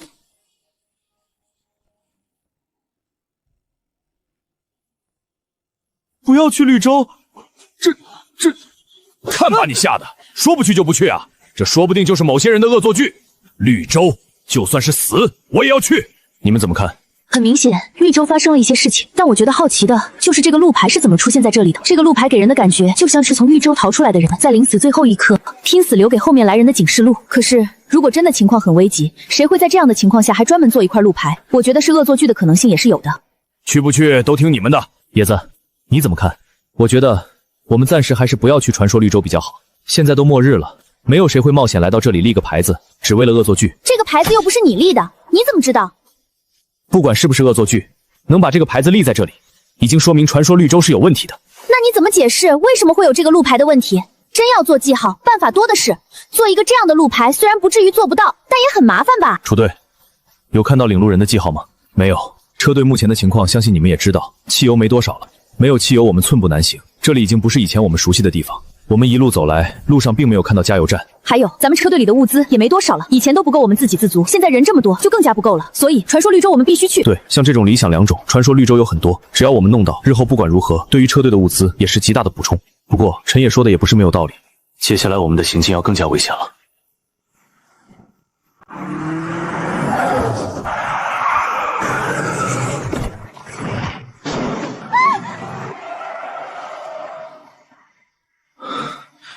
楚彻，你丫疯了！前面有尸体。楚队，他还活着。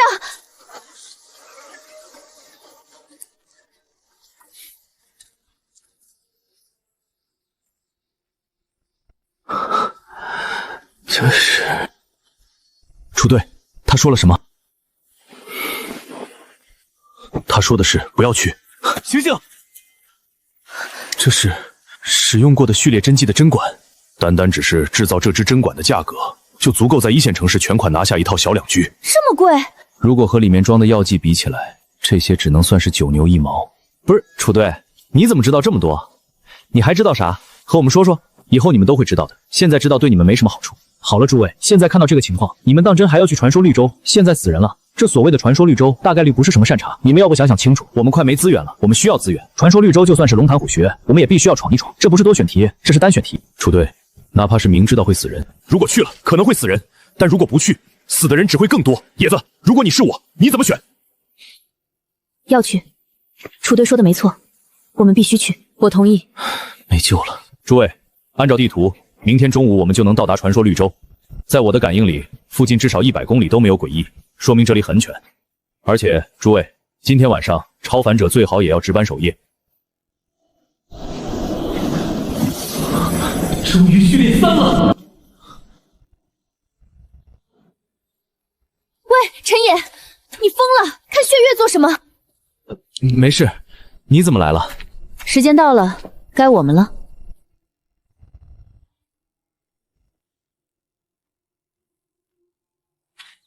小胖子和陈豪怎么走了？喂，楚队，你在找什么？还能因为什么？这附近已经没有诡异，所以小胖子打算自己先去绿洲，陈豪也跟着去了，还有那些愿意跟随他们的人。算了，他们有他们的路要走，我们收拾一下也准备出发吧。这是隐秘屏障，难道这就是传说绿洲？所有人都做好准备，我们马上就要进城了。楚队，我们兵分2路，你懂的。野子，还得是你啊！请问是超凡者吗？我是超凡者。欢迎超凡者阁下来到绿洲，放行。超凡者阁下，进入绿洲的每个人都有进行登记。这就是传说绿洲？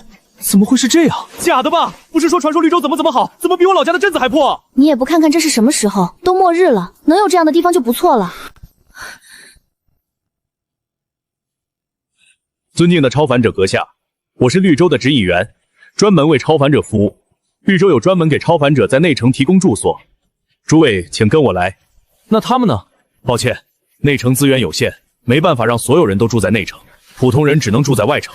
不过请诸位超凡者阁下放心，查先生专门为普通人安排了一片区域居住，如果各位想要离开的时候，到时候可以到外城带走他们。绿洲还有专门的停车场，诸位的车可以跟着工作人员停在停车场内。尊敬的各位超凡者阁下，这是隐息符，有屏蔽活人气息的作用。在绿洲的这段时间，还请佩戴隐息符，多谢合作。原来这就叫做隐息符啊！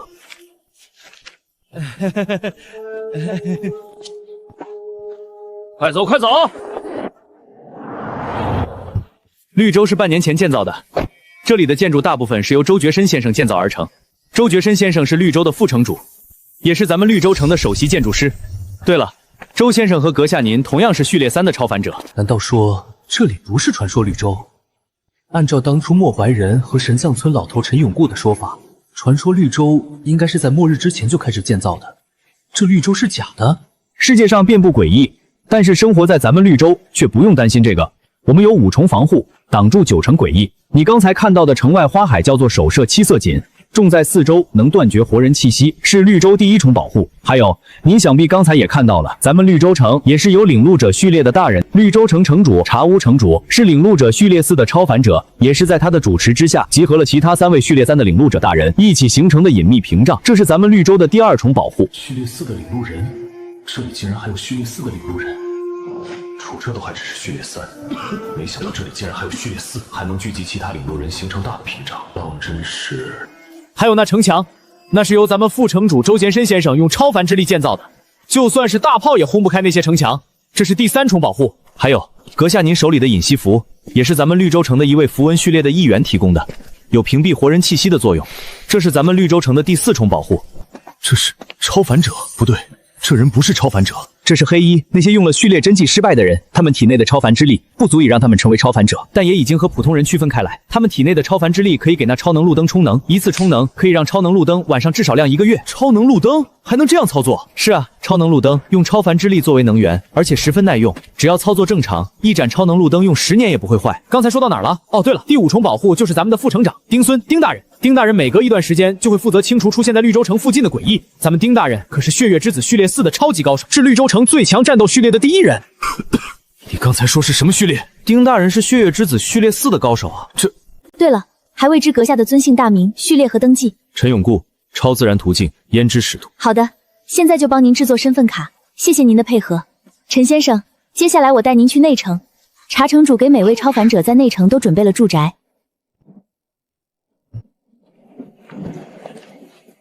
这里的建筑风格都是我们的周副城主亲自设计，我们还配备有24小时的管家服务，只要您付出足够的报酬，他们可以满足您一切需求。对了 ，A13是您的房间号码，这是您的钥匙，请您保管好。对了，陈先生，绿洲城有一处交易市场，那里有许多超凡者在那里摆摊交换物资，如果您有兴趣，可以过去看看。交易市场有意思。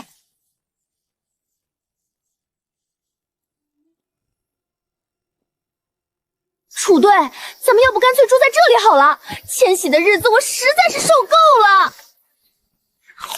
我也是这么想的，只是这地方总给我一种奇怪的感觉。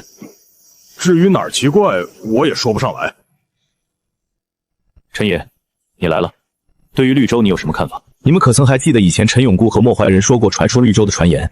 如果传说绿洲真的存在，应该在末日之前就开始修建，也绝对不可能是现在这个样子。所以我判断，这个所谓的绿洲绝对是假的。我来总结一下，不管是真是假，我们来到了这里需要物资补充，需要序列真迹，这是事实。所以大家这段时间多留个心眼儿，一旦发现有什么奇怪的事情，记得相互沟通。同时，我们也要做好随时能够离开的准备。还有野子，你现在明面上和我们不是一起的，这个身份多少还是有点用的。我会让薛南吩咐下去，不要让下面的人说漏嘴了。虽然不指望车队其他普通成员守口如瓶，但晚发现一点也是好的。谁？楚队，是我，薛南和小付。我去开门。还有老李。你们那边现在什么情况？根据绿洲城工作人员的说法，普通人也可以在绿洲找到工作，只要找到工作就饿不死。我们这边已经开始有人开始出去找工作。楚队，如果是真的，我们的人怕是……哎，如果这里真的安全，留下来也不错，总比跟着我们到处居无定所的迁徙好吧。楚队，还有个事情，根据我们打听到的消息，绿洲这边马上就要举行一个赛车大会，听说第1名会有很多物资奖励，未来几天会很热闹。这次的赛车大会没什么特别的规则，只要是车都能参比赛，甚至用什么手段都可以。请问陈野陈先生可在？陈先生，这里除了我还有谁？他是陈野。楚队长，你给我等着！不是，我就不信你没有给自己弄个化名，说不定我的名字就被你用了。陈先生，查先生得知又有一名领路人序列3的超凡者来到绿洲，他很开心。原本查先生想要亲自拜访，可惜查先生实在是太忙，没时间过来，因此特地让我们给陈先生送来见面礼，还请陈先生不要嫌弃。替我谢谢查先生，初来乍到，应该是我上门拜访才是。查先生邀请陈先生成为绿洲城理事，还请陈先生不要推辞。成为绿洲城的理事，每个月都有额外的物资作为薪酬。陈先生，绿洲城下个月15号会举办无限制赛车比赛，凡是绿洲城的理事都可以作为裁判出席，这是绿洲城建立以来的第1个大型活动，还请陈先生到时别忘了参加。啊，我是裁判？哎呀，你们两个还在磨叽个啥？看看这是什么东西？是罐头，黄桃罐头，妈耶，看着还不错，没长毛。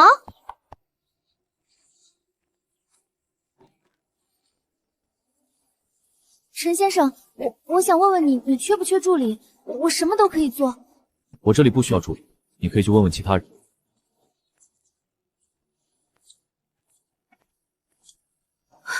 陈先生，你等等我。别跟着我，否则你知道后果的。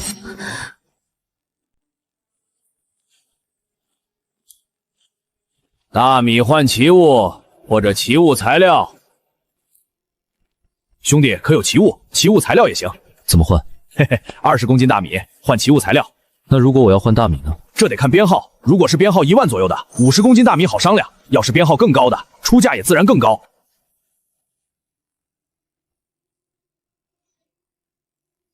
嘿嘿，兄弟，我这大米可都是精品，过期的时间也不长。要是1万名以外的奇物呢？1万名以外的啊，那要看以外多少。兄弟，要不换点？这是我上次搜集物资的时候找到一个金店随便带出来的，绝对保真。哼，我说老钟，现在都什么时候了，这些东西没人要的。呸，老于，老子的金子总好过你那些狗屁字画，谁知道你那些东西是真是假？这是我从博物馆搞到的，你说这不是真的？老于头，这都什么年代了，就算是真的又能怎么样？能当吃还是能当喝？老板，你这么大的蚕怎么养的？干啥用的？原来是个哑巴。磨刀人序列，难怪这人不说话。什么意思啊？难道磨刀人序列不能说话？也不是不能说话，磨刀人序列的副作用就是说话越多，实力衰减的越快。因此，越是不说话的磨刀人，实力就越强。甚至很多人觉醒了这个序列之后，就一个字没说过。喂，小哥，你不能说话，我们怎么知道你这卖的是什么？居然是肉虫！请问这种肉虫有何作用？这可不是普通的虫子，这种虫子可以作为末日迁徙生活之中的肉食来源，从幼年至可食用的成年，大概需要1周到2周的时间。而且这种肉虫很好养，用长毛的面包、生蛆的肉，甚至是腐烂的果蔬都可以喂养。如果没有这些的话，也可以用青草或者嫩叶喂养。喂，小哥，你这肉虫怎么换？你这小子是不是存心不想换？理想2种这种东西可遇不可求，你当谁都有啊？就是，这东西我也就只是听过。你看看这东西你要不要？编号6512，你要是同意，现在就换给你。滚！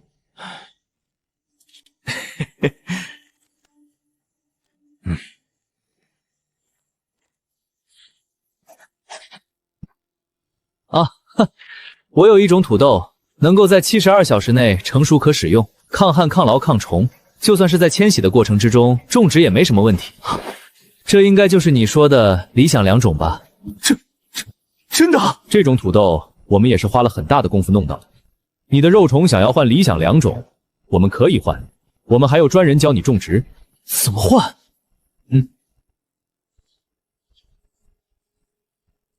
不是，是1颗。1颗土豆换你2条肉虫，1公1母，否则我们没办法繁殖。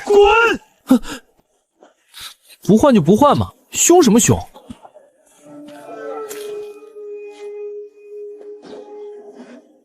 轮胎虫，这是什么？这是我培育的轮胎虫，可直接替代传统轮胎。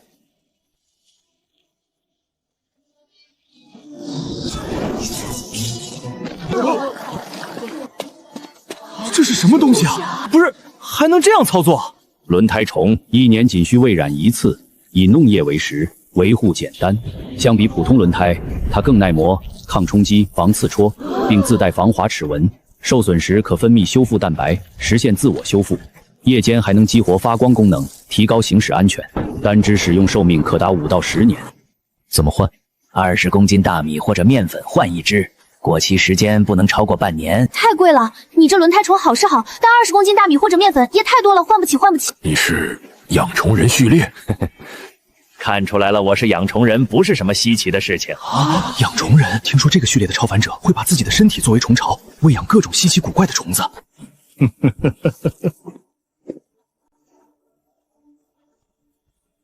各位，这是机械师和医师训练的最新作品。大家现在可能也意识到了，搜集汽油这些燃料越来越难。没有汽油，我们想要迁徙简直是白日做梦。但是这心脏发动机完全可以摆脱汽油依赖。不是，你这不用汽油，难道喝血啊？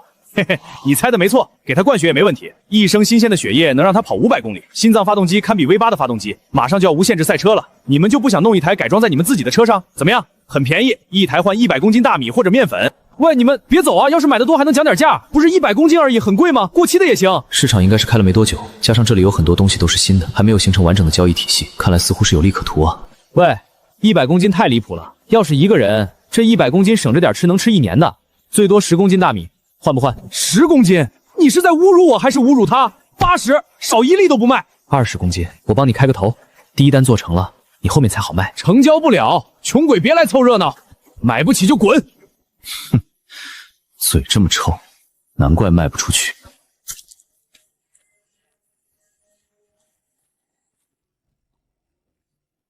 我先去上个卫生间。啊？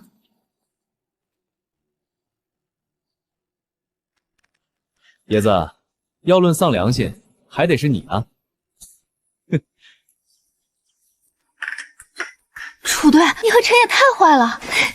老板，你这东西是什么？看着好恶心。别瞎说，这东西一看就非比寻常，肯定是好东西。小哥，你这东西是什么？怎么卖的？楚队，这虫子好是好，但太恶心了，还不能繁殖，没什么用。走吧，比咱们的土豆和莴笋差太多了。咱们土豆和莴笋再种一段时间，全队都不愁了。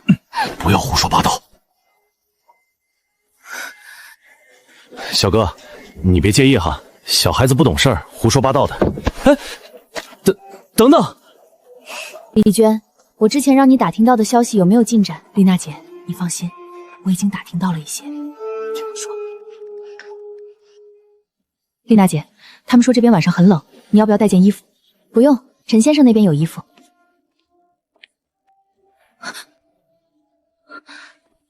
是你，你怎么在这里？徐丽娜，别紧张，我找你是打算和你合作。哼，合作？我和你有什么好合作的？你和我的目的是一样的，我们都不想只是普通人。你想要的东西，我也想要，但是整个车队能帮我们搞到东西的，只有陈先生。你想算计陈先生？不，我怎么敢？孙小姐有小鱼儿，叮咚小姐有周小小，楚队长身边更不缺人，他们拿到东西肯定优先给自己人，只有陈先生身边没人。如果他拿到序列真迹，你反而最有机会。你也说了，你现在找我合作，我也不可能把陈先生给我的东西给你。我没那么天真，如果陈先生有机会得到2只的话，我希望你能帮我提一句。绿洲城这边序列真迹出现过好几次，应该不可能只有1只。我自己都没把握，替你说话很难。我知道你是我唯一的希望，我今天出现在这里，总比不出现要好。就算没有多余的，日后你成了超凡者，记得我今天对你的帮助就好。帮助？你帮助我什么？不是你从哪儿搞到的？我对你的帮助可不仅仅只有这条烟，我还能打听到一些更有用的消息。你不方便做的事情，我也能做。一条烟怕是不够。我知道，只要陈先生能帮我成为超凡者，从今往后我高坚强就是陈先生的狗。不够，一条烟，一句承诺，打动不了陈先生。他是什么样的人，你比我清楚。徐丽娜，我没有更多的东西了。那好吧，我答应你的交易，但我不能100%保证我说的话一定有用。我知道，你放心，就算陈先生什么都没有给我，我也不会怪你。好了，就这样，我要回去休息了，你快些去，晚上内城是会关门的。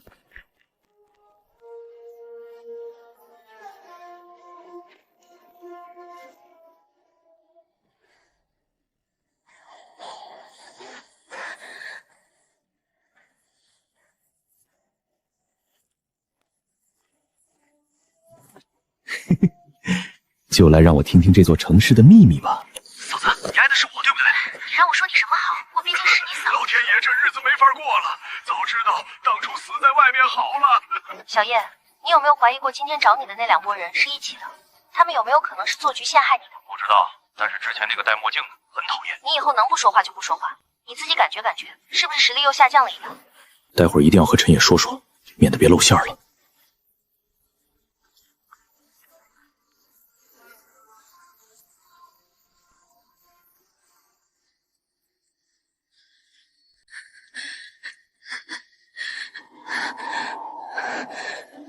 这女人执着的有些可怕，要不干脆把这个女人杀了。你对不起，陈先生，对不起。好了，别哭了。有心了。从今天开始，你可以住进这里，但你只能住在院子里，你自己找帐篷过来。住在院子里太过分了，屋子里又不是没有剩余的房间。还有，家务工作由你来做，做饭的工作也是你的。记住，我的房间你不许去。好的，陈先生，我会遵守你的规定。谢谢你让我住进你的院子。我知道你想要什么，我不保证一定会帮你得到那个东西。我知道的。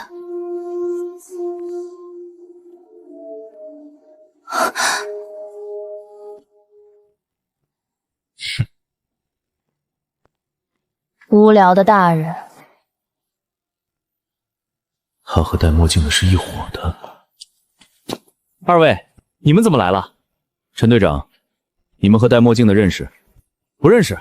昨天在三月街似乎是见过一面，没想到就住在这么近。怎么，徐兄弟，你认识这位？我也不认识。叮咚，你来教一下这位小哥如何种植土豆和莴笋吧。跟我走吧。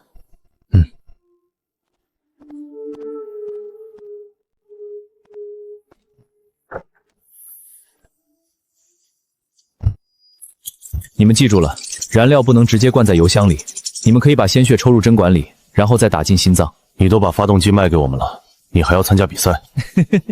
不用担心，我不用4个轮子，那样也太欺负人了。你不用4个轮子，你难道要用自行车不成？没错，我就是打算用自行车，但是小瞧了我，可是会吃大亏的哦。如果我猜的没错，你应该是运动员序列。陈队长没想到连运动员序列都知道，既然猜中了，我也就不瞒你了，这一次的无限制赛车冠军是我的了。楚队，运动员序列很强。每个序列都很强，但这个运动员序列不仅强，而且很难缠。特别是这种运动比赛，几乎是对方最擅长的领域范围。看来这一次比赛不会那么简单。刚才那个冷酷的磨刀人，怕是也会参加这一次的无限制比赛。还有那个小胖子，如果他拿到了器物之心，凭借那台末日堡垒的话，麻烦可能会有点大。陈先生，你要去东门大街，我可以帮你的。你确定？我可以的，陈先生，我很好。那你跟着吧。他怎么舍得的？对了，这男人就没有一点怜悯之心。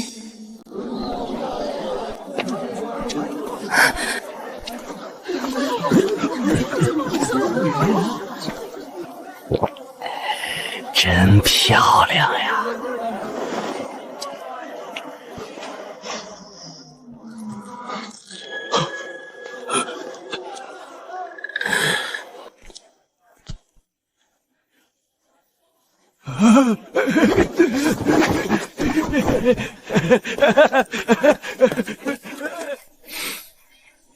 这就吓跑了。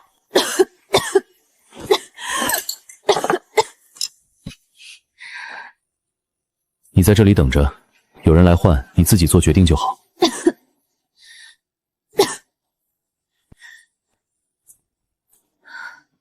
你这手弩怎么卖的？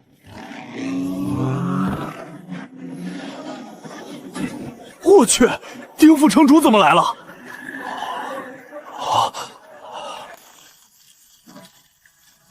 应该是打猎回来了。嘘，声音小些。听说丁副城主是序列4的猛人。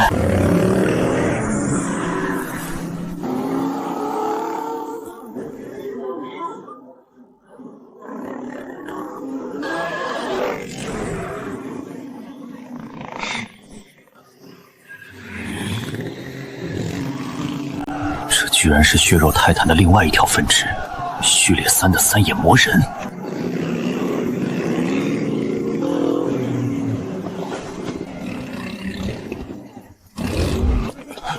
拜见丁副城主！拜见丁副城主！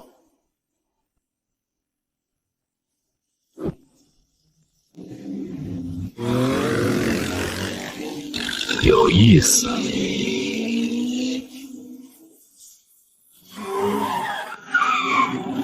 有意思，真有意思啊！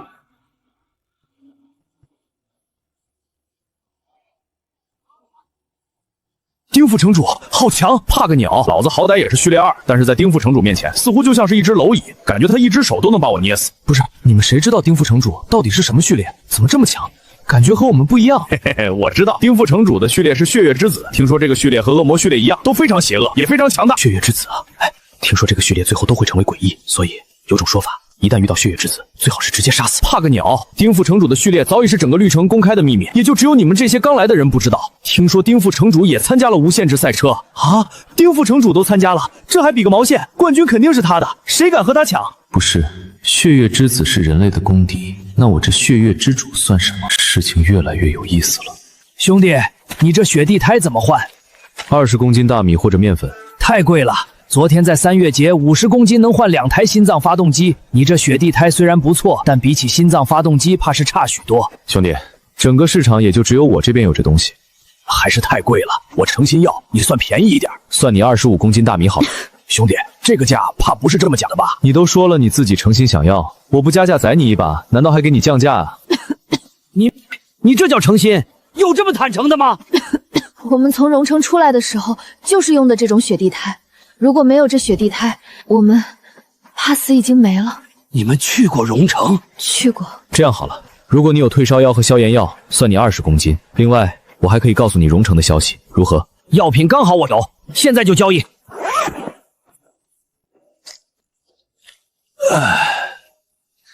那别死了，你回去休息吧，今天估计没什么生意了。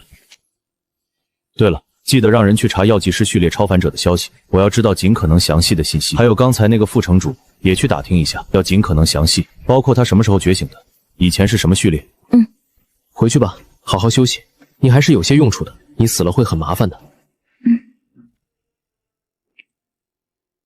放心，陈先生的事情就是我的事情，给我3天，不，给我1天，1天之后总能有些消息回来。好，高老大，这次是你的机会，你要把握住了。徐小姐，看来好事将近，先恭喜了。别瞎猜，好好去做事。走了，兄弟们，干活去。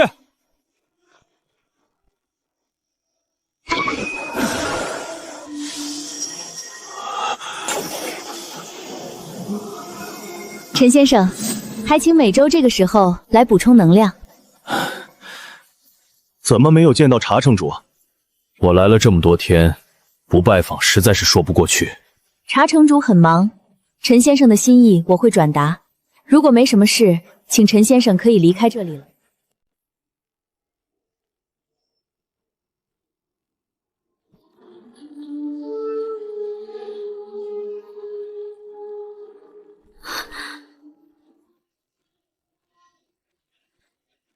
这一次的无限制赛车是查城主一力支持的，也算是给我们绿洲带来了一些生机。是啊，末日到现在，大家都太压抑了。听说这一次还有一名歌手会在开幕式献唱。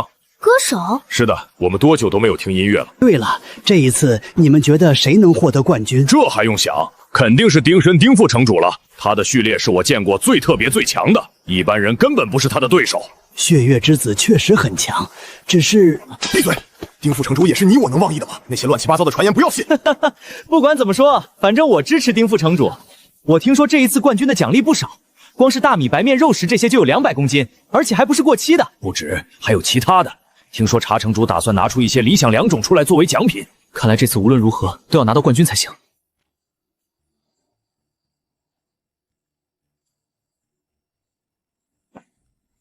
队长，这是……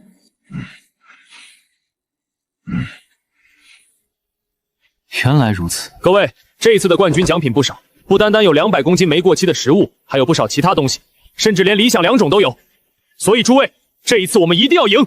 楚队，你都说2遍了，但是和这些资料都有什么关系？果然，这家伙是最清楚我想法的。各位，这是这一次无限制赛车所有选手的资料，这其中有几个实力很强，所以你们都知道什么意思吧？队长，想让我干啥直说行不？你知道我脑子不好使的。陈野，你来说。这些报名表都拿到了，各位难道还想不到队长的龌龊心思？拥有偷听收音机的楚队长，当然要在这几天利用这些信息，尽可能的搞事情，然后散播谣言，挑拨关系。等到比赛的那天，他们肯定先自己干自己，到时候哪儿还能顾得上我们？楚队，我说是吧？各位，我都是为了车队，这资料都是我好不容易才拿到的，一会儿还得还回去呢。要是被人发现，总是不好的。你们快些看。楚队，你真脏啊！我已经给你们报名了，放心吧，报表除了名字，其他什么都没有。耶，魔刀人序列3，这就是上次卖给我们肉虫的那个小哥。魔刀人序列很强，你们别小看他手里的那把玩具刀，至少也是个奇物。估计那把刀的编号排名不会低，毕竟敢一个人去3月街交易肉虫，说明这人对自己的实力很自信。谢谢野子，你们放心，这货交给我，我保证把他翔都打出来。这人也算是耿直，不是坏人。铁狮，你不必这样。那好，我到时候拦住他们，你们往前冲。徐林浩，运动员序列3，战斗能力不知道，但是这个序列的超凡者都有常人难以理解的运动天赋。他甚至说只会用自行车参加比赛，所以这一位用自行车的速度肯定比装载了心脏发动机的车子还要快。这一次的比赛高手不少。谢谢野子，你们放心，这个人也交给我，我到时候保证把他翔都打出来。你说这话就不怕被人听见？到时候反把你翔打出来？嘿嘿，那不能。不是，这货不是来了绿洲吗？怎么一直没见到？就连他那大车子也没见到。我打听过了，这货是来了绿洲，但很快又出去了。陈豪也跟着他出去了。我估计这家伙的末日堡垒至少是在1000名以内。这一位你们到时候也要多小心才是，特别是你野子，你可是坑过他的。坑过又如何？谢谢野子，你们放心，这小胖子交给我，我到时候。闭嘴！这一位，你可以把他翔打出来。雄霸，血肉泰坦序列3三眼魔人。这一位是丁孙丁副城主的心腹，曾经硬抗白衣剪刀女。啊，这人也太强了吧！没你们想的那么夸张，这人自己也受伤不轻。谢谢队长野子，你们放心，这货交给我，我保证把他翔打出来。最后这2位是我需要郑重提醒你们的，一位是丁孙丁副城主，他的序列名叫做血月之子，目前最被看好夺冠的人选。那这一位？这一位很强，我知道的信息也不多，但是这人是什么序列我倒是知道。什么序列？这人是共生诡异死神。其实也不是没有办法，楚队，你这么聪明的人，难道就想不到？我们可以把这个琉璃的信息散播出去，就说这个琉璃有多厉害多猛，把他捧得高高的，最好给这位琉璃成立一个粉丝后援团。之前很多人都很看好丁申，城里已经有很多地方都开设了盘口。既然是死神那么强的话，就给他安排一个足够强大的对手好了。不是你们当这2人都是白痴啊？这种简单的计谋也能上当？你知道什么？简单的计谋才最有效果，那种复杂的计划，只要其中一环出问题，整个计划都会出问题。这法子我看可行。末日之前，娱乐圈就有这种事情，2个关系很好的明星艺人，结果2家的粉丝因为一点小事吵起来，最后这2人成了仇敌。好了，这件事儿就交给高老大去做，这人能力还是有的，我同意。要是做好了，真要能搞到序列真迹，给他一支也不错。你们2个大男人在背后算计一个小姑娘，要不要脸？要么就正面干，干不过就认输，比你们2个这样爷们多了。倩倩也不是这么说的，兵不厌诈，计谋也是实力的一部分。我和他正面硬刚，我白痴啊？那是死神！你这女人练剑练的脑子都傻了吧？你好啊你！不是倩倩，我是队长啊！你敢打队长？打的就是队长，臭不要脸！还有陈野，你觉得你跑得掉？给老娘回来！陈先生，您说的丁申以前是守护者序列，他怎么可能？怎么会是守护者序列？丁副城主以前就是守护者序列，后来至于怎么变成了血月之子的，我不太清楚。后续还需要继续打听吗？没事，这件事你做得很好。事情做得不错。对了，还有一个叫做琉璃的人，最好也关注一下。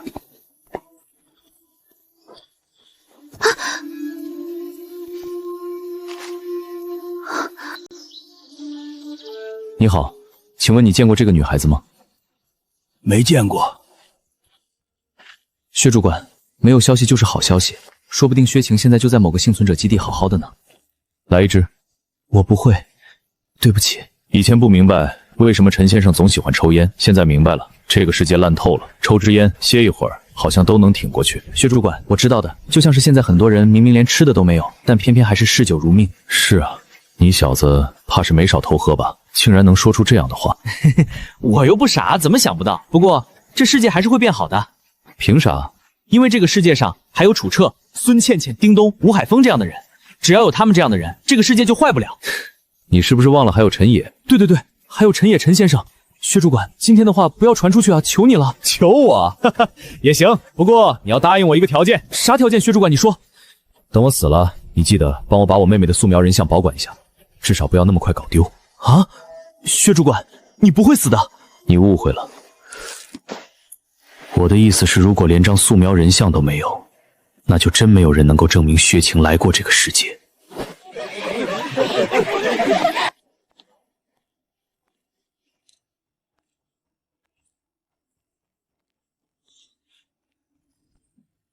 薛主管，这女人是……如果我猜的不错，这女人应该就是琉璃。绿洲一共有3位城主，丁申城主主要负责治安，周觉深城主负责城市建设，马青城主负责城市卫生和健康。马青就是那位药剂师序列的超凡者，能制造序列真剂，那为什么这些从来没有听到过他的消息？不知道，我们去找人查了，听说马青副城主很早之前就不知道去哪儿了，我没办法确定他的下落。这种事情十有八九就是被囚禁了起来，估计就是因为序列真剂。你还有事？陈先生，我听说您和楚队制定了一个计划，我想……如果想做就去做吧，这件事我会告诉楚队长的。你和高老大两人联手把这件事做好，记住了，这件事不是像你们想象的那么简单，万一要是出了问题，不要把我们供出来。放心，陈先生，我懂规矩的。嗨，尊敬的超凡者阁下，请问有什么需要帮忙的吗？我打算换一些隐息服。尊敬的超凡者阁下，请跟我来。超凡者都是我们的贵客，不需要排队的。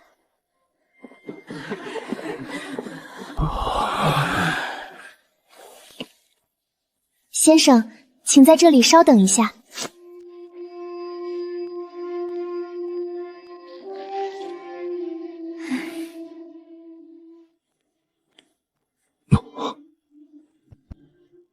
在这人生地不熟，还是少管闲事为妙。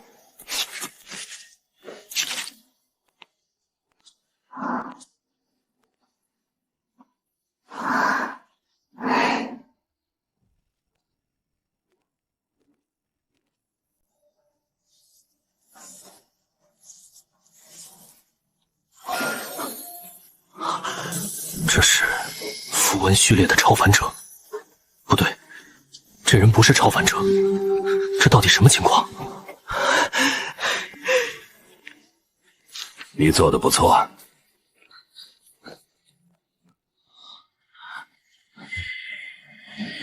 原来是这样，那符纸应该是一种拥有神奇能量的符纸。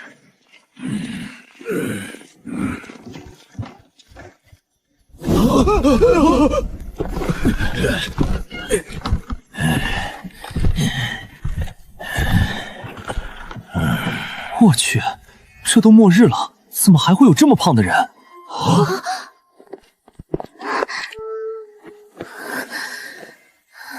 原来他就是符文序列沙飞，整个绿洲城最富有的人。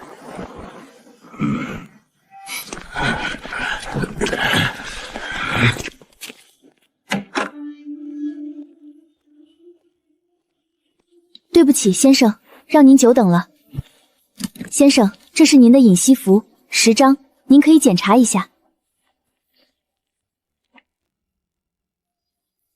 先生，请等等，先生，这是我们符店其他的产品，或许其中有您需要的。这种是回春符，对于受伤生病有很神奇的效果。不仅如此，这种回春符还能将过期的食品回到保质期内。这种符文怎么换？回春符1张可以对2公斤左右的食物起效果。这里一共是3张回春符，是我送给先生的。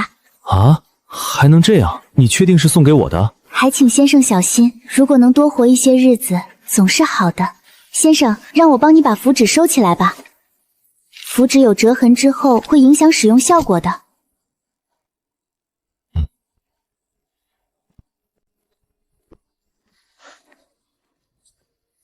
优子，你把你存的回春符都给他了。3张回春符，半年才攒到的，你是不是有些太冒险了？虽然我不知道这位先生叫什么，但是我相信他。哼，先不说这个箱子里的符文，单单是这个箱子就是好东西。那霓虹少女绝对不是平白无故的送出3张回春符。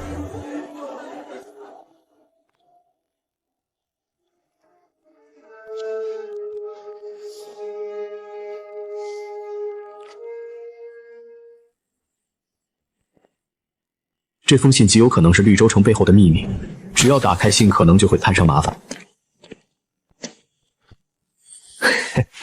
这东西自己不用，给别人用也是好的。请在这里稍等一下。你什么时候吃我？不要这么说，我们没有那么喜欢吃人，况且你那么肥，油太多了。你的模拟还真是垃圾。这都多少天了，竟然还学不会？是啊，用你们人类的话来说，我是有点笨，可惜了刘勇跑了。我要是能吃了它，我现在早就和你们没什么区别。学习是一件很痛苦的事情，你又太胖了，我不想变成胖子。你妹，是我想当胖子的吗？这还不是符文序列的副作用。只是没想到，这副作用竟然还救了我一命。这个人不错，我想吃他，他很强。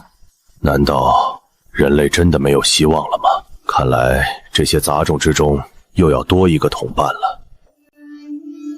不是，他不好奇吗？优子可是福殿最好看的少女，他竟然不要。不是，这货还是不是男人？他为什么不看？他可能是怕被人发现吧。可惜了，不过没事，还有后面。计划成功，只要他打开那封信，他就能知道我们的存在，我就能吃了他，真好。对了，你们人类这种时候应该是笑的吧？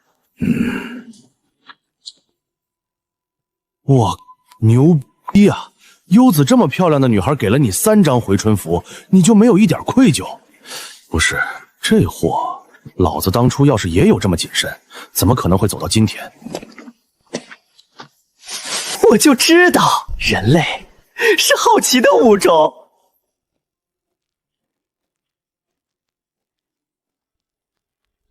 琉璃，兄弟，琉璃是谁？你干什么？回超凡者阁下的话，这是琉璃的后援团。后援团什么意思？那是因为琉璃在超凡者欺负普通人的时候，替普通人出了头。兄弟，那你觉得琉璃厉害还是丁申丁副城主厉害？当然是琉璃厉害了。丁副城主虽然很强，但比起琉璃来说还是要差一些的。绿洲城第一高手肯定是我们家琉璃。小伙子，你不懂不要乱说，琉璃算个屁呀！你们去了解一下丁副城主的战绩，就不会这么说了。你说谁算个屁？有种你再说一遍！我说琉璃就是个屁，你敢怎么着？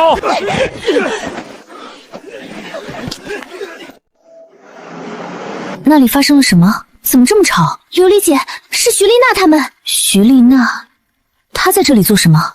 琉璃姐，丽娜姐在和别人打架。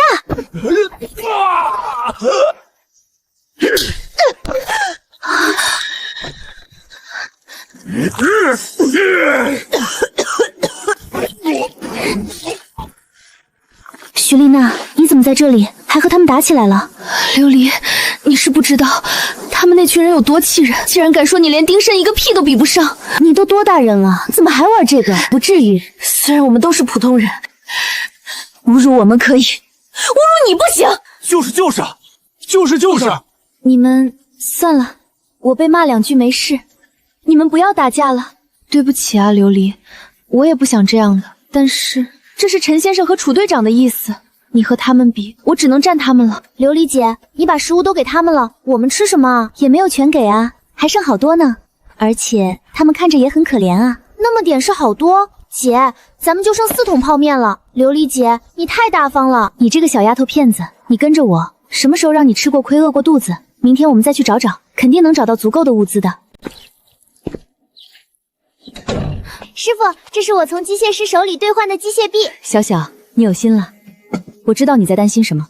这次有陈野、楚彻、铁狮和倩倩在，拿到序列真迹的机会很大。陈野要怨龙龙鳞，按规矩我也有份，我可以放弃那份龙鳞换序列真迹。楚彻也希望车队多一个超凡者，铁狮和倩倩更不会反对。师傅，我想参加比赛。不行，你不是超凡者，不能参加比赛。师傅，我已经打听清楚了，普通人是无法参比赛，但是可以作为助手参加，只要您同意，我就能参加比赛。你疯了！这次参赛的超凡者哪个是好对付的？就我们这边，孙倩倩、铁狮都是序列3的强战序列，还有陈野那种阴险的，更强的还多的是。你真以为他们会对你手下留情？师傅，我知道你担心我出事，但这一次是我的机会，师傅，求您了。好，既然你坚持，到时候死了别怪我。陈先生，我打听到一个消息，每个参赛的超凡者都可以带1名助理。陈先生，我想作为助理参赛。你知道普通人参加这样的比赛意味着什么吗？你很有可能上得了赛场，但下不来。你确定？陈先生，我确定。那好吧，既然如此，你决定了就好。只是到时候死了，别怪我。还有，如果到时候遇到危险，我不会救你。我知道，如果真的死了，还请陈先生记得记得我的名字，我不想没有人知道我来过这个世界。总算找到你了，兄弟们，往死里打！都给我滚！楚先生，您来了。这次的计划辛苦你了。楚先生，我要去参加比赛，我知道助理可以。你这个样子可十死无生。我不后悔。这2天你就好好养生吧，我会请人照顾你。有了。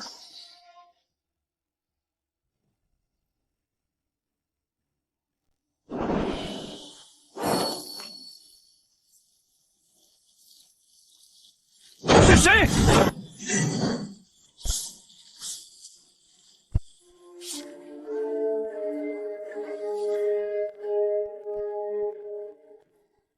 发生了什么事？一只夜猫而已，想要骗我也不是这么骗的。现在还有猫？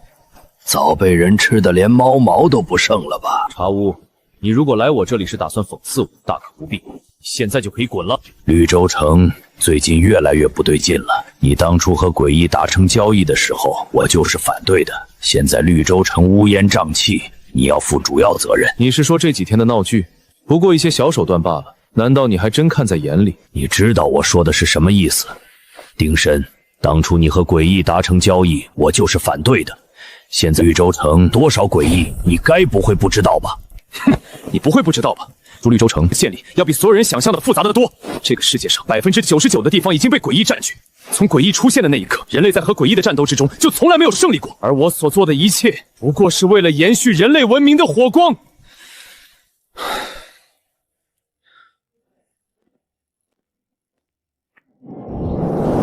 那时的绿洲城还没有现在的规模，只有500-600人，也没有任何安全可言。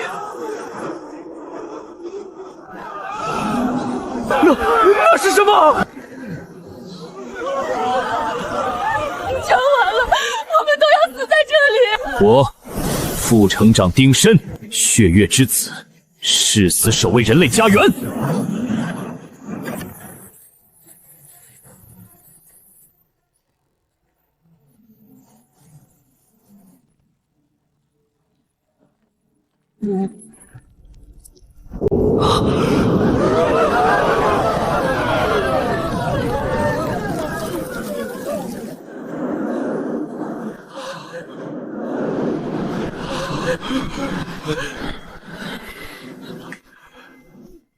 停下！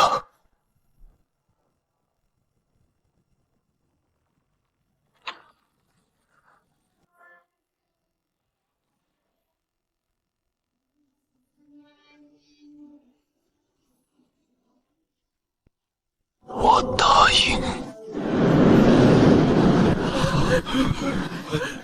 为了保住绿洲城，我被迫做出了选择。如果不是我和诡异达成交易，绿洲城根本不可能有现在这副光景。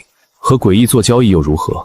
付出一部分人，换来的却是长久的安稳。你以为你的手段能瞒过所有诡异？城外的花还有那层隐秘屏障确实有用，只要有一个活人跑出去，这里就会暴露。他们的智商早就不弱于人类，甚至比你想的更聪明。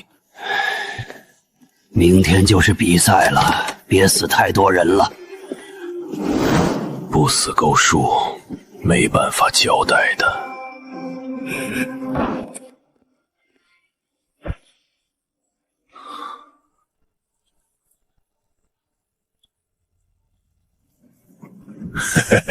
丁申，你做好准备了吗？明天我们至少要500个人。500人？疯了！不可能！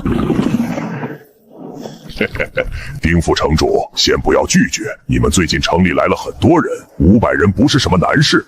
最近城里火药味十足，明天的比赛估计也会死很多人，只要你不阻止就好。你想都别想！丁副城主，你要不要再考虑考虑？城里还有很多其他诡异闯入了进来，如果你想好了，可以告诉我。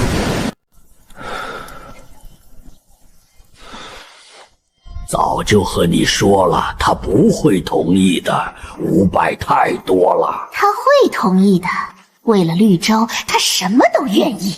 现在的绿洲已经混进来了很多同类，这些东西可不会听我们的。可恶的杂种，这些诡异空有强大的力量，却没有强大的头脑。人类竟然把我们和他们混为一谈。有一些连我们都有些忌惮。这个人类城市要不了几天，也会和其他城市一样，成为新的人类禁区。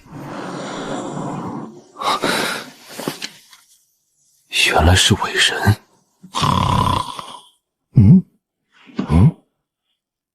这封信不是在墨镜男手中吗？怎么会是他？丁副城主有意思，之前那个男人很强，这一位更强。看完信你就知道我们的存在，你才是整个绿洲最完美的目标。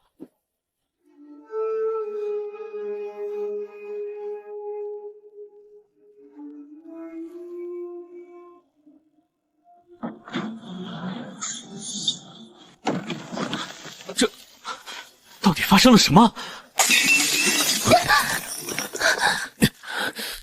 不好，绿洲城有鬼。野子，你怎么看？绿洲城一直都不对劲，我们也一直不想插手绿洲城的事情。刚才的诡异气息不会是假的。楚队，我们或许该离开了。我原本以为绿洲城至少还能安稳1个月，让大家好好休息，没想到现在就出现了这种事情。估计绿洲城不是现在有鬼，是一直有鬼，只是我们一直没发现罢了。而现在怕是已经捂不住了。我猜是隐息符，隐息符的存在，才让你们这些领路人无法感应到诡异的存在。还有花，城墙外的那些守舍七色警，他们不是屏蔽活人的气息，而是在屏蔽诡异的气息。如果不是他们的存在，你们领路人不可能没感应的。绿洲城是一个局。不仅如此，还有我们领路人的隐秘屏障，3层保护，看似在保护活人，其实是在……所以我们现在还不能离开。没错，各位，这次的比赛没那么简单。等比赛结束后，做好离开的准备吧。老赵，你这老秃头磨磨蹭蹭干啥呀？还不快点，到时候位置都没了。不是，现在天才刚亮，你丫赶着投胎啊？比赛还早得很。狗屁！今天整个城的人都去，到时候去晚了肯定没位置。你快点。知道啦，真是啰嗦。快点！今天早上还有林青哥的表演。林青哥？谁啊？我怎么没听过？土鳖。林青哥是末日之前的天籁之音新人王，如果没有末日，现在绝对是顶级歌手。这一次，难道我真的做错了？不，我没有做错。如果不是当初和他们达成交易，绿洲就不存在。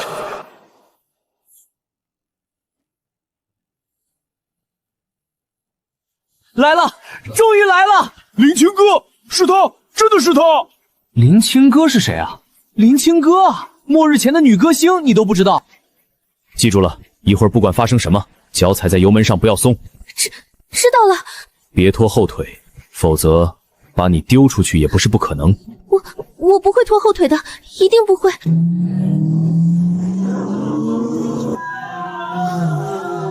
好了，我们过去。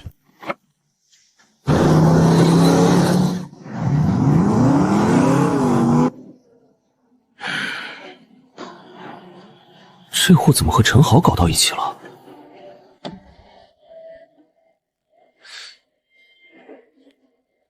没想到陈烨陈先生竟然还鼓励我。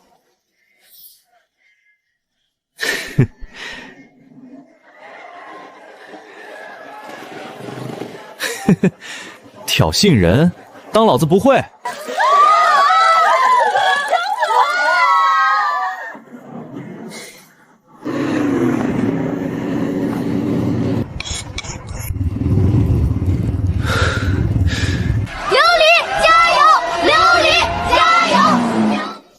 老李，记住了，一会儿安全第一，剩下的事情你不用管。老吴，这一次是比赛，不是打架，你小心这点，别又受伤了。放心好了，这一次我打算以智取胜。不是，你还有智力？咦，丁山好像受伤了。呸！骚包，大白天的穿紧身衣。小小，你尽力而为。我知道的，师傅。3，小鱼儿，一会儿开始之后，记得一定要小心，有危险别往上凑。2，1。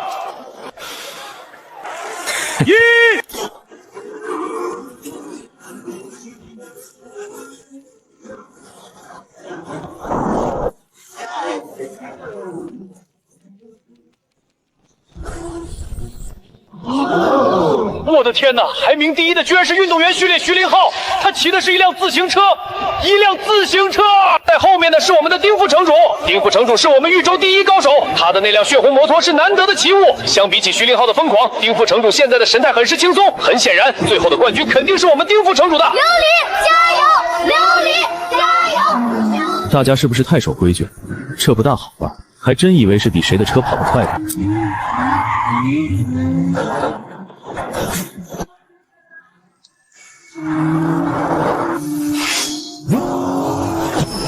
减速！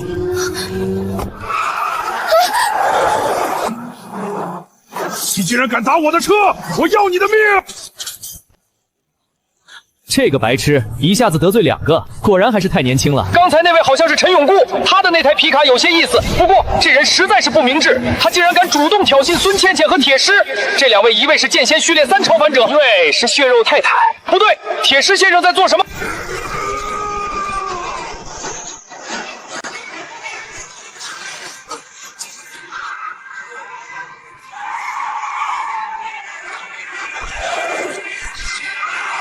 全都给我滚！冠军是我的！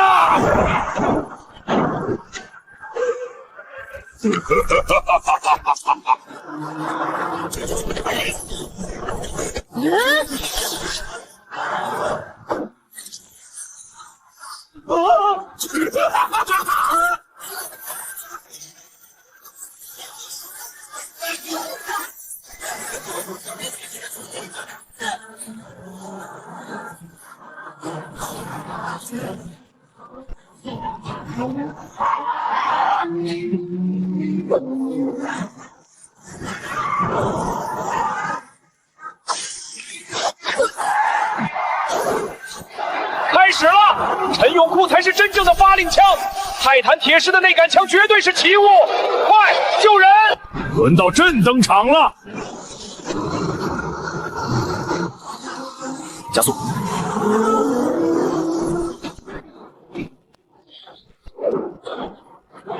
大胆！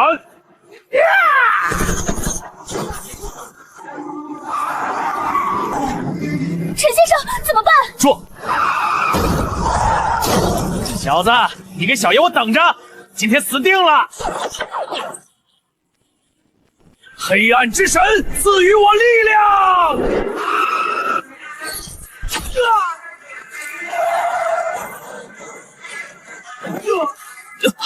陈永固，你混蛋！这位少年有个特别的名字乌鸦，可惜不吉利。还没开始，乌鸦先生就要结束比赛了。笑什么笑？有种你们下来啊！我说乌鸦先生，你干生气可没用。如果你的3轮车失去了继续行驶的能力，那你可以退出这一次比赛了。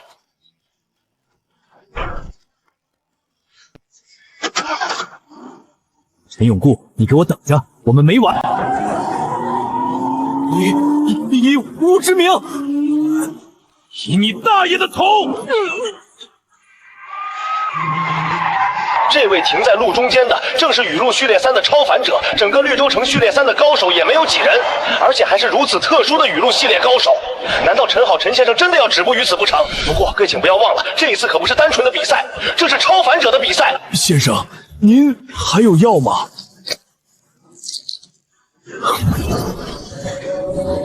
以无之名，急速！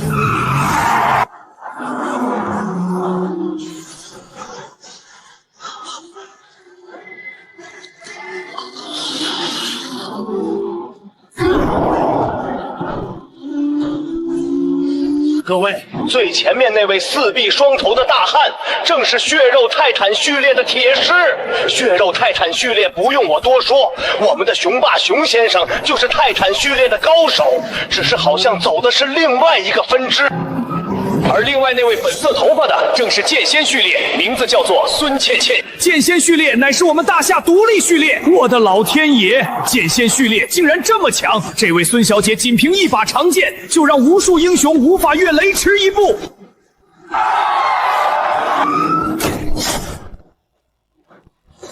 目前排在第一的是徐凌浩，他的优势很大，如果没有意外，这一次比赛第1名一定是他的。我去，我的解说员，快闭上你的鸟嘴巴！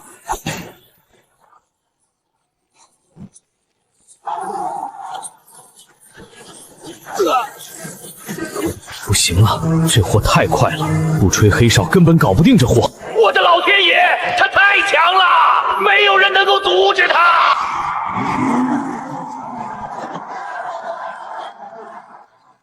这是荣城的死神，他怎么会出现在这里？我的老天爷，是琉璃出手了！琉璃是诡异共绳序列，传闻这个系列是所有序列之中最为诡异的，没有大气运想都不要想。琉璃很强，前所未有的强。居然是空间裂缝，连空间裂缝都整出来了，还怎么玩？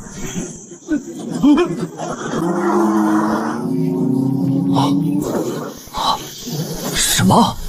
我居然被传送到了最后一名！我的老天爷棒，这是空间裂缝！徐凌浩从第1名现在变成了倒数第1名。琉璃，我爱你，你是我永远的女神，请让我成为你的狗。这样才有意思，好玩，真好玩！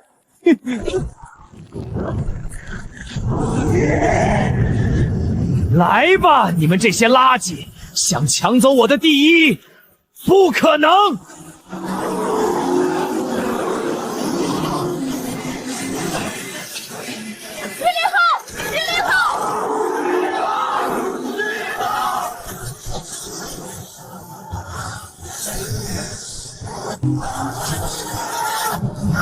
当我陈也是摆设吗？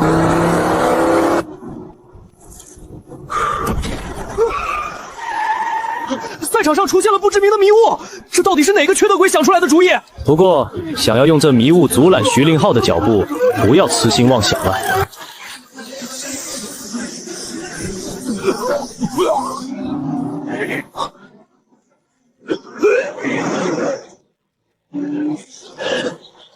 徐凌浩这位选手就是这场比赛毫无争议的王者，就算是有些宵小之辈用烟气迷雾掩盖赛道也是没用的。让我们拭目以待，徐凌浩王者归来。不对，这货他拿的是什么？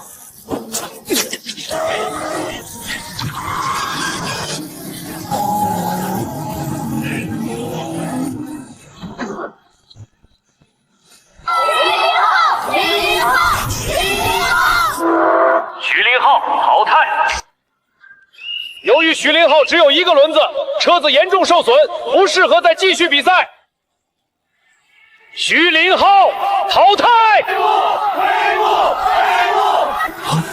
怎么会这样？这个决定是由所有裁判员共同决定的。虽然是无限制赛车，但徐凌浩选手的车子已经完全损毁，因此裁判会判定其无法继续比赛。表姐，这是不是太过分了？无限制比赛，黑哨也是不禁止。各位别关心徐凌浩了，他虽然是赛场上的王，但他终究只是旧王。现在让我们迎接新王丁申丁副城主。在血月之子序列4的丁副城主面前，在座的各位都是垃圾。这二货上哪儿找来的？要是昨天说在座的各位都是垃圾，那也没错。之前城里有人说琉璃才是绿洲第1，你们看琉璃怂了，他不敢对丁副城长有任何不敬。气死我了！不过第1名一定是我的。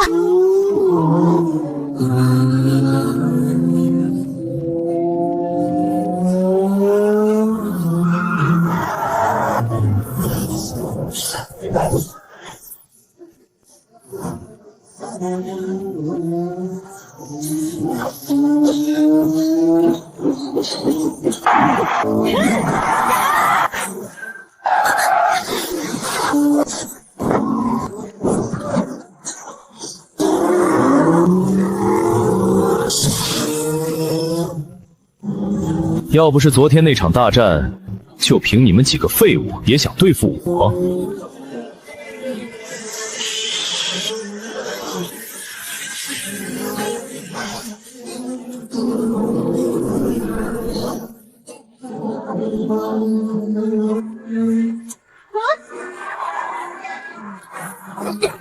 大家动手，他扛不住多久了。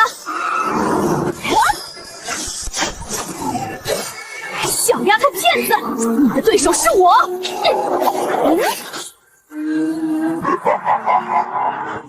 傻子，俺来会会你。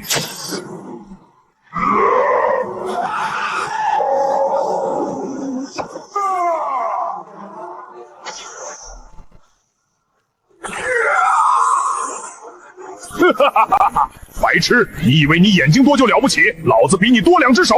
你才，你全家都是，有种单挑！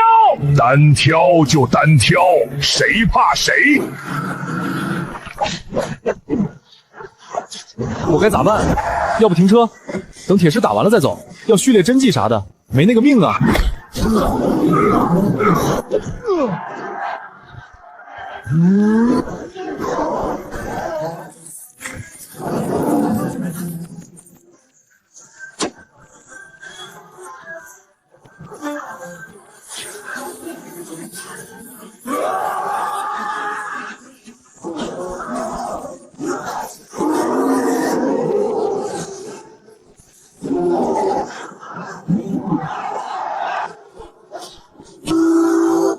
徐琳娜，最后一拳，你小心！小小，开始吧。师傅，各位，最后一圈了，看来大家现在都打起精神来了。目前第一的是我们的丁生丁副城主，丁副城主不愧是绿洲第一，仅只是一个人就挡住了那么多的攻击。我的老天爷，那台 SUA 竟然也是奇物，这还有没有天理了？它拥有完美的共生诡异死神，还有一台奇物 SUA， 还长着如此美丽，上天为什么如此偏爱琉璃？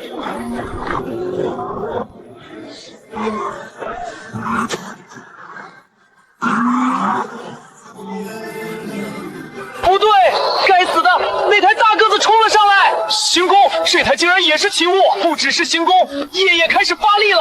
他的那台摩托车就像是黑夜里的闪电。那位可爱的少女是谁？她怎么可能这么强？是孙倩倩！我的老天爷，孙倩倩正在以奇快的速度追赶丁副城主和琉璃。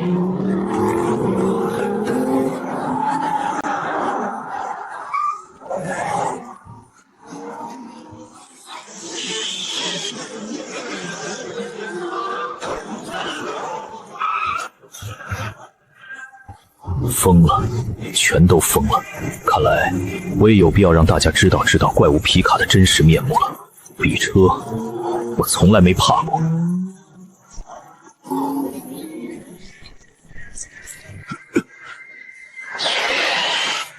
这么好的饲料，相信我的宝贝会很喜欢的。陈先生。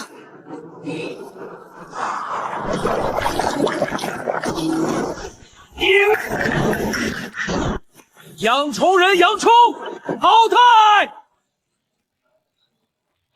那是陈永固，我的老天爷，他的车也是奇物，以前一件奇物都看不到，今天我至少看到了3件，不是5台奇物。陈永固，本大爷来了，受死！以为我只有这种程度？陈永固，看本大爷的3昧真火！以无之名，无敌。先生，看我的！这就是超凡者的感觉，简直棒极了！好大的力量！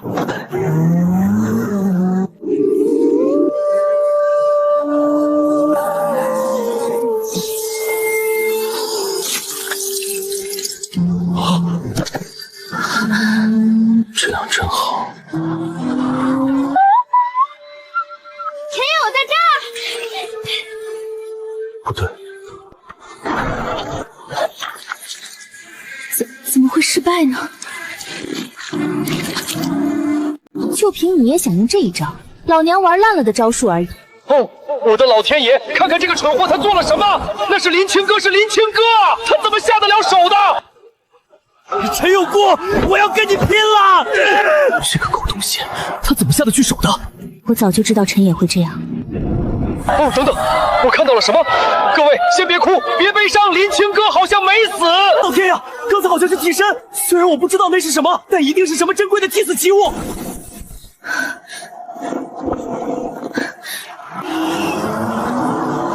老天保佑，林清哥没死，那个蠢货没有杀死林清哥。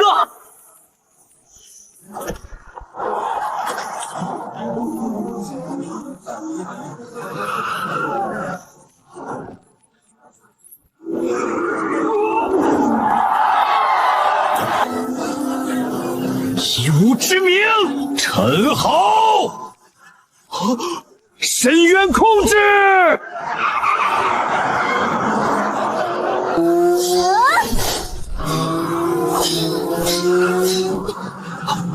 封山！你违规！你好，我想要第一，你能帮我吗？哦，好。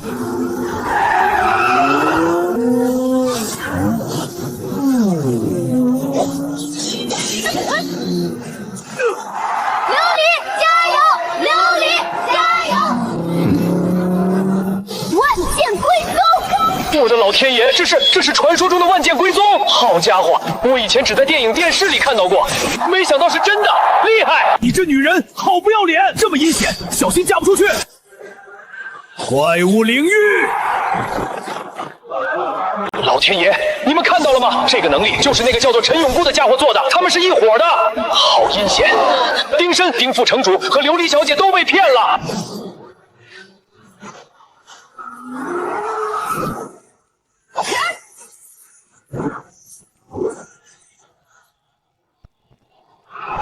我的老天爷！有人已经冲了过去，那是周小小，一位普通人。他趁着孙倩倩、陈永固、丁申、琉璃四位缠斗的时候，以一位普通人的身份拿到了第一，让我们恭喜他！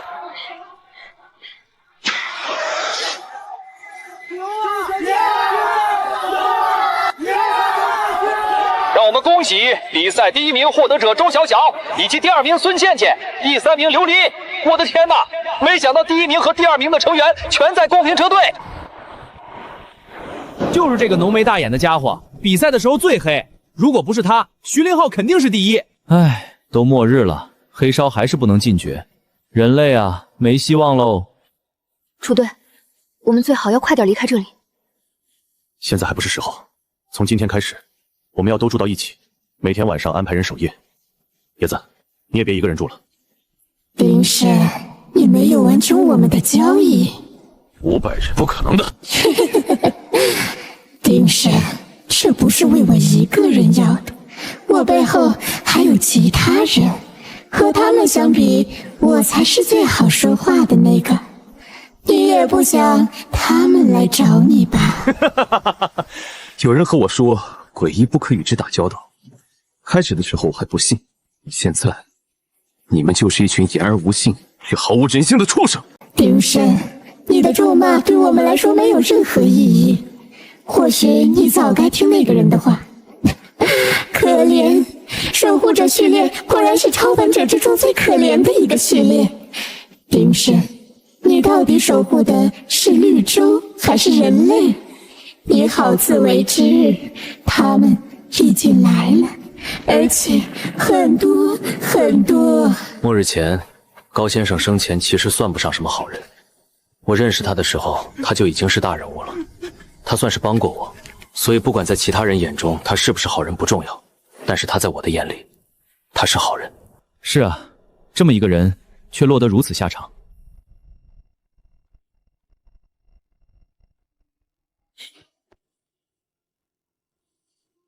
叶子，他给你的是什么？高老大的日记。走吧，楚队。楚队，咱们什么时候能离开这里？我不知道，我总有一种很不好的预感，离开的话可能会发生很不好的事情。不要轻视一个领路人的直觉。你在绿洲附近可有感应到诡异？这才是最奇怪的地方，在我的感应范围内，并没有任何诡异的气息。那还不好？不，这才是最奇怪的事情。末日到现在，我从来没有这种感觉。你该不会是要升到序列4了吧？我才升到序列3多久啊？应该没这么快的。看来领路人也是飞舞啊，这点小事都办不好，要你何用？好了，各位，从今天开始，这个院子不能没有人，每天至少保证2名超凡者守夜。各位，这一次我们防的不单单只有诡异，还有人。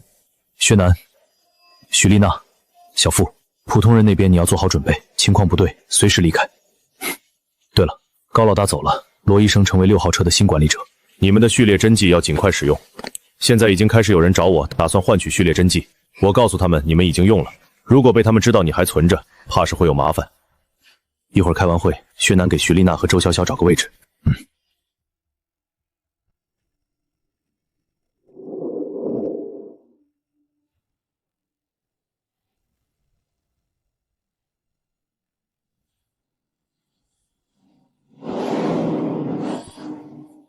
果然，其他车队也意识到了绿洲的问题。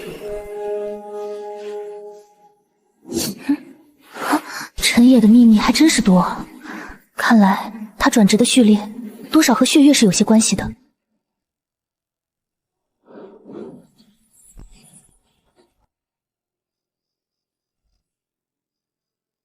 爷子，醒了！我看你正在修炼，就没打扰你。星星真好看。末日之后，这怕是唯一的好处了。铁狮，问你个事儿，你和狂狮算是什么关系？兄弟还是夫妻？不知道，我感觉他就是我，我也是他。那就是另一面。爷子，还是你聪明。我感觉他就像是我的另外一面。你这货睡眠总是这么好，真是让人羡慕啊。为什么注射了序列真迹，还没有觉醒序列能力？现在看来，一切都是值得的。 2030年某月某日，天气干燥很热，我已经记不清日期，也不知道星期几，只记得我们是从那座城市里逃出来的。如果当年没那么嚣张，我也不会进监狱。如果没有末日，我现在大概已经出来，继续过我的日子。可这个世界没有如果，当那些黑暗里的影子把人拖进去的时候，我就知道一切都变了。我原以为凭自己的手段还能在这个新世界混下去，直到我看见了超凡者，我想成为超凡者。2030年某月某日，天气仍旧很热。我们现在在沙漠里，白天很热，晚上又能冻死人。今天早上的时候，我看到阿宝叔将2个冻硬了的人埋了，其中一个晚上还找我要烟抽来的。2030年某月某日，我已经记不清今天是几号了。老2、老3、老4全都死了。在那些诡异和超凡者面前，普通人连蚂蚁都不如。我亲眼看见那辆车把一个活生生的人吞了进去，是活人就那么没了，就像他从来没有存在过一样。那个男人太可怕了。这是在说我吗？我们来到了荣城，这个地方我以前来过。死神教会给了我们吃的，虽然还是不够，但是比车队还是要强很多。有时候我也会梦见从前的日子，梦里有我的情人，也有那栋大房子，桌上摆满了红烧肉、烤鸭，怎么吃都吃不完。我这一生吃过的山珍海味不计其数，绝了！可现在，我只想再吃一口红烧肉和烤鸭。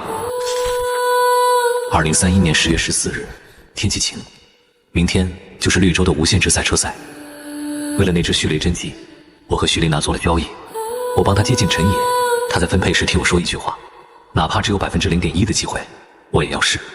她对陈野的感情很复杂，是喜欢还是依附，我不知道，但我已经没有别的路。楚车身边有薛楠、小付，我插不进去。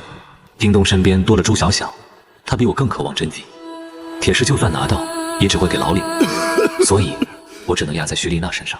那条烟是我拼命抢来的，从一个自称在凯撒酒店见过我的地头蛇手里。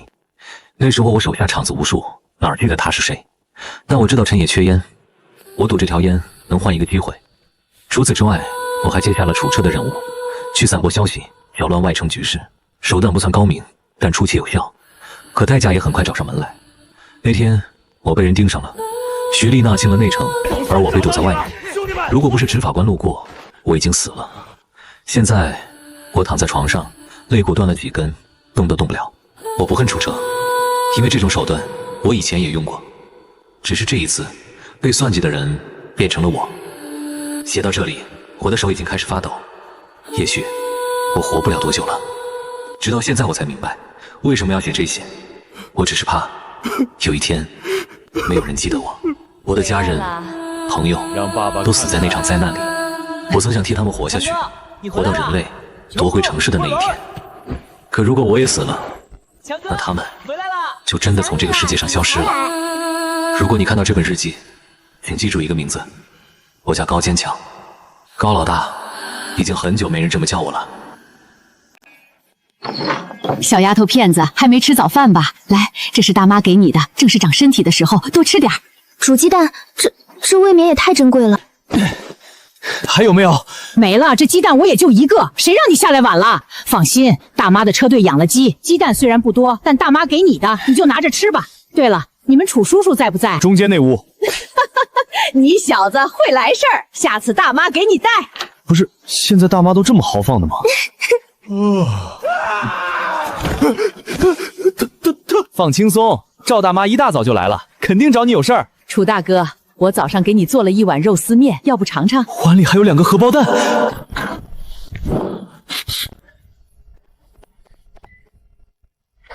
赵大妈，你该不会是喜欢咱们楚叔叔了吧？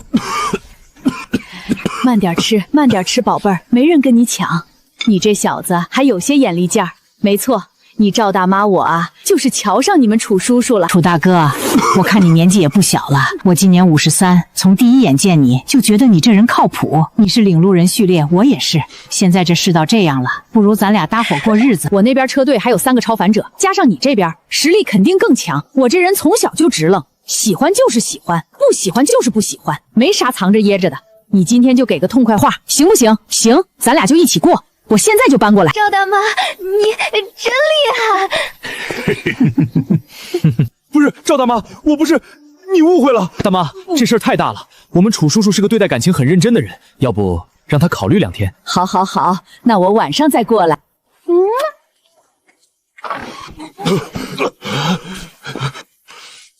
陈爷，这都是你干的好事儿。楚队，你别生气啊，这是好事儿，说明你人魅力大。这是好事儿。赵大妈的年纪当我妈都够了。楚队，你这么想就不对了，年纪大又怎么了？年纪大就活该等死啊！再说了，赵大妈只是年纪大，又不是犯了错，大家都是单身，为什么就不能在一起？对啊，男为娶女为嫁，又不违法，也不违背公序良俗，有什么不对的？难道年纪大的人就没有追求幸福的权利？我看赵大妈就挺好，至少她性格我就很喜欢，直来直往，喜欢就喜欢，不喜欢就不喜欢，从不藏着掖着。陈爷，老子跟你拼了！轻点儿，楚彻，你来真的？不行，我要去解释，这事儿误会大了。你现在去解释，明天早上的肉丝面还想不想吃了？现在绿洲的情况你也知道，有赵大妈牵个头，2支车队集合在一起，至少比不认识的车队一起要好。万一发生点什么，有赵大妈在也好说一些，至少信任度比现在出去找的要高一些。那也不是把我卖了的理由啊。还有，赵大妈刚才说了，他们车队有鸡。好了，你刚才吃的煎蛋就是他们车队的鸡下的，就算是普通的鸡，咱们拿物资去换，以后隔3差5有鸡蛋吃，你就不想要？楚队，反正也就几天的事情，你先和赵大妈搞好关系。就是，楚队，你要想清楚，一切都是为了车队好。这鸡可不比肉虫，要是养好了，以后天天都能吃鸡蛋。打住！你们这些人是不是都和陈野学的？怎么都这么不要脸了？这是林青哥，你们见过的，我就不多介绍了。林青哥，上次比赛陈野陈先生的手段让我很是钦佩，如果有下次并肩作战的时候，还请陈先生多多照顾。会的，赵大妈的人那就是自己人，以后相互照顾。这是你楚叔叔，楚叔叔，来，这是小虫，养虫人序列，你们也见过的。大大方方的，老娘跟你说了多少遍了，见人要有礼貌，要喊人，天天搞得跟个棉裤裆里夹过似的，见不得人啊！喊人！楚叔叔好，小虫乖，陈哥哥好。小虫原本就是我大侄儿，他爸是我最小的弟弟，我们家我是老大。以前小时候他爸就是我带大的，后来他爸离婚了，这孩子就丢给我了。这孩子哪儿都好，就是有点社恐。社恐？这可是养虫人，估计现在绿洲不少孩子晚上做噩梦都能遇到的主。乌鸦，这小子也是我侄子，他妈在家排老三，这死犟的劲儿和老三当年简直就是一模一样。叫人！我不。楚叔叔好，陈王八蛋好，孙姐姐好。我们车队名字叫做幸福一家人，车队总共也就30多人，相比你们宫廷车队100多人来说，算是一个小型车队。不过车队的氛围还算是不错。诸位，我们难得相聚一场，不如趁着这个机会，我们好好交易一场。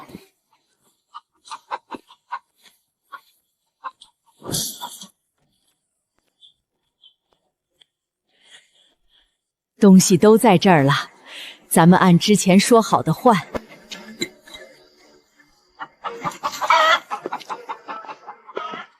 那我们就先走啦。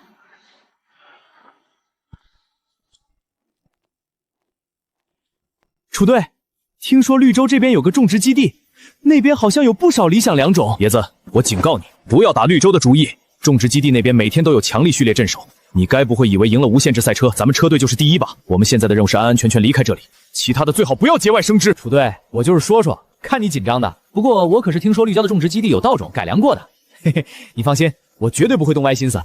你，楚队，陈先生，肉虫可以吃了。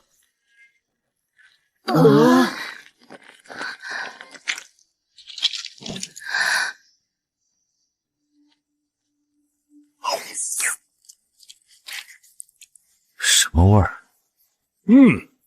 吃太快没品出来。味道不好说，不像猪肉、牛肉也不是这个味儿，硬要说有点像鸡肉和青草混合的味道。你们要不尝尝？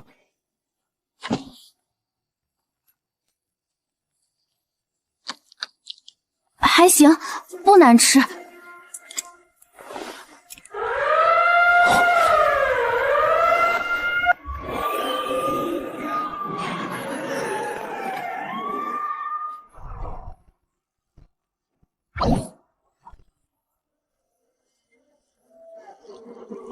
你们看到了什么？什么都没看到。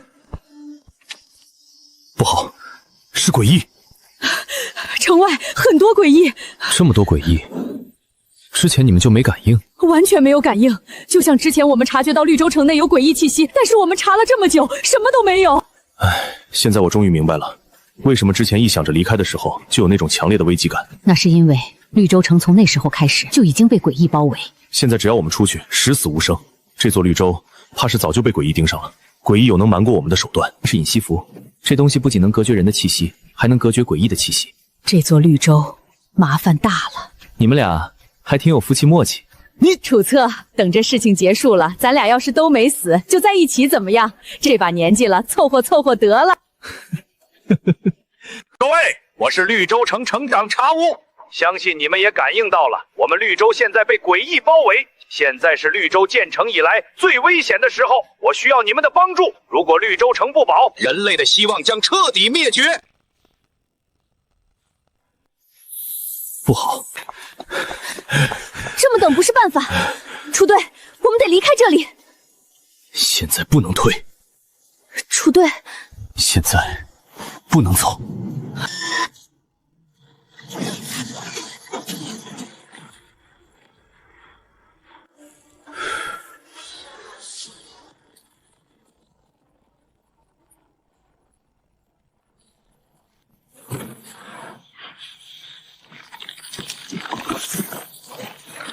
绿洲城所有超凡者，跟我斩杀诡异！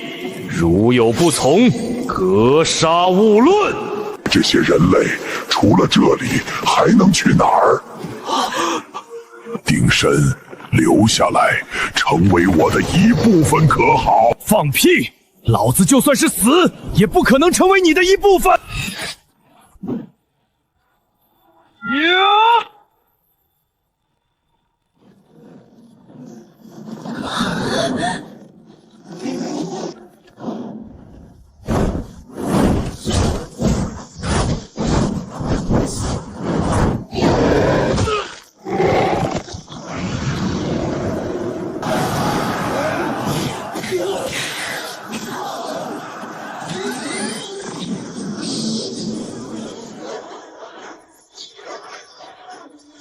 走，走。还得是你们两个老六啊。走。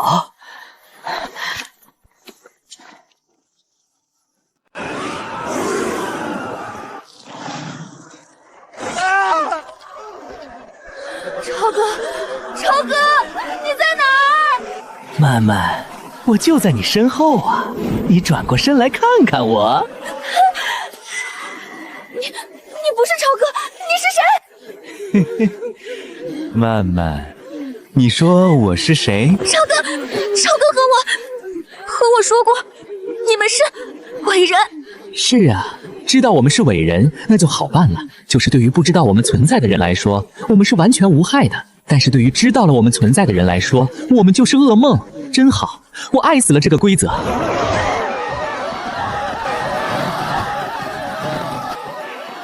福店做得很好，如果不是他们，我们怕是不会有这么多同伴。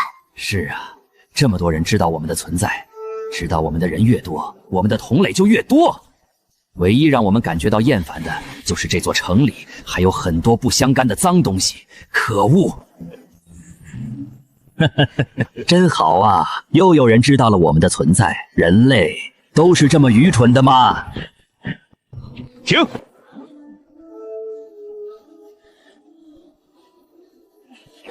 真好，9名超凡者，超凡者可比这些垃圾强多了。那个大个子是我的，谁都别和我抢！哈哈哈呀，我要这个。楚队长，既然没办法，那就打吧，反正早晚的事儿。现在的行为显得我们刚才那么干有点傻。也不是，你看之前那个飞上天的兽人序列，现在怕是被撕的骨头都不剩了。现在就算是我们死了，至少也算说多活了几分钟。有道理。你们两个装什么呢？还不动手？老子早就看他们不爽了。黑暗之神赐予我力量，杀！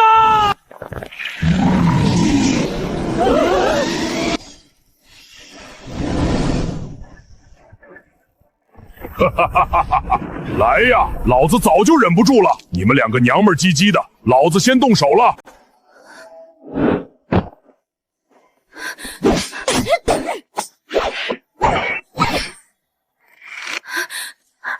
我这是攻击到了诡异，难道我觉醒了？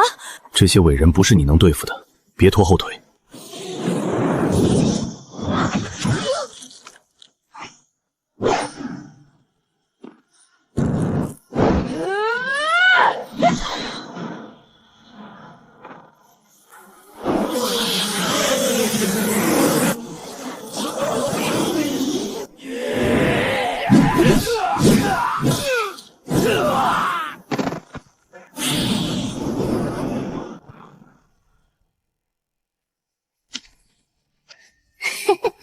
是不是觉得我们很弱？你们人类给我们分了个类，称呼我们这种为规则类诡异。其实你们分得很好，像我们这种诡异，你们是杀不死的。我们的能力高低，主要是看被伪装的人类自己。如果被我们伪装的人类很强，我们就会很强。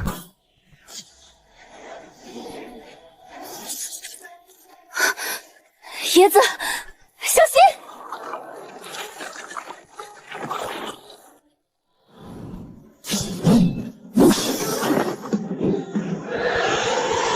接下来我们该怎么办？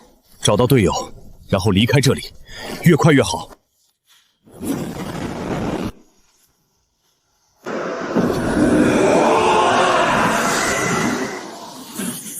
各位，我是茶屋，绿洲城的城主。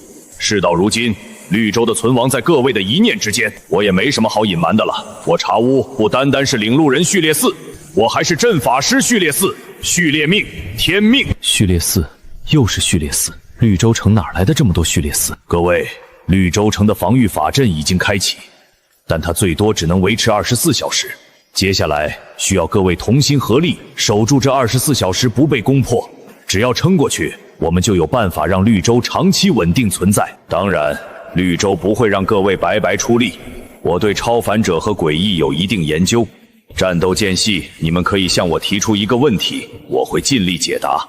另外，你们一直在找的马博士也在绿洲城，他将拿出10支2次序列真迹作为此次守城的奖励。我们先去城主府再说。以前那么多人发了疯的找马青，结果他现在自己蹦出来了。不知道，一个序列4的阵法师，早不把阵法拿出来，晚不把阵法师拿出来，现在才拿来用，肯定是有原因的。这个我倒是知道一点儿。听说阵法师制作阵法的条件很苛刻，应该是茶先生也没有准备好吧？你还知道什么？一块说了吧。我知道的也不多。对了，告诉你们一件事，向茶屋城主提问的机会很难得，我们马上就要到了。楚队，陈先生，排队到我们了，请。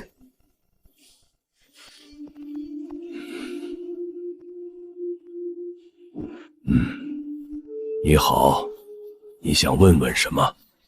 我想问，如何能够提高理想良种的良种率？很抱歉，我并不是植物家序列，不过这本种植笔记你可以拿去抄。多谢，放心，2个小时之后还回来。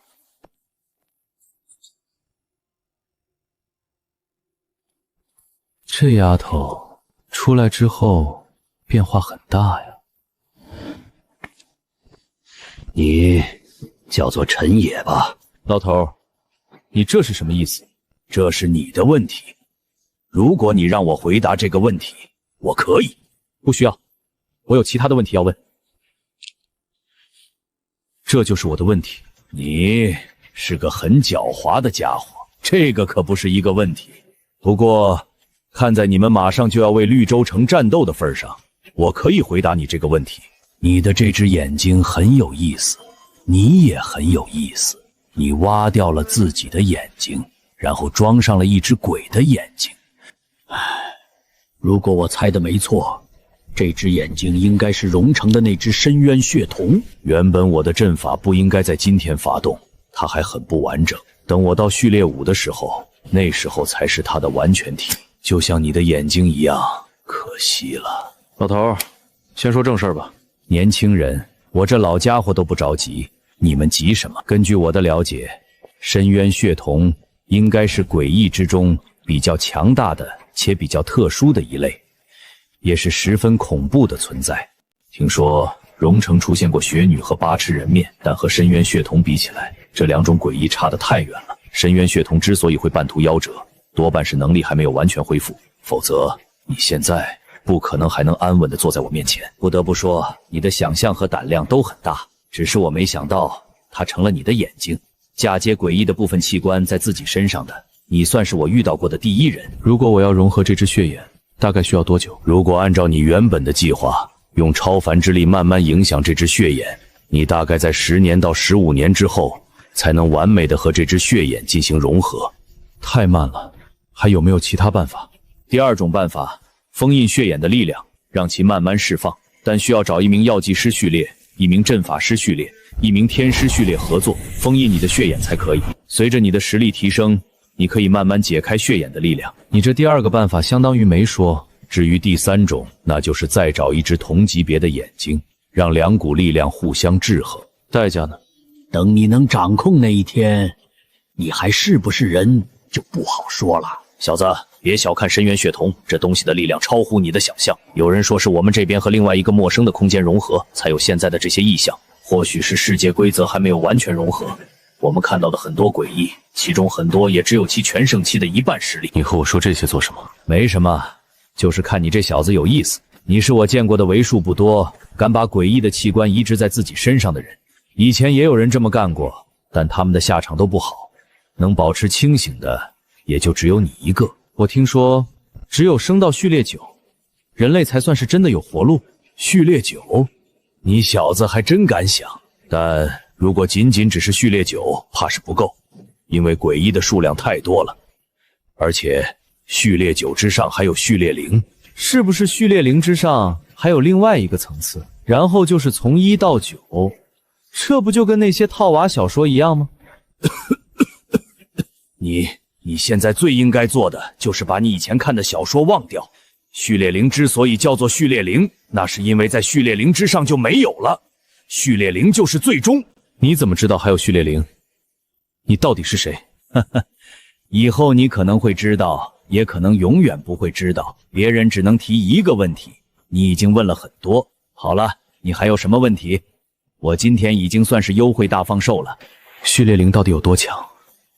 能不能带领人类回到最初的生活？序列0之所以叫做序列0，那是因为其不生不老，不死不灭，没有人可以真的杀死序列0。小子，我可以送你最后一个问题，你想不想知道你的队友们他们问了什么问题？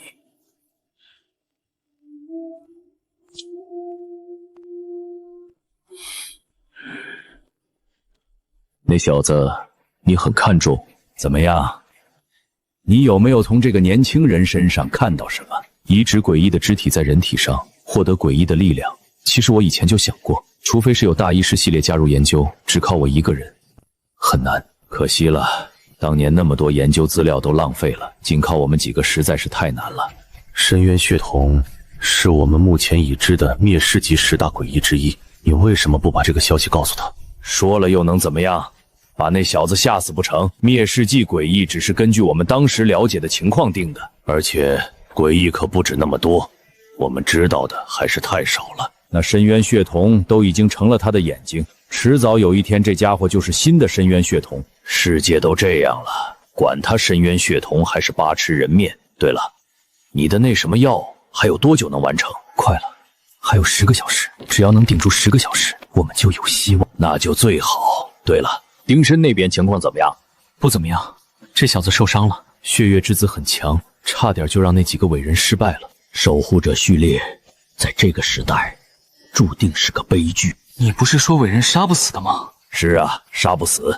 不过这小子是真的强，当初和诡异达成了交易，保住了绿洲。不过还是你这老东西有本事，借力打力，将计就计。殊不知这满城的诡异正好成全了你的计划。药剂师系列果然是个可怕的序列。你说我这么做是不是错了？虽然我不赞同丁申和诡异的交易，也不赞同你在做的事情，甚至连我自己在做的事情我都不知道对错。但你、我、丁申，我们都在做自己认为对的事情。在结果没有出来之前，我们谁都没有错。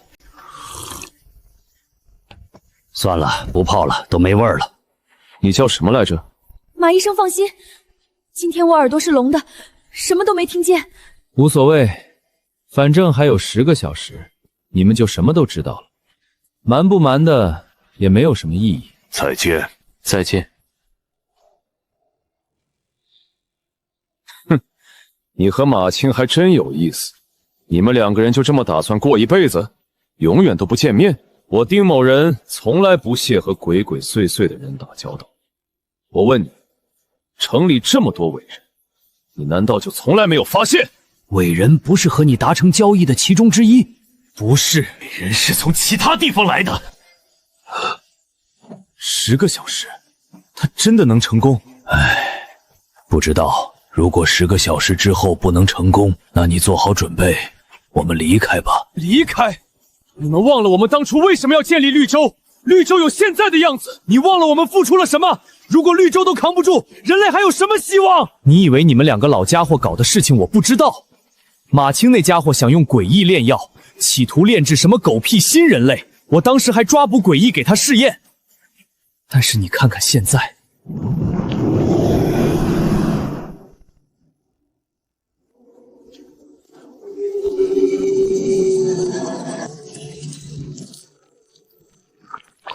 谁也没想到，让人闻之色变的伟人，竟然是被马医生亲手制造出来的吧？人类真是复杂的生物啊！哎呀，马医生，要是我们现在出去告诉别人，你才是真正伟人之父，你猜猜会发生什么事情？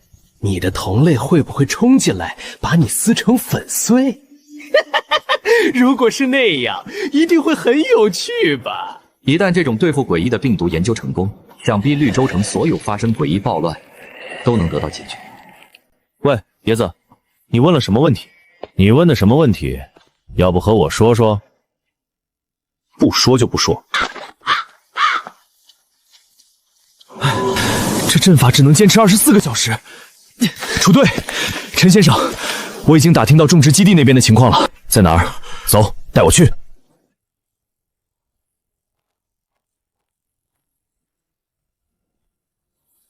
喂，把东西交出来。你说什么？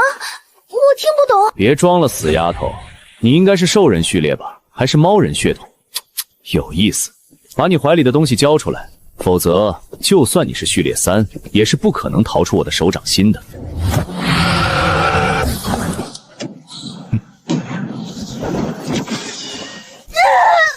是不是觉得很屈辱？是不是觉得很无助？是不是想要报仇？记住了，我叫陈永固，别把我的名字记错了。是你大陈永固，但我不知道你是谁。陈野，你给我等着！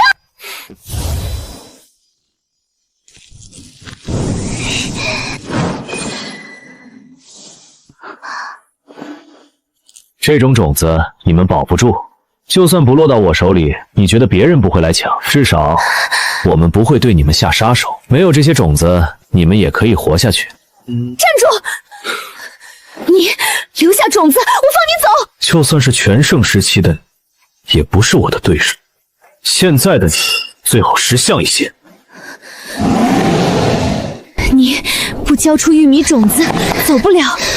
至少给我们3颗，否则你只能杀死我。椰子，算了，还给他们3颗，不，4颗吧。你楚彻什么时候这么好心了？吃到嘴的肉要吐出去，你这人怎么阴一下阳一下的？如果是普通人，我不会说这种话，但超凡者不一样。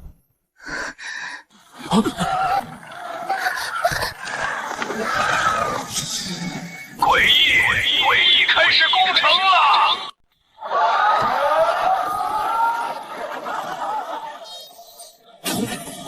不是说要坚持24个小时的吗？这才多久？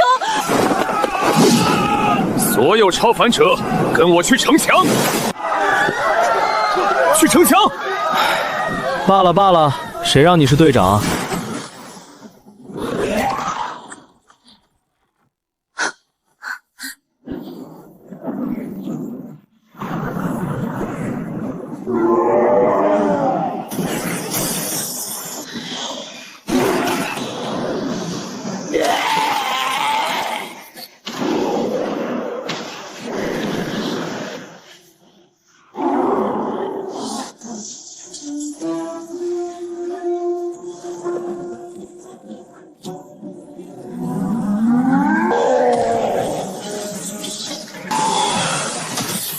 不行，不能这样下去，至少得做点什么，否则星光罩迟早是坚持不住的。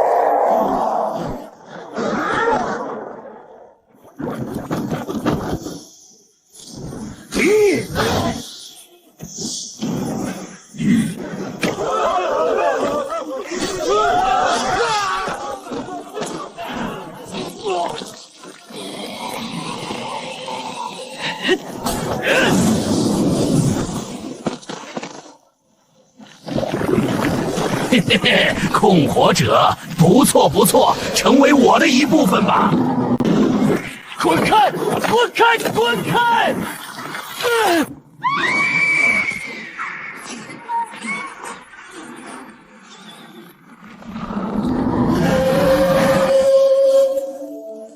以无之名，无敌！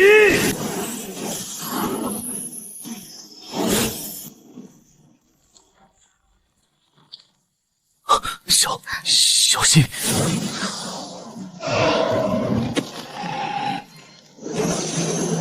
勇敢的人啊，但愿你立地千军。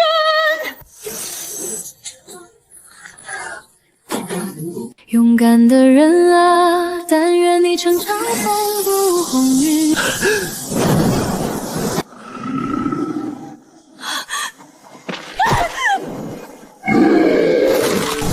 以武之名，无敌！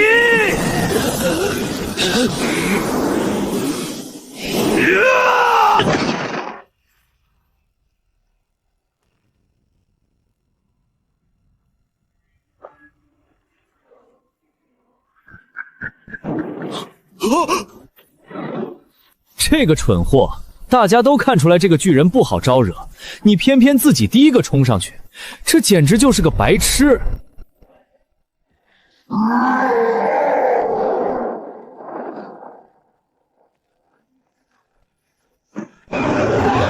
去！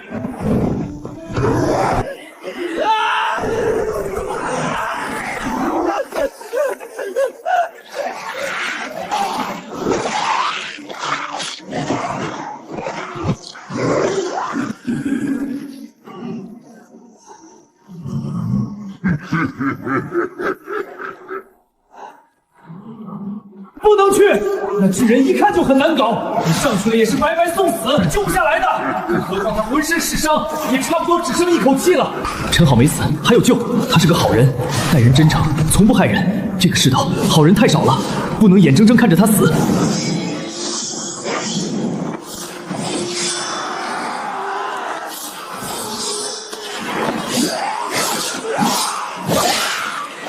陈好，你这个白痴，老子真要被你害死了！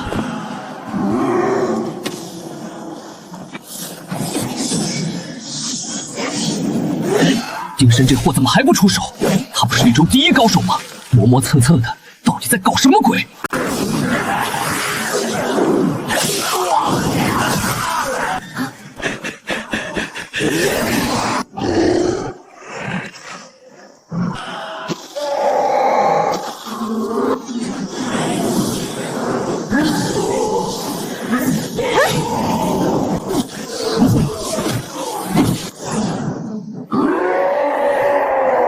野子，我来帮你。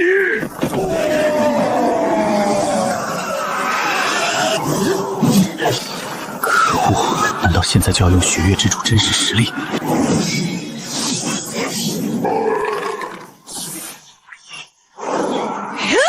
陈野，吃我一发导弹吧！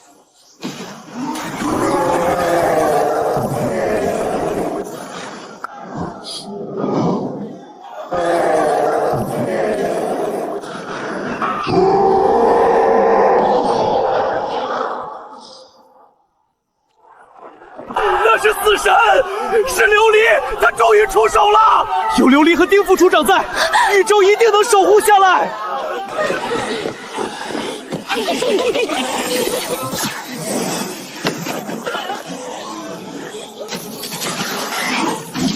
这是什么能力？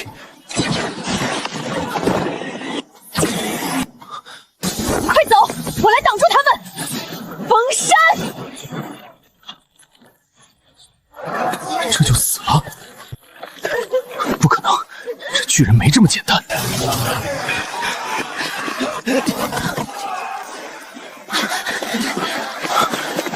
他怎么样了？死不了，这个白痴！对不起。当初为了得到死神的认可，我可是付出了常人难以想象的代价。什么？这不可能！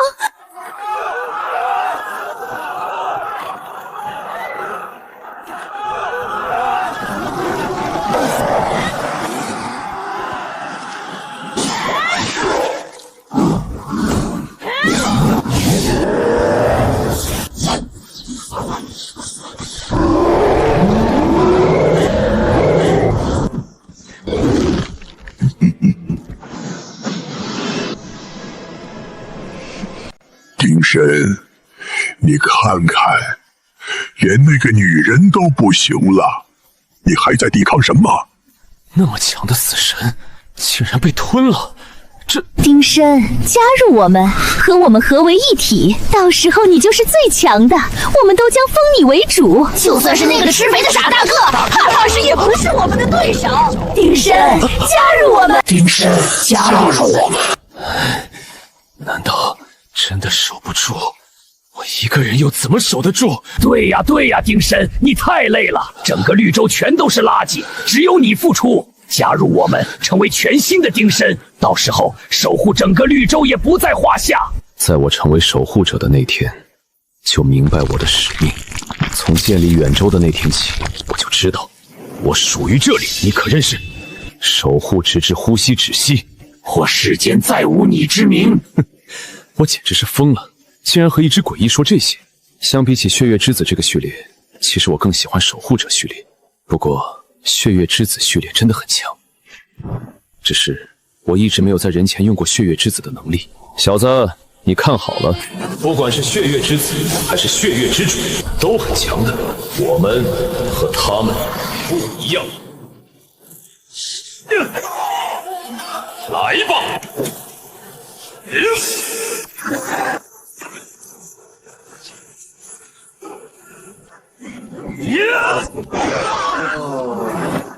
你是逃不掉的。虚界斩！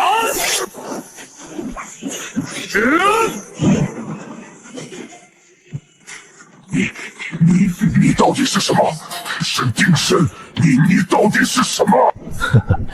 如果是这样的话，那也不配叫做血月之子了。虚空之矛！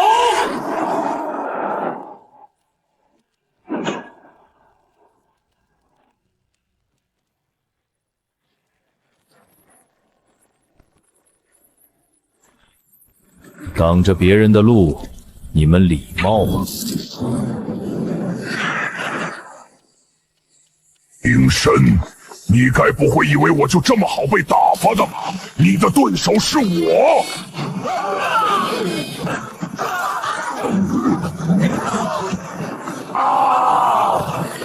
丁身，你给我回来！真麻烦。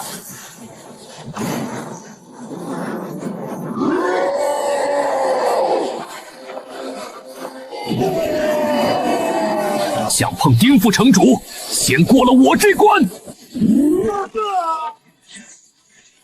丁身，受死！那个藏在暗处的钉子，还是没出现吗？既然如此，那就来吧！以赤月之名召唤，血冠之环见证，血月法相。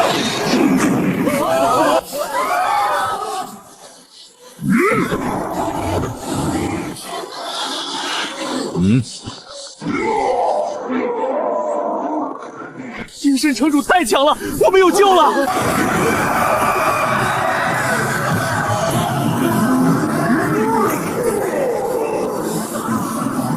你要做什么？不要过来！可恶，丁身，这是你逼我的！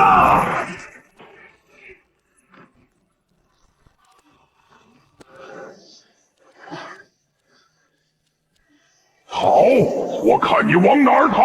今天你必须死！不对劲，丁身这个能力显然是有很大弊端的，否则开始的时候为什么不用？薛南，让所有人准备，随时突围！快把所有人叫上，随时准备突围！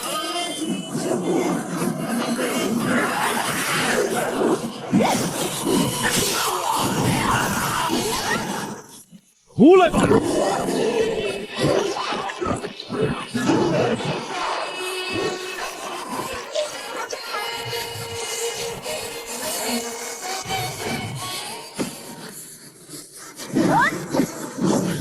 不好！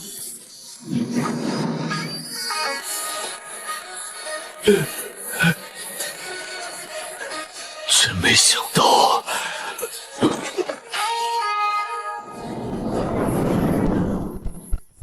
也该你出手了吧？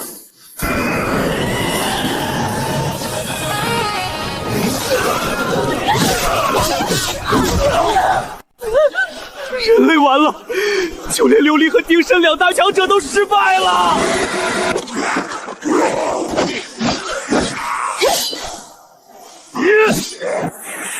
快离开这里，守不住了！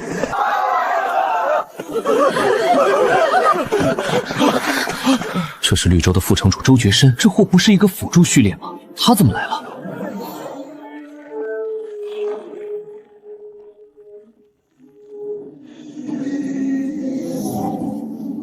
想走？今天谁也别想踏出绿洲城半步！这是不打算让任何人离开这里了吗？绿洲就是个骗局，绿洲就是个骗局！野子，跟我来！白痴，这时候添什么乱？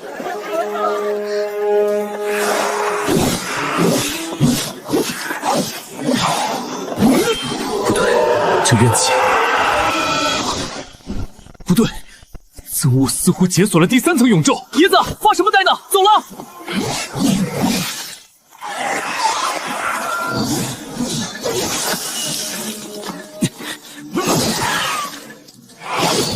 你现在还不能死，先喝了它。看来这东西对于丁神的渴望简直到达了执念的状态。誓言及龙破裂空起。血月之主，序列3，对，太弱了。靠，老子怎么着也算是排名前5的人物，好吧？我要死了，我能感觉得到。找到马青，配合我的药水，你不一定会死。你不懂，守护着序列的宿命，绿洲没了，我也就没了存在的意义。万剑归宗，守护之至，呼吸止息，我世间再无你之命。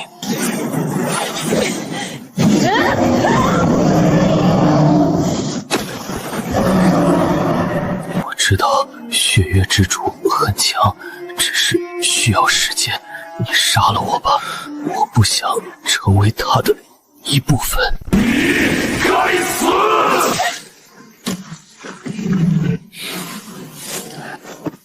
你现在逃我记得你之前在西明遇到过，那时候让你跑了。这一次绝不会，绝不会！以血为气，以痛为媒，此身奉恨，此刃成罪，皆化如石，皆成如砾，列壳灌尸，共事醒来！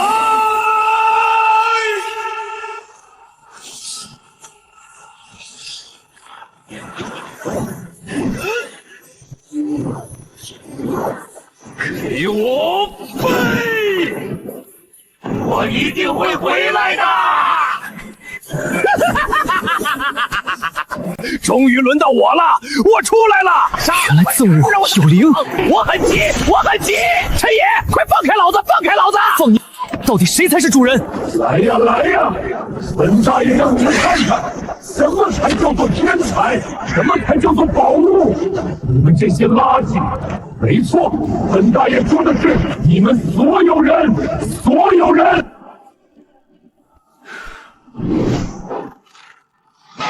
攻击！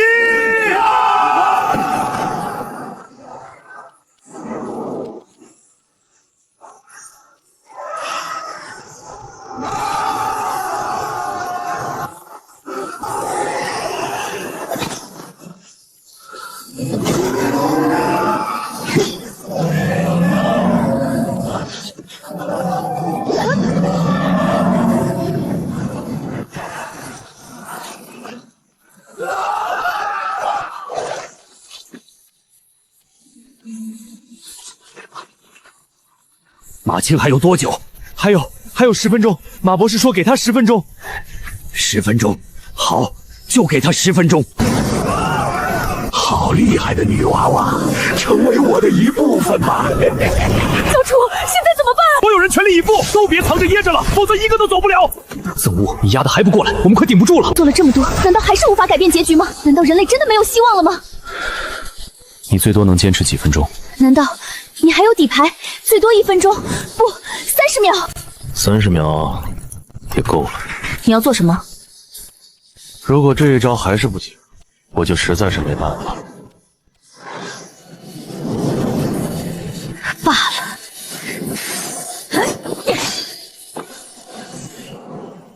女娃娃好强，我喜欢，快点成为我的一部分，到时候你会更强。陈野说30秒，我就算是死，也要给你争取30秒。1生2， 2生3， 3眼无穷。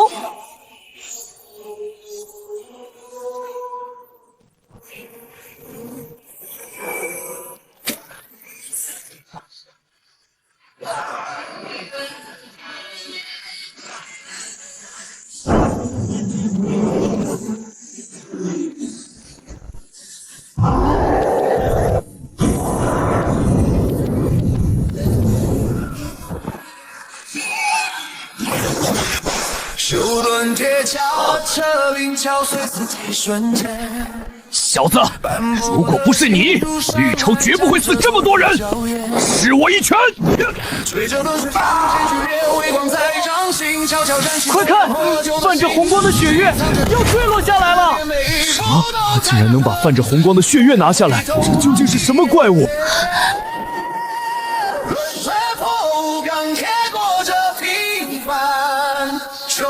闪开！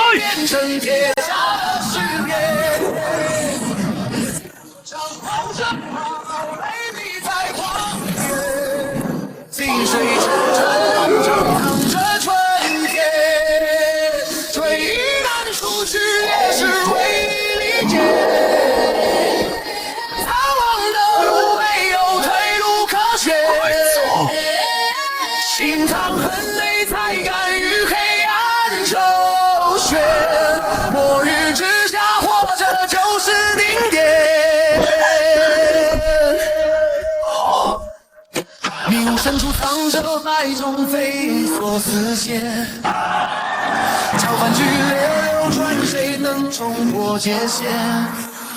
有人为口水这个死胖子，我们在前面打死打活，而他却偷偷躲着，等机会出来捡漏。昨日的狼狈被进化彻底改变。多谢你了，我先走一步。死神居然没死，也对，能单挑融成3大合一的死神，怎么可能轻而易举的死去？这女人该死！马青，你到底做了什么？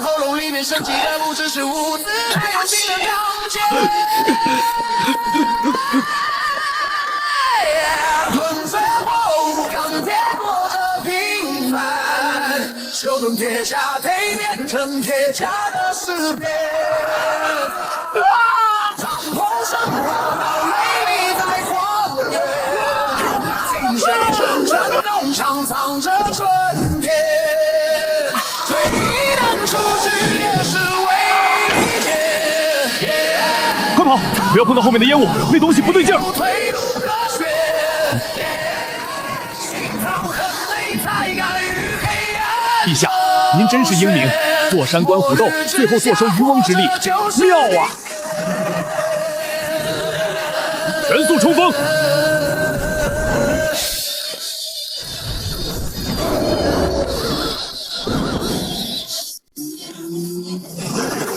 死神！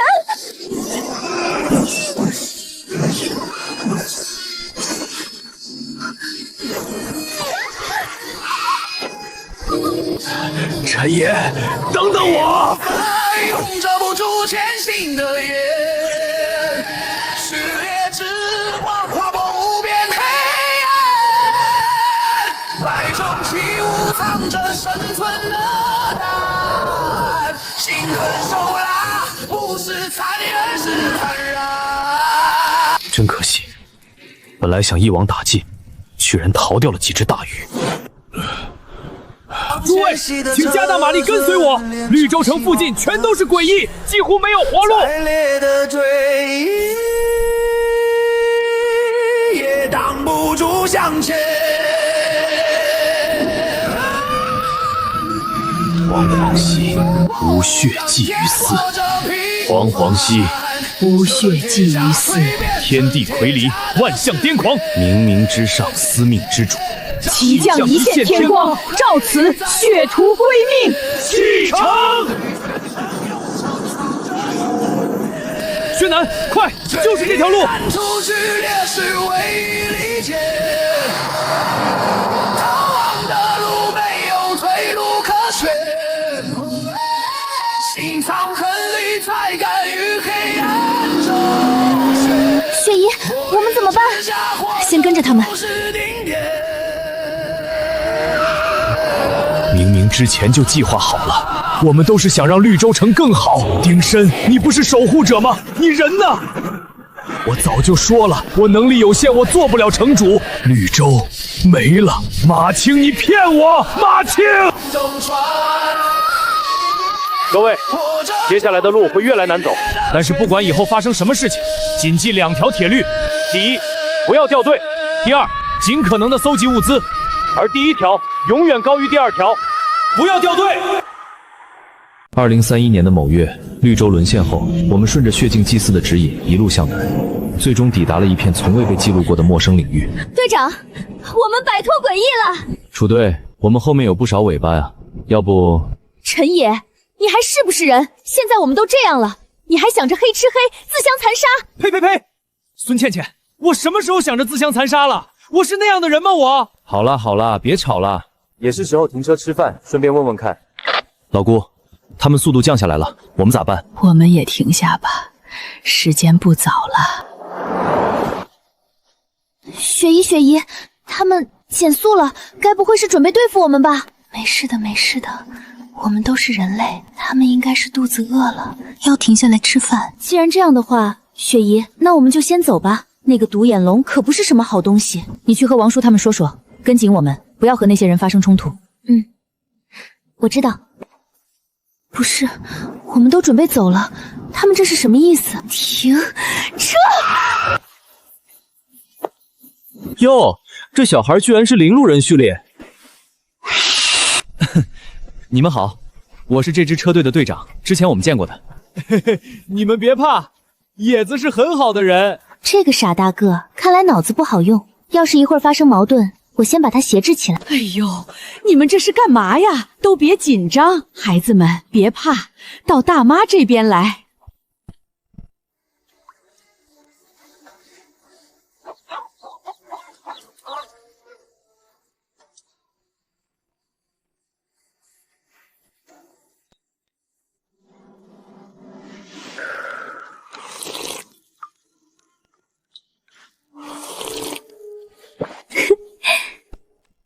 怎么，你又起什么歪心思啦？这支车队实在有些太可怜了，一共就有3名超凡者就不说了，车子也只有2台。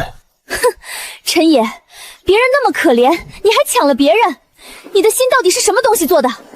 就是，你怎么是这样的人？不是，我抢回来的玉米，你们到时候别吃。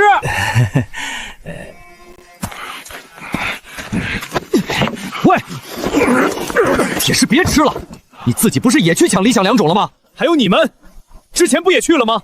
现在可是末世，你们该不会就以为他们很难吧？椰子队长，对不起，我之前去是去了，但是没抢到，连你这么强的实力都没抢到。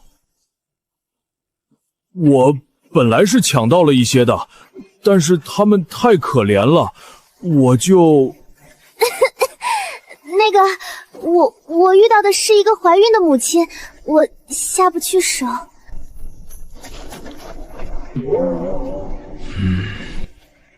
不是，你们一个两个都当好人，你们有没有想过车队里的人怎么办？你们当好人，只有我是坏人，拜托你们，能不能别这么圣母？咱们都拿了第1名和第2名，物资早就比其他人多很多，少一点又有什么关系？今天的天暗的好像有些早，现在才4点，要是冬天的时候，天色晚的有些早也能够理解，但在绿洲的时候，晚上7点才有这种暗度。现在应该是冬天，天黑的有些早也是能够理解的。这可不像是冬天，末日之后，很多季节早就乱了。嘿嘿，我脑子不好使，你们说啥是啥。出队，你说，该不会咱们是遇到永夜了吧？永夜，别瞎扯了。不对，薛主管，你去清点一下，看看咱们车队目前还有多少照明设备。出队，之前在绿洲的时候，我们的东西大部分都换了食物，剩下能够照明的设备不多。或许事情还没有那么糟糕，希望吧。小厨，又来了。出队，你该不会真的和赵大妈有一腿吧？陈野，你别胡说，要是不喜欢，说清楚就好。你要是当渣男，我还真会鄙视你的，我不怪你的，你放心。小楚啊，我觉得小陈这人不错，实在不行，我把青哥介绍给他。这小子除了阴了点，其实也是个好小伙。小楚啊，赵红梅，其实有件事我一直想跟你说来的。没想到我看走眼了，原来楚绰的年纪，当我儿子都绰绰有余。哦，前面发现了一片温泉。当真的有温泉？大姐，我能糊弄你不成？真的有温泉，就在前面10公里差不多。雪姨，温泉啊，要不要去啊？学姨，爷爷奶奶们泡泡温泉，对他们身体也有好处的。那就去吧。太好了，唐乐乐，我还真舍不得你离开。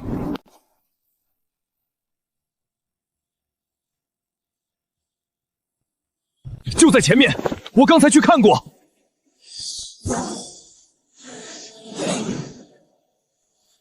确实是有温泉，前面的路比较难走，但是往山上走2公里差不多就有一片平地，我们可以在那里扎营歇息几天。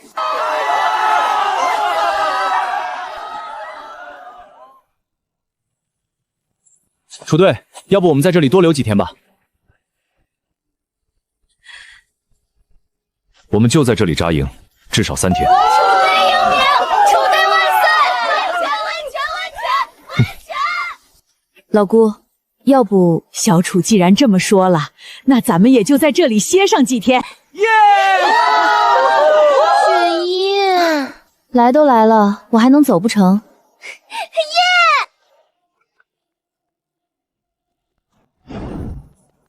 耶！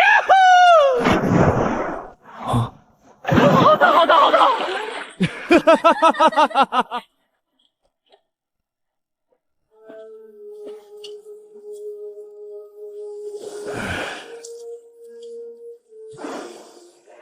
哈哈，这温泉水还挺舒服。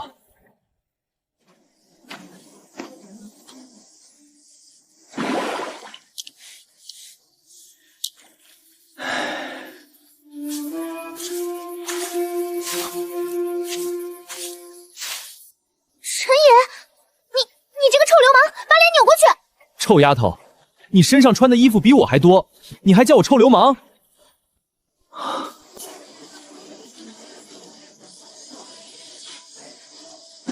咱们也会过去吧。乐乐，等等，那边人太多了。雪姨，一起去吧。好不容易找到温泉，估计这是我们最后一次泡温泉呢。你怎么来了？雪姨，我们那边的池子最大、最干净，人也是最少的。那我们去吧。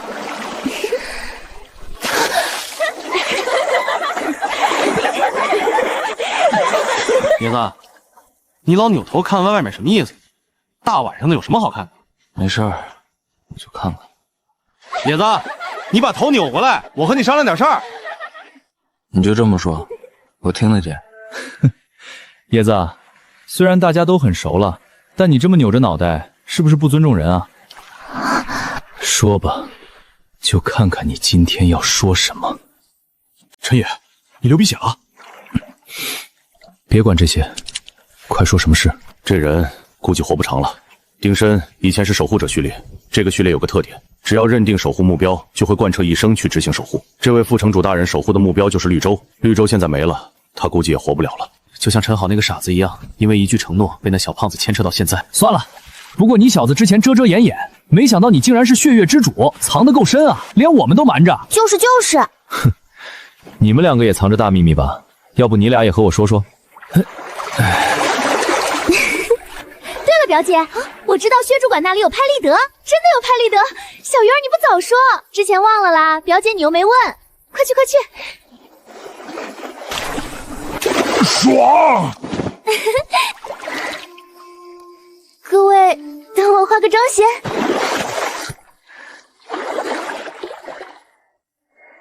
女人真麻烦。好了，我们大家都站过来，难得一起拍个照，大家都积极一些。小鱼儿、乐乐，还有乌鸦，还有苏继生，你们几个矮个子的就蹲在前面。老姑，我都16了，我不要。第2排是孙倩倩、青哥、周小小、徐丽娜，最后面是铁狮、陈野、楚彻。你天天都看不到脸，拍不拍的没什么区别吧？你管我！还有我，算我一个。好了，大家都不要动，就这么保持。不对，拍照没有人。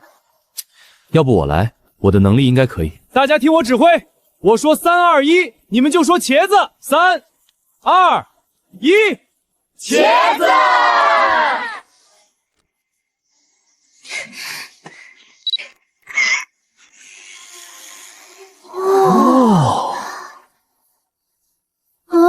这也太模糊了，也算是勉强能看而已。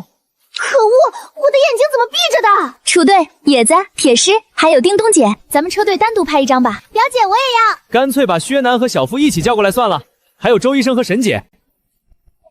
哎，你这小姑娘，大晚上就吃这个，你好歹也是超凡者，不吃饱遇到危险，你可怎么办？赵大妈，够了，我最近在减肥。你拿着，好好养，以后也不至于什么都没有。你们车队人少，小心一些，精打细算一些，总能活下去。还有这些虫子都是饲料残，这些是理想良种，我们也没多少，所以给你的也不多。这些东西很好种的，配合你们之前的那些玉米种子，以后日子也好过一些。楚队，不行，这太贵重了。放心好了，你就好好拿着。喂，野子，我把这些东西给林疏通，你没意见吧？看吧，野子不是这样的人。谢谢你们。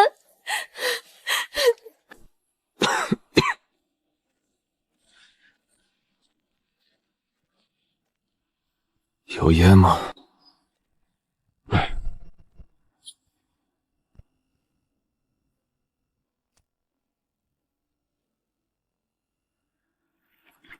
你是不是来杀我的？我知道，血月之主杀了血月之子，应该是能得到一些好处的。小子，别着急，我活不了几天。其实比起狗屁的血月之子，我其实更喜欢我原来的序列。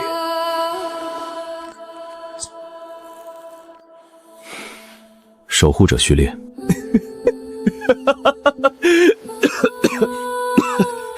没错，是守护者序列。守护直至呼吸止息，或世间再无你之名。可我没能护住家人，就是那个时候，我才觉醒了守护者序列。后来家就没了，城市也没了。那一次，我以为我找到了新的守护之地。我当时就想着，只要绿洲还在，我就一直守护它。绿洲就是我丁生的家。绿洲建成的那天，那些杂种又来了。你见过的他们缠绕在一起，就像是一个噩梦。我那时候早已经不是当初那个手无缚鸡之力的普通人，我已经是序列超凡。但是在那个家伙面前，我就像是个孩子。没办法，我和他们达成了交易，付出一部分人让绿洲继续存在。也是那时候，我决定转职，成为血月之子的。我强了很多。楚车说过，守护者序列存在于末日之中，就是一个悲剧。你不知道，如果再给我半年，只要我成为血月之子序列5，我肯定能够更加强大。但可惜，那些杂种肯定不会让我升到序列5。我为了让绿洲保存下来，付出了太多，甚至不惜和诡异交易。茶屋也想让绿洲活下来，他总是鬼鬼祟祟的在绿洲城里做一些事情。还有马青，我们都没错，只是我们都没成功。诡异太强了，对不起雄霸，我没想到你已经被伟人取代了。还有你，对不起，我不是一个好刀客。其实我不会用刀，守护者应该用盾的。这把刀给我吧，小子，这把刀和你不合，你这样的人更适合你的那把妖刀。这把刀你帮我拿着，等以后遇到合适的人，你帮我给他。这是个很倔强的家伙，也不知道谁会是他下一任主人。希望能把他的能量好好发挥出来。跟着我实在是有些可惜，这么好的东西给别人，做梦吧，我才没有那么傻。好了，小子，我马上就要死了，你有没有什么想要问的？关于血月之主和血月之子，你知不知道其他信息？不知道，我当初转职的时候，只是以为血月之子序列够强。当然，如果再让我选一遍，我肯定不会选血月之子。为什么？你听听这个序列的名字，血月啊，和血月有关的序列能是什么好序列？也就是因为血月的出现，才会有末日。而我血月之子序列3的序列名叫做命运，似乎是在暗示我们早晚会走上一条早就安排好的命运之路。小子，如果可以，以后有机会，你还是换个序列吧。小子，快杀了我！只要你杀了我，你会更强。不要浪费，快些！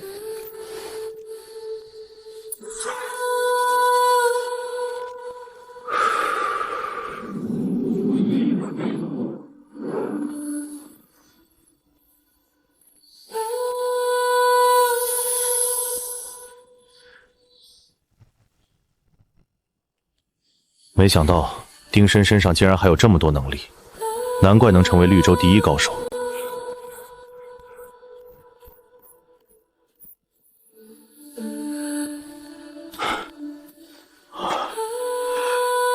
这是丁申的墓，查城主。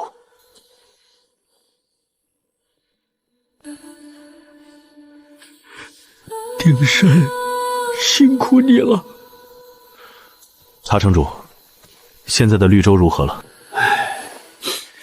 绿洲现在的情况比那些无人禁区更加糟糕。我一直以为马青……算了，多说无益。对了，你们不要再往前走了，永夜来了，你们最好做好准备。查城主，永夜会有什么危险？我也不知道，不过你们最好做好充足的照明准备，否则会很麻烦的。有些诡异对于光很恐惧。那永夜什么时候结束？不知道，或许1周，也或许1个月，或许是永远。别忘了，重返城市计划也要快开始了。到时候可能会有序列号排名前10的奇物出现，运气好的话，弄1、2件前100的奇物，也不是完全没有希望。小赵，你记得给我写信。刀哥，等日子好了，我一定来找你们。等日子好了，我怕是等不到了。刀哥别这么说，会好的，一定会好的。会好的，一定会好的。小鱼儿，我会想你的。你记得给我写信。傻子，现在是末日，可没有邮递员。不要，你先写，我肯定能拿到的。那你也要给我写信。好，拉钩上吊，100年不许变。幼稚。小鱼儿，记得替我报仇。放心，我会打倒这个大坏蛋的。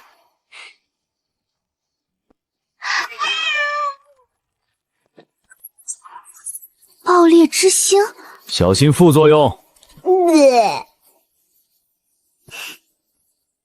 小林，你要不别走了。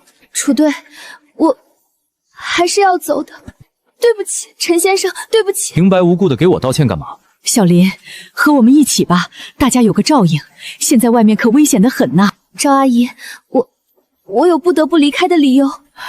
喂，你要不说一句，他最怕你的。你现在出去就是个死，你自己要死没事，但是你要拖着一车人死，总有些过分吧？乐乐他俩还是个孩子，我会带着他们活着的。你自己都是个废物，你还想着带他们活下去？你叶子，你以后还是别安慰人了，气人比较适合你。说实话而已，这就受不了了？真不知道你怎么长这么大的。他有必须离开的理由。理由？什么理由比好好活着还重要？他们车队的大多数老人都是他们福利院的工作人员。之前他们遇到了一只可以偷走时间的诡异，所以他们车队大多数人才变成那个样子。之后不知从哪儿得到消息，可以将这些人变回原来的样子，所以他必须离开。但愿他们能活下来吧。雪姨，其实陈野叔叔是个好人。乐乐，知人知面不知心。不对，陈野本来就是坏人。对啊，陈野以前是我的仇人，现在不是了。啊？为什么？雪姨，你看，这是陈野给我的奇物哎，他还和我说小心副作用。楚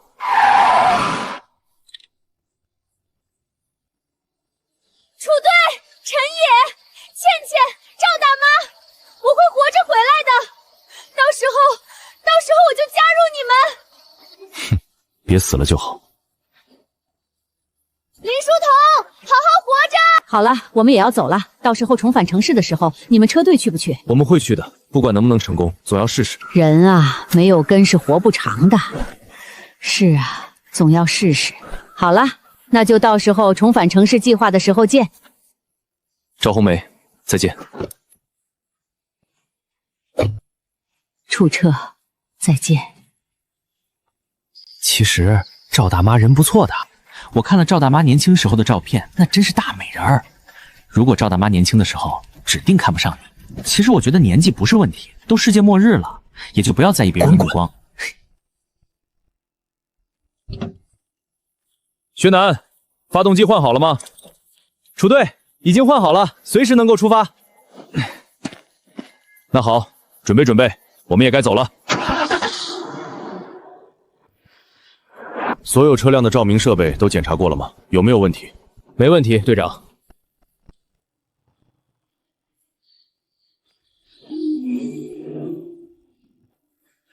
所有人今晚就在这里休息。野子和倩倩守上半夜，铁石和叮咚守下半夜。小小，觉醒这种事情并不是绝对，而且谁也没有规定序列真迹觉醒不了，其他的方法就不行。没关系的，师傅，我不会放弃的。陈先生，我成了，我成了！他竟然成了，他是超凡者了，而我却还是没有任何感应。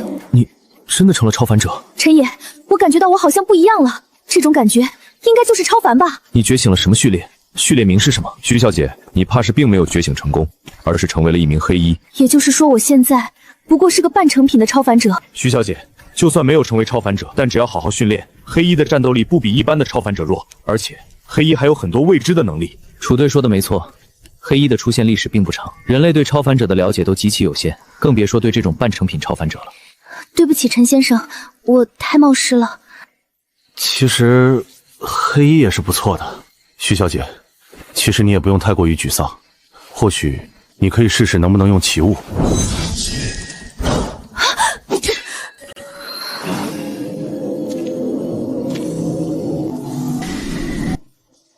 很好，以后如果车队还有奇物，我到时候可以做主分你一件。只可惜，要是你早几天觉醒，陈野的爆裂之星倒是很适合你。徐小姐，我那把赤髓六瞳可以给你，我也不怎么用。那就多谢吴先生了。下一步该怎么走？不要把领路人当成神，也不要太依赖超凡之力。有鬼！快走！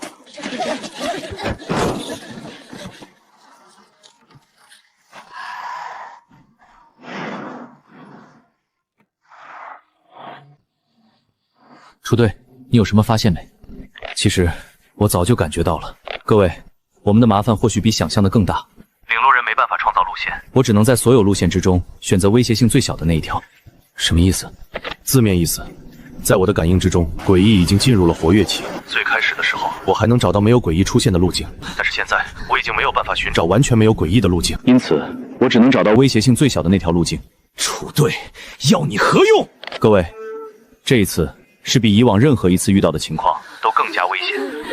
不过我也有一件好事要宣布。刚才那只诡异你们也看到了，或许他并没有那么强。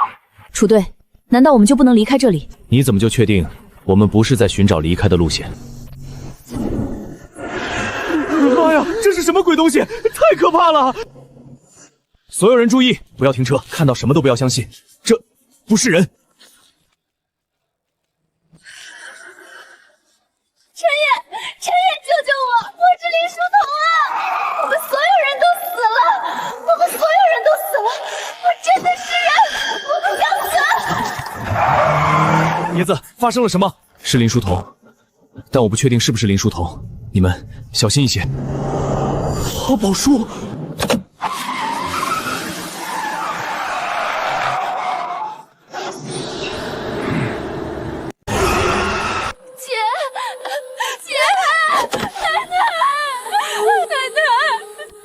乖宝不哭，婆婆。丽娜姐，那是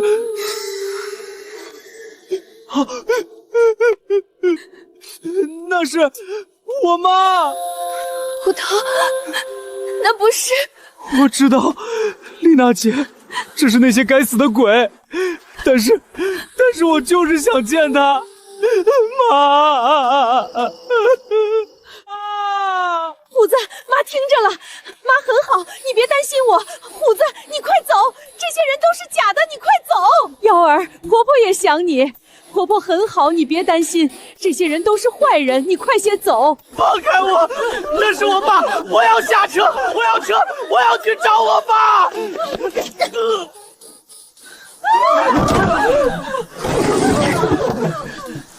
虎头，开车！快些走，别回头！快走！陈野，救救我！救救我！陈野，你好狠的心！可恶！楚队，你知道这些到底是什么东西？有幻化能力的诡异不在少数，但今天遇到的这种我没见过。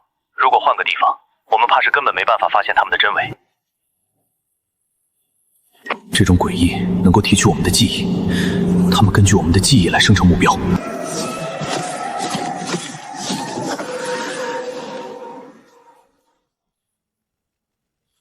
楚队，我们接下来还会遇到诡异。是的，还会遇到的。通知下去，从现在开始，车队所有人尽可能不要下车，在我们找到合适的目的地之前，没有允许，不能下车。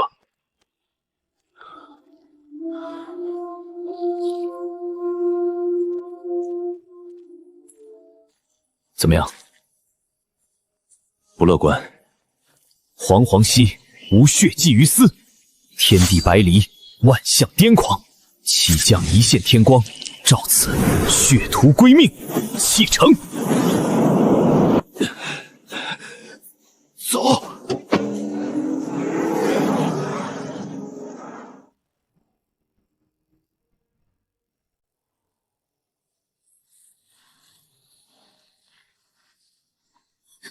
天哪，这到底是什么地方？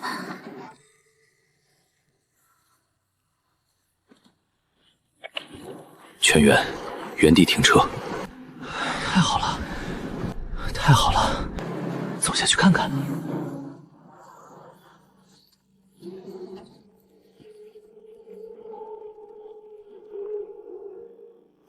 哇！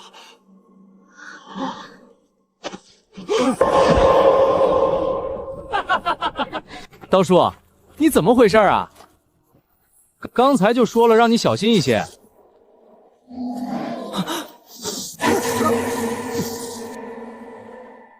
不对劲。小李，你还敢说刀哥？你刚才不也差点踩空？不对，你等一等。刀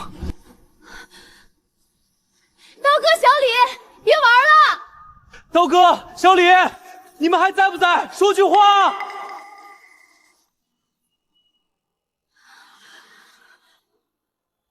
回去，回去，统统回去！所有人不准下车，不准下车！楚队，这什么情况？这是血镜的能力指引我们来这里的。你们看到的那一棵棵大树，我都能感应到诡异气息。血镜不会指引我们来到死地。只要我们不下车，肯定就没问题。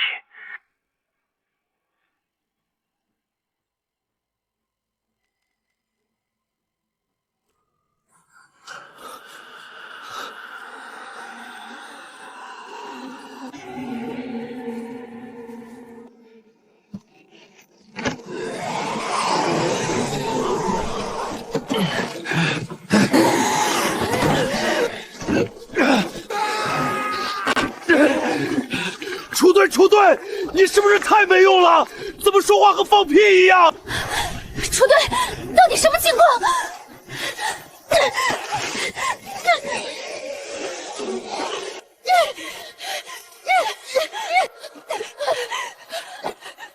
不是说只要不下车就没事的吗？稳住，稳住！只要我们不下上车，不开门，他们就拿我们没办法。血镜不会选择一条死路。不要开门，不要下车，坚持住。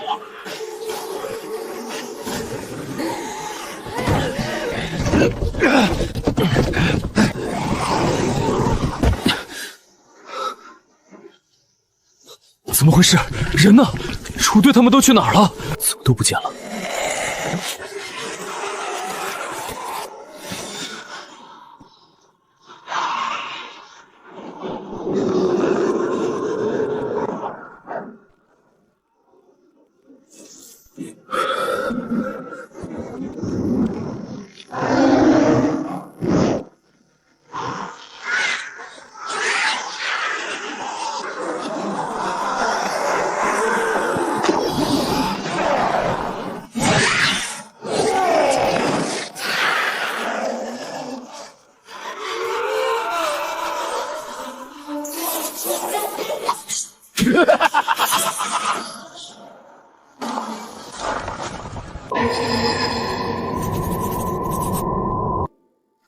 难道是每晚12点到12点半都会有之前的那种诡异出现？我去，都成诡异潮汐了，这还怎么活？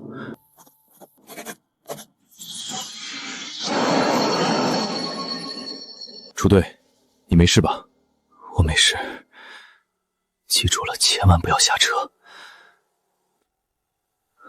升级末日皮卡整体刚性，升级末日皮卡整体刚性所需36000点杀戮值，是否确认？确认。24小时，看来明天晚上要硬扛12分钟才行。看来这些开门鬼也是有自己的规则的，他们只对门有兴趣。好在车体并没有过分破坏。去，把工具拿过来。这样应该就没问题。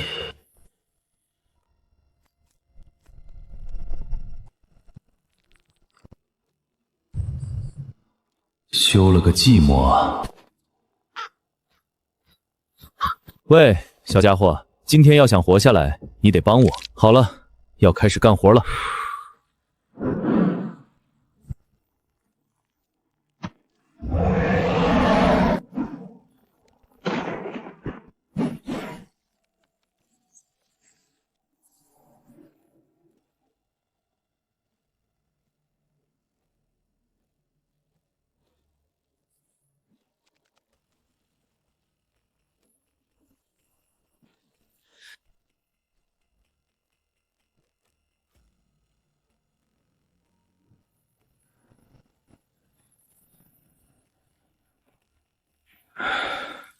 这样就安全多了。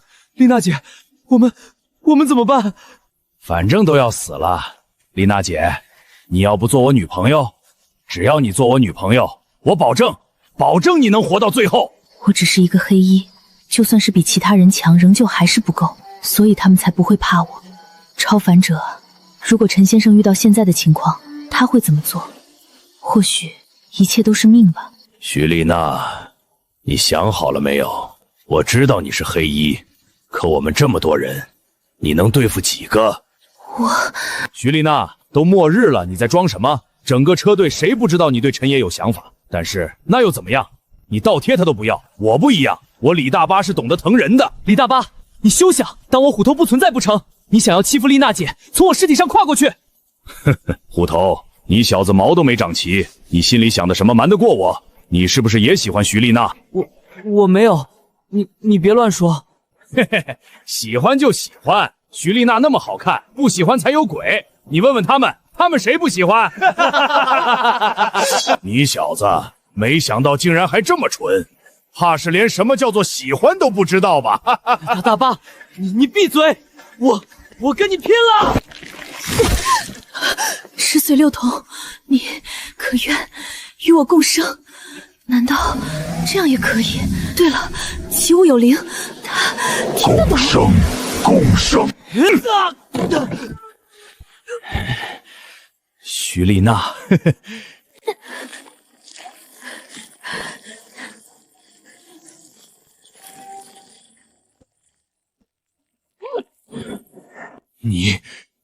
你在做什么？这种感觉真好啊！你到底是人还是鬼？怪物！你这个怪物！你动一下，我就打爆你的脑浆！虎头，把他们绑起来，谁要是胆敢反抗，下场和李大巴一样。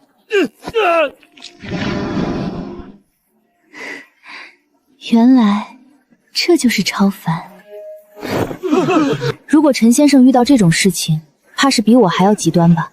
他的性格是不可能有活口的，我就算是成了超凡者，还是比不过陈先生。他有太多的秘密，太强了。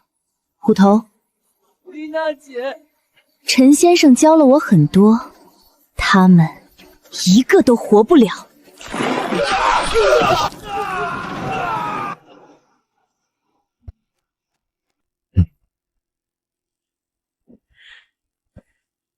距离第2波诡异潮汐还有1个小时的准备时间，得想办法防住这些敲门鬼。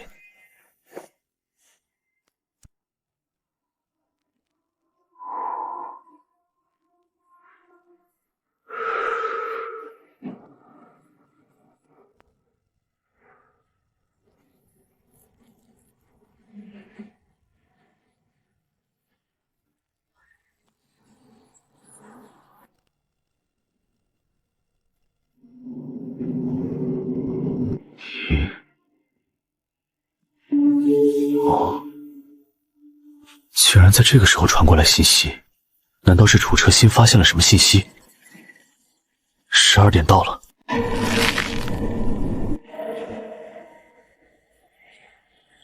是昨天出现过的那些无脸开门鬼。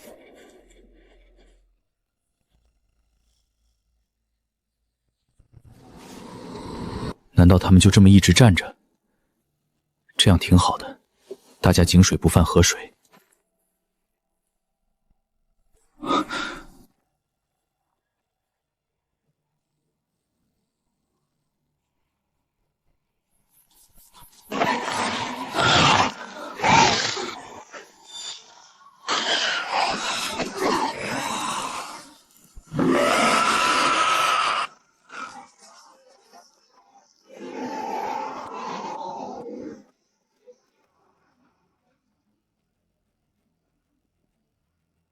都是我的烟雾破坏了规则。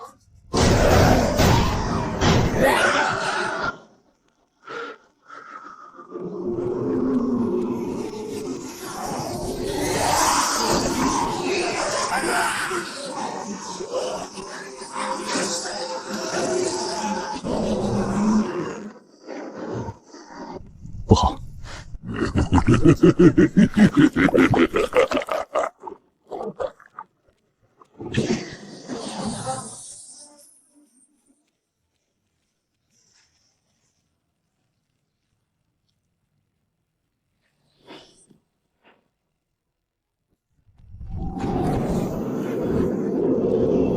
怪不得这些开门鬼对于门的设计结构如此痴迷，原来门对于他们来说，那就是进化阶梯。散！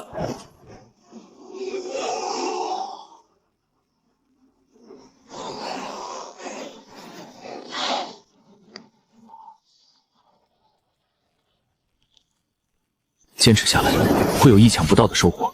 这一轮坚持之后，会有奇迹发生。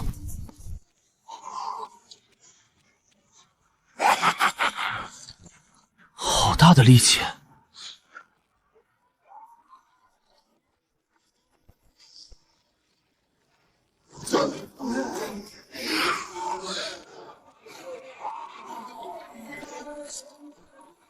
怪物皮卡升级完成。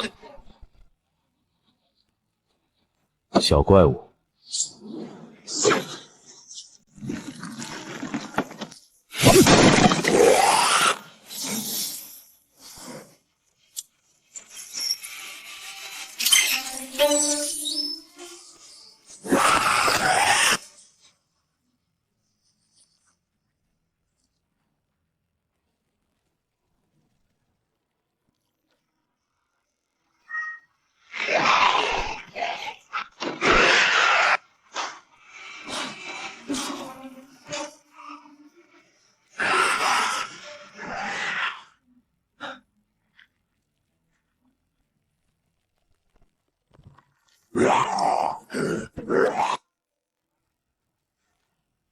再过2分钟就出手，到时候就算是惊动黑暗里那些不可遇刺的家伙也不怕。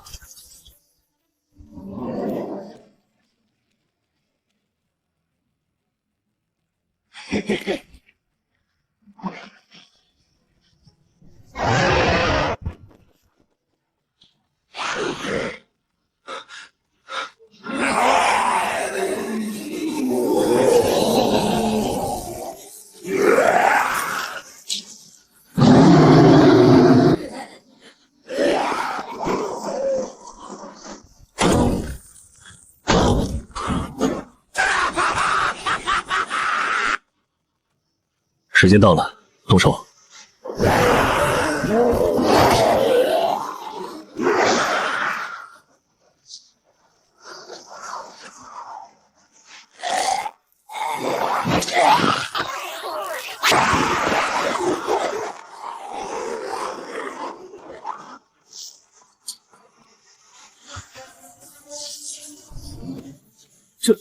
这是憎恶第2形态，悲痛。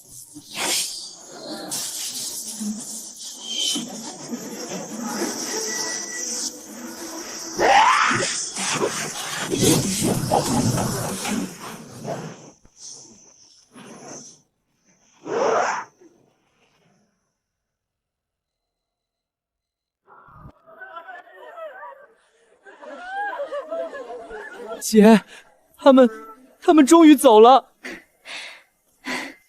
我们活下来了，我们没死，我没死。丽娜姐，那里有房子。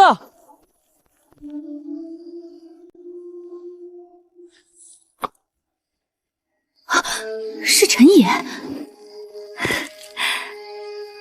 陈先生，你确定要走这条路？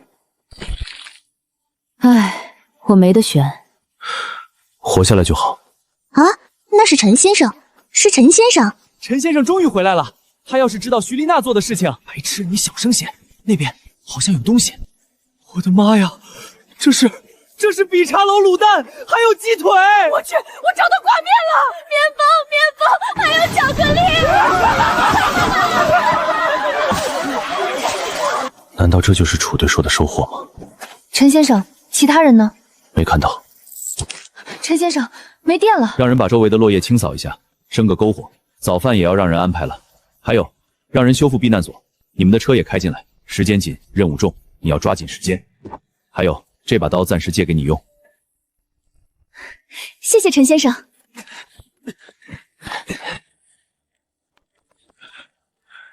系统，修复太阳能充电板。修复太阳能充电板所需7000杀戮值，是否确认？确认。开始升级，倒计时12小时结束。陈先生，吃饭啦！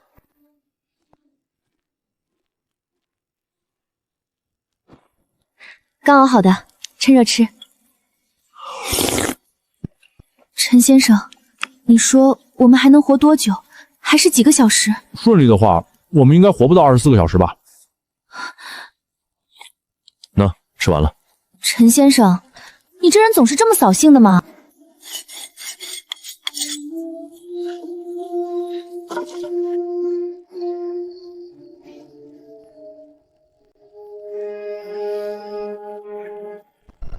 所有人回到车里，第3波诡异潮汐就要来了，点燃防御墙。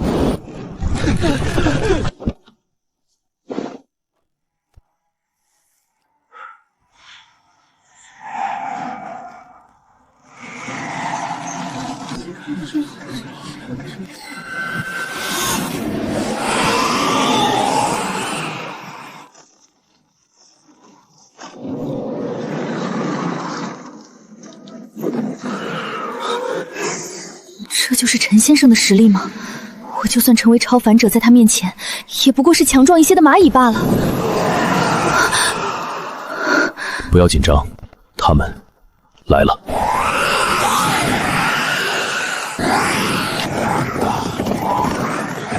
起来干活了，把门堵上。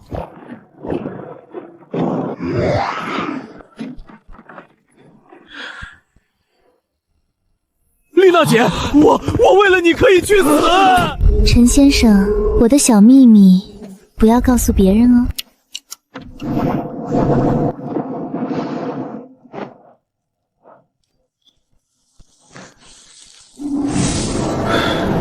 去！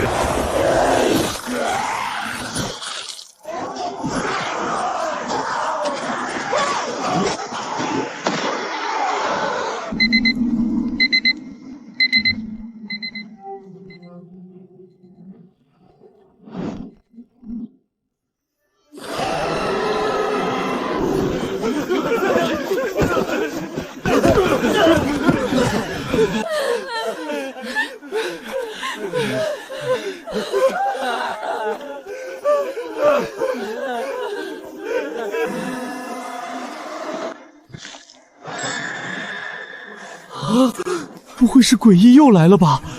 他们回来了。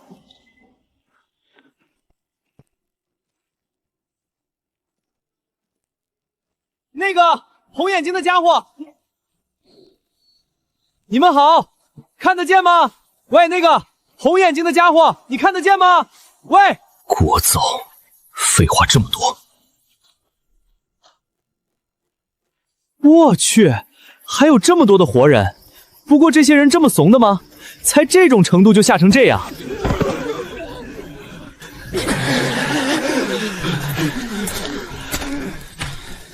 你好，谭台别，请多多指教。陈野，哎呀，对不起，我不知道你是个独眼龙。没关系，我也不知道你废话这么多。废话多的人才幸福。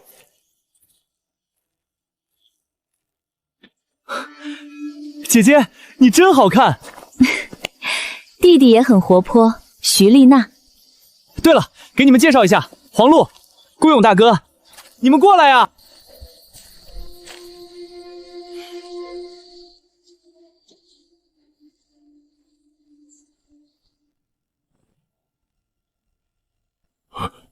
你好，我是宫勇，机械师序列。陈野，你好，黄璐。徐丽娜，你也是领路人？不，我是游仙序列。独眼龙，我知道你在想什么，告诉你也没关系。我们游仙序列讲究的就是一个随心所欲，心无挂碍，念头通达。我的小银有感应诡异的能力，这个能力和领路人差不多，虽然没有很强，但也算是够用，所以这才是我活下来的原因。表姐。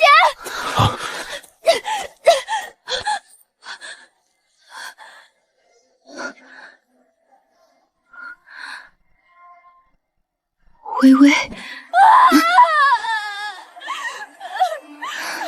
有点意思。一个话痨还是直肠子的游仙序列，一个罗腮胡社恐大叔，还有一个心不在焉的女人，以及徐丽娜的所谓妹妹。各位，当务之急，我们得抓紧修复营地。有了这么多人加入，之前的避难所需要再次扩大。没问题，瞧好了。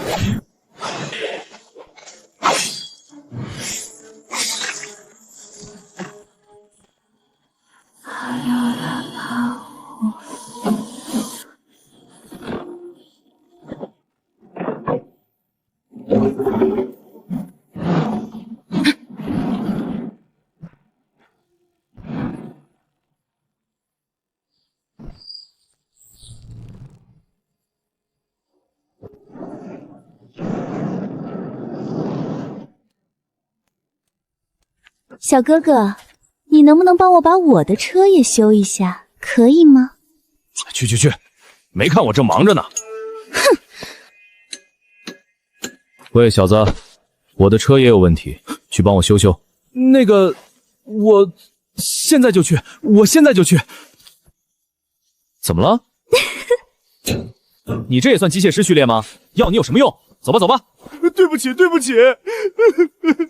不是，我真的没吓他，我就是用对待普通人的态度而已。对楚兽我也这样的呀，他咋就哭了？哇！各位，这次诡异潮汐或许会比上一次更加难缠。为了更好的应对诡异，我建议大家把各自的序列信息说出来。我陈野，胭脂使徒序列，魔女序列，奇物共生序列。可怜的女人，回车上去。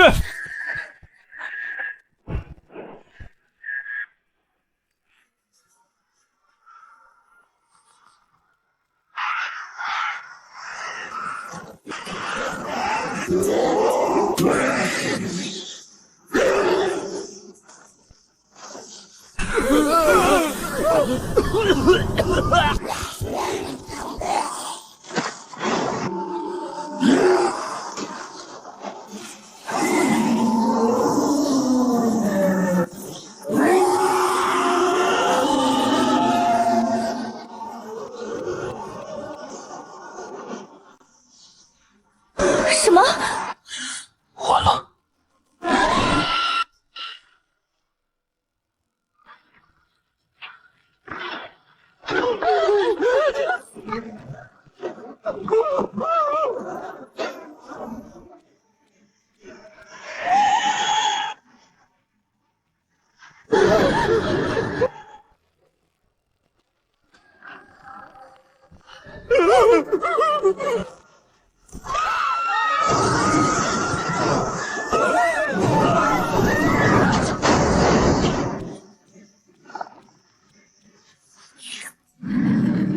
还有8分钟结束。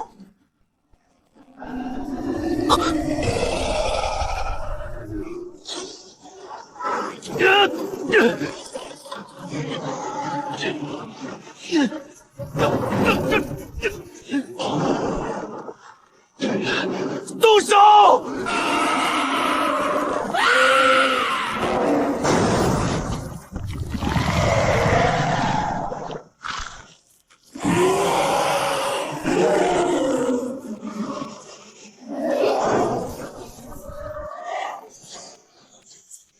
这家伙未免也太不给面子了，还想把我当罐头吃！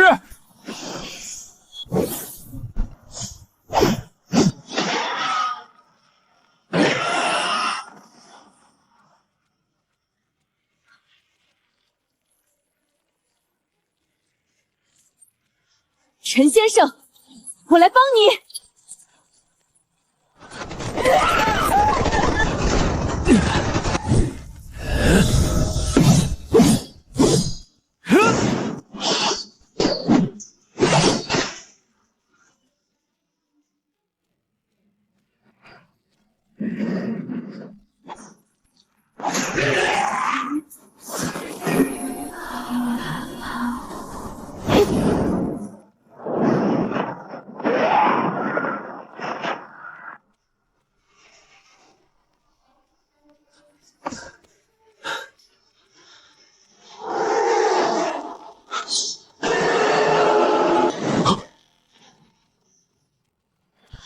好好照顾他，他比你想的更加强大。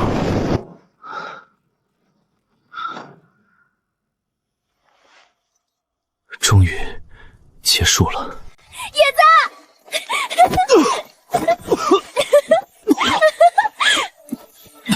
孙倩倩，你丫要减肥了。野子，不好意思哈，你没事吧？不是你一个小丫头，怎么这么大力气？小心嫁不出去。嘴巴这么臭，果然是你啊！比起嘴臭，这儿还有个比我还臭的。大家好，我是谭台别，游仙序列，今年22，水瓶座。陈爷，你们没事简直是太好了。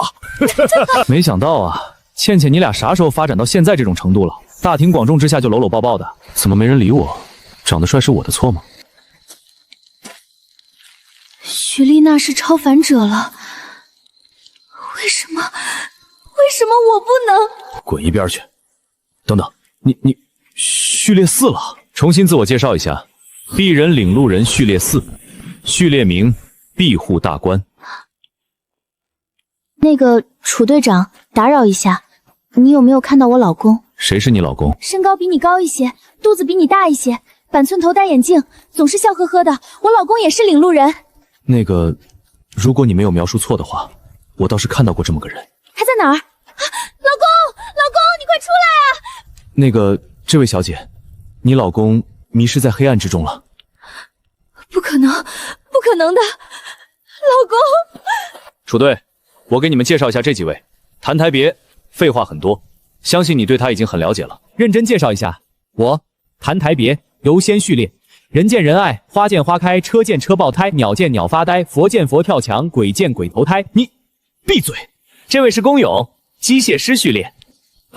大家好，我是公勇。楚队，这人可是个好东西，机械师序列。不错，不错。好了，从今天开始，徐丽娜也是我们的一员。这里应该不止我们一支车队。绿洲城被破之后，很多车队慌不择路，或许其他人的血镜指向的也是这个地方。诡异潮汐真是有够离谱的。楚队，我们现在能走了吧？收拾一下，我们离开这里。难道外面安全了？不，外面的诡异数量仍旧超乎想象。但是如果留在这里，我们会更危险。楚队，外面那么多诡异，那我们为什么还要去？两权相害取其轻。走吧。这么多人，会不会出问题？我现在序列4，带领一支1000人车队没什么问题。当初茶屋序列4能够建立一个绿洲，我为什么不行？所有人不要掉队，出发！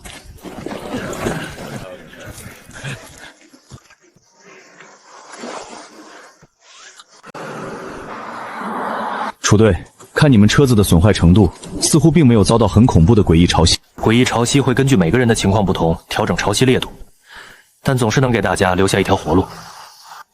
根据你们的说法，血镜不可能带领我们走进死地。怎么回事？对不起，对不起，对不起。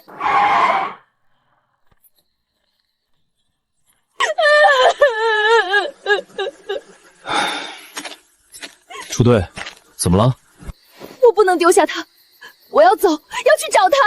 楚队长，对不起。黄璐姐，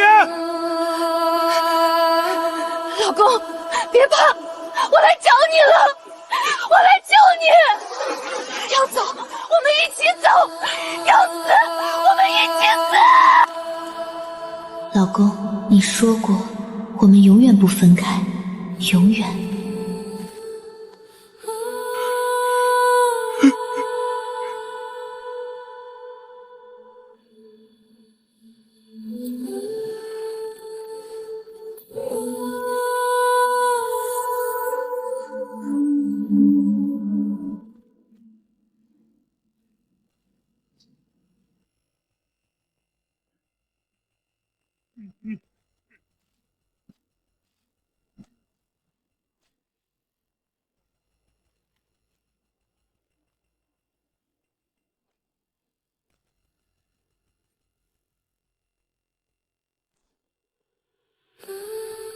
这小子怎么回事？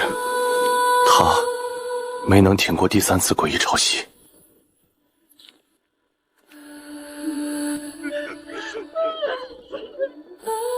你们谁知道小付的名字？小付说，等他大学毕业就让父母回老家，他上班养他们。这个傻子他不知道，现在就算是大学毕业，凭他的工资也养不起家嘛。他还和我说等大学毕业就给父母在老家盖个大房子。只可惜他还没来得及兑现他的诺言，末日就来了。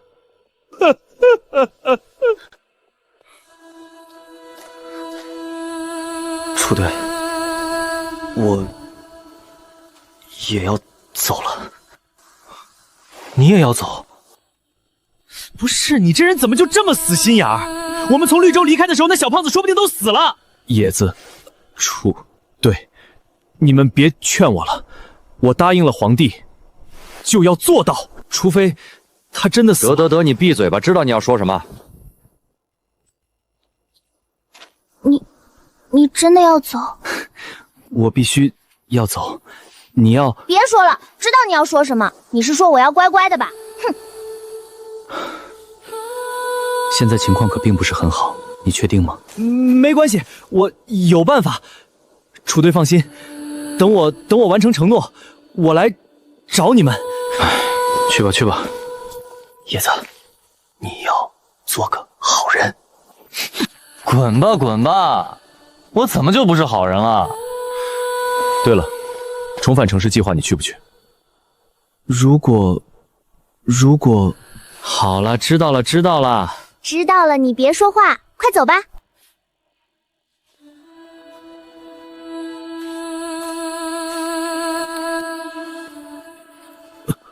我以吾之名，瞬移。不是，这货这个能力从没见他用过。看来这个看似老实的家伙也藏着小秘密啊。那个楚队长，我也要……你回去坐着。好嘞。喂，谭太别，你是不是也要走？我也要走，不过不是现在。你们不知道，我一个人旅行实在是太闷了。小银虽然很智能，但她终究不是人，她只是个 AI， 不懂人类的感情。对了，你们刚才说的重返城市计划是什么？是不是要夺回城市？这事儿有意思，我也要参加。这人可真啰嗦。各位，这段时间要对各自车上的幸存者加强管理。这里的诡异数量超乎我们的想象，不要问我什么原因，我也不知道。如果硬要说的话，永夜就是原因。想要活下来，一定小心再小心。楚队，你不是序列4了吗？序列4这么弱的吗？如果我不是序列4，我们现在还在树海。这位楚队长，树海那边到底是个什么情况？我也不知道。不过树海那边应该是有空间叠层，或许那里就是一个诡异入口。诡异入口？楚队，你是说那种诡异入侵人间？这就是入侵的口子？哇塞，感觉好酷的样子！谭太别，你要不去看看？要是解决了这个诡异入口，说不定你就能成为人类英雄。嘿嘿，我又不是傻子，这种级别的东西还是让高手来处理比较好。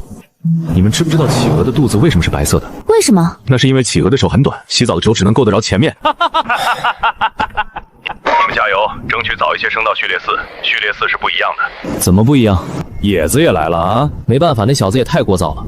这样也挺好，至少咱们车队多了一些生机。楚队，你说序列4咋了？接着说啊！不是倩倩，你这是……没办法，小鱼儿和那个叫做谭太别的吵起来了，我只好来到叮咚姐的车上了。我之前在绿洲的时候就听他们谈过关于序列等级的事情。序列等级如果不算序列0的话，一共分为9个等级，3个层次。3个层次？什么意思？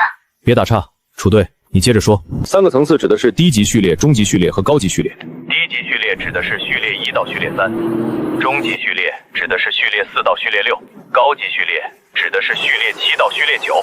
以前我也不明白为什么要这么分，直到我升到了序列4才能明白这么分的意义所在。什么意义？至于什么意义？简单来说就更强了。低级序列和中级序列区别非常大，一个序列2可能战胜一个序列3，但是一个序列3是绝不可能战胜序列4的。好了，等你们自己升到序列4就知道了。各位注意，前面会有小群诡异群，无法避开，无法避开。什么情况？所有人打开车灯，打开车灯。没有我的命令，任何人不得有攻击行为。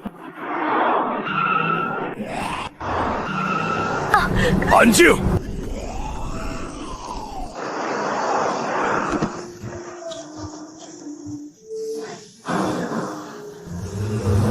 为什么会有这样的乱分海？这里到底是什么地方？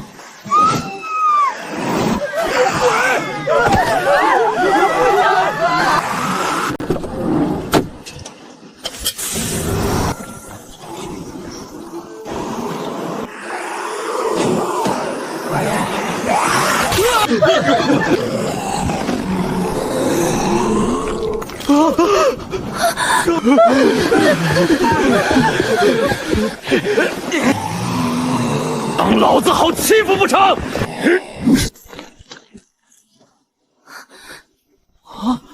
诡异也能死，我能杀诡异了！太牛逼了！太牛逼了！蠢货，遇到诡异第一原则就是逃跑。这家伙摆明了就是个白痴。该死的，这个蠢货，他会害死我们所有人！铁狮，去处理一下，我们尽快离开这里。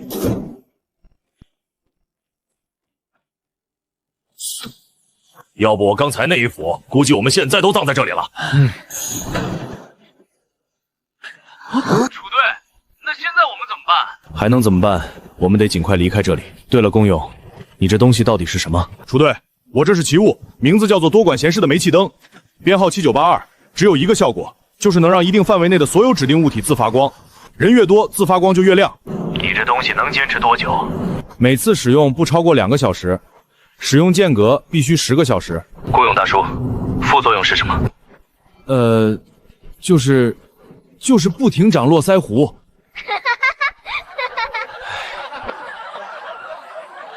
好了好了，大家不要笑了，奇物有副作用，大家又不是今天才知道的。那些白痴杀了诡异，肯定会引来大批诡异。我们现在要尽快穿过这片乱坟海，尽快！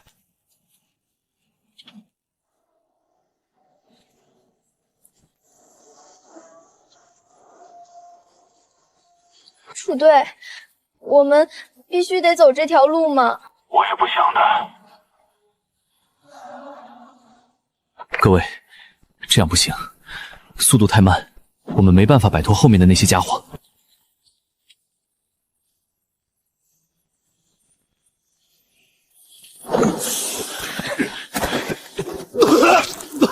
我受不了了！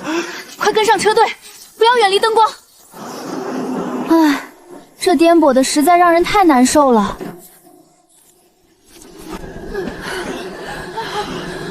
系统，升级怪物皮卡性能，什么越野的3把锁，还有什么避震，还有什么防侧倾等等，统统给我升级！升级需要杀戮值4万整，升级倒计时48小时，是否确认？确认。还有多远？快了，跟上。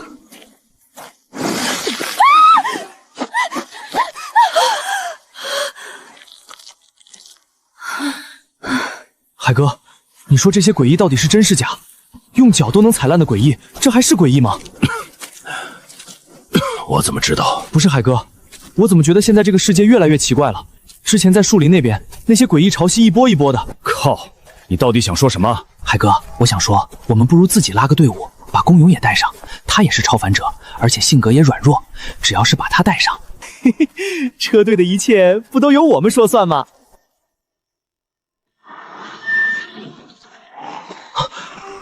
不要慌，都到我身边来，都到我身边来！别怕，有我在，都到我身后去。想必这些诡异我也是能够杀死的。只要我能杀死这些诡异，到时候离开，肯定会有很多人支持。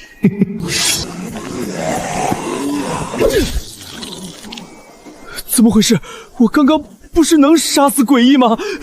啊！救我！救命啊！开灯！开灯！该死！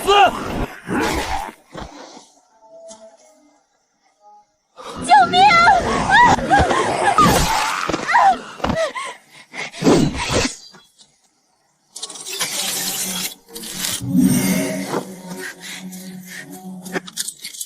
你留手。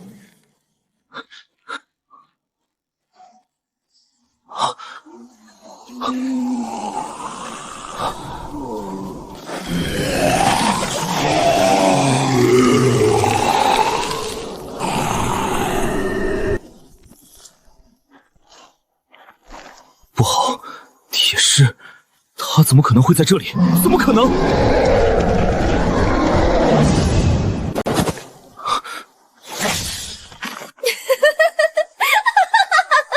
那是倩倩，好强的拳法！那个女人是叮咚，躲不开了。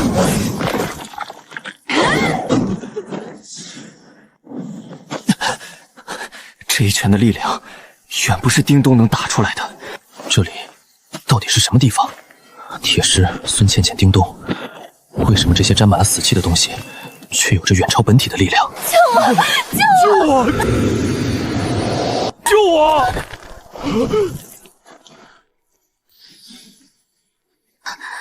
谢谢，谢谢陈先生，谢谢陈先生。别以为我不知道你打的什么主意，你的行为差点害死我们整个车队。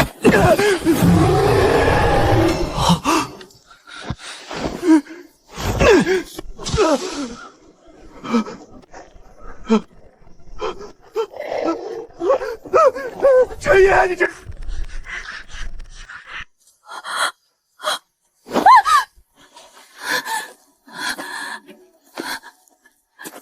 他不是要救我，是准备用我挡住那些恐怖的东西。不要丢下我！那是楚队的标记。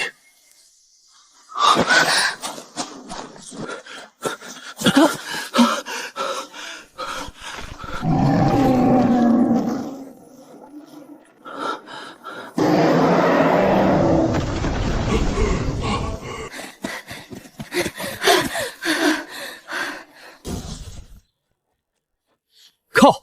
公勇，你在搞什么？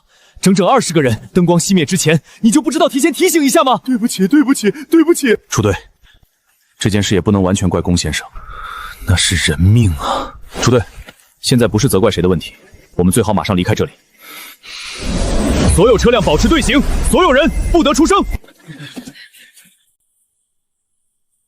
所有人听我的命令，3个数之后，把所有的灯全部关闭。关灯？不是，我没听错。楚队让我们关灯，这听差了吧？安静！我的能力叫做活人屏蔽，一会儿所有人不得发出声音，不能有灯光，否则所有人都要死。没想到楚车升到序列4以后还有这个能力。3、2、1，关灯！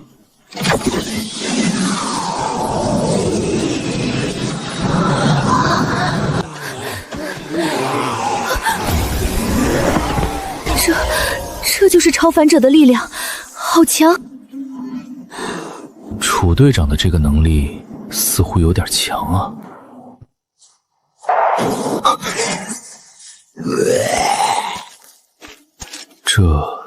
这个能力除了能屏蔽活人气息，甚至还能让诡异以为我们是他们的同类。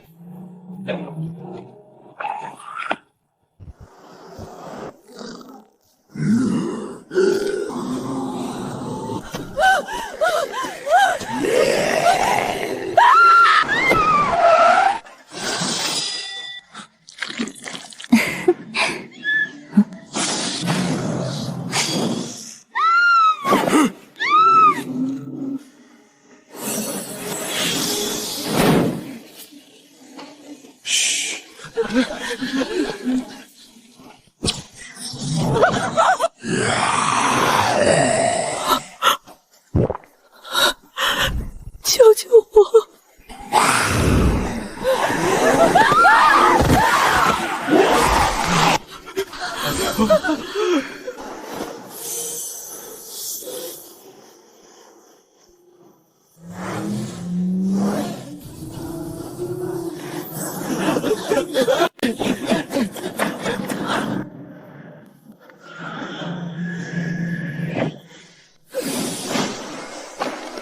所有车辆将车灯全部打开。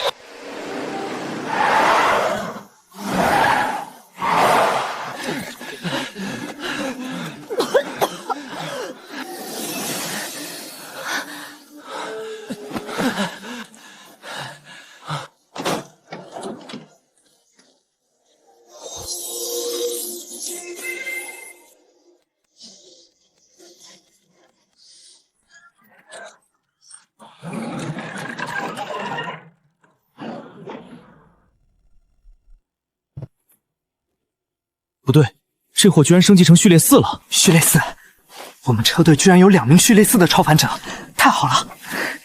粗队，车子的燃料消耗得很快，或许我们坚持不到下一站。野子，你平时法子最多，你怎么看？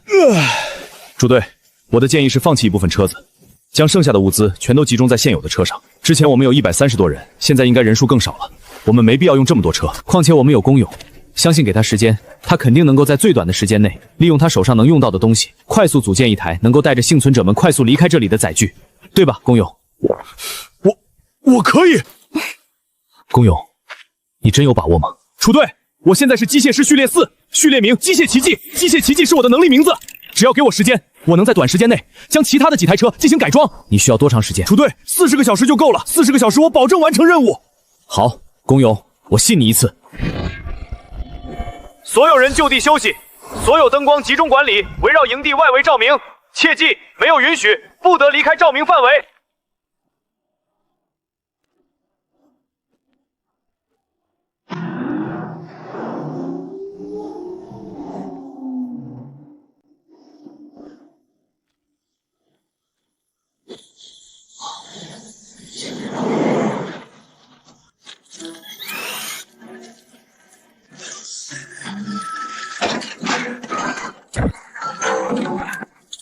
没想到你小子还挺牛逼的。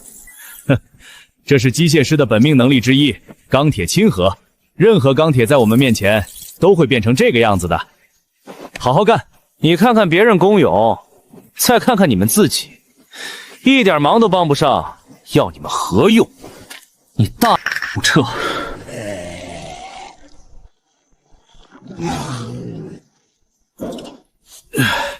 想要带动这样一台大家伙，还需要2台心脏发动机。算了，我们换回原来的发动机吧。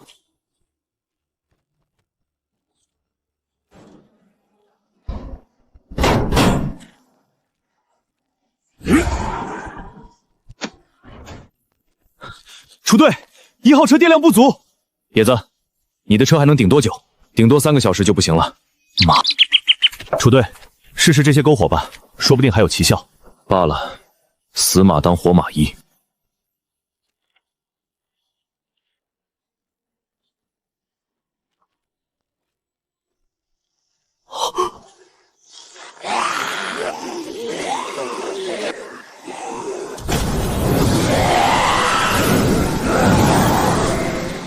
这应该是树王木，这树王木不简单。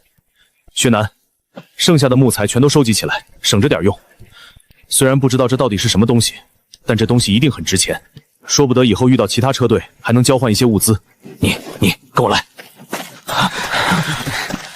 之前在过诡异潮汐的时候，我就试过用树王木点燃篝火形成火墙，但是火焰对树海里的敲门鬼并没有什么太大的用处，可惜了。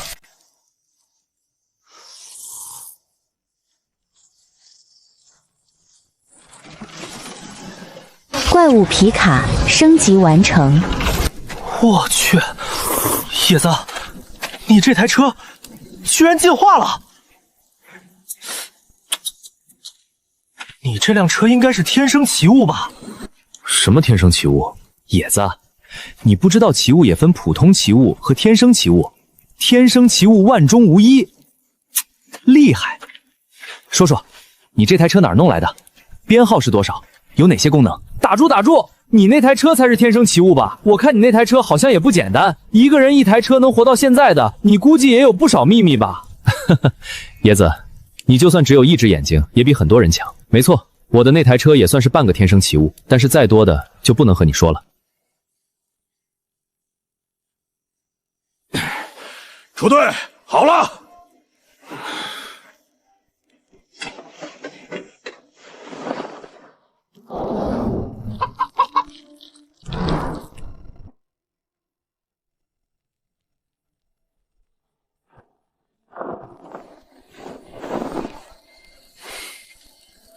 不错，不错，所有人上车，我们离开这里。快点儿，别磨磨蹭蹭的，赶紧收拾行李上车。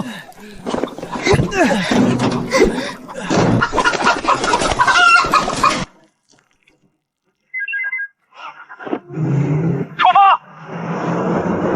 所有人注意，不要掉队。再说一遍，不要掉队。出发！各位，我们要加速了，争取早一些离开这里。野子，这一次你打头阵。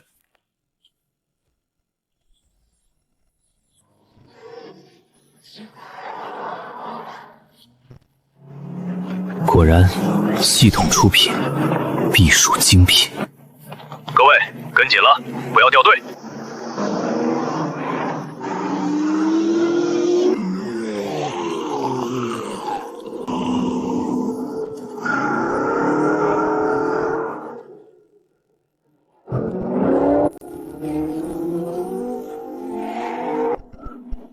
我们又活了一次。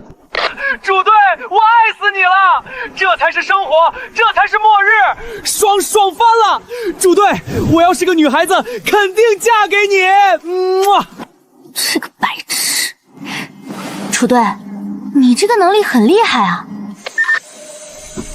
如果说血镜祭祀是在走投无路之下的大招，活人屏蔽则是能够帮助车队摆脱短暂的麻烦。对了，你们之前去救人的时候，都看到了什么？我们之前冲入黑暗之中，发现那里都是无穷无尽的坟墓，一个连着一个。那个昏暗的世界之中，除了一个个坟墓，再无其他。当时楚队的标记线指引的方向是一个挖开了的坟墓，那坟墓的墓碑上写着……倩倩，你看到了什么？我看到那墓碑上写着“孙倩倩葬于妖镜湖”。陈野，如果哪天我死了，记得一定要帮我找个好看的地方，就像妖精湖这样的地方，把我埋了，好不好？不，铁石。你看到了什么？嘿嘿，我和倩倩一样，我也看到了我自己的墓碑，写着什么？吴海峰葬于妖精湖。孙倩倩和铁石会死，难道我在黑暗里看到的是他们的死亡状态吗？叮咚，你看到的也是一样。我和倩倩、铁石看到的一样，我也看到了我自己的墓碑，不过我的墓碑上写着葬于空精墓地。那你们是怎么出来的？我看到楚队长的标记，那标记指引的方向正是我自己的那个墓地。我当时就顺着楚队长的标记走，然后就回来了。椰子，你看到了什么？我看到了你们的死亡状态。其实这也没什么。倩倩，你之前在妖精湖就和我说过，你要是死了，一定让我找到一个比妖精湖更好看的地方。所以，就算是你真的死了，我也肯定不会把你葬在妖精湖的。我还在墓碑的背面看到一句话。什么话？那句话是这么写的：倩倩，对不起，我没有找到比妖精湖更好看的地方。打住打住，这个话题太不吉利了。系统，我还剩下多少杀戮值？宿主剩余杀戮值21万0300点。系统，升级吞月术。升级吞月术所需杀戮值21万点，是否确认升级？确认升级。吞月术升级成功，剩余杀戮值300点，倒计时144小时。乱坟海啊，乱坟海！先看看从丁申那里得到的能力吧。守护者序列的本命能力，早知道当初问个清楚，再让他死就好了。喂，野子，这是你第3桶油了，你拿什么换？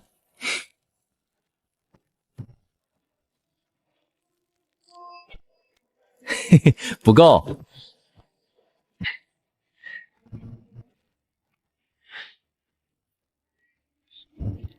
怪物皮卡虽然升级了电力系统，但充电的效率还是比不上消耗的效率。按目前永业这种情况下，看来车顶的所有太阳能板要3天才能将电装满。楚队长的燃料好像总也用不完，难道这货有什么空间类的奇物？还是他早就察觉到末日，提前囤了一批物资？你小子总盯着我干什么？楚队，你好像是有用不完的物资一样，我好像没见你缺过物资啊。你不知道队长多难当，如果不是我，你们现在能过得这么爽？对了，我也挺好奇，之前你可是很少找我换汽油的，怎么你那小秘密藏不住了？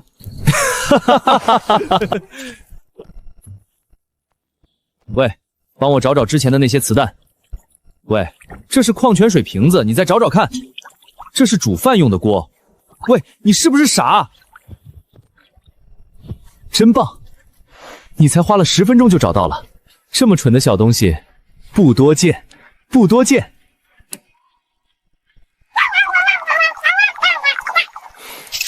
吞月术升级成功，血月第1套广播体操，这名字是不是有些随意了？观血月呼吸法和吞月术都是进攻，通过共振和吞噬血月能量来修炼，但这次好像从进攻变成了动攻。算了，想那么多干嘛？先试试这套功法。现在开始做第7套广播体操。第1组，表姐，你看看那边，陈野这个烧包，1、2，难道这又是陈野的另一种修行方式？楚彻，楚彻，你个大在哪儿呢？4、5、6，你想做什么？楚彻，你和我说清楚，到底还有几天才能离开这里？这里白天不是白天，黑夜不是黑夜，还有那些黑暗里的东西。老子活够了，活够了！到底还有几天？还有3天，还有3天，我们就能离开这里。3天，还有3天，还有3天！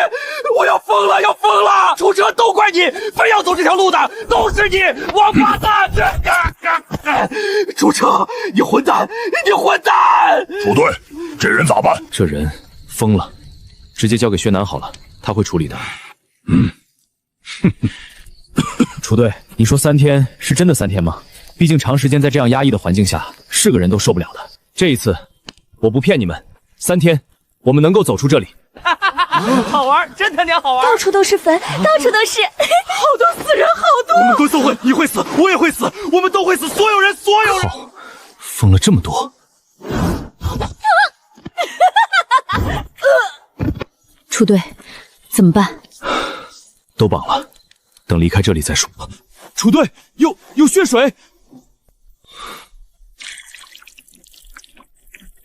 楚队，有没有发现诡异靠近的迹象？没有，附近除了这些腐烂的身影，没有其他诡异。各位，不管如何，这些血水绝不是什么好东西，我们得尽快离开这里。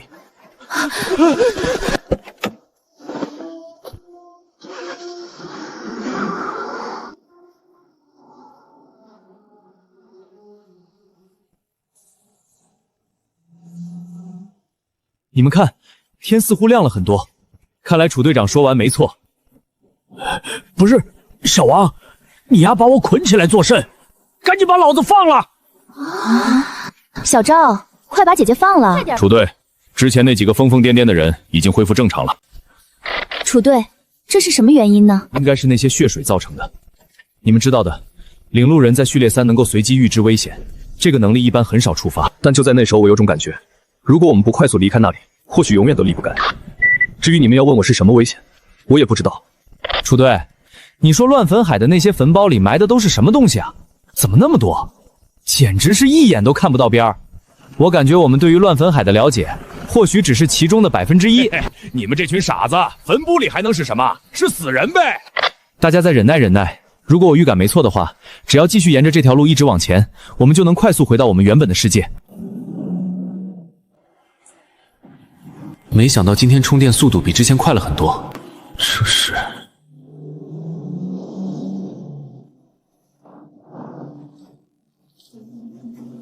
我去！各位，我们已经离开了诡异暴乱区，我们今天就在这里露营吧。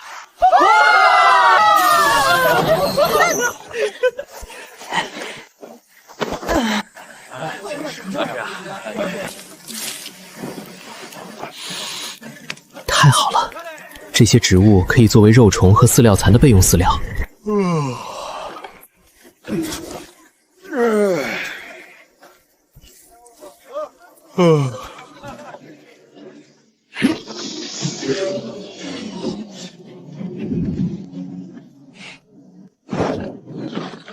叶子，我实在是太困了，我先睡一会儿。你先睡吧。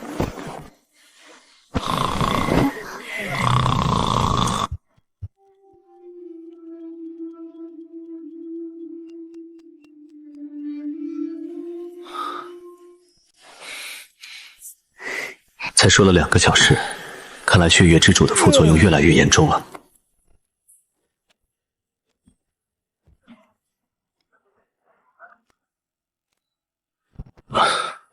或许要不了几天，永夜就会消失。还有怨龙龙鳞还没有鉴定，缠绕人权的断手，丁生给的那把刀，适合这把刀的人还没出现。呸呸呸！我就是最适合这把刀的人，给了我的，那就是我的。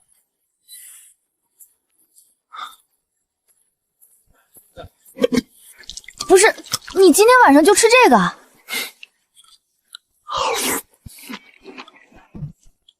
我也没吃饭。没事儿，我请你啊。谢谢。没事，你吃吧。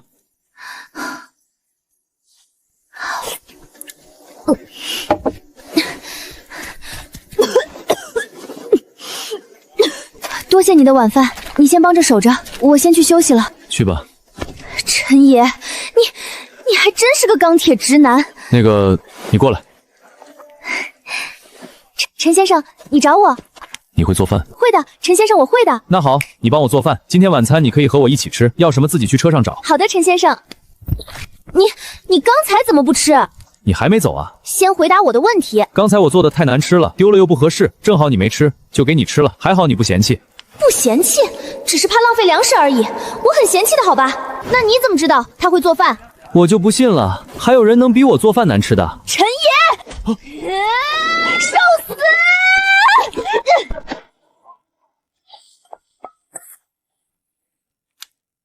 那陈先生，这是我为您准备的晚餐。多余的这一份，是留给你的报酬。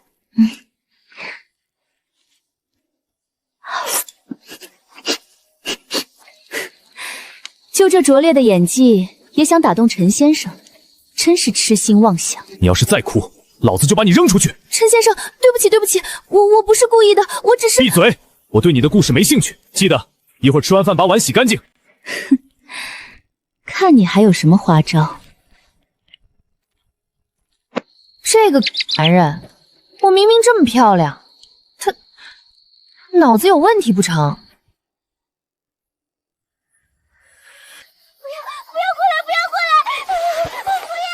吵死了！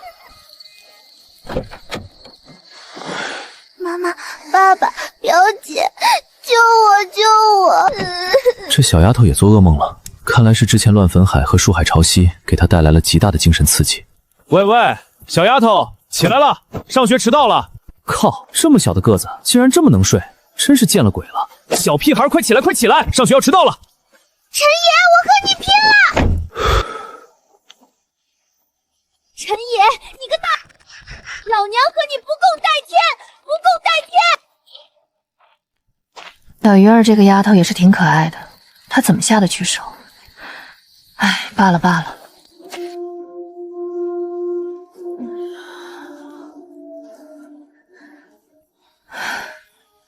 陈爷，陈爷，救救我！救我！这模样和之前的小鱼儿简直是一模一样，难道也是做噩梦？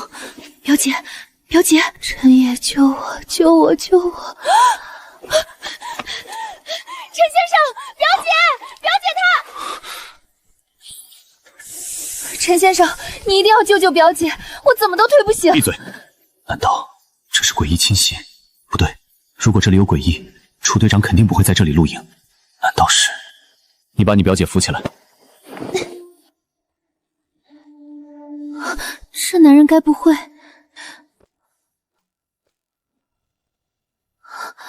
好疼！你还是男人吗？微微，陈先生，我这是怎么了？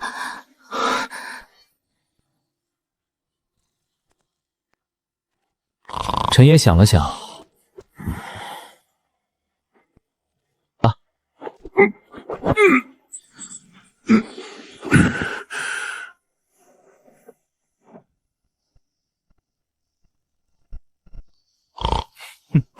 不要！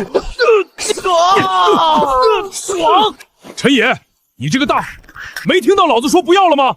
楚队，我以为你要说不要停，嘿嘿，对不住，我误会了，下次一定。陈爷，你丫肯定是故意的。楚队，不要这么说，还有好几个人没醒呢，比如谭台别、叮咚、倩倩，动作要快，否则……嘿嘿嘿嘿，好兄弟，还知道给我留？呸呸呸！你给老子等着，这账先给你记着。你这货嘴角都压不住，还想和我算账？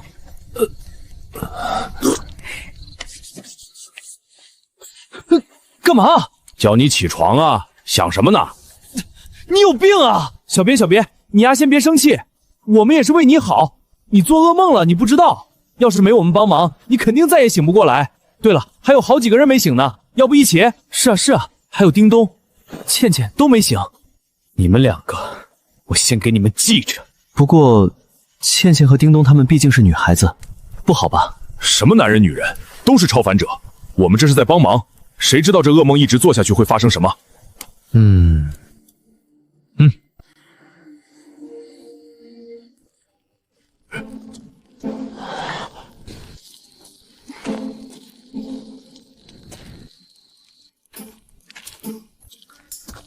野子，队长，我看倩倩和叮咚也在做噩梦，就把他们叫醒了。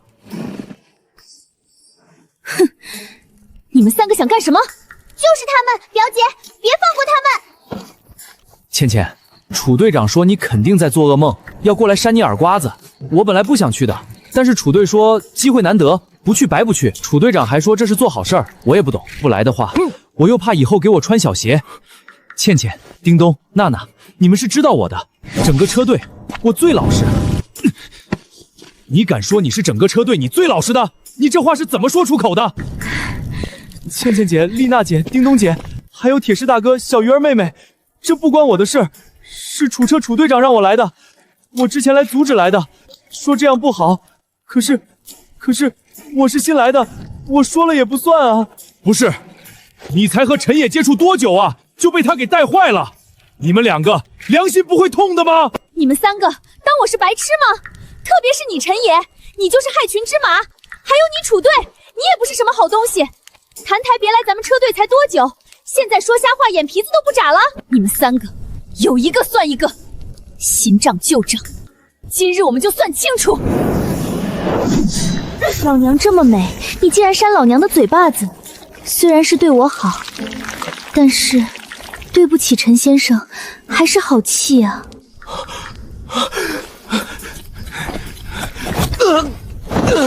不是，我没有啊，我和你们应该是一伙的，我也是受害者。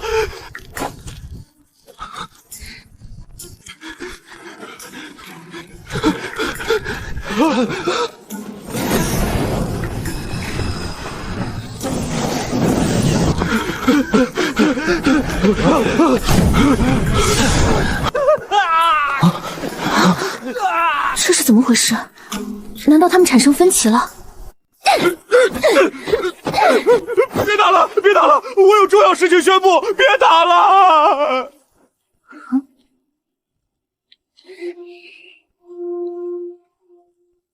各位，我们目前最重要的事情是先离开这里。我们手上的物资已经不够我们在这个地方停留太久。根据我的预估，只要再往前翻过这几座山，我们就能回到原来的世界。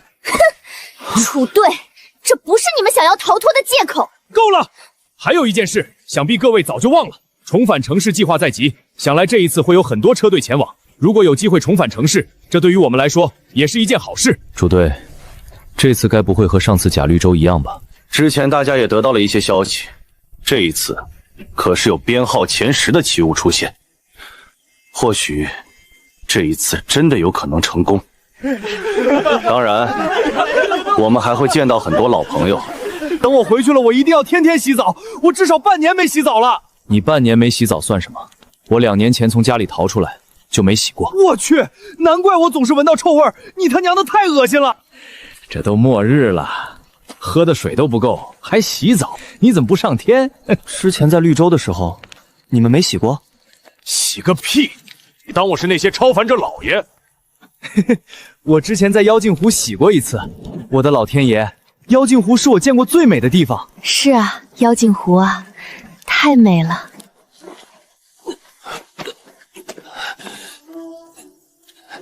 鼠队，你说，话说不清楚就先别说吧。主队，这次重返城市计划能不能成？成功？人类没有序列9之前，就不要想着重返城市了。野子，不要教坏小朋友。小朋友？这小朋友长得也太着急了吧？公勇，野子的话你不要听，他还是个孩子，你不要吓唬他。他还是个孩子，几百个月的孩子。不对，孙芊芊，你比这小子好像还小1、2岁吧？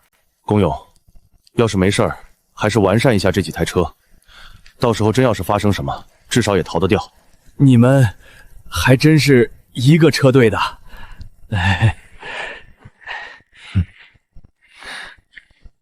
你们不要老欺负公勇。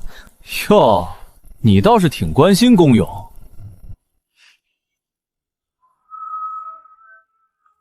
有人。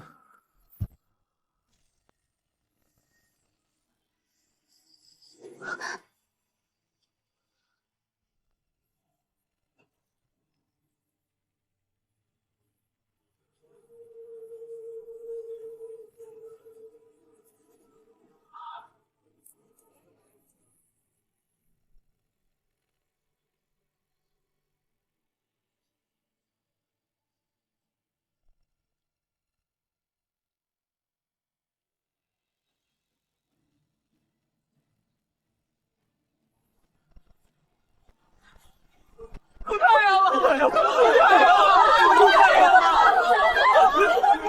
出太阳了！终于出太阳了！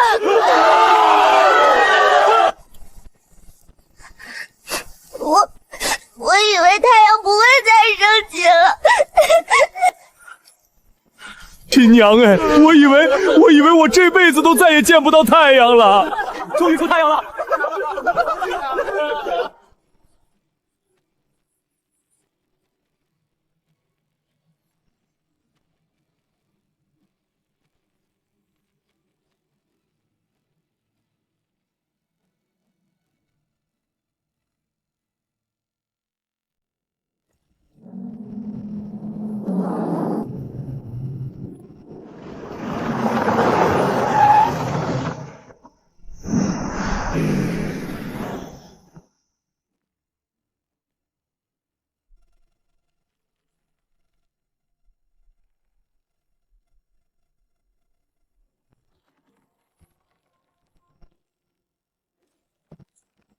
主队，你没开玩笑吧？从这里过去，难道我们就能回去？楚队，难道就没有别的路选择吗？没有别的选择。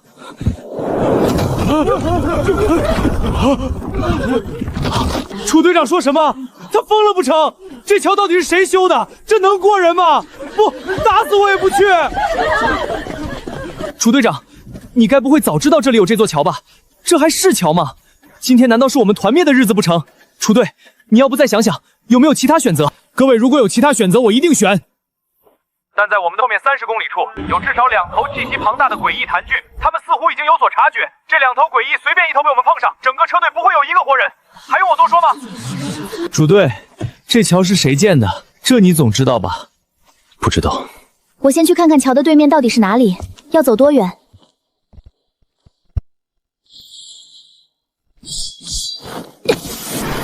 好强的阻力！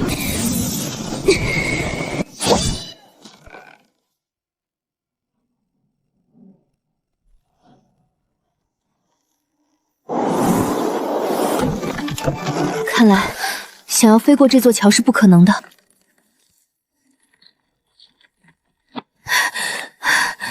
对岸什么情况？越往深处压力越大，落在桥上则没有压力，应该是有净空规则。我试试。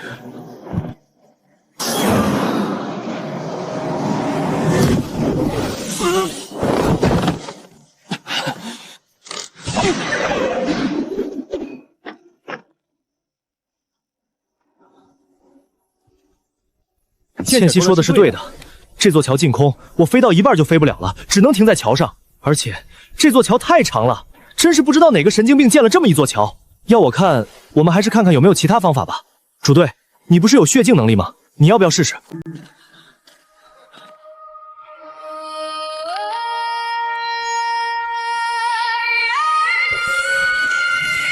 煌煌兮，无血寄于斯。天地乖离，万象癫狂。必将一线天光，照此血图归命，启程。各位，走吧。没什么犹豫的了。用越过这黑暗，压碎了天光。树海深藏鬼影落叶。不过是一些比普通木头强一些的木料。我还以为是什么好东西呢，看你神神秘秘，一副见不得人的样子。你这货，有我在，你就别想吃毒食。老子吃毒食还能让你知道缠日让人群的残肢以及丁申给的那把刀，你肯定不知道吧？乱纷堆起，晃得折断了遥望。循环着旧人血泪染惆怅。老李，你别害怕，慢慢来。被拖拽，迎风撞墙，标记归途，挣脱迷惘。相逢的誓言，转瞬。楚队，不如我们一辆一辆的过，这样就算是桥承受不住车子的重量，也不至于全军覆没。这架桥到底有多长，我们谁也不知道。如果一辆一辆的过，浪费的时间太多，而且山下的诡异已经察觉到活人气息，哪怕是我用隐秘屏障也起不了多大用。我们再不走，后面的东西要追上来了。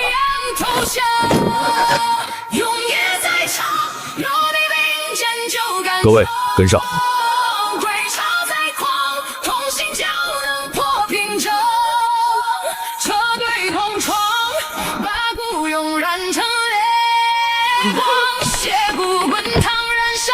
破晓的光，永夜在海，并肩边岸，扶风霜，归巢在荒，桥没了，破茧虫了，前路在，桥没了，桥都完了，我们都要死了。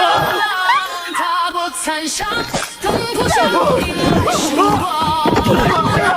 若日同行，我们终应对。快跑啊！发什么愣？我腿软跑不动。废物！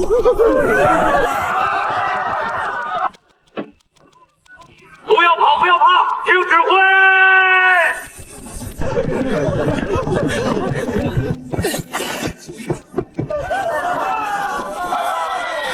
埋进残阳，掩不住希望。却见残光微亮，撑不起彷徨。野子！无论花絮因为淌眼眶，数不竭悲欢，刻满心上。相逢的暖意，转瞬上来！风卷着残沙，吹波散迷茫。陈先生，陈先生，我不是故意的，我当时太害怕了，太害怕了。陈先生，对不起，对不起。这次的事情，就算你倒霉。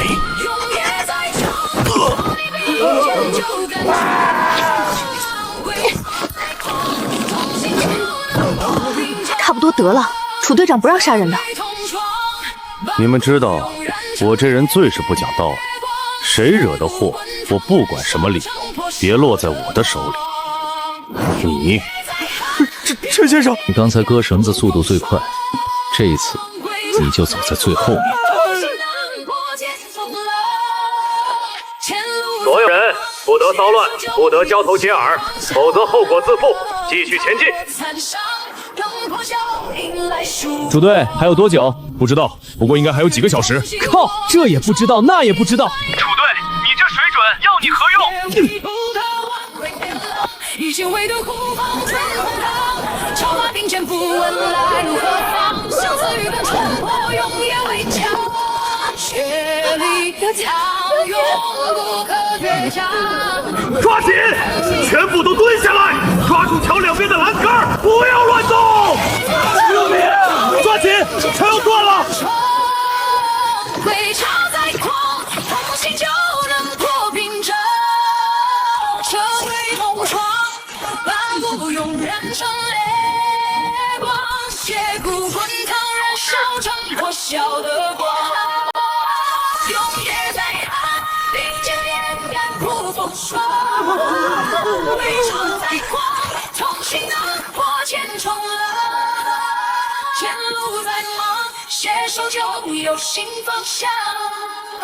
踏过残伤，灯火秀迎来曙光。所有人注意，不要往下看，我们快到了。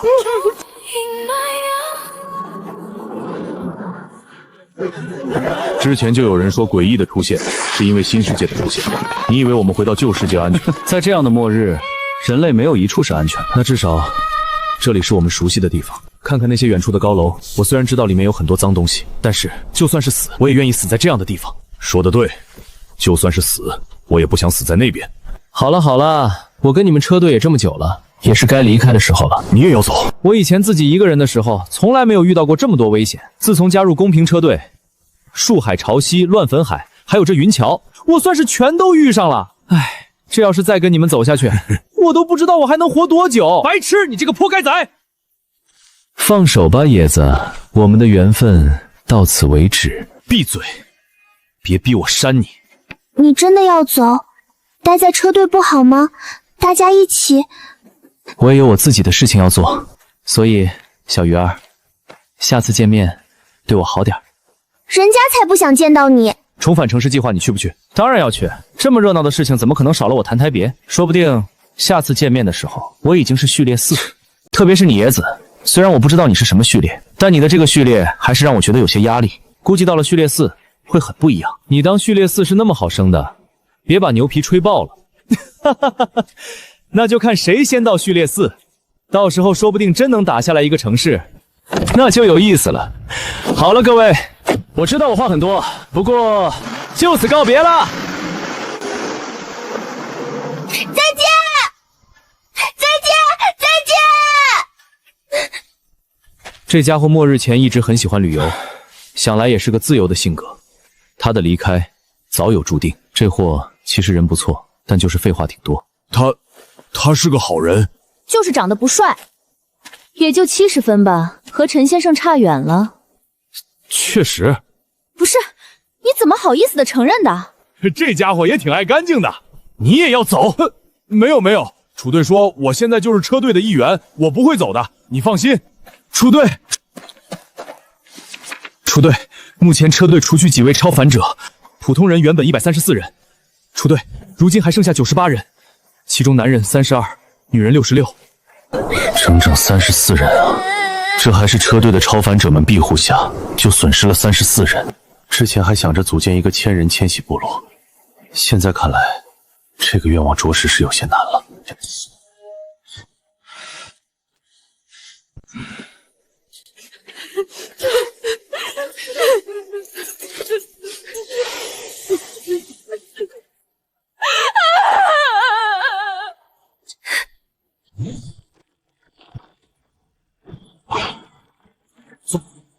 做墓碑这种事你来。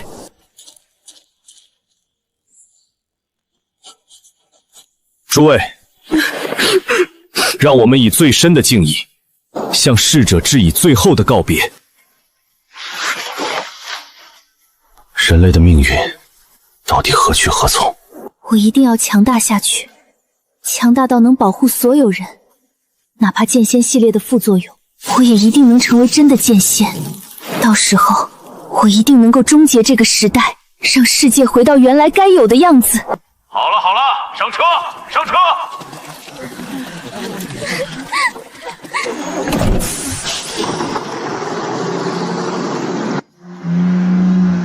楚队，接下来怎么走？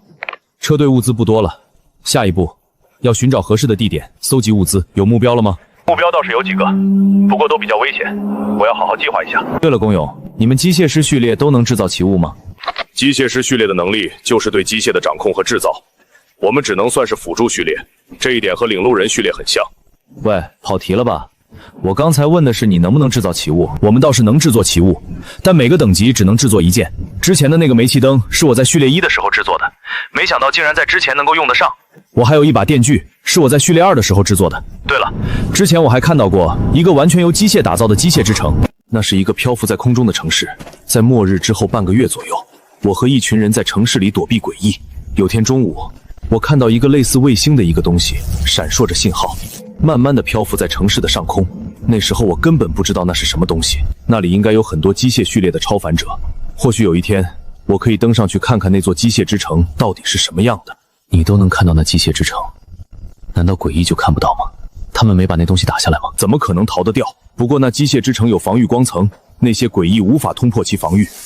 不等更厉害的诡异出现，那机械之城就消失了。我之前认识一个机械师，别人等级还没你高，就制造了好几个奇物。你这才2件奇物，你也太水了吧！我只是一个普通的机械师，你说的那种比我厉害多了。那个，我有些困了，先睡一会儿，你们聊。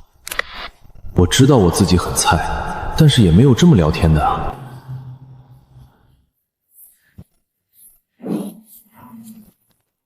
白痴白痴，信信啊！白痴白痴白痴！别让我知道这鸟是谁养的，否则肯定报复。这鸟儿还挺通人性的，滚一边去！喂喂，主队说的啥啊？是重返城市计划。大年初1，他们要打西市。西市？西市是哪儿？我知道，西市是个沿海小城市，那里盛产海鲜，风景不错，只是还没有被旅游开发，名气不大，所以知道的人不多。西市是大夏少数几个以一个字为城市名的地方，据说在那里能看到很美的夕阳，但是夕阳的夕寓韵不好，就干脆改成了潮汐的汐。对了，楚队，那信上就没有落馆？这信上的落馆写的是沉默议会。好了，所有人注意，前方安全，车队停下来搜集一些物资。想要去搜集物资的，都到我这里来报名统计；不去搜集物资的，在原地等待。还有烟，还有可乐！我的老天爷，老子2年没喝过了！这是我的，这也是我的！放你臭屁！谁抢到就是谁的！都给老子住手！谁再不守规矩，都给老子滚出去！楚队，还没加满，你该不会真有个空间戒指什么的吧？你修仙小说看多了吧？不告诉你。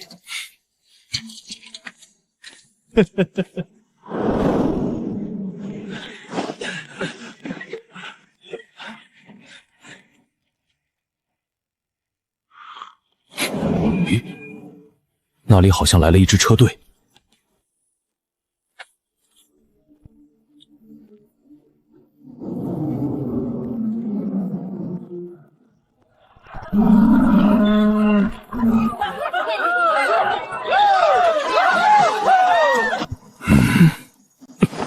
都看我干嘛？想动手提前说。我是那样的人吗？最好是不要动手，人类真的没多少了。你看看，我们都迁徙2年了，才遇到几次车队，现在人类是越来越少，诡异却是越来越强大。你总不能杀到最后，这世上只有你一个人活下来吧？陈野，是你！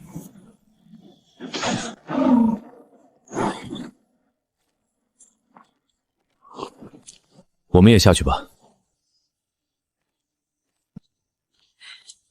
直接跳下去不更快？也对。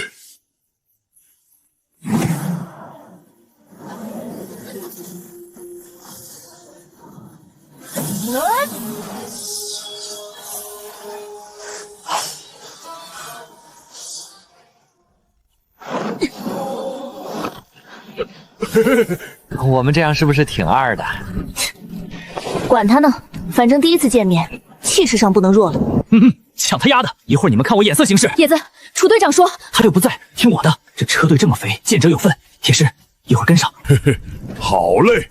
这个车队看起来有点穷啊，就那么几辆车，穿的破破烂烂的也就算了，长得也是一副穷酸样。这几个穷鬼什么毛病？尤其是那个穷横的独眼龙，怎么看他这么不爽？不知道。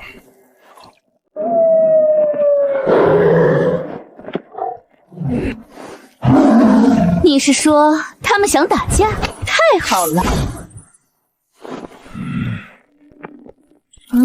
这就要开打了吗？不是，江柔、詹磊，你们两个能不能消停点儿？要打架怎么不叫我？江柔、詹磊，告诉爷爷是哪个不长眼的家伙？那个穷横的独眼龙，粉头发精神小妹，肌肉佬，这3个交给我，其他的你们自己分。倩倩，那个女的交给你；铁狮，那个张磊交给你；人马交给叮咚，我来对付那个领路人，速战速决。放心，野子，我绝对把那货捏爆。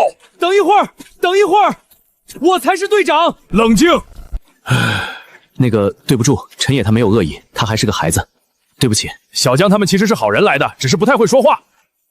杨汉，牧羊人车队队长，领路人序列3。主车，公平车队队长，领路人序列4。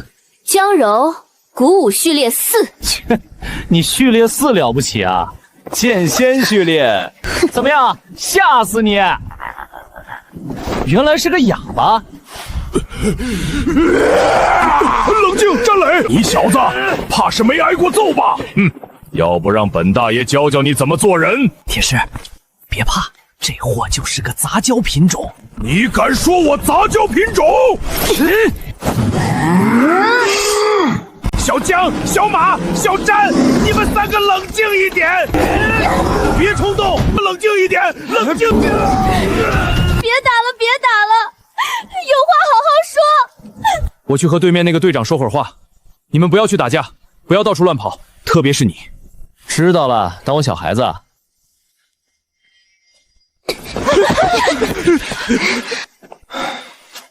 你们发现没？那女人全身上下都是奇物，要不要挑拨一下？要是能抢过来的话。喂，陈野，楚队长说了的，让你老实一些。不要瞎说，我可不是那样的人。野子，我就算脑子不好用，你也骗不了我。但是楚队说了，让我们不要惹麻烦，特别是你。他走的时候还嘱咐我让我看住你。抓我干啥？怕你跑了。陈野，你刚才把我推到前面什么意思？你还算是超凡者吗？你有没有一点超凡者的气节和骨气？倩倩，这话就是你不对了。你是咱们车队第1高手，你不顶上去，难道让我这个小卡拉基顶上去？序列名里带着仙字的，你见过几个？楚队，对面啥情况啊？大勇，我已经和他们商量好了，你明天帮他们改车。你放心，他们说了会给你报酬的。而且他们那边有个医师序列的小姑娘，明天她也会过来帮我们车队里的人看看病。那个脾气火爆的女人和她姓名好像不太匹配，难道这是鼓舞者序列的副作用吗？没错，听他们队长说，这个江柔以前不是这个性格。叶子，你刚才幸好没和她起冲突。那女人的刀和一身物品都是排名不低的奇物。不是楚队，你怎么知道的这么详细的？我带了半瓶酒过去，再加上他们那个队长本来就是个大嘴巴，2杯酒一下肚，问什么说什么。这家伙连这都说？那家伙虽然大嘴巴，但他把底牌亮出来，就是想要打消我们的其他想法。他这是在故意亮刀给我们看。主队，还是你想的周到。还有他们队伍的兽人序列，足以和共生序列旗鼓相当。不同的兽人血统都有不一样的神奇能力。虽然那个家伙只有序列2，但还是不容小觑。主队，做人论迹不论心，论心世界无完人。我是想黑吃黑，但我又不是傻子。你最好是。对面还有一个医师序列，不过等级比较低，就是那个叫做瑶瑶的丫头，你们之前看到过。明天开始，这小丫头会给所有人都做个检查。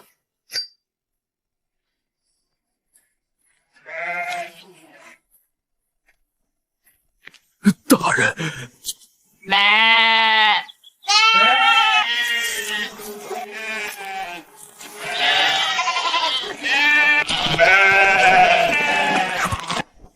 出车！你丫来看看，这些人就不是人。莫。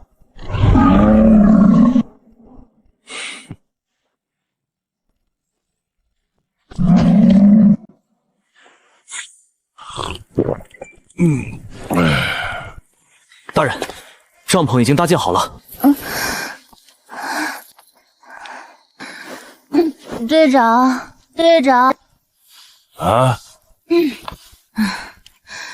你刚才和对面那孙子说什么了？说什么没说什么。这小子年纪不大，但是心眼儿挺多。他想要打听我们的消息。那你说什么了？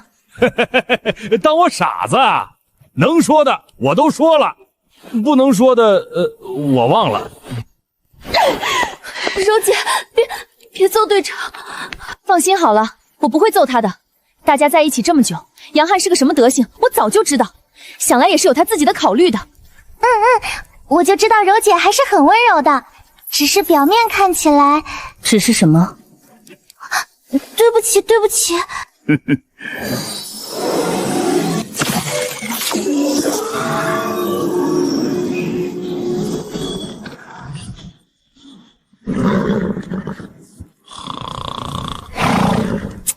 马老大，你丫能不能再肉麻一些？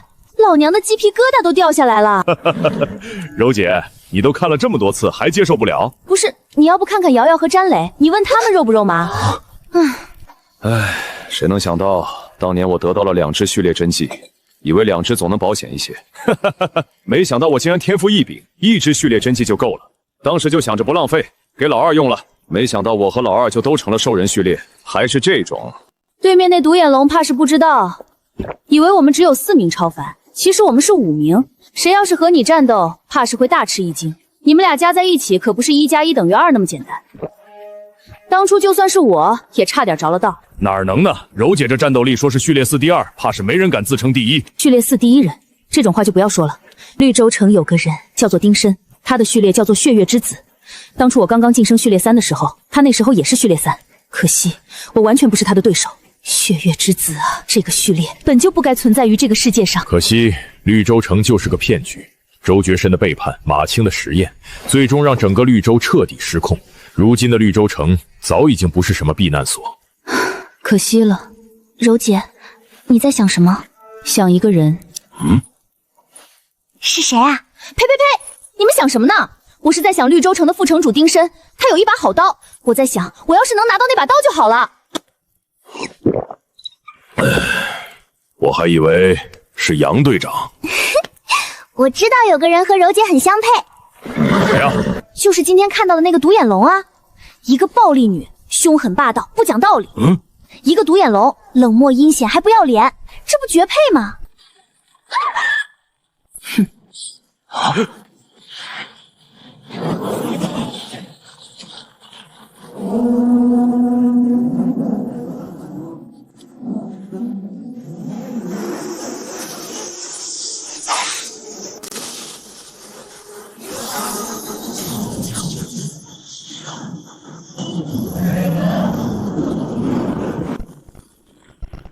我的老天爷，这是天劫！我还以为只有小说和电视里才有这种东西，妈耶！剑仙序列，剑仙序列竟然是真的！什么意思？说清楚。我之前在队长笔记里看到过，剑仙序列是唯一一个能够确定走到最后一步的序列。你们都知道，序列是成神之路，但并不是所有的序列都能走到这一步。有一些序列天生残缺，有一些序列注定无法成神。目前唯一能够确定能够成神的，就是剑仙序列。你怎么知道？又是谁确定剑仙序列能够成神的？难道真的有人通过剑仙序列成神？不知道，反正我看到其他队长笔记里都是这么写的。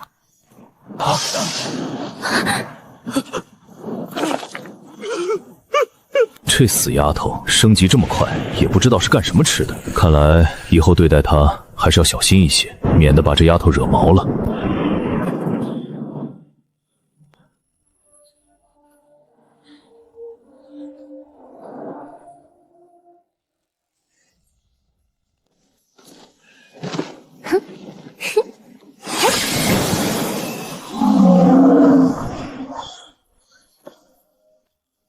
剑仙序列4，序列名剑宗宁刚镜。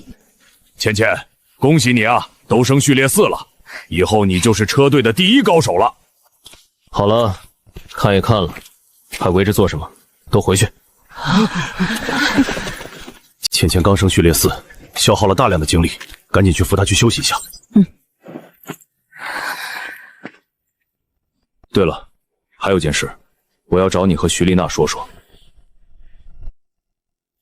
徐丽娜，你身上有很轻微的诡异之力，如果不是我仔细感应，根本就感受不到。其实诡异之力的外溢也不是没有好处的，比如我现在的样子，在末日之前想要变成现在这样，就算是花钱也办不到。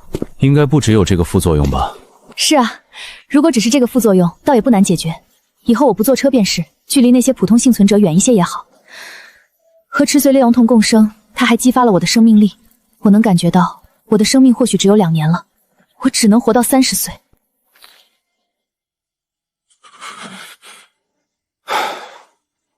你今年几岁？末日开始那年我27，今年已经28了，马上就29了。你为什么？我说出来，你们会帮我吗？又或者，你们有能力帮我吗？为了能够在这个并不美好的世界活下去，想必他很后悔吧。徐小姐，不要放弃，末日有许多不可思议，说不定我们可以找到方法。系统，有什么办法可以增加寿命？宿主杀戮值不足，无法回答。靠！陈先生，你还有烟吗？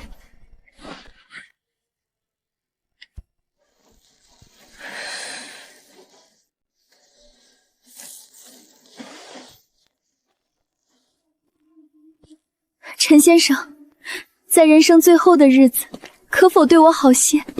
我不想下去的时候，都是一些不好的回忆。你偷听够了吗？刚才的话你都听见了，你还羡慕我吗？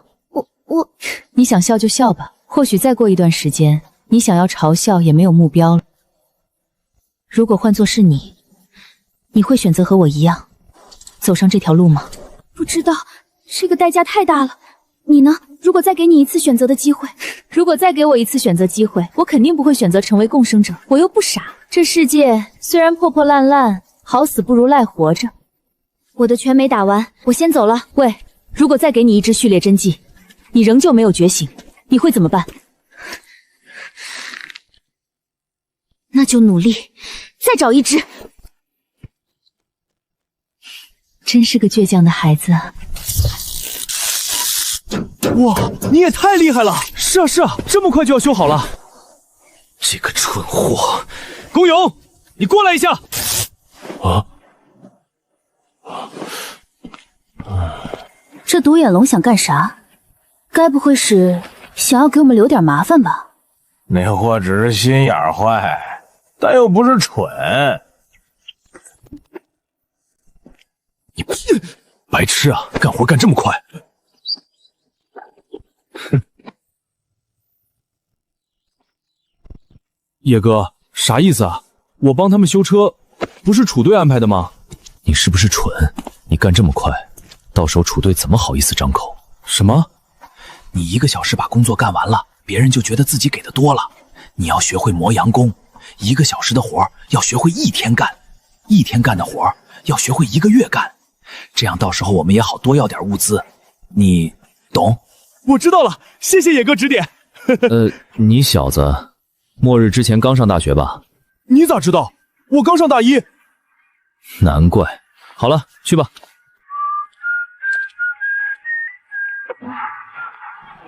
那个独眼龙果然不是个好东西。本来按照之前的进度，半天能完成的活儿，现在看来至少还需要2天。那柔姐，有机会你一定要好好教训这个家伙，太气人了！我去催催那个家伙。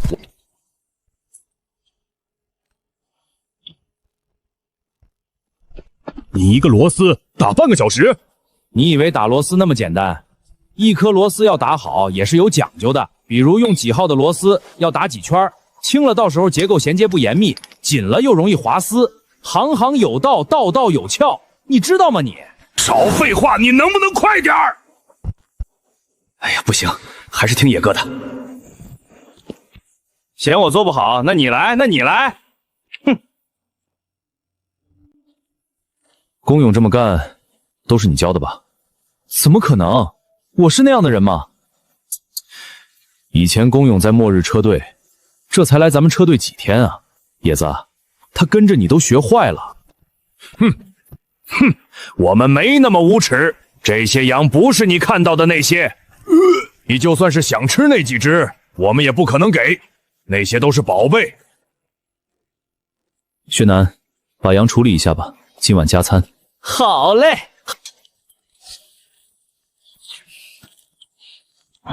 他们怎么会把肉分给你们的？不是，你们牧羊人车队那么多羊，还缺羊肉吃啊？车队羊虽然很多，但是普通人吃不上，那些都是给大人们准备的。叶子，这羊肉有问题吗？野子，你不喜欢吃羊肉？我不爱吃，你们自己吃吧。哦，哼，古里古怪的。不是，这就没了。唉，那个，既然都吃完了，那我就说了。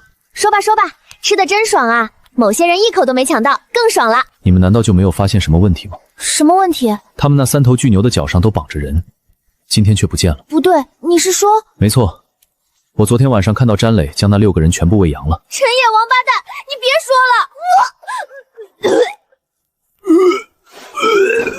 了，好啦好啦，他是逗你们的。那只羊没有尖牙。什么意思？他们车队的羊有2种，一种吃草的，就是刚才我们吃的那种；另外一种有尖牙，也算是他们车队的战斗单位。那种战斗单位，他们怎么可能给？那你为什么不吃？我也是才知道的。陈野，穷鬼！这世道，超凡者也不好过。如果没有詹磊，咱们现在这日子，怕是不会比他们好多少。如果没有詹磊，我们也不会被叫牧羊人车队。詹磊，你当初和他们到底什么仇怨？那是末日爆发的第15天，我半路加入了驼队。原本我们和公平车队没有任何矛盾，陈野却突然出手，我当时差点没能活下来。那个独眼龙，果然不是什么好东西。当初老娘就应该一刀结果了他。我就知道，那独眼龙不是什么好人，谁家好人长那样啊？在牧羊人车队过的简直就不是人过的日子，他们自己吃肉，就连口汤都不给我们喝。他们让我们称呼他们为大人，这完全就是封建阶级制度留下的糟粕。各位大人，你们不知道，我弟弟之前仅仅只是因为偷了一点食物，就被他们绑在牛角上，后来就被那些畜生吃了。他们根本没把我们当人。楚队，要不咱们做了他们？不是，我怎么不知道我们陈大善人这么有同情心了？我这不是受你们影响吗？我变好了也不行。你怎么想的我还不知道，我劝你打消这个想法。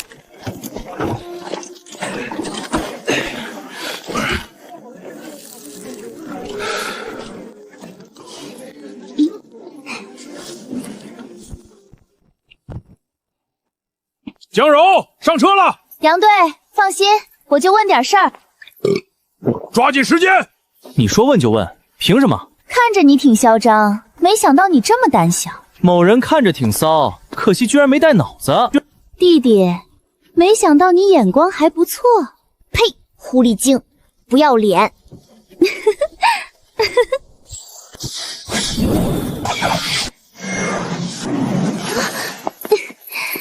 小妹妹说话真好听。这怎么可能？好快的速度！姐姐给你吃巧克力。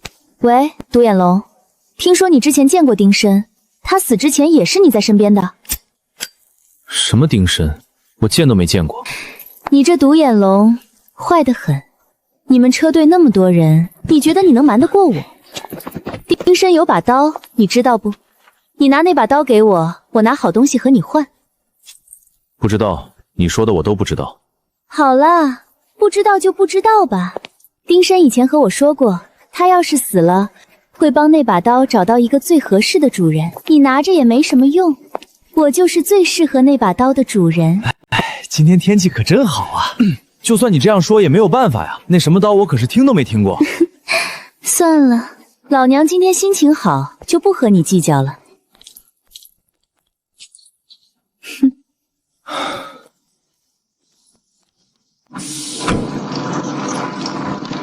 唉，所有车辆检查人数，查车辆情况，记住了，不要掉队。